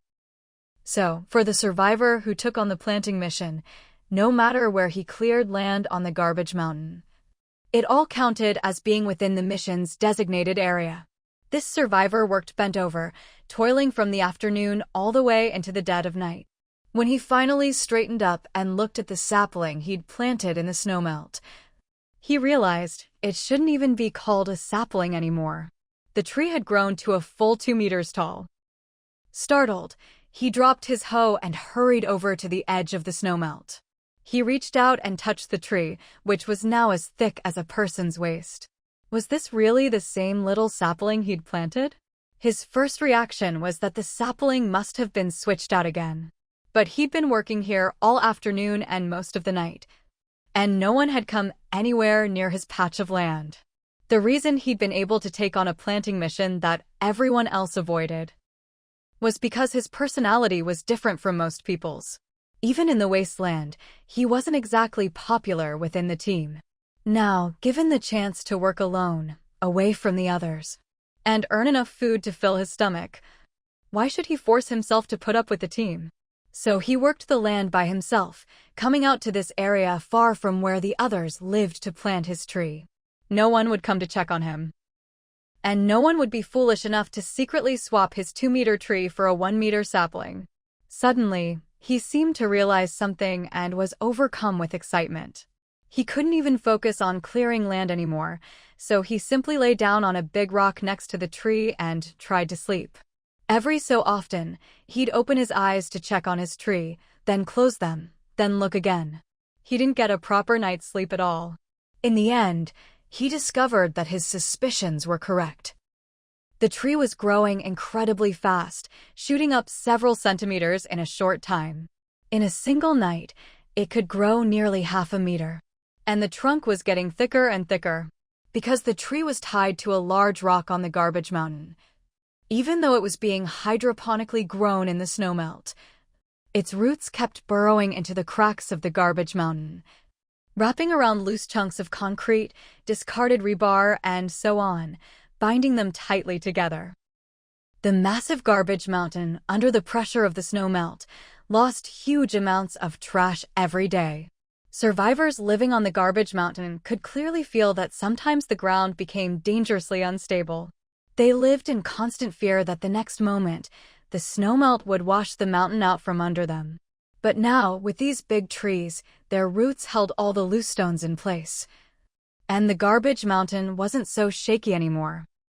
After guarding his tree for several days, the secretive survivor, his heart full of excitement, waited until the tree had grown to 5 meters tall before hurrying off to turn in his mission. The electronic mission terminal in the safe zone was still a long way from where he'd planted his tree. At his walking speed, it would take over 40 minutes to get there.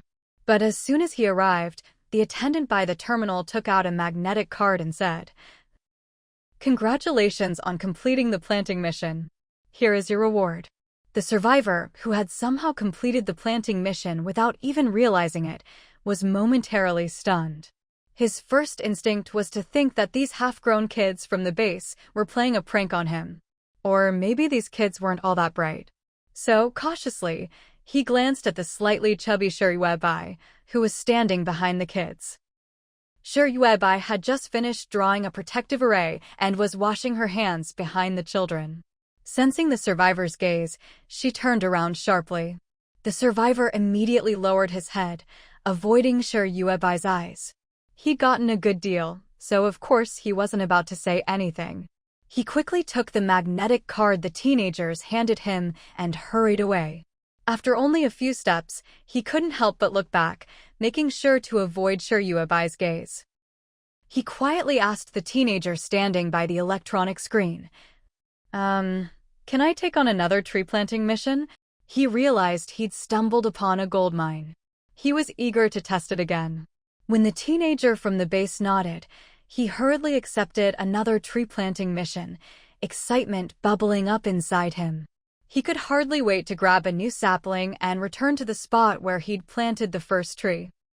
He even hunched his back and cradled the sapling in his arms, afraid someone he knew might see him.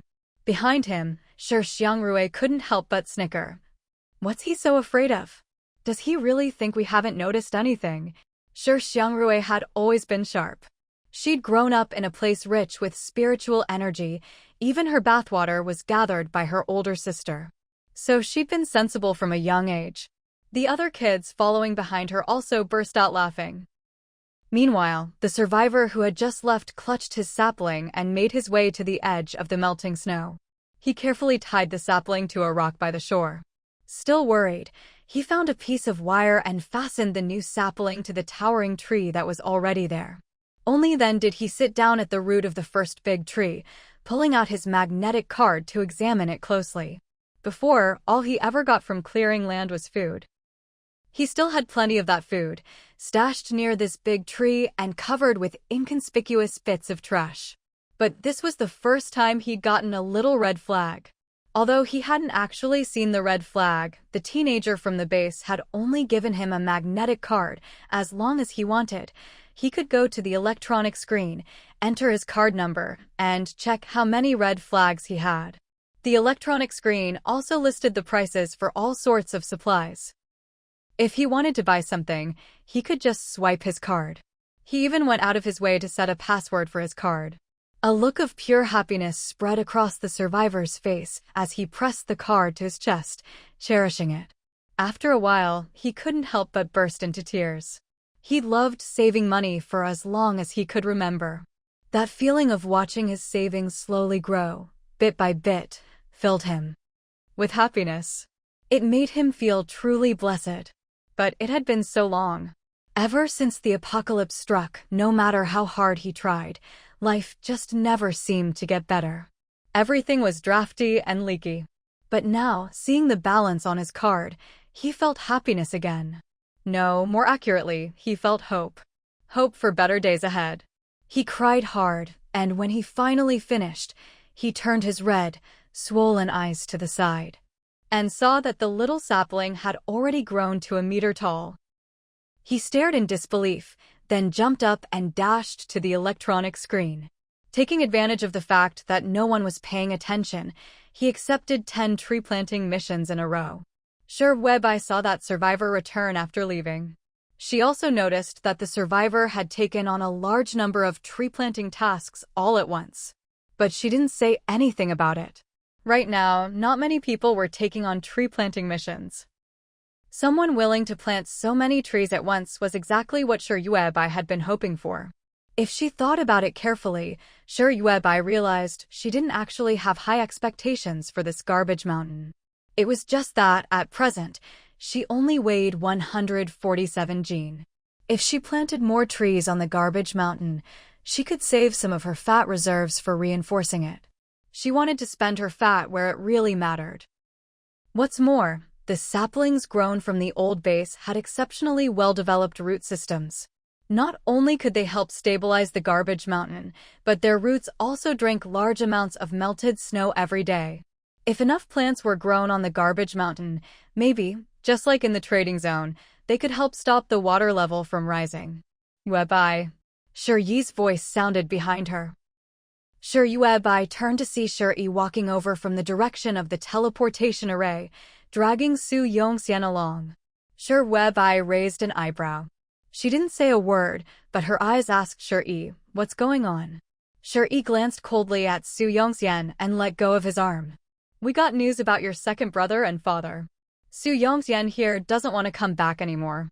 At first, Su Yongxian hadn't held out much hope. He just wanted to get closer to Sure Yuebai and the Sure family. So he'd willingly accompanied Sure Yi to the front lines to look for news about Sure heir and Sure father. Who could have guessed that in the process, they'd actually managed to find out something different? Some survivors who had crossed the perilous desert and newly arrived on the island said they had indeed seen Sure heir and Sure father. Once they had definite news, Sure Yi wanted to send Su Yongxian back. But when Su Yongxian saw the current front lines, he realized things were nothing like when he'd first been captured and brought to the garbage mountain. Not only that, but the trading zone was now overflowing with supplies, and survivors from all walks of life came and went. All these people made the trading zone lively and bustling. Now, the trading zone even allowed outsiders to come in, temporarily rent a stall, and freely sell whatever daily necessities or food they'd found. The trading zone had grown to more than 3 times its previous size.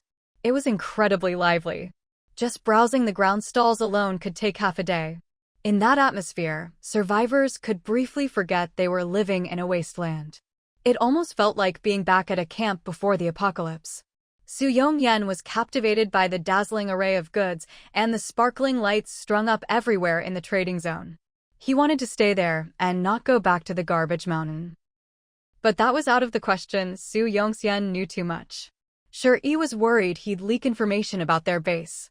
Sure Yi insisted on sending Su Yongyan back. Su Yongxian agreed on the surface, but secretly, he waited for a chance and slipped away when Sure Yi wasn't paying attention. He'd underestimated the situation, thinking there were so many survivors at the front lines that one more or less wouldn't make a difference. Surely Shuri wouldn't notice. But he hadn't gone far before he was caught by patrolling mercenaries, who promptly dragged him back to Shuri. Xu Yongxian struggled as he saw Wei walking over. He hurriedly pleaded, "Wei, for the sake of our old classmates, please let me go. I promise I won't reveal any secrets about your base." That trading district was so bustling. Especially outside the trading district, there were so many tempting things. Now that Xu Yongxian had solved his basic survival needs, he knew how to pick up missions from the electronic screens in the trading district, and how to complete them to earn food. As long as he had food, he could get whatever he wanted outside the trading district. So even if Xu Yongxian couldn't get into the base, he could still live a prosperous life outside. He could use the food he easily earned to have countless women, maybe even form his own team. So it was only natural that Xu Yongxian didn't want to go back to the garbage mountain. Compared to the lively trading district, this place was nothing but desolate trash everywhere. And there was the ever-rising meltwater from the snow, which could flood the area at any moment. Wei glanced at Xu Yongxian indifferently, not bothering to respond. She simply turned her attention to her big brother, Shuri. Since we have new information, let's expand outward. According to incomplete statistics, the population on the garbage mountain had already reached 10,000. Inside the base, there were over 20,000 children from the school. Most of these children were missing limbs or had intellectual disabilities. Some mildly, some severely, and some were completely unresponsive, unable to move at all. As more and more new survivors arrived at the frontline island, the number of intellectually disabled children being brought and kept increasing. Some were even abandoned by their teams or parents along the way, left to crawl after the main group, driven by a primal will to survive. At first, only the little mute and the young widow saw these children. Later, every time the mercenaries returned from hunting mutant beasts in the desert, they would bring back a truckload of disabled children, all those left in the desert who hadn't died yet. With this explosive population growth, the base simply couldn't hold so many children anymore. Wei felt it was time to expand outward. It had been a long time since she'd felt the way she did back in the Wu tribe. The Wu people were born to cycle through plundering and expansion. When your territory gets too small, of course you expand outward. If a place full of memories is taken by someone else, you take it back. Whether you can win or not, you fight for it first. Shuri tossed Xu Yongxian aside. If we're going to expand, we still have to take it one step at a time. Let's start by building a shelter in the trading district. The children in the base needed jobs, so they could send a group to build the shelter. And they could instill their ideology in the children at the shelter. When Shuri spoke about this, it was as if he never even considered whether bringing back so many disabled and deformed children would be a huge burden on the base. It wouldn't be. There was plenty of evidence that, under their care, these children only got better and better. And when they grew up, they would give back to the base.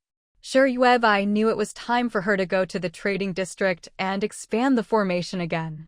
Without her purification and spirit-gathering arrays, even if her brother managed to set up the shelter, the children inside wouldn't be able to get better day by day.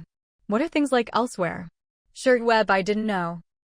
But from the endless stream of survivors arriving at the frontline island, she learned from their stories that not everywhere had turned into a vast ocean. There were still some areas of high ground. Upon hearing the news that Father Shur and Shur might still be alive, Ija hurried back to their base and met with Shuri. Soon after, every mercenary was carrying a stack of photos. Before the Wasteland, the Shur family had lost everything, even their family photos. The pictures of Father Shur and Shur had to be recreated from memory by Mother Shur, who had someone draw them. If a mercenary ventured into the Wasteland and happened to encounter survivors, they would take out the photos of Father Shur and Shur to compare. They were afraid that word would get out. Some people might deliberately use Father Shur and Shur as leverage, extorting the base. And extortion would be the least of their worries. After all, The base was now powerful, with reserves of food and supplies gradually approaching the stockpiles of pre-apocalypse cities. There was no helping it, the crops in the base grew far too quickly. But even so, the base only housed 20 or 30,000 people. Even with the trading zone's tens of thousands of survivors helping to consume some of the food, the base didn't release large quantities of fresh produce to the outside. Only survivors who accepted missions from the mission center and completed specific tasks could earn fresh produce. Of course, there was another way. Those with a small red flag could go straight to the electronic screens and purchase fresh vegetables from the guides there. Not everyone knew about this channel, only those particularly enthusiastic about completing missions, who had more red flags than they could count and needed a way to spend them. People like Wen Yanhui, for example. With the base's current strength, it could withstand extortion. But it couldn't withstand someone using Father Sure and Sure Air to threaten Sure Bai. No one could bear that, not just the base, but the mercenaries, the trading zone, even the garbage mountain. So the mercenaries kept the secret strictly, helping to search deeper into the wasteland. To cover up the search, Ija and Chen Yong came up with a grand new plan. They announced their intention to seize a new safe zone and expand the current one. After all, the current safe zone was packed with 200,000 to 300,000 people, and the number was still rising every day. No one knew which survivor had brought a radio and leaked the location of this island, but more and more survivors were arriving. In this small area, the trading zone was constantly expanding. To conceal the osmanthus trees planted in the trading zone, Wen Yanhui, the mute, and others had to think of ways to keep expanding it. They placed the area with osmanthus, honeysuckle, and other trees firmly at the bottom, so survivors in the trading zone couldn't see the trees below as they moved about. It was precisely because of these osmanthus trees, planted by the original residents of the trading group, that when many survivors first squeezed through the narrow cliff entrance into this island-like frontline, what they called the safe zone, their first impression was how fresh the air was here, so unlike the outside, where the air was thick, sticky, and foul. Sure Bai was packing up her things, preparing to enter the teleportation array and head to the trading district to draw an array. Webai, wait up! Xu Yongxian called out to her from behind. Sure Bai turned back expressionlessly, her fair and attractive face looking at this old classmate from before. Xu Yongyan, still unwilling to give up, tried to head toward the trading district. Can't you talk to your big brother and ask him to let me go? You know this is illegal detention. If this was before the Wasteland, I could have reported you. Sure Bai, who always seemed quiet and reserved to outsiders, simply looked at Xu Yongxian for a moment. That's really a shame. You live in the Wasteland now. For the sake of our old friendship, I advise you to stay put and stop having any other ideas. Otherwise, you'll soon find out just how hard life can get. Human desire truly is endless. When you have neither fish nor bear's paw, you think having just one would be enough. But once you get one, you want both at the same time. Xu Yongxian couldn't hear the warning in Sure Bai's words. He saw her walking into a faint circular mark on the ground. The circle wasn't obvious. If you didn't look closely, you'd never notice the symbol on the floor. Xu Yongxian realized that as long as he stepped into that circle, he could get to the trading district. So he gritted his teeth and charged straight at Sure Bai. I've had enough of this damned place, he muttered. There aren't even any women here, and the few that are, you can't even touch. When Widow Xiao and Yang Wenyao were rounding people up, at first they only caught survivors who secretly cursed Bai. Later, they started catching those who badmouthed the mercenaries. And the ones they managed to catch were all men. Occasionally, a few women would get caught, but the moment they were brought to the junkyard, Widow Xiao and Yang Wenyao would deliberately keep them separated from the men. The reason was simple: put a lot of men with a few women, and sooner or later, something would go wrong. Sure Bai brought people here to do hard labor, not to start some kind of breeding program. So on the junkyard hill, all those men would practically have green light shooting from their eyes whenever they saw a woman. Especially after their basic survival needs were met, their longing for women only grew stronger. But the only women they could get close to were either in the main base or they were like Shi Yuebai, people with connections. Chu Yongxian longed for the kind of life outside, where women weren't in short supply. He decided to risk it all. While Shi Yuebai wasn't paying attention, he'd dash into that circle. Once he got back to the trading district, he'd immediately leave the teleportation array and run outside. The whole safe zone was so big Chu Yongxian was sure he could escape. But in the next instant, he didn't even know what happened. His whole body was kicked back to where he started. The pain was so intense it felt like all his organs had been rearranged. As he struggled to sit up, a long staff pressed against his throat. You can either stay here, where you'll never lack food or drink until the day you die, or I'll kill you right now. Your choice. Shi Yuebai didn't have the same patience as Shi Yi. If Chu Yongxian kept pestering her, she wouldn't hesitate to kill this laborer herself. Chu Yongxian was utterly terrified by Shi Yuebai's ruthlessness. He struggled to stumble back 2 steps, his chest feeling heavy, as if a giant hammer had slammed into him. Chu Yongxian opened his mouth, intending to beg Shi Yuebai for mercy. But instead, he coughed up a mouthful of blood with a wah. For a moment, Chu Yongxian suddenly remembered that for a long period in the past, he had lived in endless fear. It was only after coming to the garbage mountain and resolving his basic survival needs that Chu Yongxian began to have other, more ambitious thoughts. But in reality, in a world where the strong prey on the weak, just being able to survive and keep your wits about you, not having to worry about food and water every day, that was already a blessing. What was he still chasing after? Truly, human hearts are always greedy. Facing Shi Yuebai's cold, emotionless eyes, Chu Yongxian nodded desperately, not daring to resist any longer. He would stay on the garbage mountain, take on tasks, and complete them as assigned. As for anything else that didn't belong to him, he wouldn't even think about it again. He could only hope Shi Yuebai would spare him. The wooden stick Shi Yuebai had pressed against Chu Yongxian's throat was slowly withdrawn. Then, without looking back, she turned and walked away, disappearing from Chu Yongxian's sight. Pfft! Ha ha! A few mocking laughs rang out behind Chu Yongxian. He turned around with difficulty and saw several clean-faced youths from the lair passing by, their faces full of ridicule. Chu Yongxian lowered his head in shame. Perhaps it was only now, when he truly decided to settle down and behave himself on the garbage mountain, that he realized just how ridiculous he had been before. No wonder those youths laughed at him. At this moment, Shi Yuebai had already teleported to the trading district. She walked out from the restricted area where idlers weren't allowed. Shi Momo followed behind her, reporting on the situation in the trading district. Now, Shi Momo's job had been officially settled.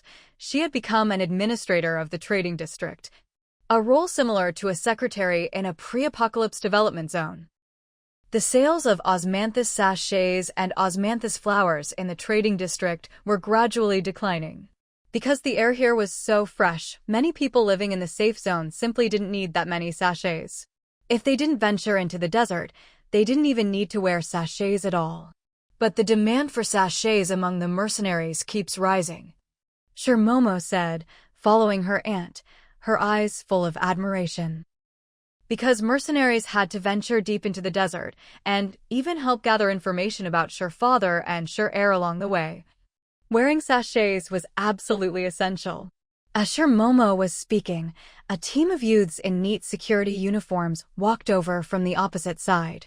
When they saw Shi Yuebai, they saluted her respectfully.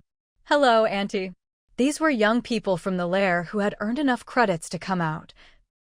Their intelligence and physical disabilities had mostly recovered, so they were assigned jobs as security guards in the trading district. Don't look down on the job of security guard. Even survivors in the frontline safe zones weren't qualified to become security guards in the trading district. What's more, with these young security guards taking shifts around the clock, Ija and the others could finally spare some time to venture into the desert. When Shi Yuebai entered the trading zone, most people didn't recognize her at all. They might have seen her when she was overweight, but they definitely hadn't seen her now that she was slim. The trading zone had expanded again and was now divided into Area A and Area B. Area A had become a restricted zone within the trading area. Ordinary survivors weren't allowed to enter Area A. Everyone living in Area A was part of the first group of survivors who had moved into the trading zone. In the beginning, survivors used to go to Area A to exchange or buy supplies. But after plants started growing in Area A, part of the trading activities shifted to Area B. Area B was larger than Area A and could accommodate many more people each day. Once people realized the benefits of living in the trading zone, they tried every possible way to move in. They were afraid that if they were even a step too slow, they'd miss out on something good. It was as if they'd forgotten how, when the trading zone was first established, some people were actually reluctant to move in. Some even left after staying just a few days. Those who had followed Wen Yanhui and were among the first to move into the trading zone and stuck it out were now rolling in wealth. They all lived in Area A, and in front of each of their tents grew a big osmanthus tree. They also had other plant seeds. Some survivors living in Area A didn't even bother setting up stalls in Area B anymore. They focused solely on completing planting tasks on the electronic screens. After all, finishing just one planting task could earn them 100 little red flags. That was far more than what they could make by painstakingly bartering daily necessities and running a stall in Area B. After all, it only took a few days for their planted trees to grow to 5 meters tall. Sure, I walked from Area A to Area B and happened to see a commotion by the electronic screen in Area B. I'm already at such a high level. Just look at how many tasks I've completed here. My performance on every task has been excellent. Why can't I move in? Everyone knew that the tasks they picked up from the electronic screens would earn them ranking points. The higher their rank, the better the tasks they could access, higher rewards, shorter time frames. For example, only survivors from Area A and the ones on Trash Mountain could get the tree planting tasks. These tasks required specific status and location conditions to be unlocked. Survivors outside didn't necessarily know about the tree planting tasks, but they did know that if they wanted access to more, better, and higher-paying tasks, they had to live in the trading zone. Aren't you recruiting people to build the shelter? If I move in, I'll be able to take on that task. The shelter building task was visible to any survivor on the electronic screen. But if they didn't meet the requirements, they couldn't even click the button to accept the task. Only survivors living inside the trading zone could take on the shelter building tasks. So as long as they could move into the trading zone, they could unlock more, easier, and better-paying tasks. I stood outside and glanced over. The young man in charge by the electronic screen said awkwardly, "I've already said that there's a queue to move into the trading zone. The survivors moving into Area B this round have been waiting in line for months." Not just anyone could get in line to move into the trading zone either. Their eligibility depended on how well they'd completed previous tasks. Because there was an abundance of lumber and resources, the entire trading zone B abandoned the tent-style housing structures that had been used in Zone A. There were also missions here to build a large number of wooden cabins in Zone B. They extracted a kind of oil from the trees. When this oil was applied to the wood, it protected it from water damage and rot. According to the survivors who proposed this plan, coating the cabins with this oil could guarantee a lifespan of 20 years for each cabin. Of course, whether they would actually last that long remained to be seen. It would take time to verify. But for now, everything was going quite well. Zone B was situated on higher ground, with no risk of snow melt flooding the area.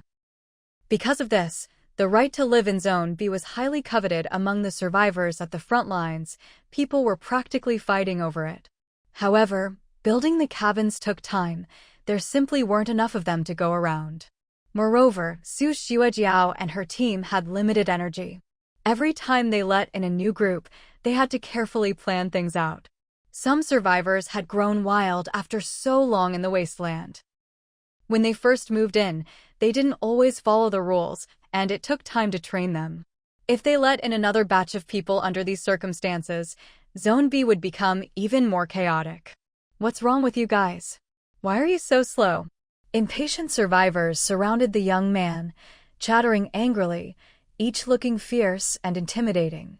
It was as if they believed their aggressive posturing would be enough to scare the young man in charge. Standing outside the crowd, Yuebai watched as one of the survivors, fists clenched and full of menace, was about to punch the young man. She was just about to step in. Suddenly, a mechanical dart flew in from the distance, landing right in front of the aggressive survivor's feet. The noisy crowd, on the verge of erupting into a brawl, instantly fell silent. Yuebai looked over and saw Peng Ziyuan standing not far away, clad in a set of lightweight armor. At first glance, Peng Ziyuan's armor looked like something an ancient general would wear into battle. In reality, it was a mech suit designed in an antique style. After years of effort, the mercenary group had finally gathered all the materials needed to build mech suits, and they even had some left over. Not only did Peng Ziyuan get a suit, but Hu Chenggui from the mercenary group also received one. As for Ija, he didn't need a mech suit for protection or to boost his combat power. Ija carried Yuebai's contract mark. Even though Yuebai had disabled the shared pain function, Ija could still draw on 1% of her power. That 1% was already enough for Ija to sweep away any danger. In fact, among the survivors in the safe zone, it was common to say that Ija was an ability user, and with good reason. After all, no ordinary person could do what Ija could. In this wasteland, Ija was nearly impossible to kill. Back to Peng Ziyuan. He had grown up now. He stood a full 1.9 meters tall, and with the silver mech suit on, he strode forward step by step. His sharp gaze swept over the troublemaking survivors. Do you know where you are? Is this your first time here? Looking at those troublemakers, most of them were thin and sallow-faced, not like survivors who had spent much time in the safe zone. Anyone who'd lived here for a while wouldn't be that skinny. Before Peng Ziyuan could take another step forward or say anything to those emaciated, sallow-faced survivors, Black Monkey arrived with his people. His men shouted all the way over. "What's all this noise? What are you yelling for? Why are you all standing around here instead of working? Think your lives are too easy now, is that it?" Black Monkey had always done business with Yuebai.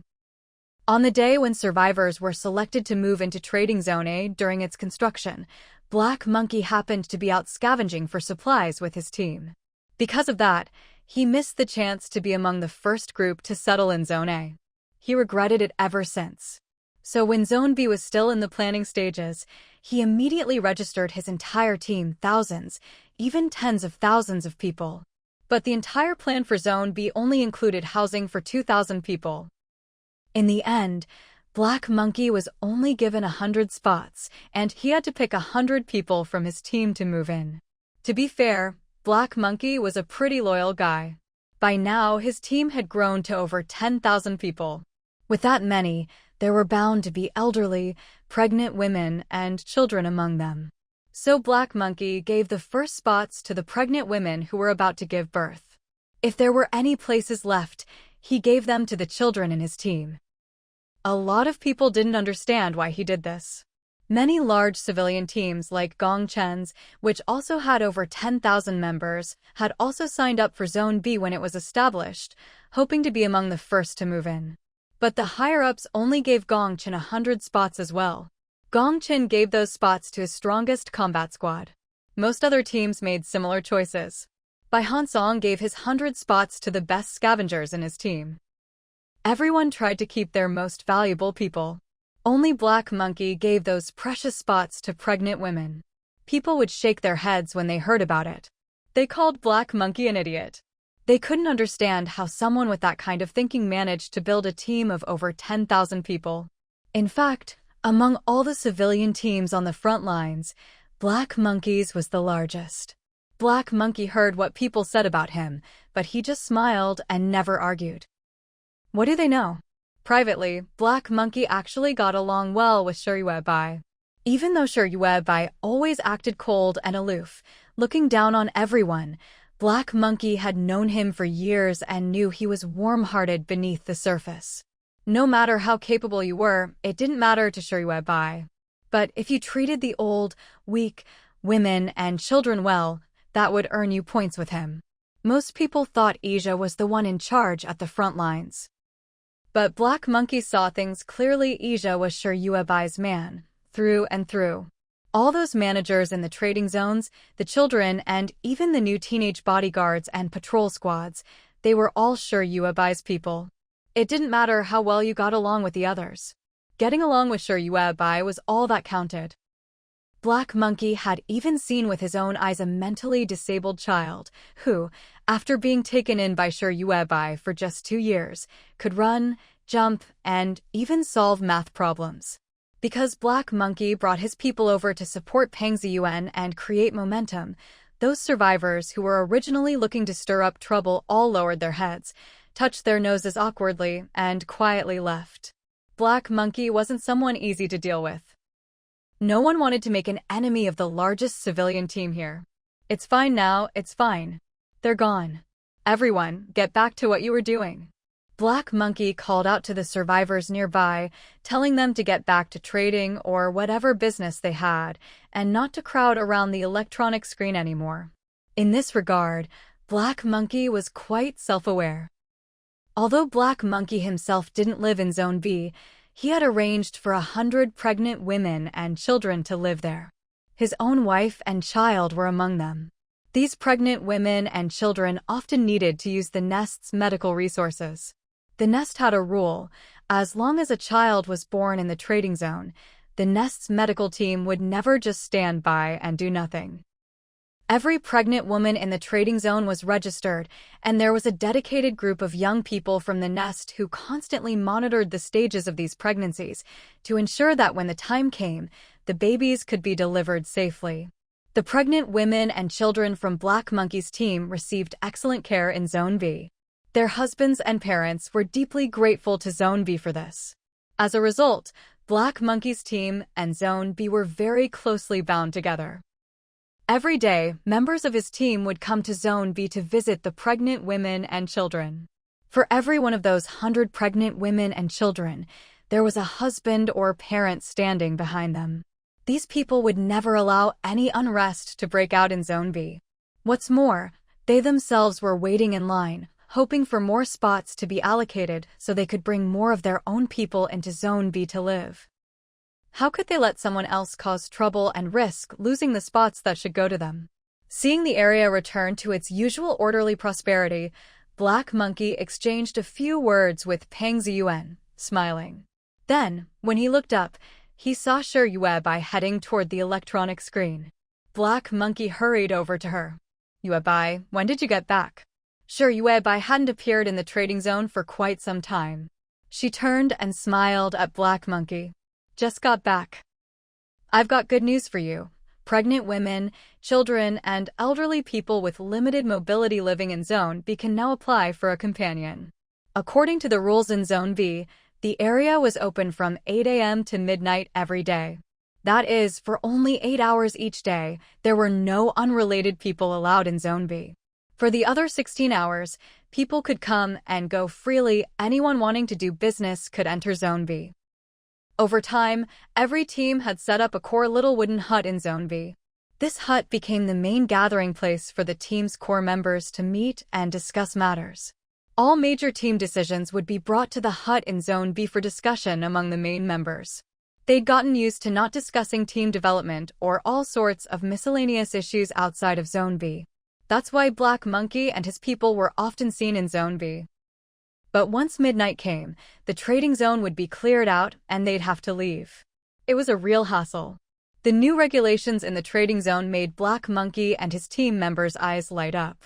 According to the new rules, each pregnant woman, child, or elderly person with limited mobility could now have a caregiver stay with them overnight in Zone B.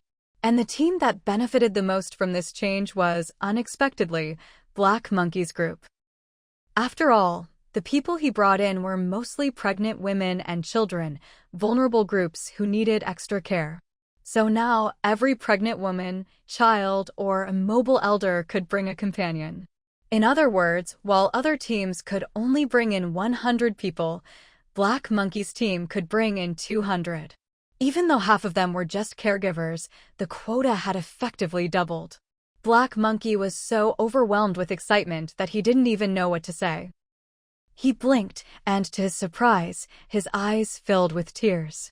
These days, the survivors up front had enough water in their bodies.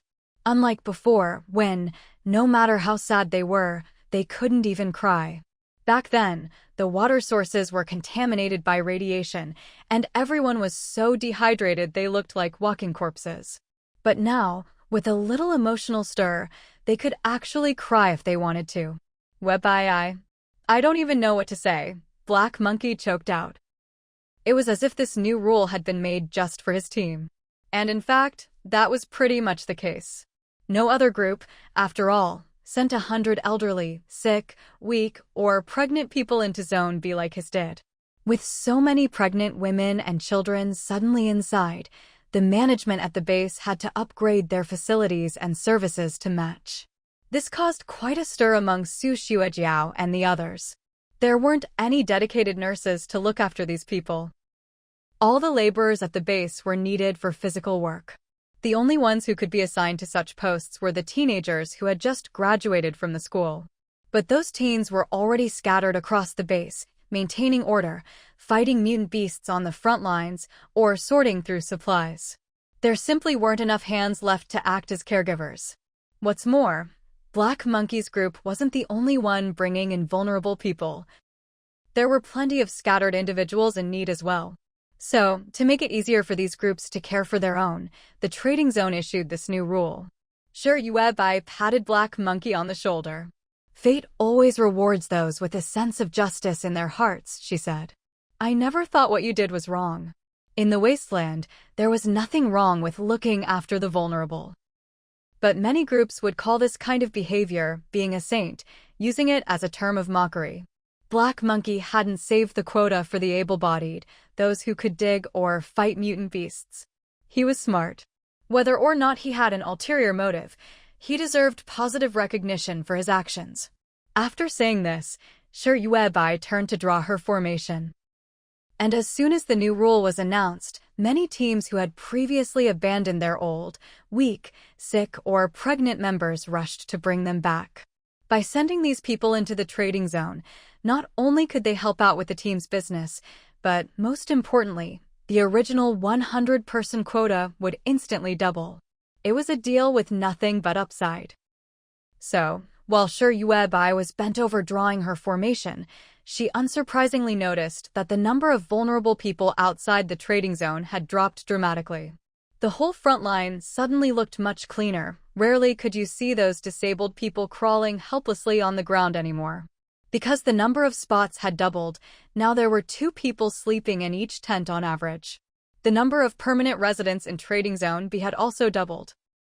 So, after a discussion among the higher-ups at the base, it was decided that Zone B's area would need to be expanded again, doubling in size. With this calculation, the total area of Trading Zone B was now much larger than the mercenary camp. Shi Yuebai stood outside Zone B, her brows slightly furrowed. According to the latest land division, the protective array she was working on now seemed much too small. In other words, she'd have to redo it all over again. Of course, this wasn't what made Shi Yuebai feel most frustrated. It was just a matter of repeatedly expanding her protective array, nothing she couldn't handle. What really troubled her was that she didn't have any extra fat or energy left in her body to support a larger protective array. Even though the radiation in the Wasteland could make her gain weight without eating or drinking, the weight she was putting on now was just barely enough to cover her daily energy expenditure. At the moment, Shi Yuebai weighed only 130 jin, about 65 kilograms. Her weight would occasionally go up a little. On days when she rested longer, it might increase by a pound or 2. But if she moved around even a little, her weight would stay at around 130 jin. And that was only if she barely did anything, just enough to keep her weight gain and energy use in balance. It was easy to imagine. If she had to maintain an even larger protective array on the front lines, her weight would drop every day. She only had this little bit of weight to start with, and while 130 jin might sound a little chubby, expanding the array wasn't just about making the protective array bigger. She'd also have to expand the spirit-gathering array that powered it. Shi Yuebai's weight would drop by 10 jin a day. Before the Wasteland's radiation could help her gain it back, she'd be nothing but skin and bones. She might even keep wasting away. And in just half a month, she'd be reduced to a pile of ash. Webai, what are you thinking about? Ija had just returned from the desert with Chen Yong, Wachungue, and a small team. To get back to their mercenary camp, they had to pass through Trading Zone B. So, right at the entrance to Zone B, they saw Webai standing there, lost in thought. Wachungue hadn't seen Webai in a long time. She'd been busy up on the garbage mountain lately. Before Webai could answer, Wachungue took 2 steps forward and waved a hand in front of her dazed face. Webai snapped out of it. I want something to eat. The words floated out so lightly that the whole squad of mercenaries was stunned, as if they'd turned to stone. Everyone thought they must have misheard. Maybe they'd been in the desert too long, exposed to too much radiation. And were starting to hallucinate? Wachungue looked back at Ija. Ija stepped in front of Webai. Webai. Was that you just now? Webai reached out to Ija. Do you have anything to eat? She never brought food with her when she went out. In all the years they'd known Webai, no one had ever seen her eat. So, after their initial worries faded, everyone just assumed that Webai didn't need to eat. There's food. Ija was the first to react, hurriedly rummaging through his pockets. Only then did he realize that he rarely ate anything himself. Ever since he'd formed some kind of mysterious bond with Yubai, Ija always felt like he had endless energy. If he got tired from fighting monsters, just a short rest would let him feel a mysterious power flowing into his body. A few years ago, it had been a vague sensation. He couldn't clearly tell where the power came from. But in recent years, maybe because Yubai's abilities had grown stronger, Ija could now clearly sense the direction this power was coming from. And the amount of power he received would fluctuate depending on how much his body needed. If he was more depleted, he'd get more of that energy. If he was less depleted, he'd get less. And as his constitution improved, his ability to absorb this power naturally increased as well. So sometimes, when Ija was fighting desperately on the front lines, he'd go so long without eating that he'd forget about food altogether. He couldn't even remember the last time he ate. Ija looked anxiously at Yubai. Give me a second. He hurriedly turned around. But before he could say anything, Wachungue, Chinyong, and the other mercenaries had already pulled out their own food supplies. A pile of rice balls, some fortified water, and several large bags of sealed vegetables. Is this enough, little sister? Wachungue walked over, his face full of concern. If it's not enough, just wait here, I'll go buy some more. They were right at the entrance to Zone B, so buying food was easy. Yubai waved her hand. That's plenty, that's plenty. I can't eat much. The food the mercenaries brought out was all stuff they'd traded from Yubai herself. So it was all fresh, zero radiation ingredients. She picked up a rice ball, tore open the packaging, and took a bite. Everyone watched her, feeling a strange, indescribable sense of anxiety. They'd seen plenty of people eat before, but never Yubai. In the past, everyone had worried about her, afraid that if Yubai never ate, her body would eventually break down. But after all these years, Yubai had still led them safely to where they were now. The front lines were thriving. Rumor had it that Su Xuejiao and the others back at the main base were planning to clear out some of the cement stockpiled in the warehouse. They wanted to fix up the pitted, uneven ground in the trading area. Soon, the whole place would be paved with cement roads. This lonely island was about to change completely. And the only reason they could live like this now was all thanks to Yubai. But after all these years of never eating, for Yubai to suddenly eat a rice ball in front of them, they felt even more worried than when she didn't eat at all. After Yubai finished the rice ball, she frowned deeply. Ija asked worriedly, "Are you feeling unwell?" She looked troubled. Yubai shook her head and handed the rest of the rice balls back to Wachungue. These ingredients won't work. They were too clean. Because the rice balls were made from zero radiation ingredients, they didn't help Yubai much. She needed Wasteland radiation. The natural radiation in the air wasn't enough anymore. The energy from fat was building up too slowly. Yubai needed to eat highly radioactive food. Then what should we do? Ija was a bit dumbfounded. All the mercenaries ate this kind of food, how could it not work? Shiryubai turned and waved her hand. I'll go find some expired food to eat. Don't worry about me. Shiryubai's words nearly scared the group of mercenaries out of their wits. Ija hurriedly stepped forward, frowning as he asked, Yubai, what happened? Yeah, little sister, what's going on? That stuff is meant for outsiders to eat. Huichengshi anxiously followed after her. All the mercenaries knew that those expired food products, the ones that had just been recovered, were never eaten by anyone in their base. As time passed, the radiation outside had already reached 300%. Any food heavily contaminated with radiation could cause irreversible harm to the human body. It could mean mental regression or physical disability. Radiation affected everyone differently, but they had never seen a case where radiation actually made someone better. In the past, some experts, in order to maintain stability and avoid widespread panic, even claimed that there was a certain chance the radiation in the Wasteland could create people with special abilities. In other words, after being exposed to radiation, a person could go one of two ways. Either become an ability user or end up disabled. Mental disability counted as disability too. The mercenaries couldn't bear the risk of you by becoming mentally impaired. What's more, those newly recovered, highly radioactive foods weren't even given to outsiders to eat. They all knew Yubai had a way to purify the radiation from food.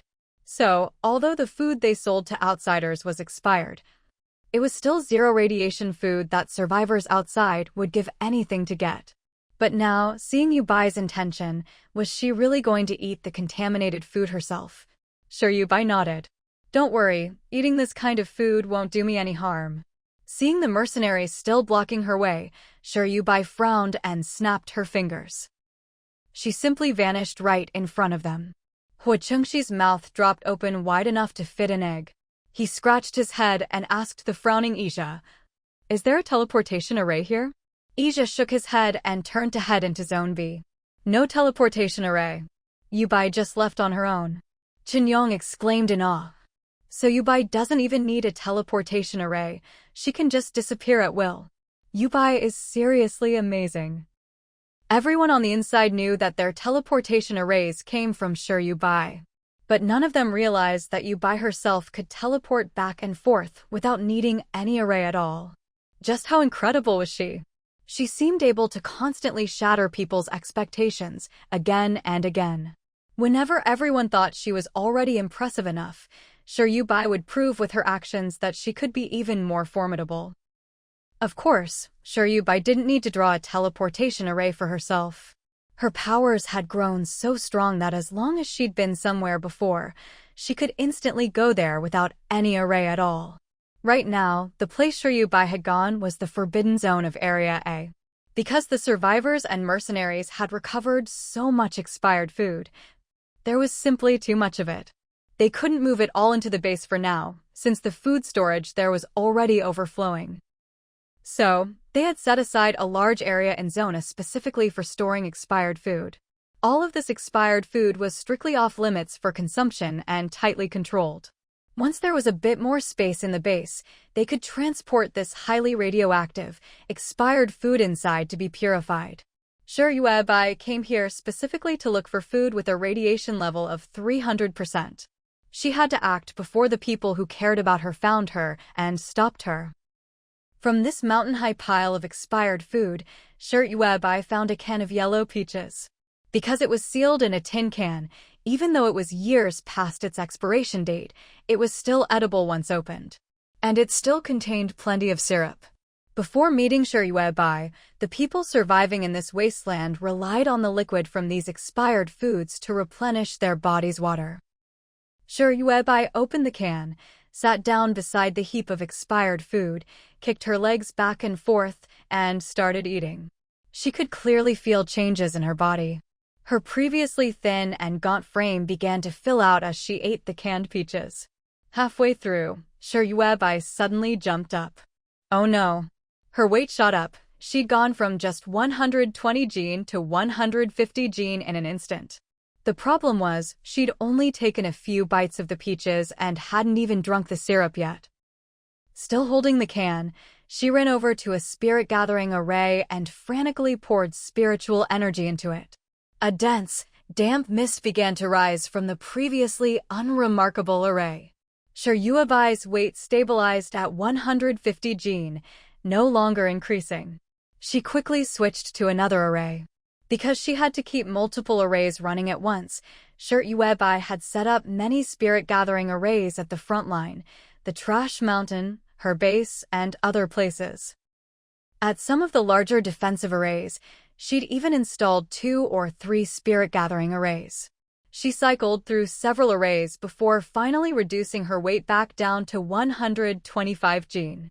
But that still wasn't enough. Many of her arrays were nearly depleted of spiritual energy. Previously, because she had so many arrays to maintain, Yuebai's body had gradually become emaciated. Many people around her wondered if she'd waste away to nothing one day, maybe even become a walking skeleton. Honestly, that might really have happened. So Yuebai had always been afraid to pour too much spiritual energy into the arrays. But now, she wasn't afraid anymore. After infusing all the arrays on the front lines with spiritual energy, white mist drifted everywhere in the mercenary camp and trading area. Yuebai finished the rest of the canned peaches and grabbed a big bag of dried fish. She continued making the rounds to several arrays, pouring large amounts of spiritual energy into each one. She even set up an array at the swimming pool behind the Shur family home, pouring spiritual energy into it as fast as she could. The pool itself was no longer in use. The people at her base had built a new reservoir next to the public toilets. This large reservoir provided tap water for all the survivors in the base. Meanwhile, the edge of the pool was now overgrown with lingji mushrooms of all sizes.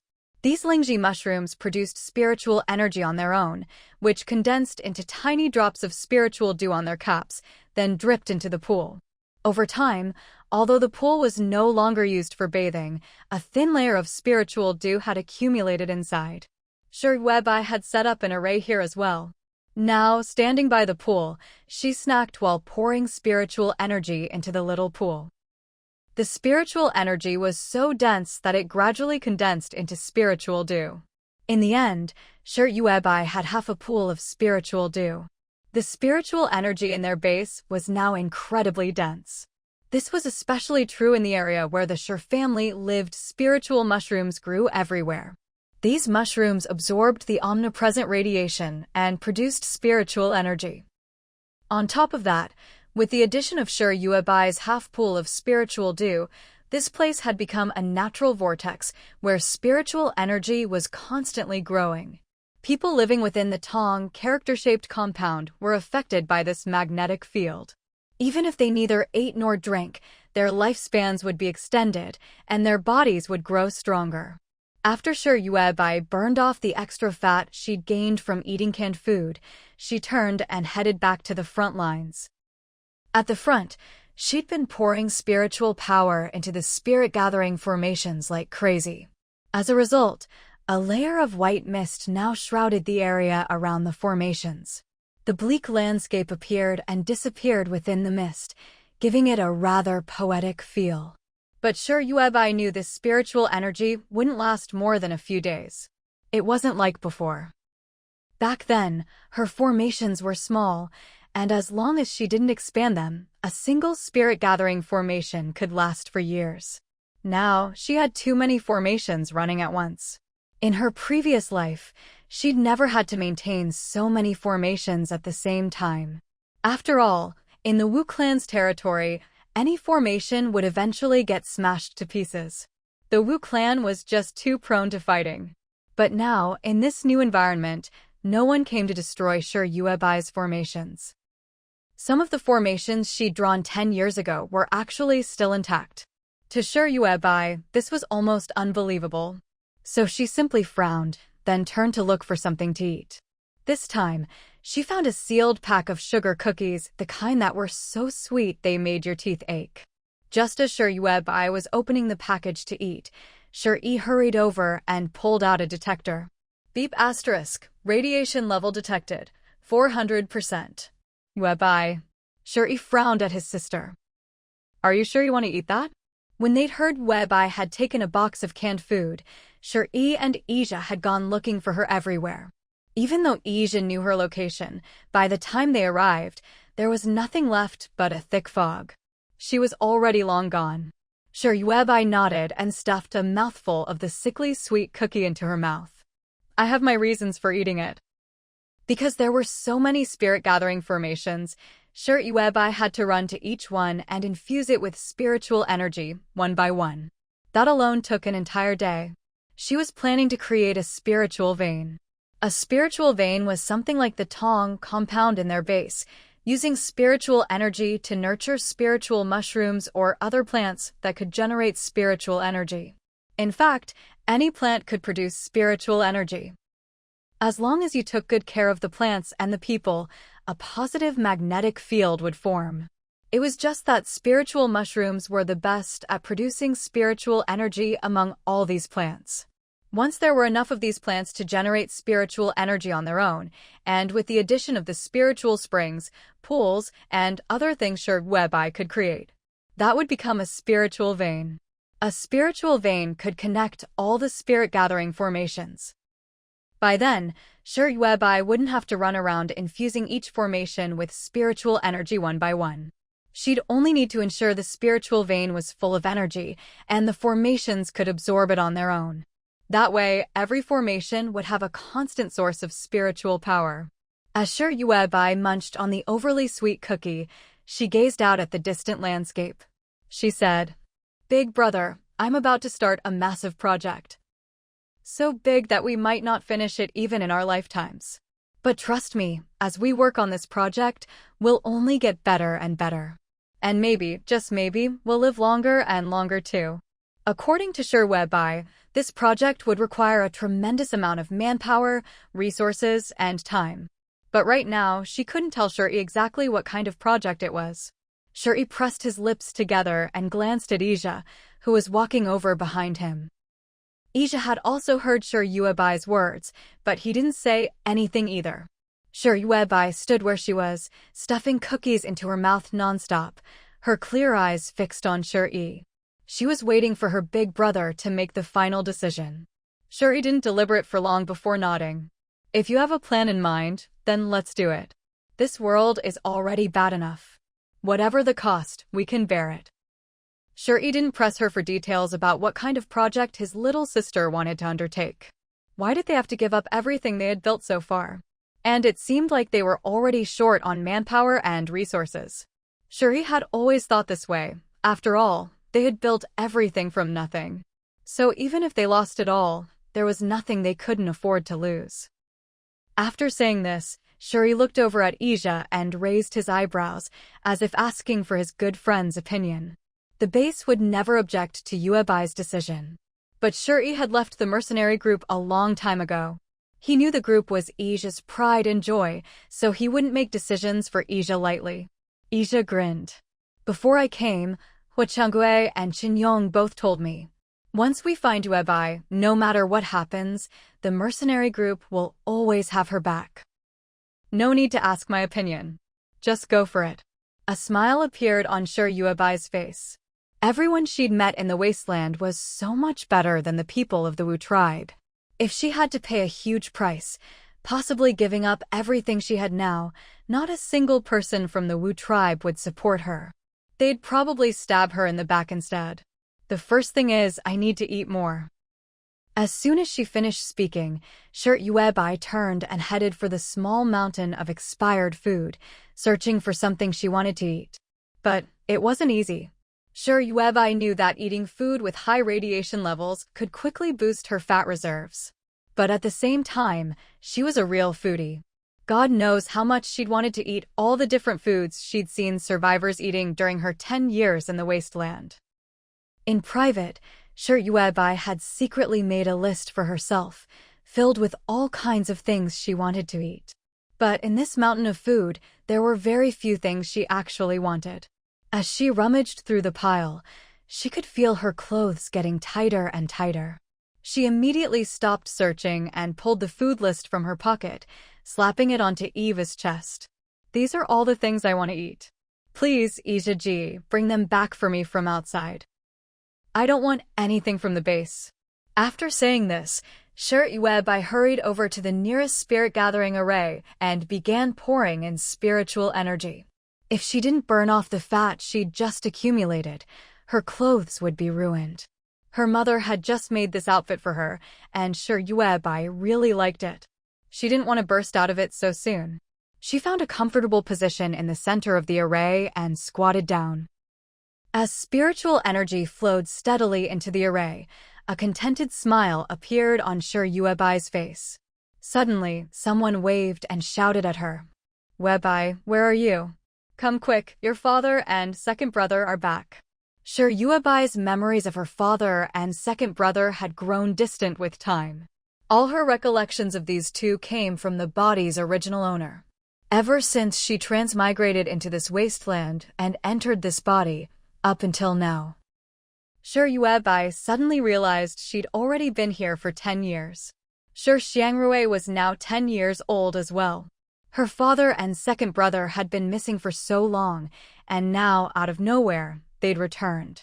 Instinctively, Shirt-Uebai glanced at her eldest brother, Shirt-Yi, to gauge his reaction. Shirt-Yi's expression was relatively calm, but there was a faint trace of relief in his eyes. After all these years, being the only one to come back, Shirt-Yi had always carried a heavy sense of guilt. He'd always felt it was his fault for not protecting their father and second brother. As life in their base grew better, Shirt-Yi's guilt only deepened. Especially as his memory improved, the details of that mutant beast attack all those years ago became clearer and clearer in his mind. Shirt-Yi would often wake up from nightmares in the middle of the night. He'd keep asking himself, if he'd had more options back then, could he have saved their father and second brother? After all, from his current perspective, dealing with the mutant beasts from back then wouldn't have been that difficult. Mutant beasts were powerful and wild, their aggression amplified dozens or even hundreds of times compared to ordinary wild animals. As radiation levels increased, so did the ferocity of the mutant beasts.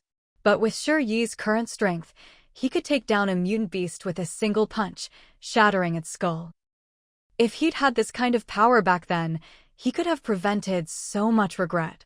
So, hearing that their father and second brother had returned, Shirt-Yi's guilt began to loosen its grip on him. He'd been tormented by this guilt for so long, unable to eat or sleep in peace. "Let's go take a look." Shirt-Yi turned and walked out, with Shirt-Uebai following close behind. When they arrived outside Camp B, Shirt-Yi's sister-in-law and youngest sibling were also hurrying over. Outside Camp B, a large team had gathered, noisily surrounding two men and chattering about something. According to what they told the mercenaries, they'd always known the mercenaries were searching for these two people. So, while wandering the desert, they happened to spot these two fighting a mutant beast and stepped in to save them. Mother pushed her way through the crowd, tears streaming down her face as she hurried forward. The two black men surrounded by the crowd had fear in their eyes. It was obvious that their intelligence was not normal. They looked like two low-level creatures who'd been wandering the wild, suddenly thrust into a crowd of people. Nothing but terror in their eyes. "Where the hell have you all been?" Mother recognized one of them as her husband. Even though 10 years had passed and she hadn't seen him in all that time. And even though his face was covered in grime, who knew what filth he'd gotten into? He reeked of excrement. Mother couldn't help but break down in sobs. But Father shrank back in fear, hiding behind their second son. Her second son looked even more terrified. Faced with so many people and so many eyes, Air's fear reached its peak. That fear turned into aggression. With a wild punch, Air lashed out, screaming, "Aya!" Air's fist was stopped by Shirt-Yi. Acting on instinct, Shirt-Yi kicked out, sending Air flying several meters away. Air's body was much tougher than before. If it had been an ordinary person, that kick would have made them cough up blood. But Air just landed on the ground, then got up again, baring his teeth in a grimace. He crouched on all fours, flashing a mouthful of sharp, white teeth at Shirt-Yi. The onlookers took several steps back. Someone shouted in surprise, "Is that a human or a beast?" Anyone who could make it to the front lines of the trading zone was a survivor who had traveled far and wide across the wastelands. Some of these survivors were even more experienced than Ija and his mercenaries. After all, Ija's group had always stayed near their base. Currently, their job was to clear out mutant beasts from the outskirts of the island, so they hadn't traveled as much. Some survivors started chattering, pointing, and whispering. Could he be a zombie? I don't think so. He looks more like a wild animal. Ever since the zombies were wiped out, there had been cases of survivors being bitten by mutant beasts and developing animal-like symptoms. These symptoms were similar to rabies in the old days. But back then, anyone bitten by a rabid animal was doomed. No one knew exactly what was happening with Sher now. Sher Yuebai overheard the crowd and frowned slightly. Sher mother was still crying, trying to approach. But with her younger son like this, there was no way to get close. She looked at Sher father for help. But Sher father was just as terrified, backing away in fear. The two of them looked like a pair of wild beasts, forced into a place full of people. There was a wildness in them that couldn't be tamed. If anyone wasn't careful, there could be another attack like just now. Sher Yuebai quickly pulled Sher mother back and shook her head. Mom, don't go over there right now. After speaking, Sher Yuebai scanned the crowd and saw Ija approaching with his mercenaries. Ija also noticed the state Sher father and Sher heir were in. It was a tricky situation. If they went in now, either Sher father and Sher heir would hurt the mercenaries, or the mercenaries would hurt them. Ija turned to the team leader who had brought Sher father and Sher heir over. How did you manage to get them here? The team leader was covered in grime, and all his team members looked gaunt and malnourished. They must have been wandering the wastelands for a long time. There must have been some fighters among them, or they wouldn't have made it this far. Once they arrived, they were drawn in by the prosperity and order of this place, their eyes darting everywhere. Hearing Yu's question, the team leader snapped back to attention. He pulled out a bow with a syringe attached to it. Looking a little embarrassed, he said, "These two were way too aggressive. We had no choice but to keep knocking them out and dragging them along the way." Ija took the bow and looked at the syringe. The label read, "Animal Tranquilizer." He shot the team leader a sharp look, but said nothing. He understood, faced with two mindless, violent savages, what else could they do to keep them under control besides tranquilizers? Ija walked up to Sher Yuebai. "I'll have to put them to sleep first, is that okay? I'll do my best not to hurt them." Sher Yuebai nodded. Behind her, Sher heir's sister-in-law arrived with Sher Mimi. Both mother and daughter watched Ija nervously as he raised the bow and aimed it at Sher heir. Sher father and Sher second, whose intelligence had regressed to the level of animals, were finally subdued with tranquilizers by the mercenaries. Sher mother was in utter despair, sobbing uncontrollably. She clutched Sher Yuebai's hand and asked, "Is there any hope for your father and your second brother?" As time passed, the once simple-minded Sher mother gradually regained her original intelligence. She knew that as long as she stayed with her daughter Yuebai, those suffering from mental or physical disabilities would slowly recover. Still, she couldn't help but worry. After all, this concerned her husband and her second son. Sher Yuebai patted her mother's hand, silent comfort passing between them. Then, Sher Yuebai instructed Ija, "Take them back to the lair and tie them up for now." In their current state, Sher father and Sher second needed to be restrained. Otherwise, with their current intelligence, they'd wreak havoc and destroy the lair. Sher Yuebai was in the process of constructing a spiritual vein, and the lair was its source. At this critical moment, the lair couldn't be allowed to suffer even the slightest damage. At the same time, the lair was also the place with the densest concentration of spiritual energy. Sher father and Sher second would recover faster there. "Wait, you're just going to take them away like that?" The speaker was the leader of the team that had brought Sher father and Sher second back. Standing behind Sher Yuebai, Black Monkey, Gongchen, and Bai Hansong all eyed the team leader warily. It was simple. The three of them now led the most successful civilian teams on the front lines. In this small patch of land, their three teams had formed a strange mix of competition and coexistence. If a large new team muscled in at a time like this, it would inevitably compete for their survival resources. Of course, they didn't want that. What's more, the team that had managed to cross the barren desert and find Sure Father and Sure Second was no small group.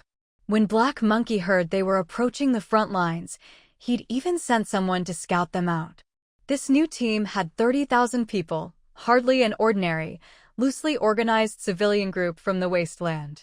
It was, in fact, a collective migration from a major city. However, the team leader hadn't made the nature of their group clear. No faction would allow an entire city's population to relocate onto their turf. Whether there were enough resources to support them was another question entirely. The conflicts and power struggles such a move would bring were far more complicated. Ija said nothing, just turned to look at Yuebai. To everyone, Ija was the unquestioned authority here, but he always listened to Sure Yuebai. Whatever Yuebai decided, Ija would carry out. Sure Yuebai pointed to the saddle pass. I'm planning to set up a Zone C in the trading district over there. Each team can have up to 100 spots, same as before. The elderly, pregnant women, and children can each have one companion slot. Other than that, there will be no special exceptions for anyone. Wu Daqiang frowned, about to protest. After all, he was the one who'd found the two people the mercenaries had been searching for. He'd done them a huge favor. Why shouldn't he get some extra perks? Clearly, Wu Daqiang didn't understand the unique, isolated nature of this safe zone. No sooner had he spoken than Black Monkey, Gongchen, and Bai Hansong rushed to Shimimi to claim their spots. Countless other small team leaders also sprinted over at top speed, crowding around Shimimi until there was barely any room to move. The planned area of Zone C is much larger than the previous two zones. The supporting facilities are also more organized and complete. This had been rumored for a while now. All the survivors in the safe zone on the isolated island had heard whispers about it. But whenever they tried to confirm the news, those who came out of the old base, including the members of the youth patrol, all kept their mouths tightly shut, refusing to reveal a single word. Now that Sure Yuebai had officially announced the news, everyone was beside themselves with excitement. Xiao Yaba sought out Sure Yuebai and secretly told her, "Do you know that everyone in the safe zone is breaking up their teams now?" Sure Yuebai was busy planting flowers and grass on a newly drawn spirit-gathering array. Around her was a group of elderly, weak, sick, and disabled people who had been assigned planting tasks, all frantically planting flowers, grass, and trees. The old base had put out a public mission to buy seeds, and the rewards were quite generous. Over the years, the old base had pretty much bought up most of the plant species that could be found in the market before the Wasteland era. So, if Sure Yuebai wanted to create a spiritual vein, she had to fill it with spirit-gathering arrays, and then plant all kinds of flowers and grass on top. She couldn't possibly do all the planting herself, it would be far too slow. Fortunately, labor was cheap in the Wasteland. As long as you gave someone a bite to eat, you could hire a cheap worker. What's more, the mission Sure Yuebai put out always paid well. If you completed one of her tasks, the food you earned in a single day could feed a whole family for a month if they were frugal. When the planting mission was released, there were only 1,000 slots available at first. Only 1,000 people could take the job. But in less than half a minute, all the slots were snapped up. Later, the planting mission was restricted to only the elderly, weak, sick, disabled, and pregnant. Able-bodied adults couldn't take this kind of job anymore. Even so, within half an hour, 2,000 planting slots were gone in a flash. Sure Yuebai straightened up and looked at Xiao Yaba, responding with a non-committal "oh." Xiao Yaba grew anxious. "Aren't you going to ask me why they're doing this?" Seeing Sure Yuebai's "say it if you want, don't if you don't" attitude, Xiao Yaba couldn't hold back her urge to share. A team gets 100 slots for the elderly, weak, sick, disabled, and pregnant. So, if you have 10 teams, that's 1,000 slots, right? Now, it's not just the small and medium teams breaking up. Even the teams led by Black Monkey, Gongchen, and Bai Hansong are splitting up. These big teams had taken a long time to grow to their current size. But in order to get more spots to enter Zone C, they're all breaking their teams up into smaller units. Sure Yuebai thought for a moment and said, "It could turn into a major war." Xiaoyaba said, "Do you really think those team leaders would give up power so easily? They broke up the big teams, sure, but then they just made up a new position, battalion commander. So now all the split-off teams are under the control of a single battalion commander." Xiaoyaba sighed, her mouth still running nonstop, continuing to complain. It's really just old wine in a new bottle. Their power is just as big as before, but now they get more slots. There's a saying, for every policy from above, there's a countermeasure below. How could these civilian teams in the safe zone so easily break up their large groups? Of course, they wouldn't. Fortunately, even before the safe zone became a melting pot, the Nest had already issued regulations. No civilian team is allowed to cause trouble within the safe zone. Especially in the trading area, resources can only be exchanged, not stolen. Never underestimate the Nest's capabilities, even if the mercenaries are busy elsewhere. Nowadays, the youth patrols are all highly skilled and incredibly strong. Any unlucky survivor who wants to challenge the Nest's rules is welcome to try. At first, the regulations issued by the Nest were relatively mild. If any survivor was caught looting supplies or expired food in the trading area, they'd be blacklisted from the trading area. Anyone involved in a robbery would be permanently banned from entering trading area A and B. Later, the rules became more comprehensive, with punishments determined by the severity of the offense. The lightest punishment was being blacklisted from the trading area. The harshest was being detained and taken away, never to see the light of day again. That person would simply disappear from the safe zone. Their family, friends, and even their teammates would never see them again. As for where they were taken, no one in the Nest would tell the survivors. If someone insisted on demanding an answer, the people in the Nest would only say, "Just consider them dead." But over the years, survivors gradually came to understand. Behind the mercenary teams was an even larger organization. They might not know exactly who was in charge, whether it was this organization or Asia, but they had a vague sense that such a group existed. Many speculated that Asia's mercenary team was just one branch of this larger organization. But as for the specifics, the Nest had strict confidentiality rules, so no one really knew. Perhaps only those who broke the rules and were caught by the Nest's patrols or mercenaries would ever find out what was really going on. Now, the Nest had issued a new regulation. No arguing or causing trouble in the trading area. Anyone who did would be sent off to complete tasks, forced labor assignments, like construction work. There was a large area in Zone C that needed to be developed. The trading area had already posted a lot of land-clearing jobs, but there was still a shortage of labor. So the Nest had to look elsewhere for cheap manpower. Survivors caught and sent for these tasks would only be provided with 3 meals a day, no little red flags as rewards. But those who voluntarily took on the land-clearing jobs would get 3 meals a day plus little red flags as rewards. Now, most permanent residents of the trading area had signed up for the Nest's points card, the equivalent of a pre-apocalypse bank card. But only permanent residents of the trading area could get one. Survivors outside, even if they lived in the isolated island safe zone, couldn't. Leaders of large teams like Black Monkeys split their team assets among the elderly, women, and children in their groups. Shi Yuebai thought it over and had little mute call for Su Xuejiao.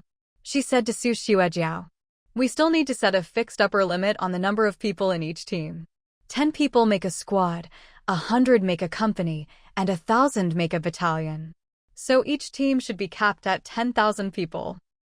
Otherwise, if big teams like Black Monkeys keep splitting up, with 12 people forming a new group each time, even Zone C won't be big enough to hold them all." The new rules were quickly announced. Every civilian faction was secretly calculating just how many spots could their own group secure at most. Because of the team breakups, they no longer called themselves teams. Now, they referred to themselves as factions, larger factions. Take the leading figures, for example. Black Monkey, Gongchen, and Baihansong. Each of them commanded teams of tens of thousands. That meant they each had several hundred slots to enter Zone C. Those who entered Zone C weren't just responsible for carrying out their faction's activities in the trading area. They also had to keep a close eye on everything happening there. Any news about a base or any movement from Shuibai had to be reported back to their faction immediately. This kind of close surveillance sometimes reminded Shuibai of a word from her original body's memory, paparazzi. Whenever she appeared in the trading area, whether in Zone A, B, or C, she was watched by countless people in secret. Even every word she spoke would be relayed back, word for word. The newcomer to the safe zone, Wu Daqiang, quickly figured out how things worked here. He couldn't help but grin. When it came to sheer numbers, no other faction could compare to his. The people who'd arrived in the safe zone so far were only a portion of those from his city. As long as he sent word back, there would be a steady stream of survivors coming here. Send the message back quietly. Don't let the news spread any further. Wu Daqiang instructed a squad under his command in a low voice. They were responsible for finding the main group from their city. Of course, along the way, they might run into survivors from other cities in the Wasteland. His men looked puzzled and asked Wu Daqiang, "This place is so good, why can't we let the news spread?" They, too, had only gathered the survivors from their city and headed for higher ground after their city was flooded by melting snow. But they didn't realize how strange the terrain was in the Wasteland. The higher you went, the more it felt like entering an endless desert. Sometimes, these deserts were extremely narrow, and after passing through these tight corridors, you'd enter another dangerous stretch of wasteland. If they hadn't caught wind of some rumors in the desert, they'd never have known there was a safe zone here, like an isolated island. Wu Daqiang and his group had asked around a lot before finally learning that there was a mercenary group in this safe zone and that the group was recruiting. Wu Daqiang raised his hand and smacked his subordinate on the head, making him lower it. "Are you stupid? Did the radiation fry your brain? Look at how small this island is. No matter how abundant the supplies are, it's useless. If the news gets out, it won't just be a few 100,000 survivors coming, it'll be tens of millions.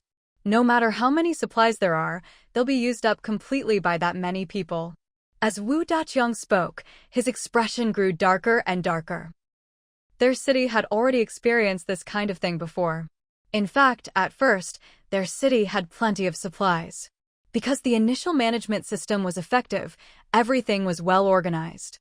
When the apocalypse hit, their city even managed to maintain a healthy supply cycle. The problem started when survivors began pouring into the city like crazy. That caused the supply system to collapse. Wu Daqiang had no intention of living through the same tragedy a second time. Wu Daqiang carefully sent the exact location of the island safe zone to some of the survivors he knew in his city. At the same time, he hadn't given up on competing for a spot to live in Zone C. He also personally took out his notebook to analyze the various missions displayed on the island safe zone's electronic screen. Because there were more and more types of missions being posted, the requirements and rewards for each mission issued by the Nest varied widely. Shuibai had given full authority to the Nest's management team, so now most of the missions on the electronic screen were posted by the management. Even the small tasks related to building spiritual veins, if Shuibai just mentioned it to Shui, would appear on the screen in less than half an hour. Sometimes, even Shuibai herself couldn't keep track of how many types of missions were currently available on the screen, what each mission required, or what the rewards were. Even though Shuibai was the core and most crucial figure in the Nest, if she wanted to understand the missions on the screen, she now had to ask around in the trading area for the latest mission strategies. Some survivors would summarize strategies based on the types of missions, the requirements to accept them, and the rewards, tips on how to take on missions, and how to earn the most rewards as quickly as possible. These mission guides had already gone through many versions. Every time a new mission was posted, survivors in the trading area would update their guides based on the new content. It was said that a good strategy guide could now fetch sky-high prices in the island safe zone, traded using the little red flags survivors had. These little red flags were no longer just a simple reward unit from the Nest. They had completely replaced the old Wasteland currency and had become the only circulating currency in the island's safe zone. Wu Daqiang also had people on his team dedicated to researching the missions on the electronic screen. The more they studied, the more Wu Daqiang felt that having a detailed strategy guide was essential to avoid taking unnecessary detours. Unconsciously, Wu Daqiang had also become assimilated into the island's safe zone. He spent his days staring at the nest's electronic screen, watching for new missions. Even the smallest change meant each camp leader had to promptly adjust their personnel assignments. Each trading zone had its own focus. Currently, there were 3 trading zones: A, B, and C. Some missions could only be done in Zone A, some in Zone B. Some missions had to be completed during the day, while others required night shifts to rush the work. Survivors in the trading zones had to work non-stop to finish all the available missions. There were also plenty of missions outside the trading zones, such as scavenging for supplies and basic infrastructure work. Now, the electronic screen even hinted at missions for patrolling the perimeter and clearing out mutant beasts. As long as you kept taking on missions, no survivor under any camp leader would ever have free time. Currently, Wu Daqiang and his team were frantically accepting land-clearing missions. According to the guides, the most profitable missions for earning little red flags were actually the planting missions. But as a newly arrived survivor group, Wu Daqiang couldn't access the planting missions on the electronic screen. Only survivors living in Zones A and B could take on those planting missions. Wu Daqiang's current land leveling tasks also came with certain restrictions. They were only allowed to work on land within the safe zone. The rewards for these kinds of tasks were minimal, so survivors with better options were unwilling to take them. Only the survivors under Wu Daqiang's command, who hadn't completed enough tasks to raise their ranking in the system, ended up taking on these low-reward jobs to slowly improve their standing. Wu Daqiang was leading his team, filling in the uneven ground of the safe zone with freshly dug gravel and sand. A subordinate came over, pushing a wheelbarrow full of dirt. "Captain, when will we be able to take on higher-paying jobs like everyone else?" Wu Daqiang shot him a look and replied irritably, "Just get on with your work. You haven't even learned to walk yet, so don't think about running." After a pause, he continued, "Be content. Compared to wandering the desert, constantly under attack from mutant beasts, life here is so much better." Life in the desert was truly inhuman. God knows how many people they lost when they had no sense of direction. But ever since they arrived at the island's safe zone, not a single one of their tens of thousands had died. Sure, these basic land-leveling jobs were tough, and the rewards were the lowest of all. But even these meager earnings were enough for each person to buy several meals' worth of expired food after just one task. This place really is a damn paradise. Wu Daqiang squatted on the ground, gazing thoughtfully toward Zone C. In fact, their land-leveling work had already extended outward from the entrance of the island's safe zone. Ever since Wu Daqiang arrived, he noticed a steady stream of scattered survivors entering the safe zone every day. These survivors didn't always come in groups, but once they arrived, none of them ever left. The island's safe zone was gradually becoming too crowded to hold everyone. Expansion was inevitable, and the land-leveling tasks Wu Daqiang's team took on were the first step in that process. At first, Wu Daqiang had worried whether the so-called base could support so many people. But judging by the ongoing expansion, the base was still growing outward. Wu Daqiang finally relaxed. As long as they kept expanding, it meant there were still enough resources. That meant even the hundreds of thousands of survivors from his original city could probably find a place here. Still squatting, Wu Daqiang patted his subordinate's shoulder, then stood up and picked up his tool again. "All right, stop overthinking it. Let's just focus on living well right now. It's rare for us to have days where we don't have to fight and kill just for a bite to eat, scrambling and competing with each other. We should really cherish this." Just as he finished speaking, he saw Shi Yuebai walking out from Zone C, still holding her long staff. Wu Daqiang froze, rubbing his eyes in disbelief. Was Shi Yuebai, the person everyone in the safe zone was watching, really coming over here? Yuebai. Wu Daqiang rubbed his hands together, putting on a flattering smile. "Is there something you need? Are your father and second brother doing well? Is there anything I can help you with?" Shi Yuebai glanced coldly at Wu Daqiang. They're doing fine. Aside from not recognizing anyone and acting like wild beasts all day, lunging at anyone they see, and trying to bite them, Shi Father and Shi Second are actually doing pretty well. After returning to their base, Shi Yuebai told second sister-in-law and mother Shi that they didn't need to do anything anymore. All they had to do was keep an eye on Shi Father and Shi Second. Currently, the two men were tied up under the osmanthus tree at the center of the base's main courtyard. At first, they had been thrashing and baring their teeth, but now they could be quietly tied up for several hours at a time. Still, it wasn't time yet to untie them and let them move around freely.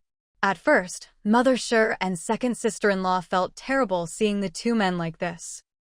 But before Shi Yuebai could comfort them, they managed to pull themselves together and even forced a smile, eyes red, as they told Shi Yuebai that compared to so many people in the Wasteland who had gone missing or died, Shi Father and Shi Second were actually quite lucky.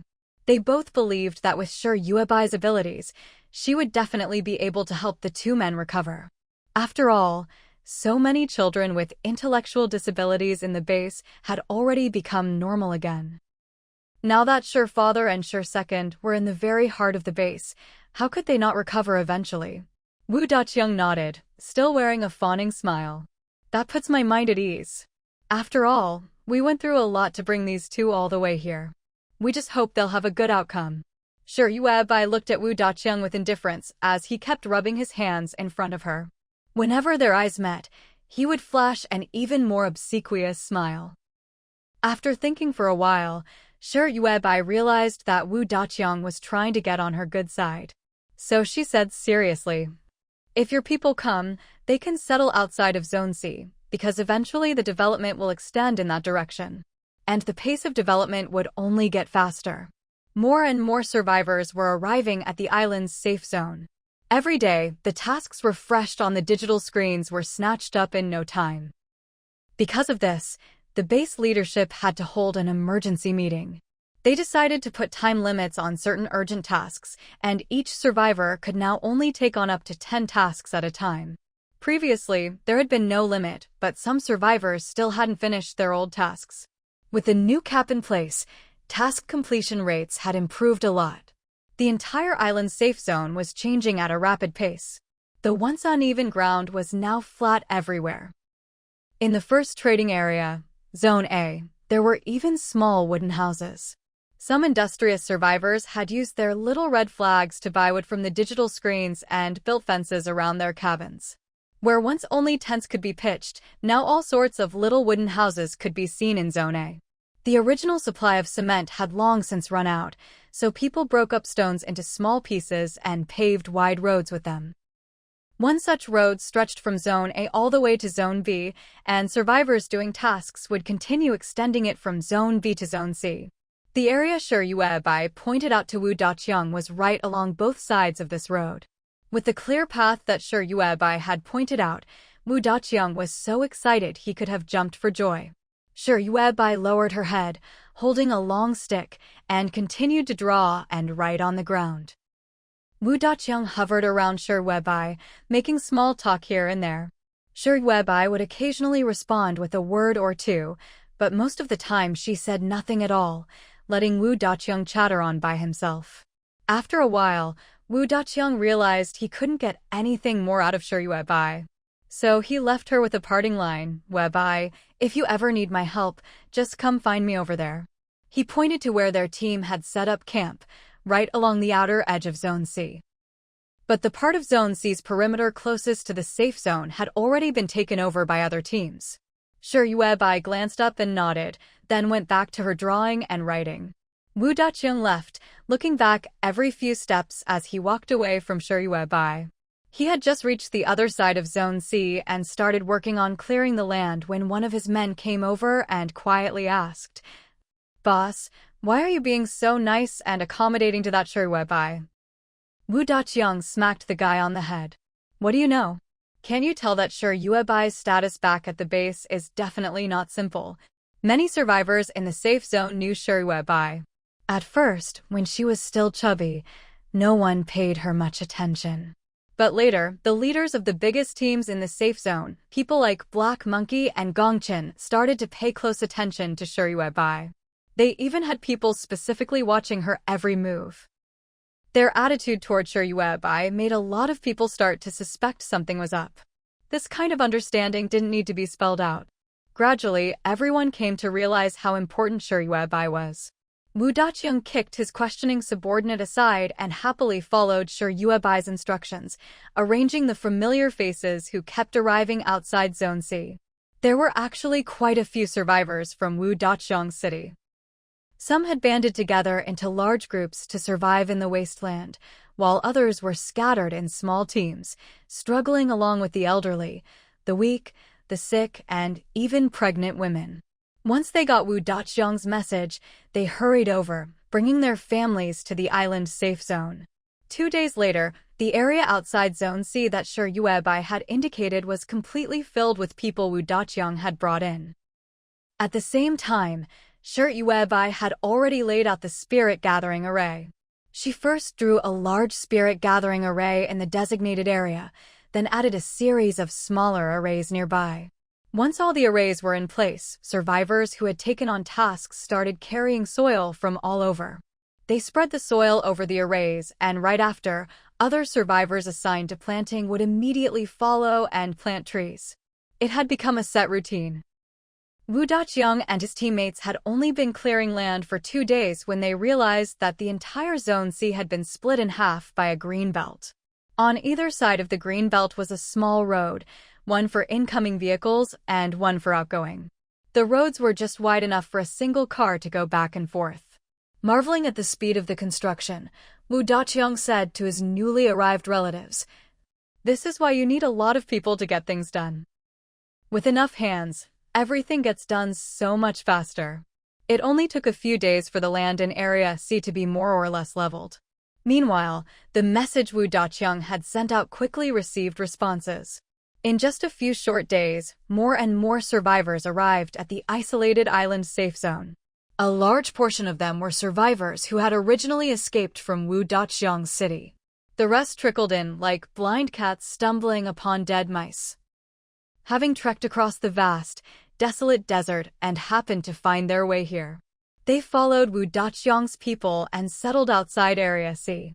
Beyond this checkpoint, the old concrete roads grew fewer and farther between. Gradually, the roads became nothing but sand. Fortunately, the tree planting mission in the safe zone was no longer a secret. Most survivors could now take on tree planting tasks. They would collect saplings from the electronic screens and plant them in various corners of the safe zone. As a result, the number of trees in the safe zone increased day by day. Even when the desert winds blew sand into the isolated island safe zone, the ever-thickening trees would block it. Many newcomers, seeing so many trees inside the safe zone, hesitated to enter. After all, the mutated plants from before had left deep psychological scars. So, they refused to live inside the isolated island safe zone, choosing instead to stay outside the checkpoint, keeping a close eye on what was happening inside. If they ever saw survivors inside the safe zone being killed by mutated plants, they would have time to turn and run. But before long, they realized that although the plants inside the isolated island safe zone were lush and thriving, they posed little threat to survivors. Only then did the newcomers gradually let down their guard and start investigating the electronic screens that had appeared in the safe zone. Some even tried accepting planting tasks. Other than not being allowed to plant saplings on planned roads or in other people's homes, survivors could plant their saplings anywhere in the safe zone. Everyone's enthusiasm soared, and they eagerly took on planting missions. Wherever Shuyuebai had drawn, saplings would soon be planted. She continued drawing spiritual gathering arrays all the way to the checkpoint. Looking back, she saw a long green belt stretching out behind her. The trees growing on the spiritual vein were even lusher and more vibrant than those anywhere else. But this was far from over. How could a spiritual vein be just this short stretch? At the checkpoint, Shuyuebai turned around and began drawing spiritual gathering arrays along the entire perimeter of the safe zone. Yes, the spiritual vein she was planning would encompass the entire safe zone. The safe zone itself was only a small part of the spiritual vein, less than a tenth or a twelfth of its total length. So, this was just the beginning. After returning to the Tong compound to check on her father and younger brother, Shir-e asked Nong Yasi to untie Father Shir and Shir-er. Lately, the air here is so much better than before, and they're both doing much better too. Shir-e guessed that this change was related to the vast and magnificent project his sister was undertaking. Indeed, Father Shir and Shir-er were in much better shape than before. Previously, the two of them had been like wild beasts, baring their teeth at anyone they saw. Most of the time, they slept. When they occasionally woke and found someone nearby, they no longer howled at them. Perhaps it was due to the influence of the environment. The development of the nest was like a paradise amidst the wasteland. Everyone here had rosy cheeks and a healthy glow, their spirits were high, they walked briskly, and their strength far surpassed that of survivors outside. But as the nest continued to flourish and spiritual energy became more and more abundant, the rules for maintaining secrecy were constantly being revised and improved.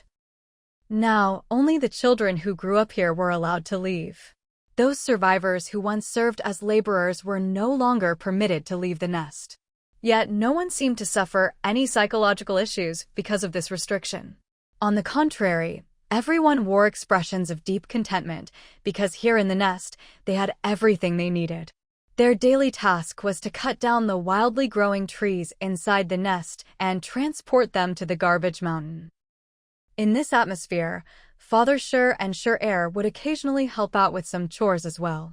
Their condition was steadily improving. Sometimes, when Shir-er looked at Shir-mimi, he would point at her and call out in a hoarse, indistinct voice, "Mimi." He remembered that he had a daughter.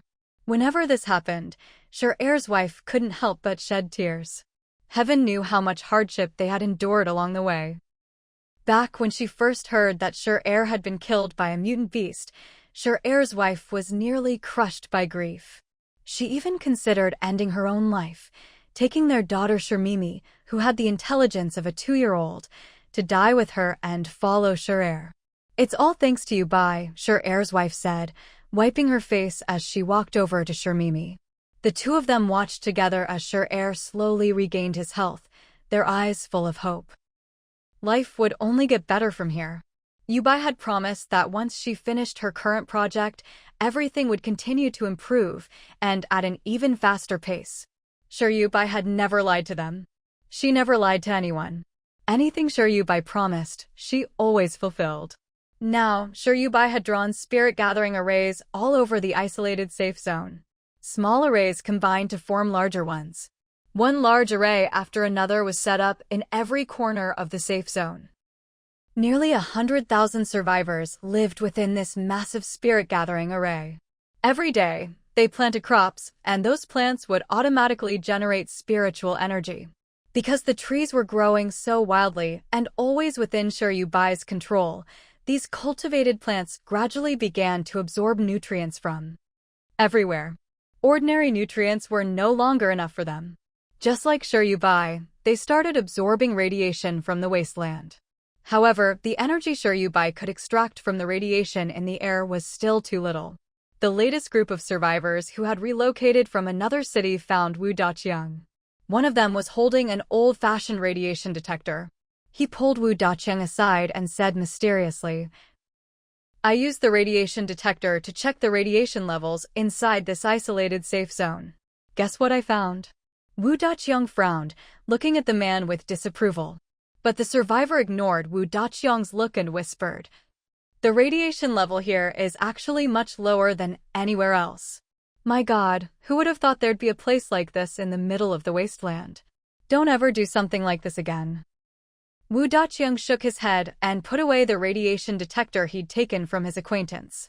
Seeing the confusion in his friend's eyes, Wu Daqiang explained, "No one here cares about radiation levels. The only thing anyone needs to do is trust the base unconditionally. That's all." In truth, what Wu Daqiang wanted to say was that, after all the time he'd spent observing this isolated island safe zone, he'd come to a clear conclusion. All anyone needs to do is trust Sure Yubai without reservation. Because Sure Yuebai is the heart of the base. She's the one who changed everything. Yet, everyone here has a tacit understanding. No matter how much they praise this place, they never mention Sure Yuebai by name. It's not that they're deliberately ignoring her. It's just that, among all the survivors in the island's safe zone, this is the unspoken consensus. It's as if mentioning Yuebai's name would put her on the spot, under the spotlight. Everyone believes in Yuebai. As long as they follow her, everything will be fine. Don't spread the word any further, Wu Daqiang warned his friend. Do you really want everyone to know about this place? If they come, whose survival resources do you think they'll take? As soon as Wu Daqiang said this, his friend's face turned pale. He understood exactly what Wu Daqiang meant. This place was wonderful. But it was only so big. If everyone came here, this paradise-like island safe zone would become just as hard to survive in as any other. But there are still so many survivors arriving every day, his friend said. Every survivor who comes here has thoughts just like Wu Daqiang's. They all want to keep the secret of the island's safe zone as much as possible. They try their best not to let news of the abundant supplies here spread any further. But it's impossible to stop the news. It just seems to sprout wings and fly. Fortunately, for now, only scattered survivors are making their way to the island's safe zone. Wu Daqiang didn't say anything more. He just looked toward the horizon, where a slender young woman was crouched, writing and drawing on the ground, as if she were working out some calculation. Not far away, other survivors were planting trees in the earth. Still others were coming and going, picking up and delivering tasks. Wu Daqiang turned to look deeper into the island safe zone. He couldn't see very far anymore. His view was blocked by the trees behind him. Beyond those trees, 2-story wooden houses had been built, neatly arranged. Straight roads ran in front of them. Brand new solar-powered vehicles traveled up and down these roads. This was a strict rule of the base. Every day, someone from the base would drive a solar-powered vehicle to pick up children with disabilities who couldn't get around on their own and take them to the school in Zone A. If parents here refused to let their children attend school, they couldn't live in the island's safe zone. So here, children were no longer a burden. Instead, having a child was like holding a residence permit for the island's safe zone. Wu Daqiang said seriously to his friend, "I can't chat with you any longer. I need to go count how many children are in our team." Children without parents could apply to live in the dormitories at the school in Zone A. It was said that Zone A had already expanded, using trees to absorb melted snow and create a large new area where student dormitories had been built. They took care of the children in the team who needed adult supervision. Then they dealt with the elderly team members who were no longer able to move around. After that, every team in the safe zone on the isolated island felt a huge sense of relief. All available labor was sent out to take on missions. As a result, tasks in the safe zone were completed at an incredible pace. When the number of survivors here easily surpassed 100,000, the construction of the entire safe zone had already expanded beyond the mountain pass.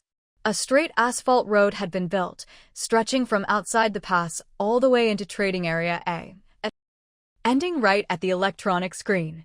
But now there was more than just one mission-accepting electronic screen in the safe zone. There were many. Because there were simply too many survivors handing in and picking up missions every day.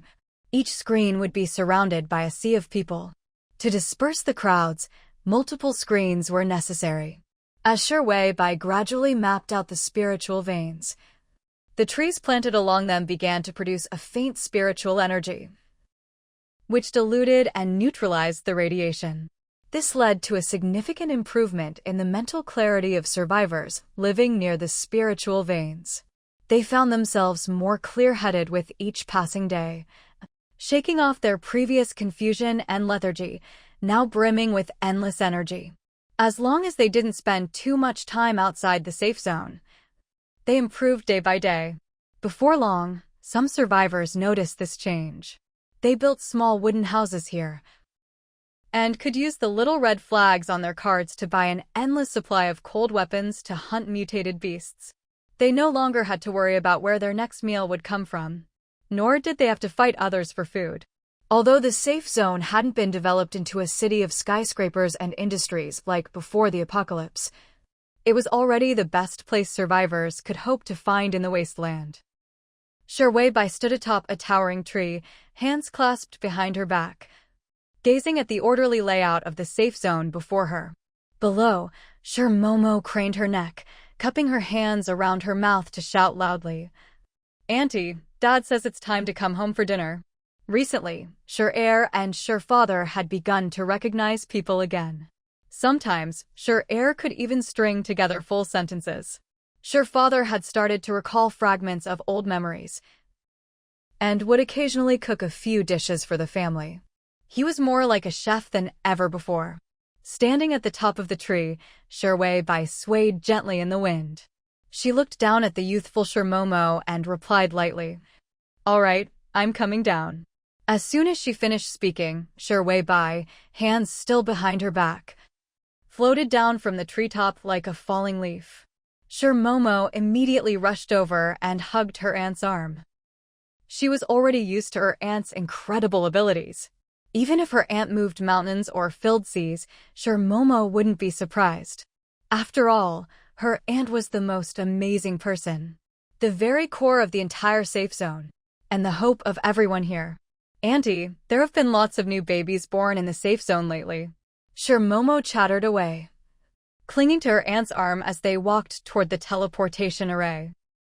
Wei was always quiet, and only after Momo had finished her long string of words did she softly reply, facing the distant sunset. "I know. Just follow the usual procedures." She hadn't really done anything. She'd just accidentally revived an entire race while trying to lose weight. Everything else, the systems and processes, had all been set up by the people she'd influenced. With each new child born, a new journey began. And new challenges would come. But that was all right. Wei never asked for much, just to stay in shape and eat with her family. That was her daily life in the wasteland. And for that, she was willing to give her all. "Momo, after dinner, let Su Xuejiao and the others know. Tomorrow, we'll add another trading area. I think that stretch of desert outside looks pretty flat." Wei's voice drifted across the teleportation array. "It'll be perfect for planting trees." We're excited to tell you that we now have a membership plan for you. If you are interested, click on the link in the descriptions box. If you like this video, please click on the like button and make a comment below so the video would get more views. Don't forget to subscribe to the channel to get the next series or the next episodes.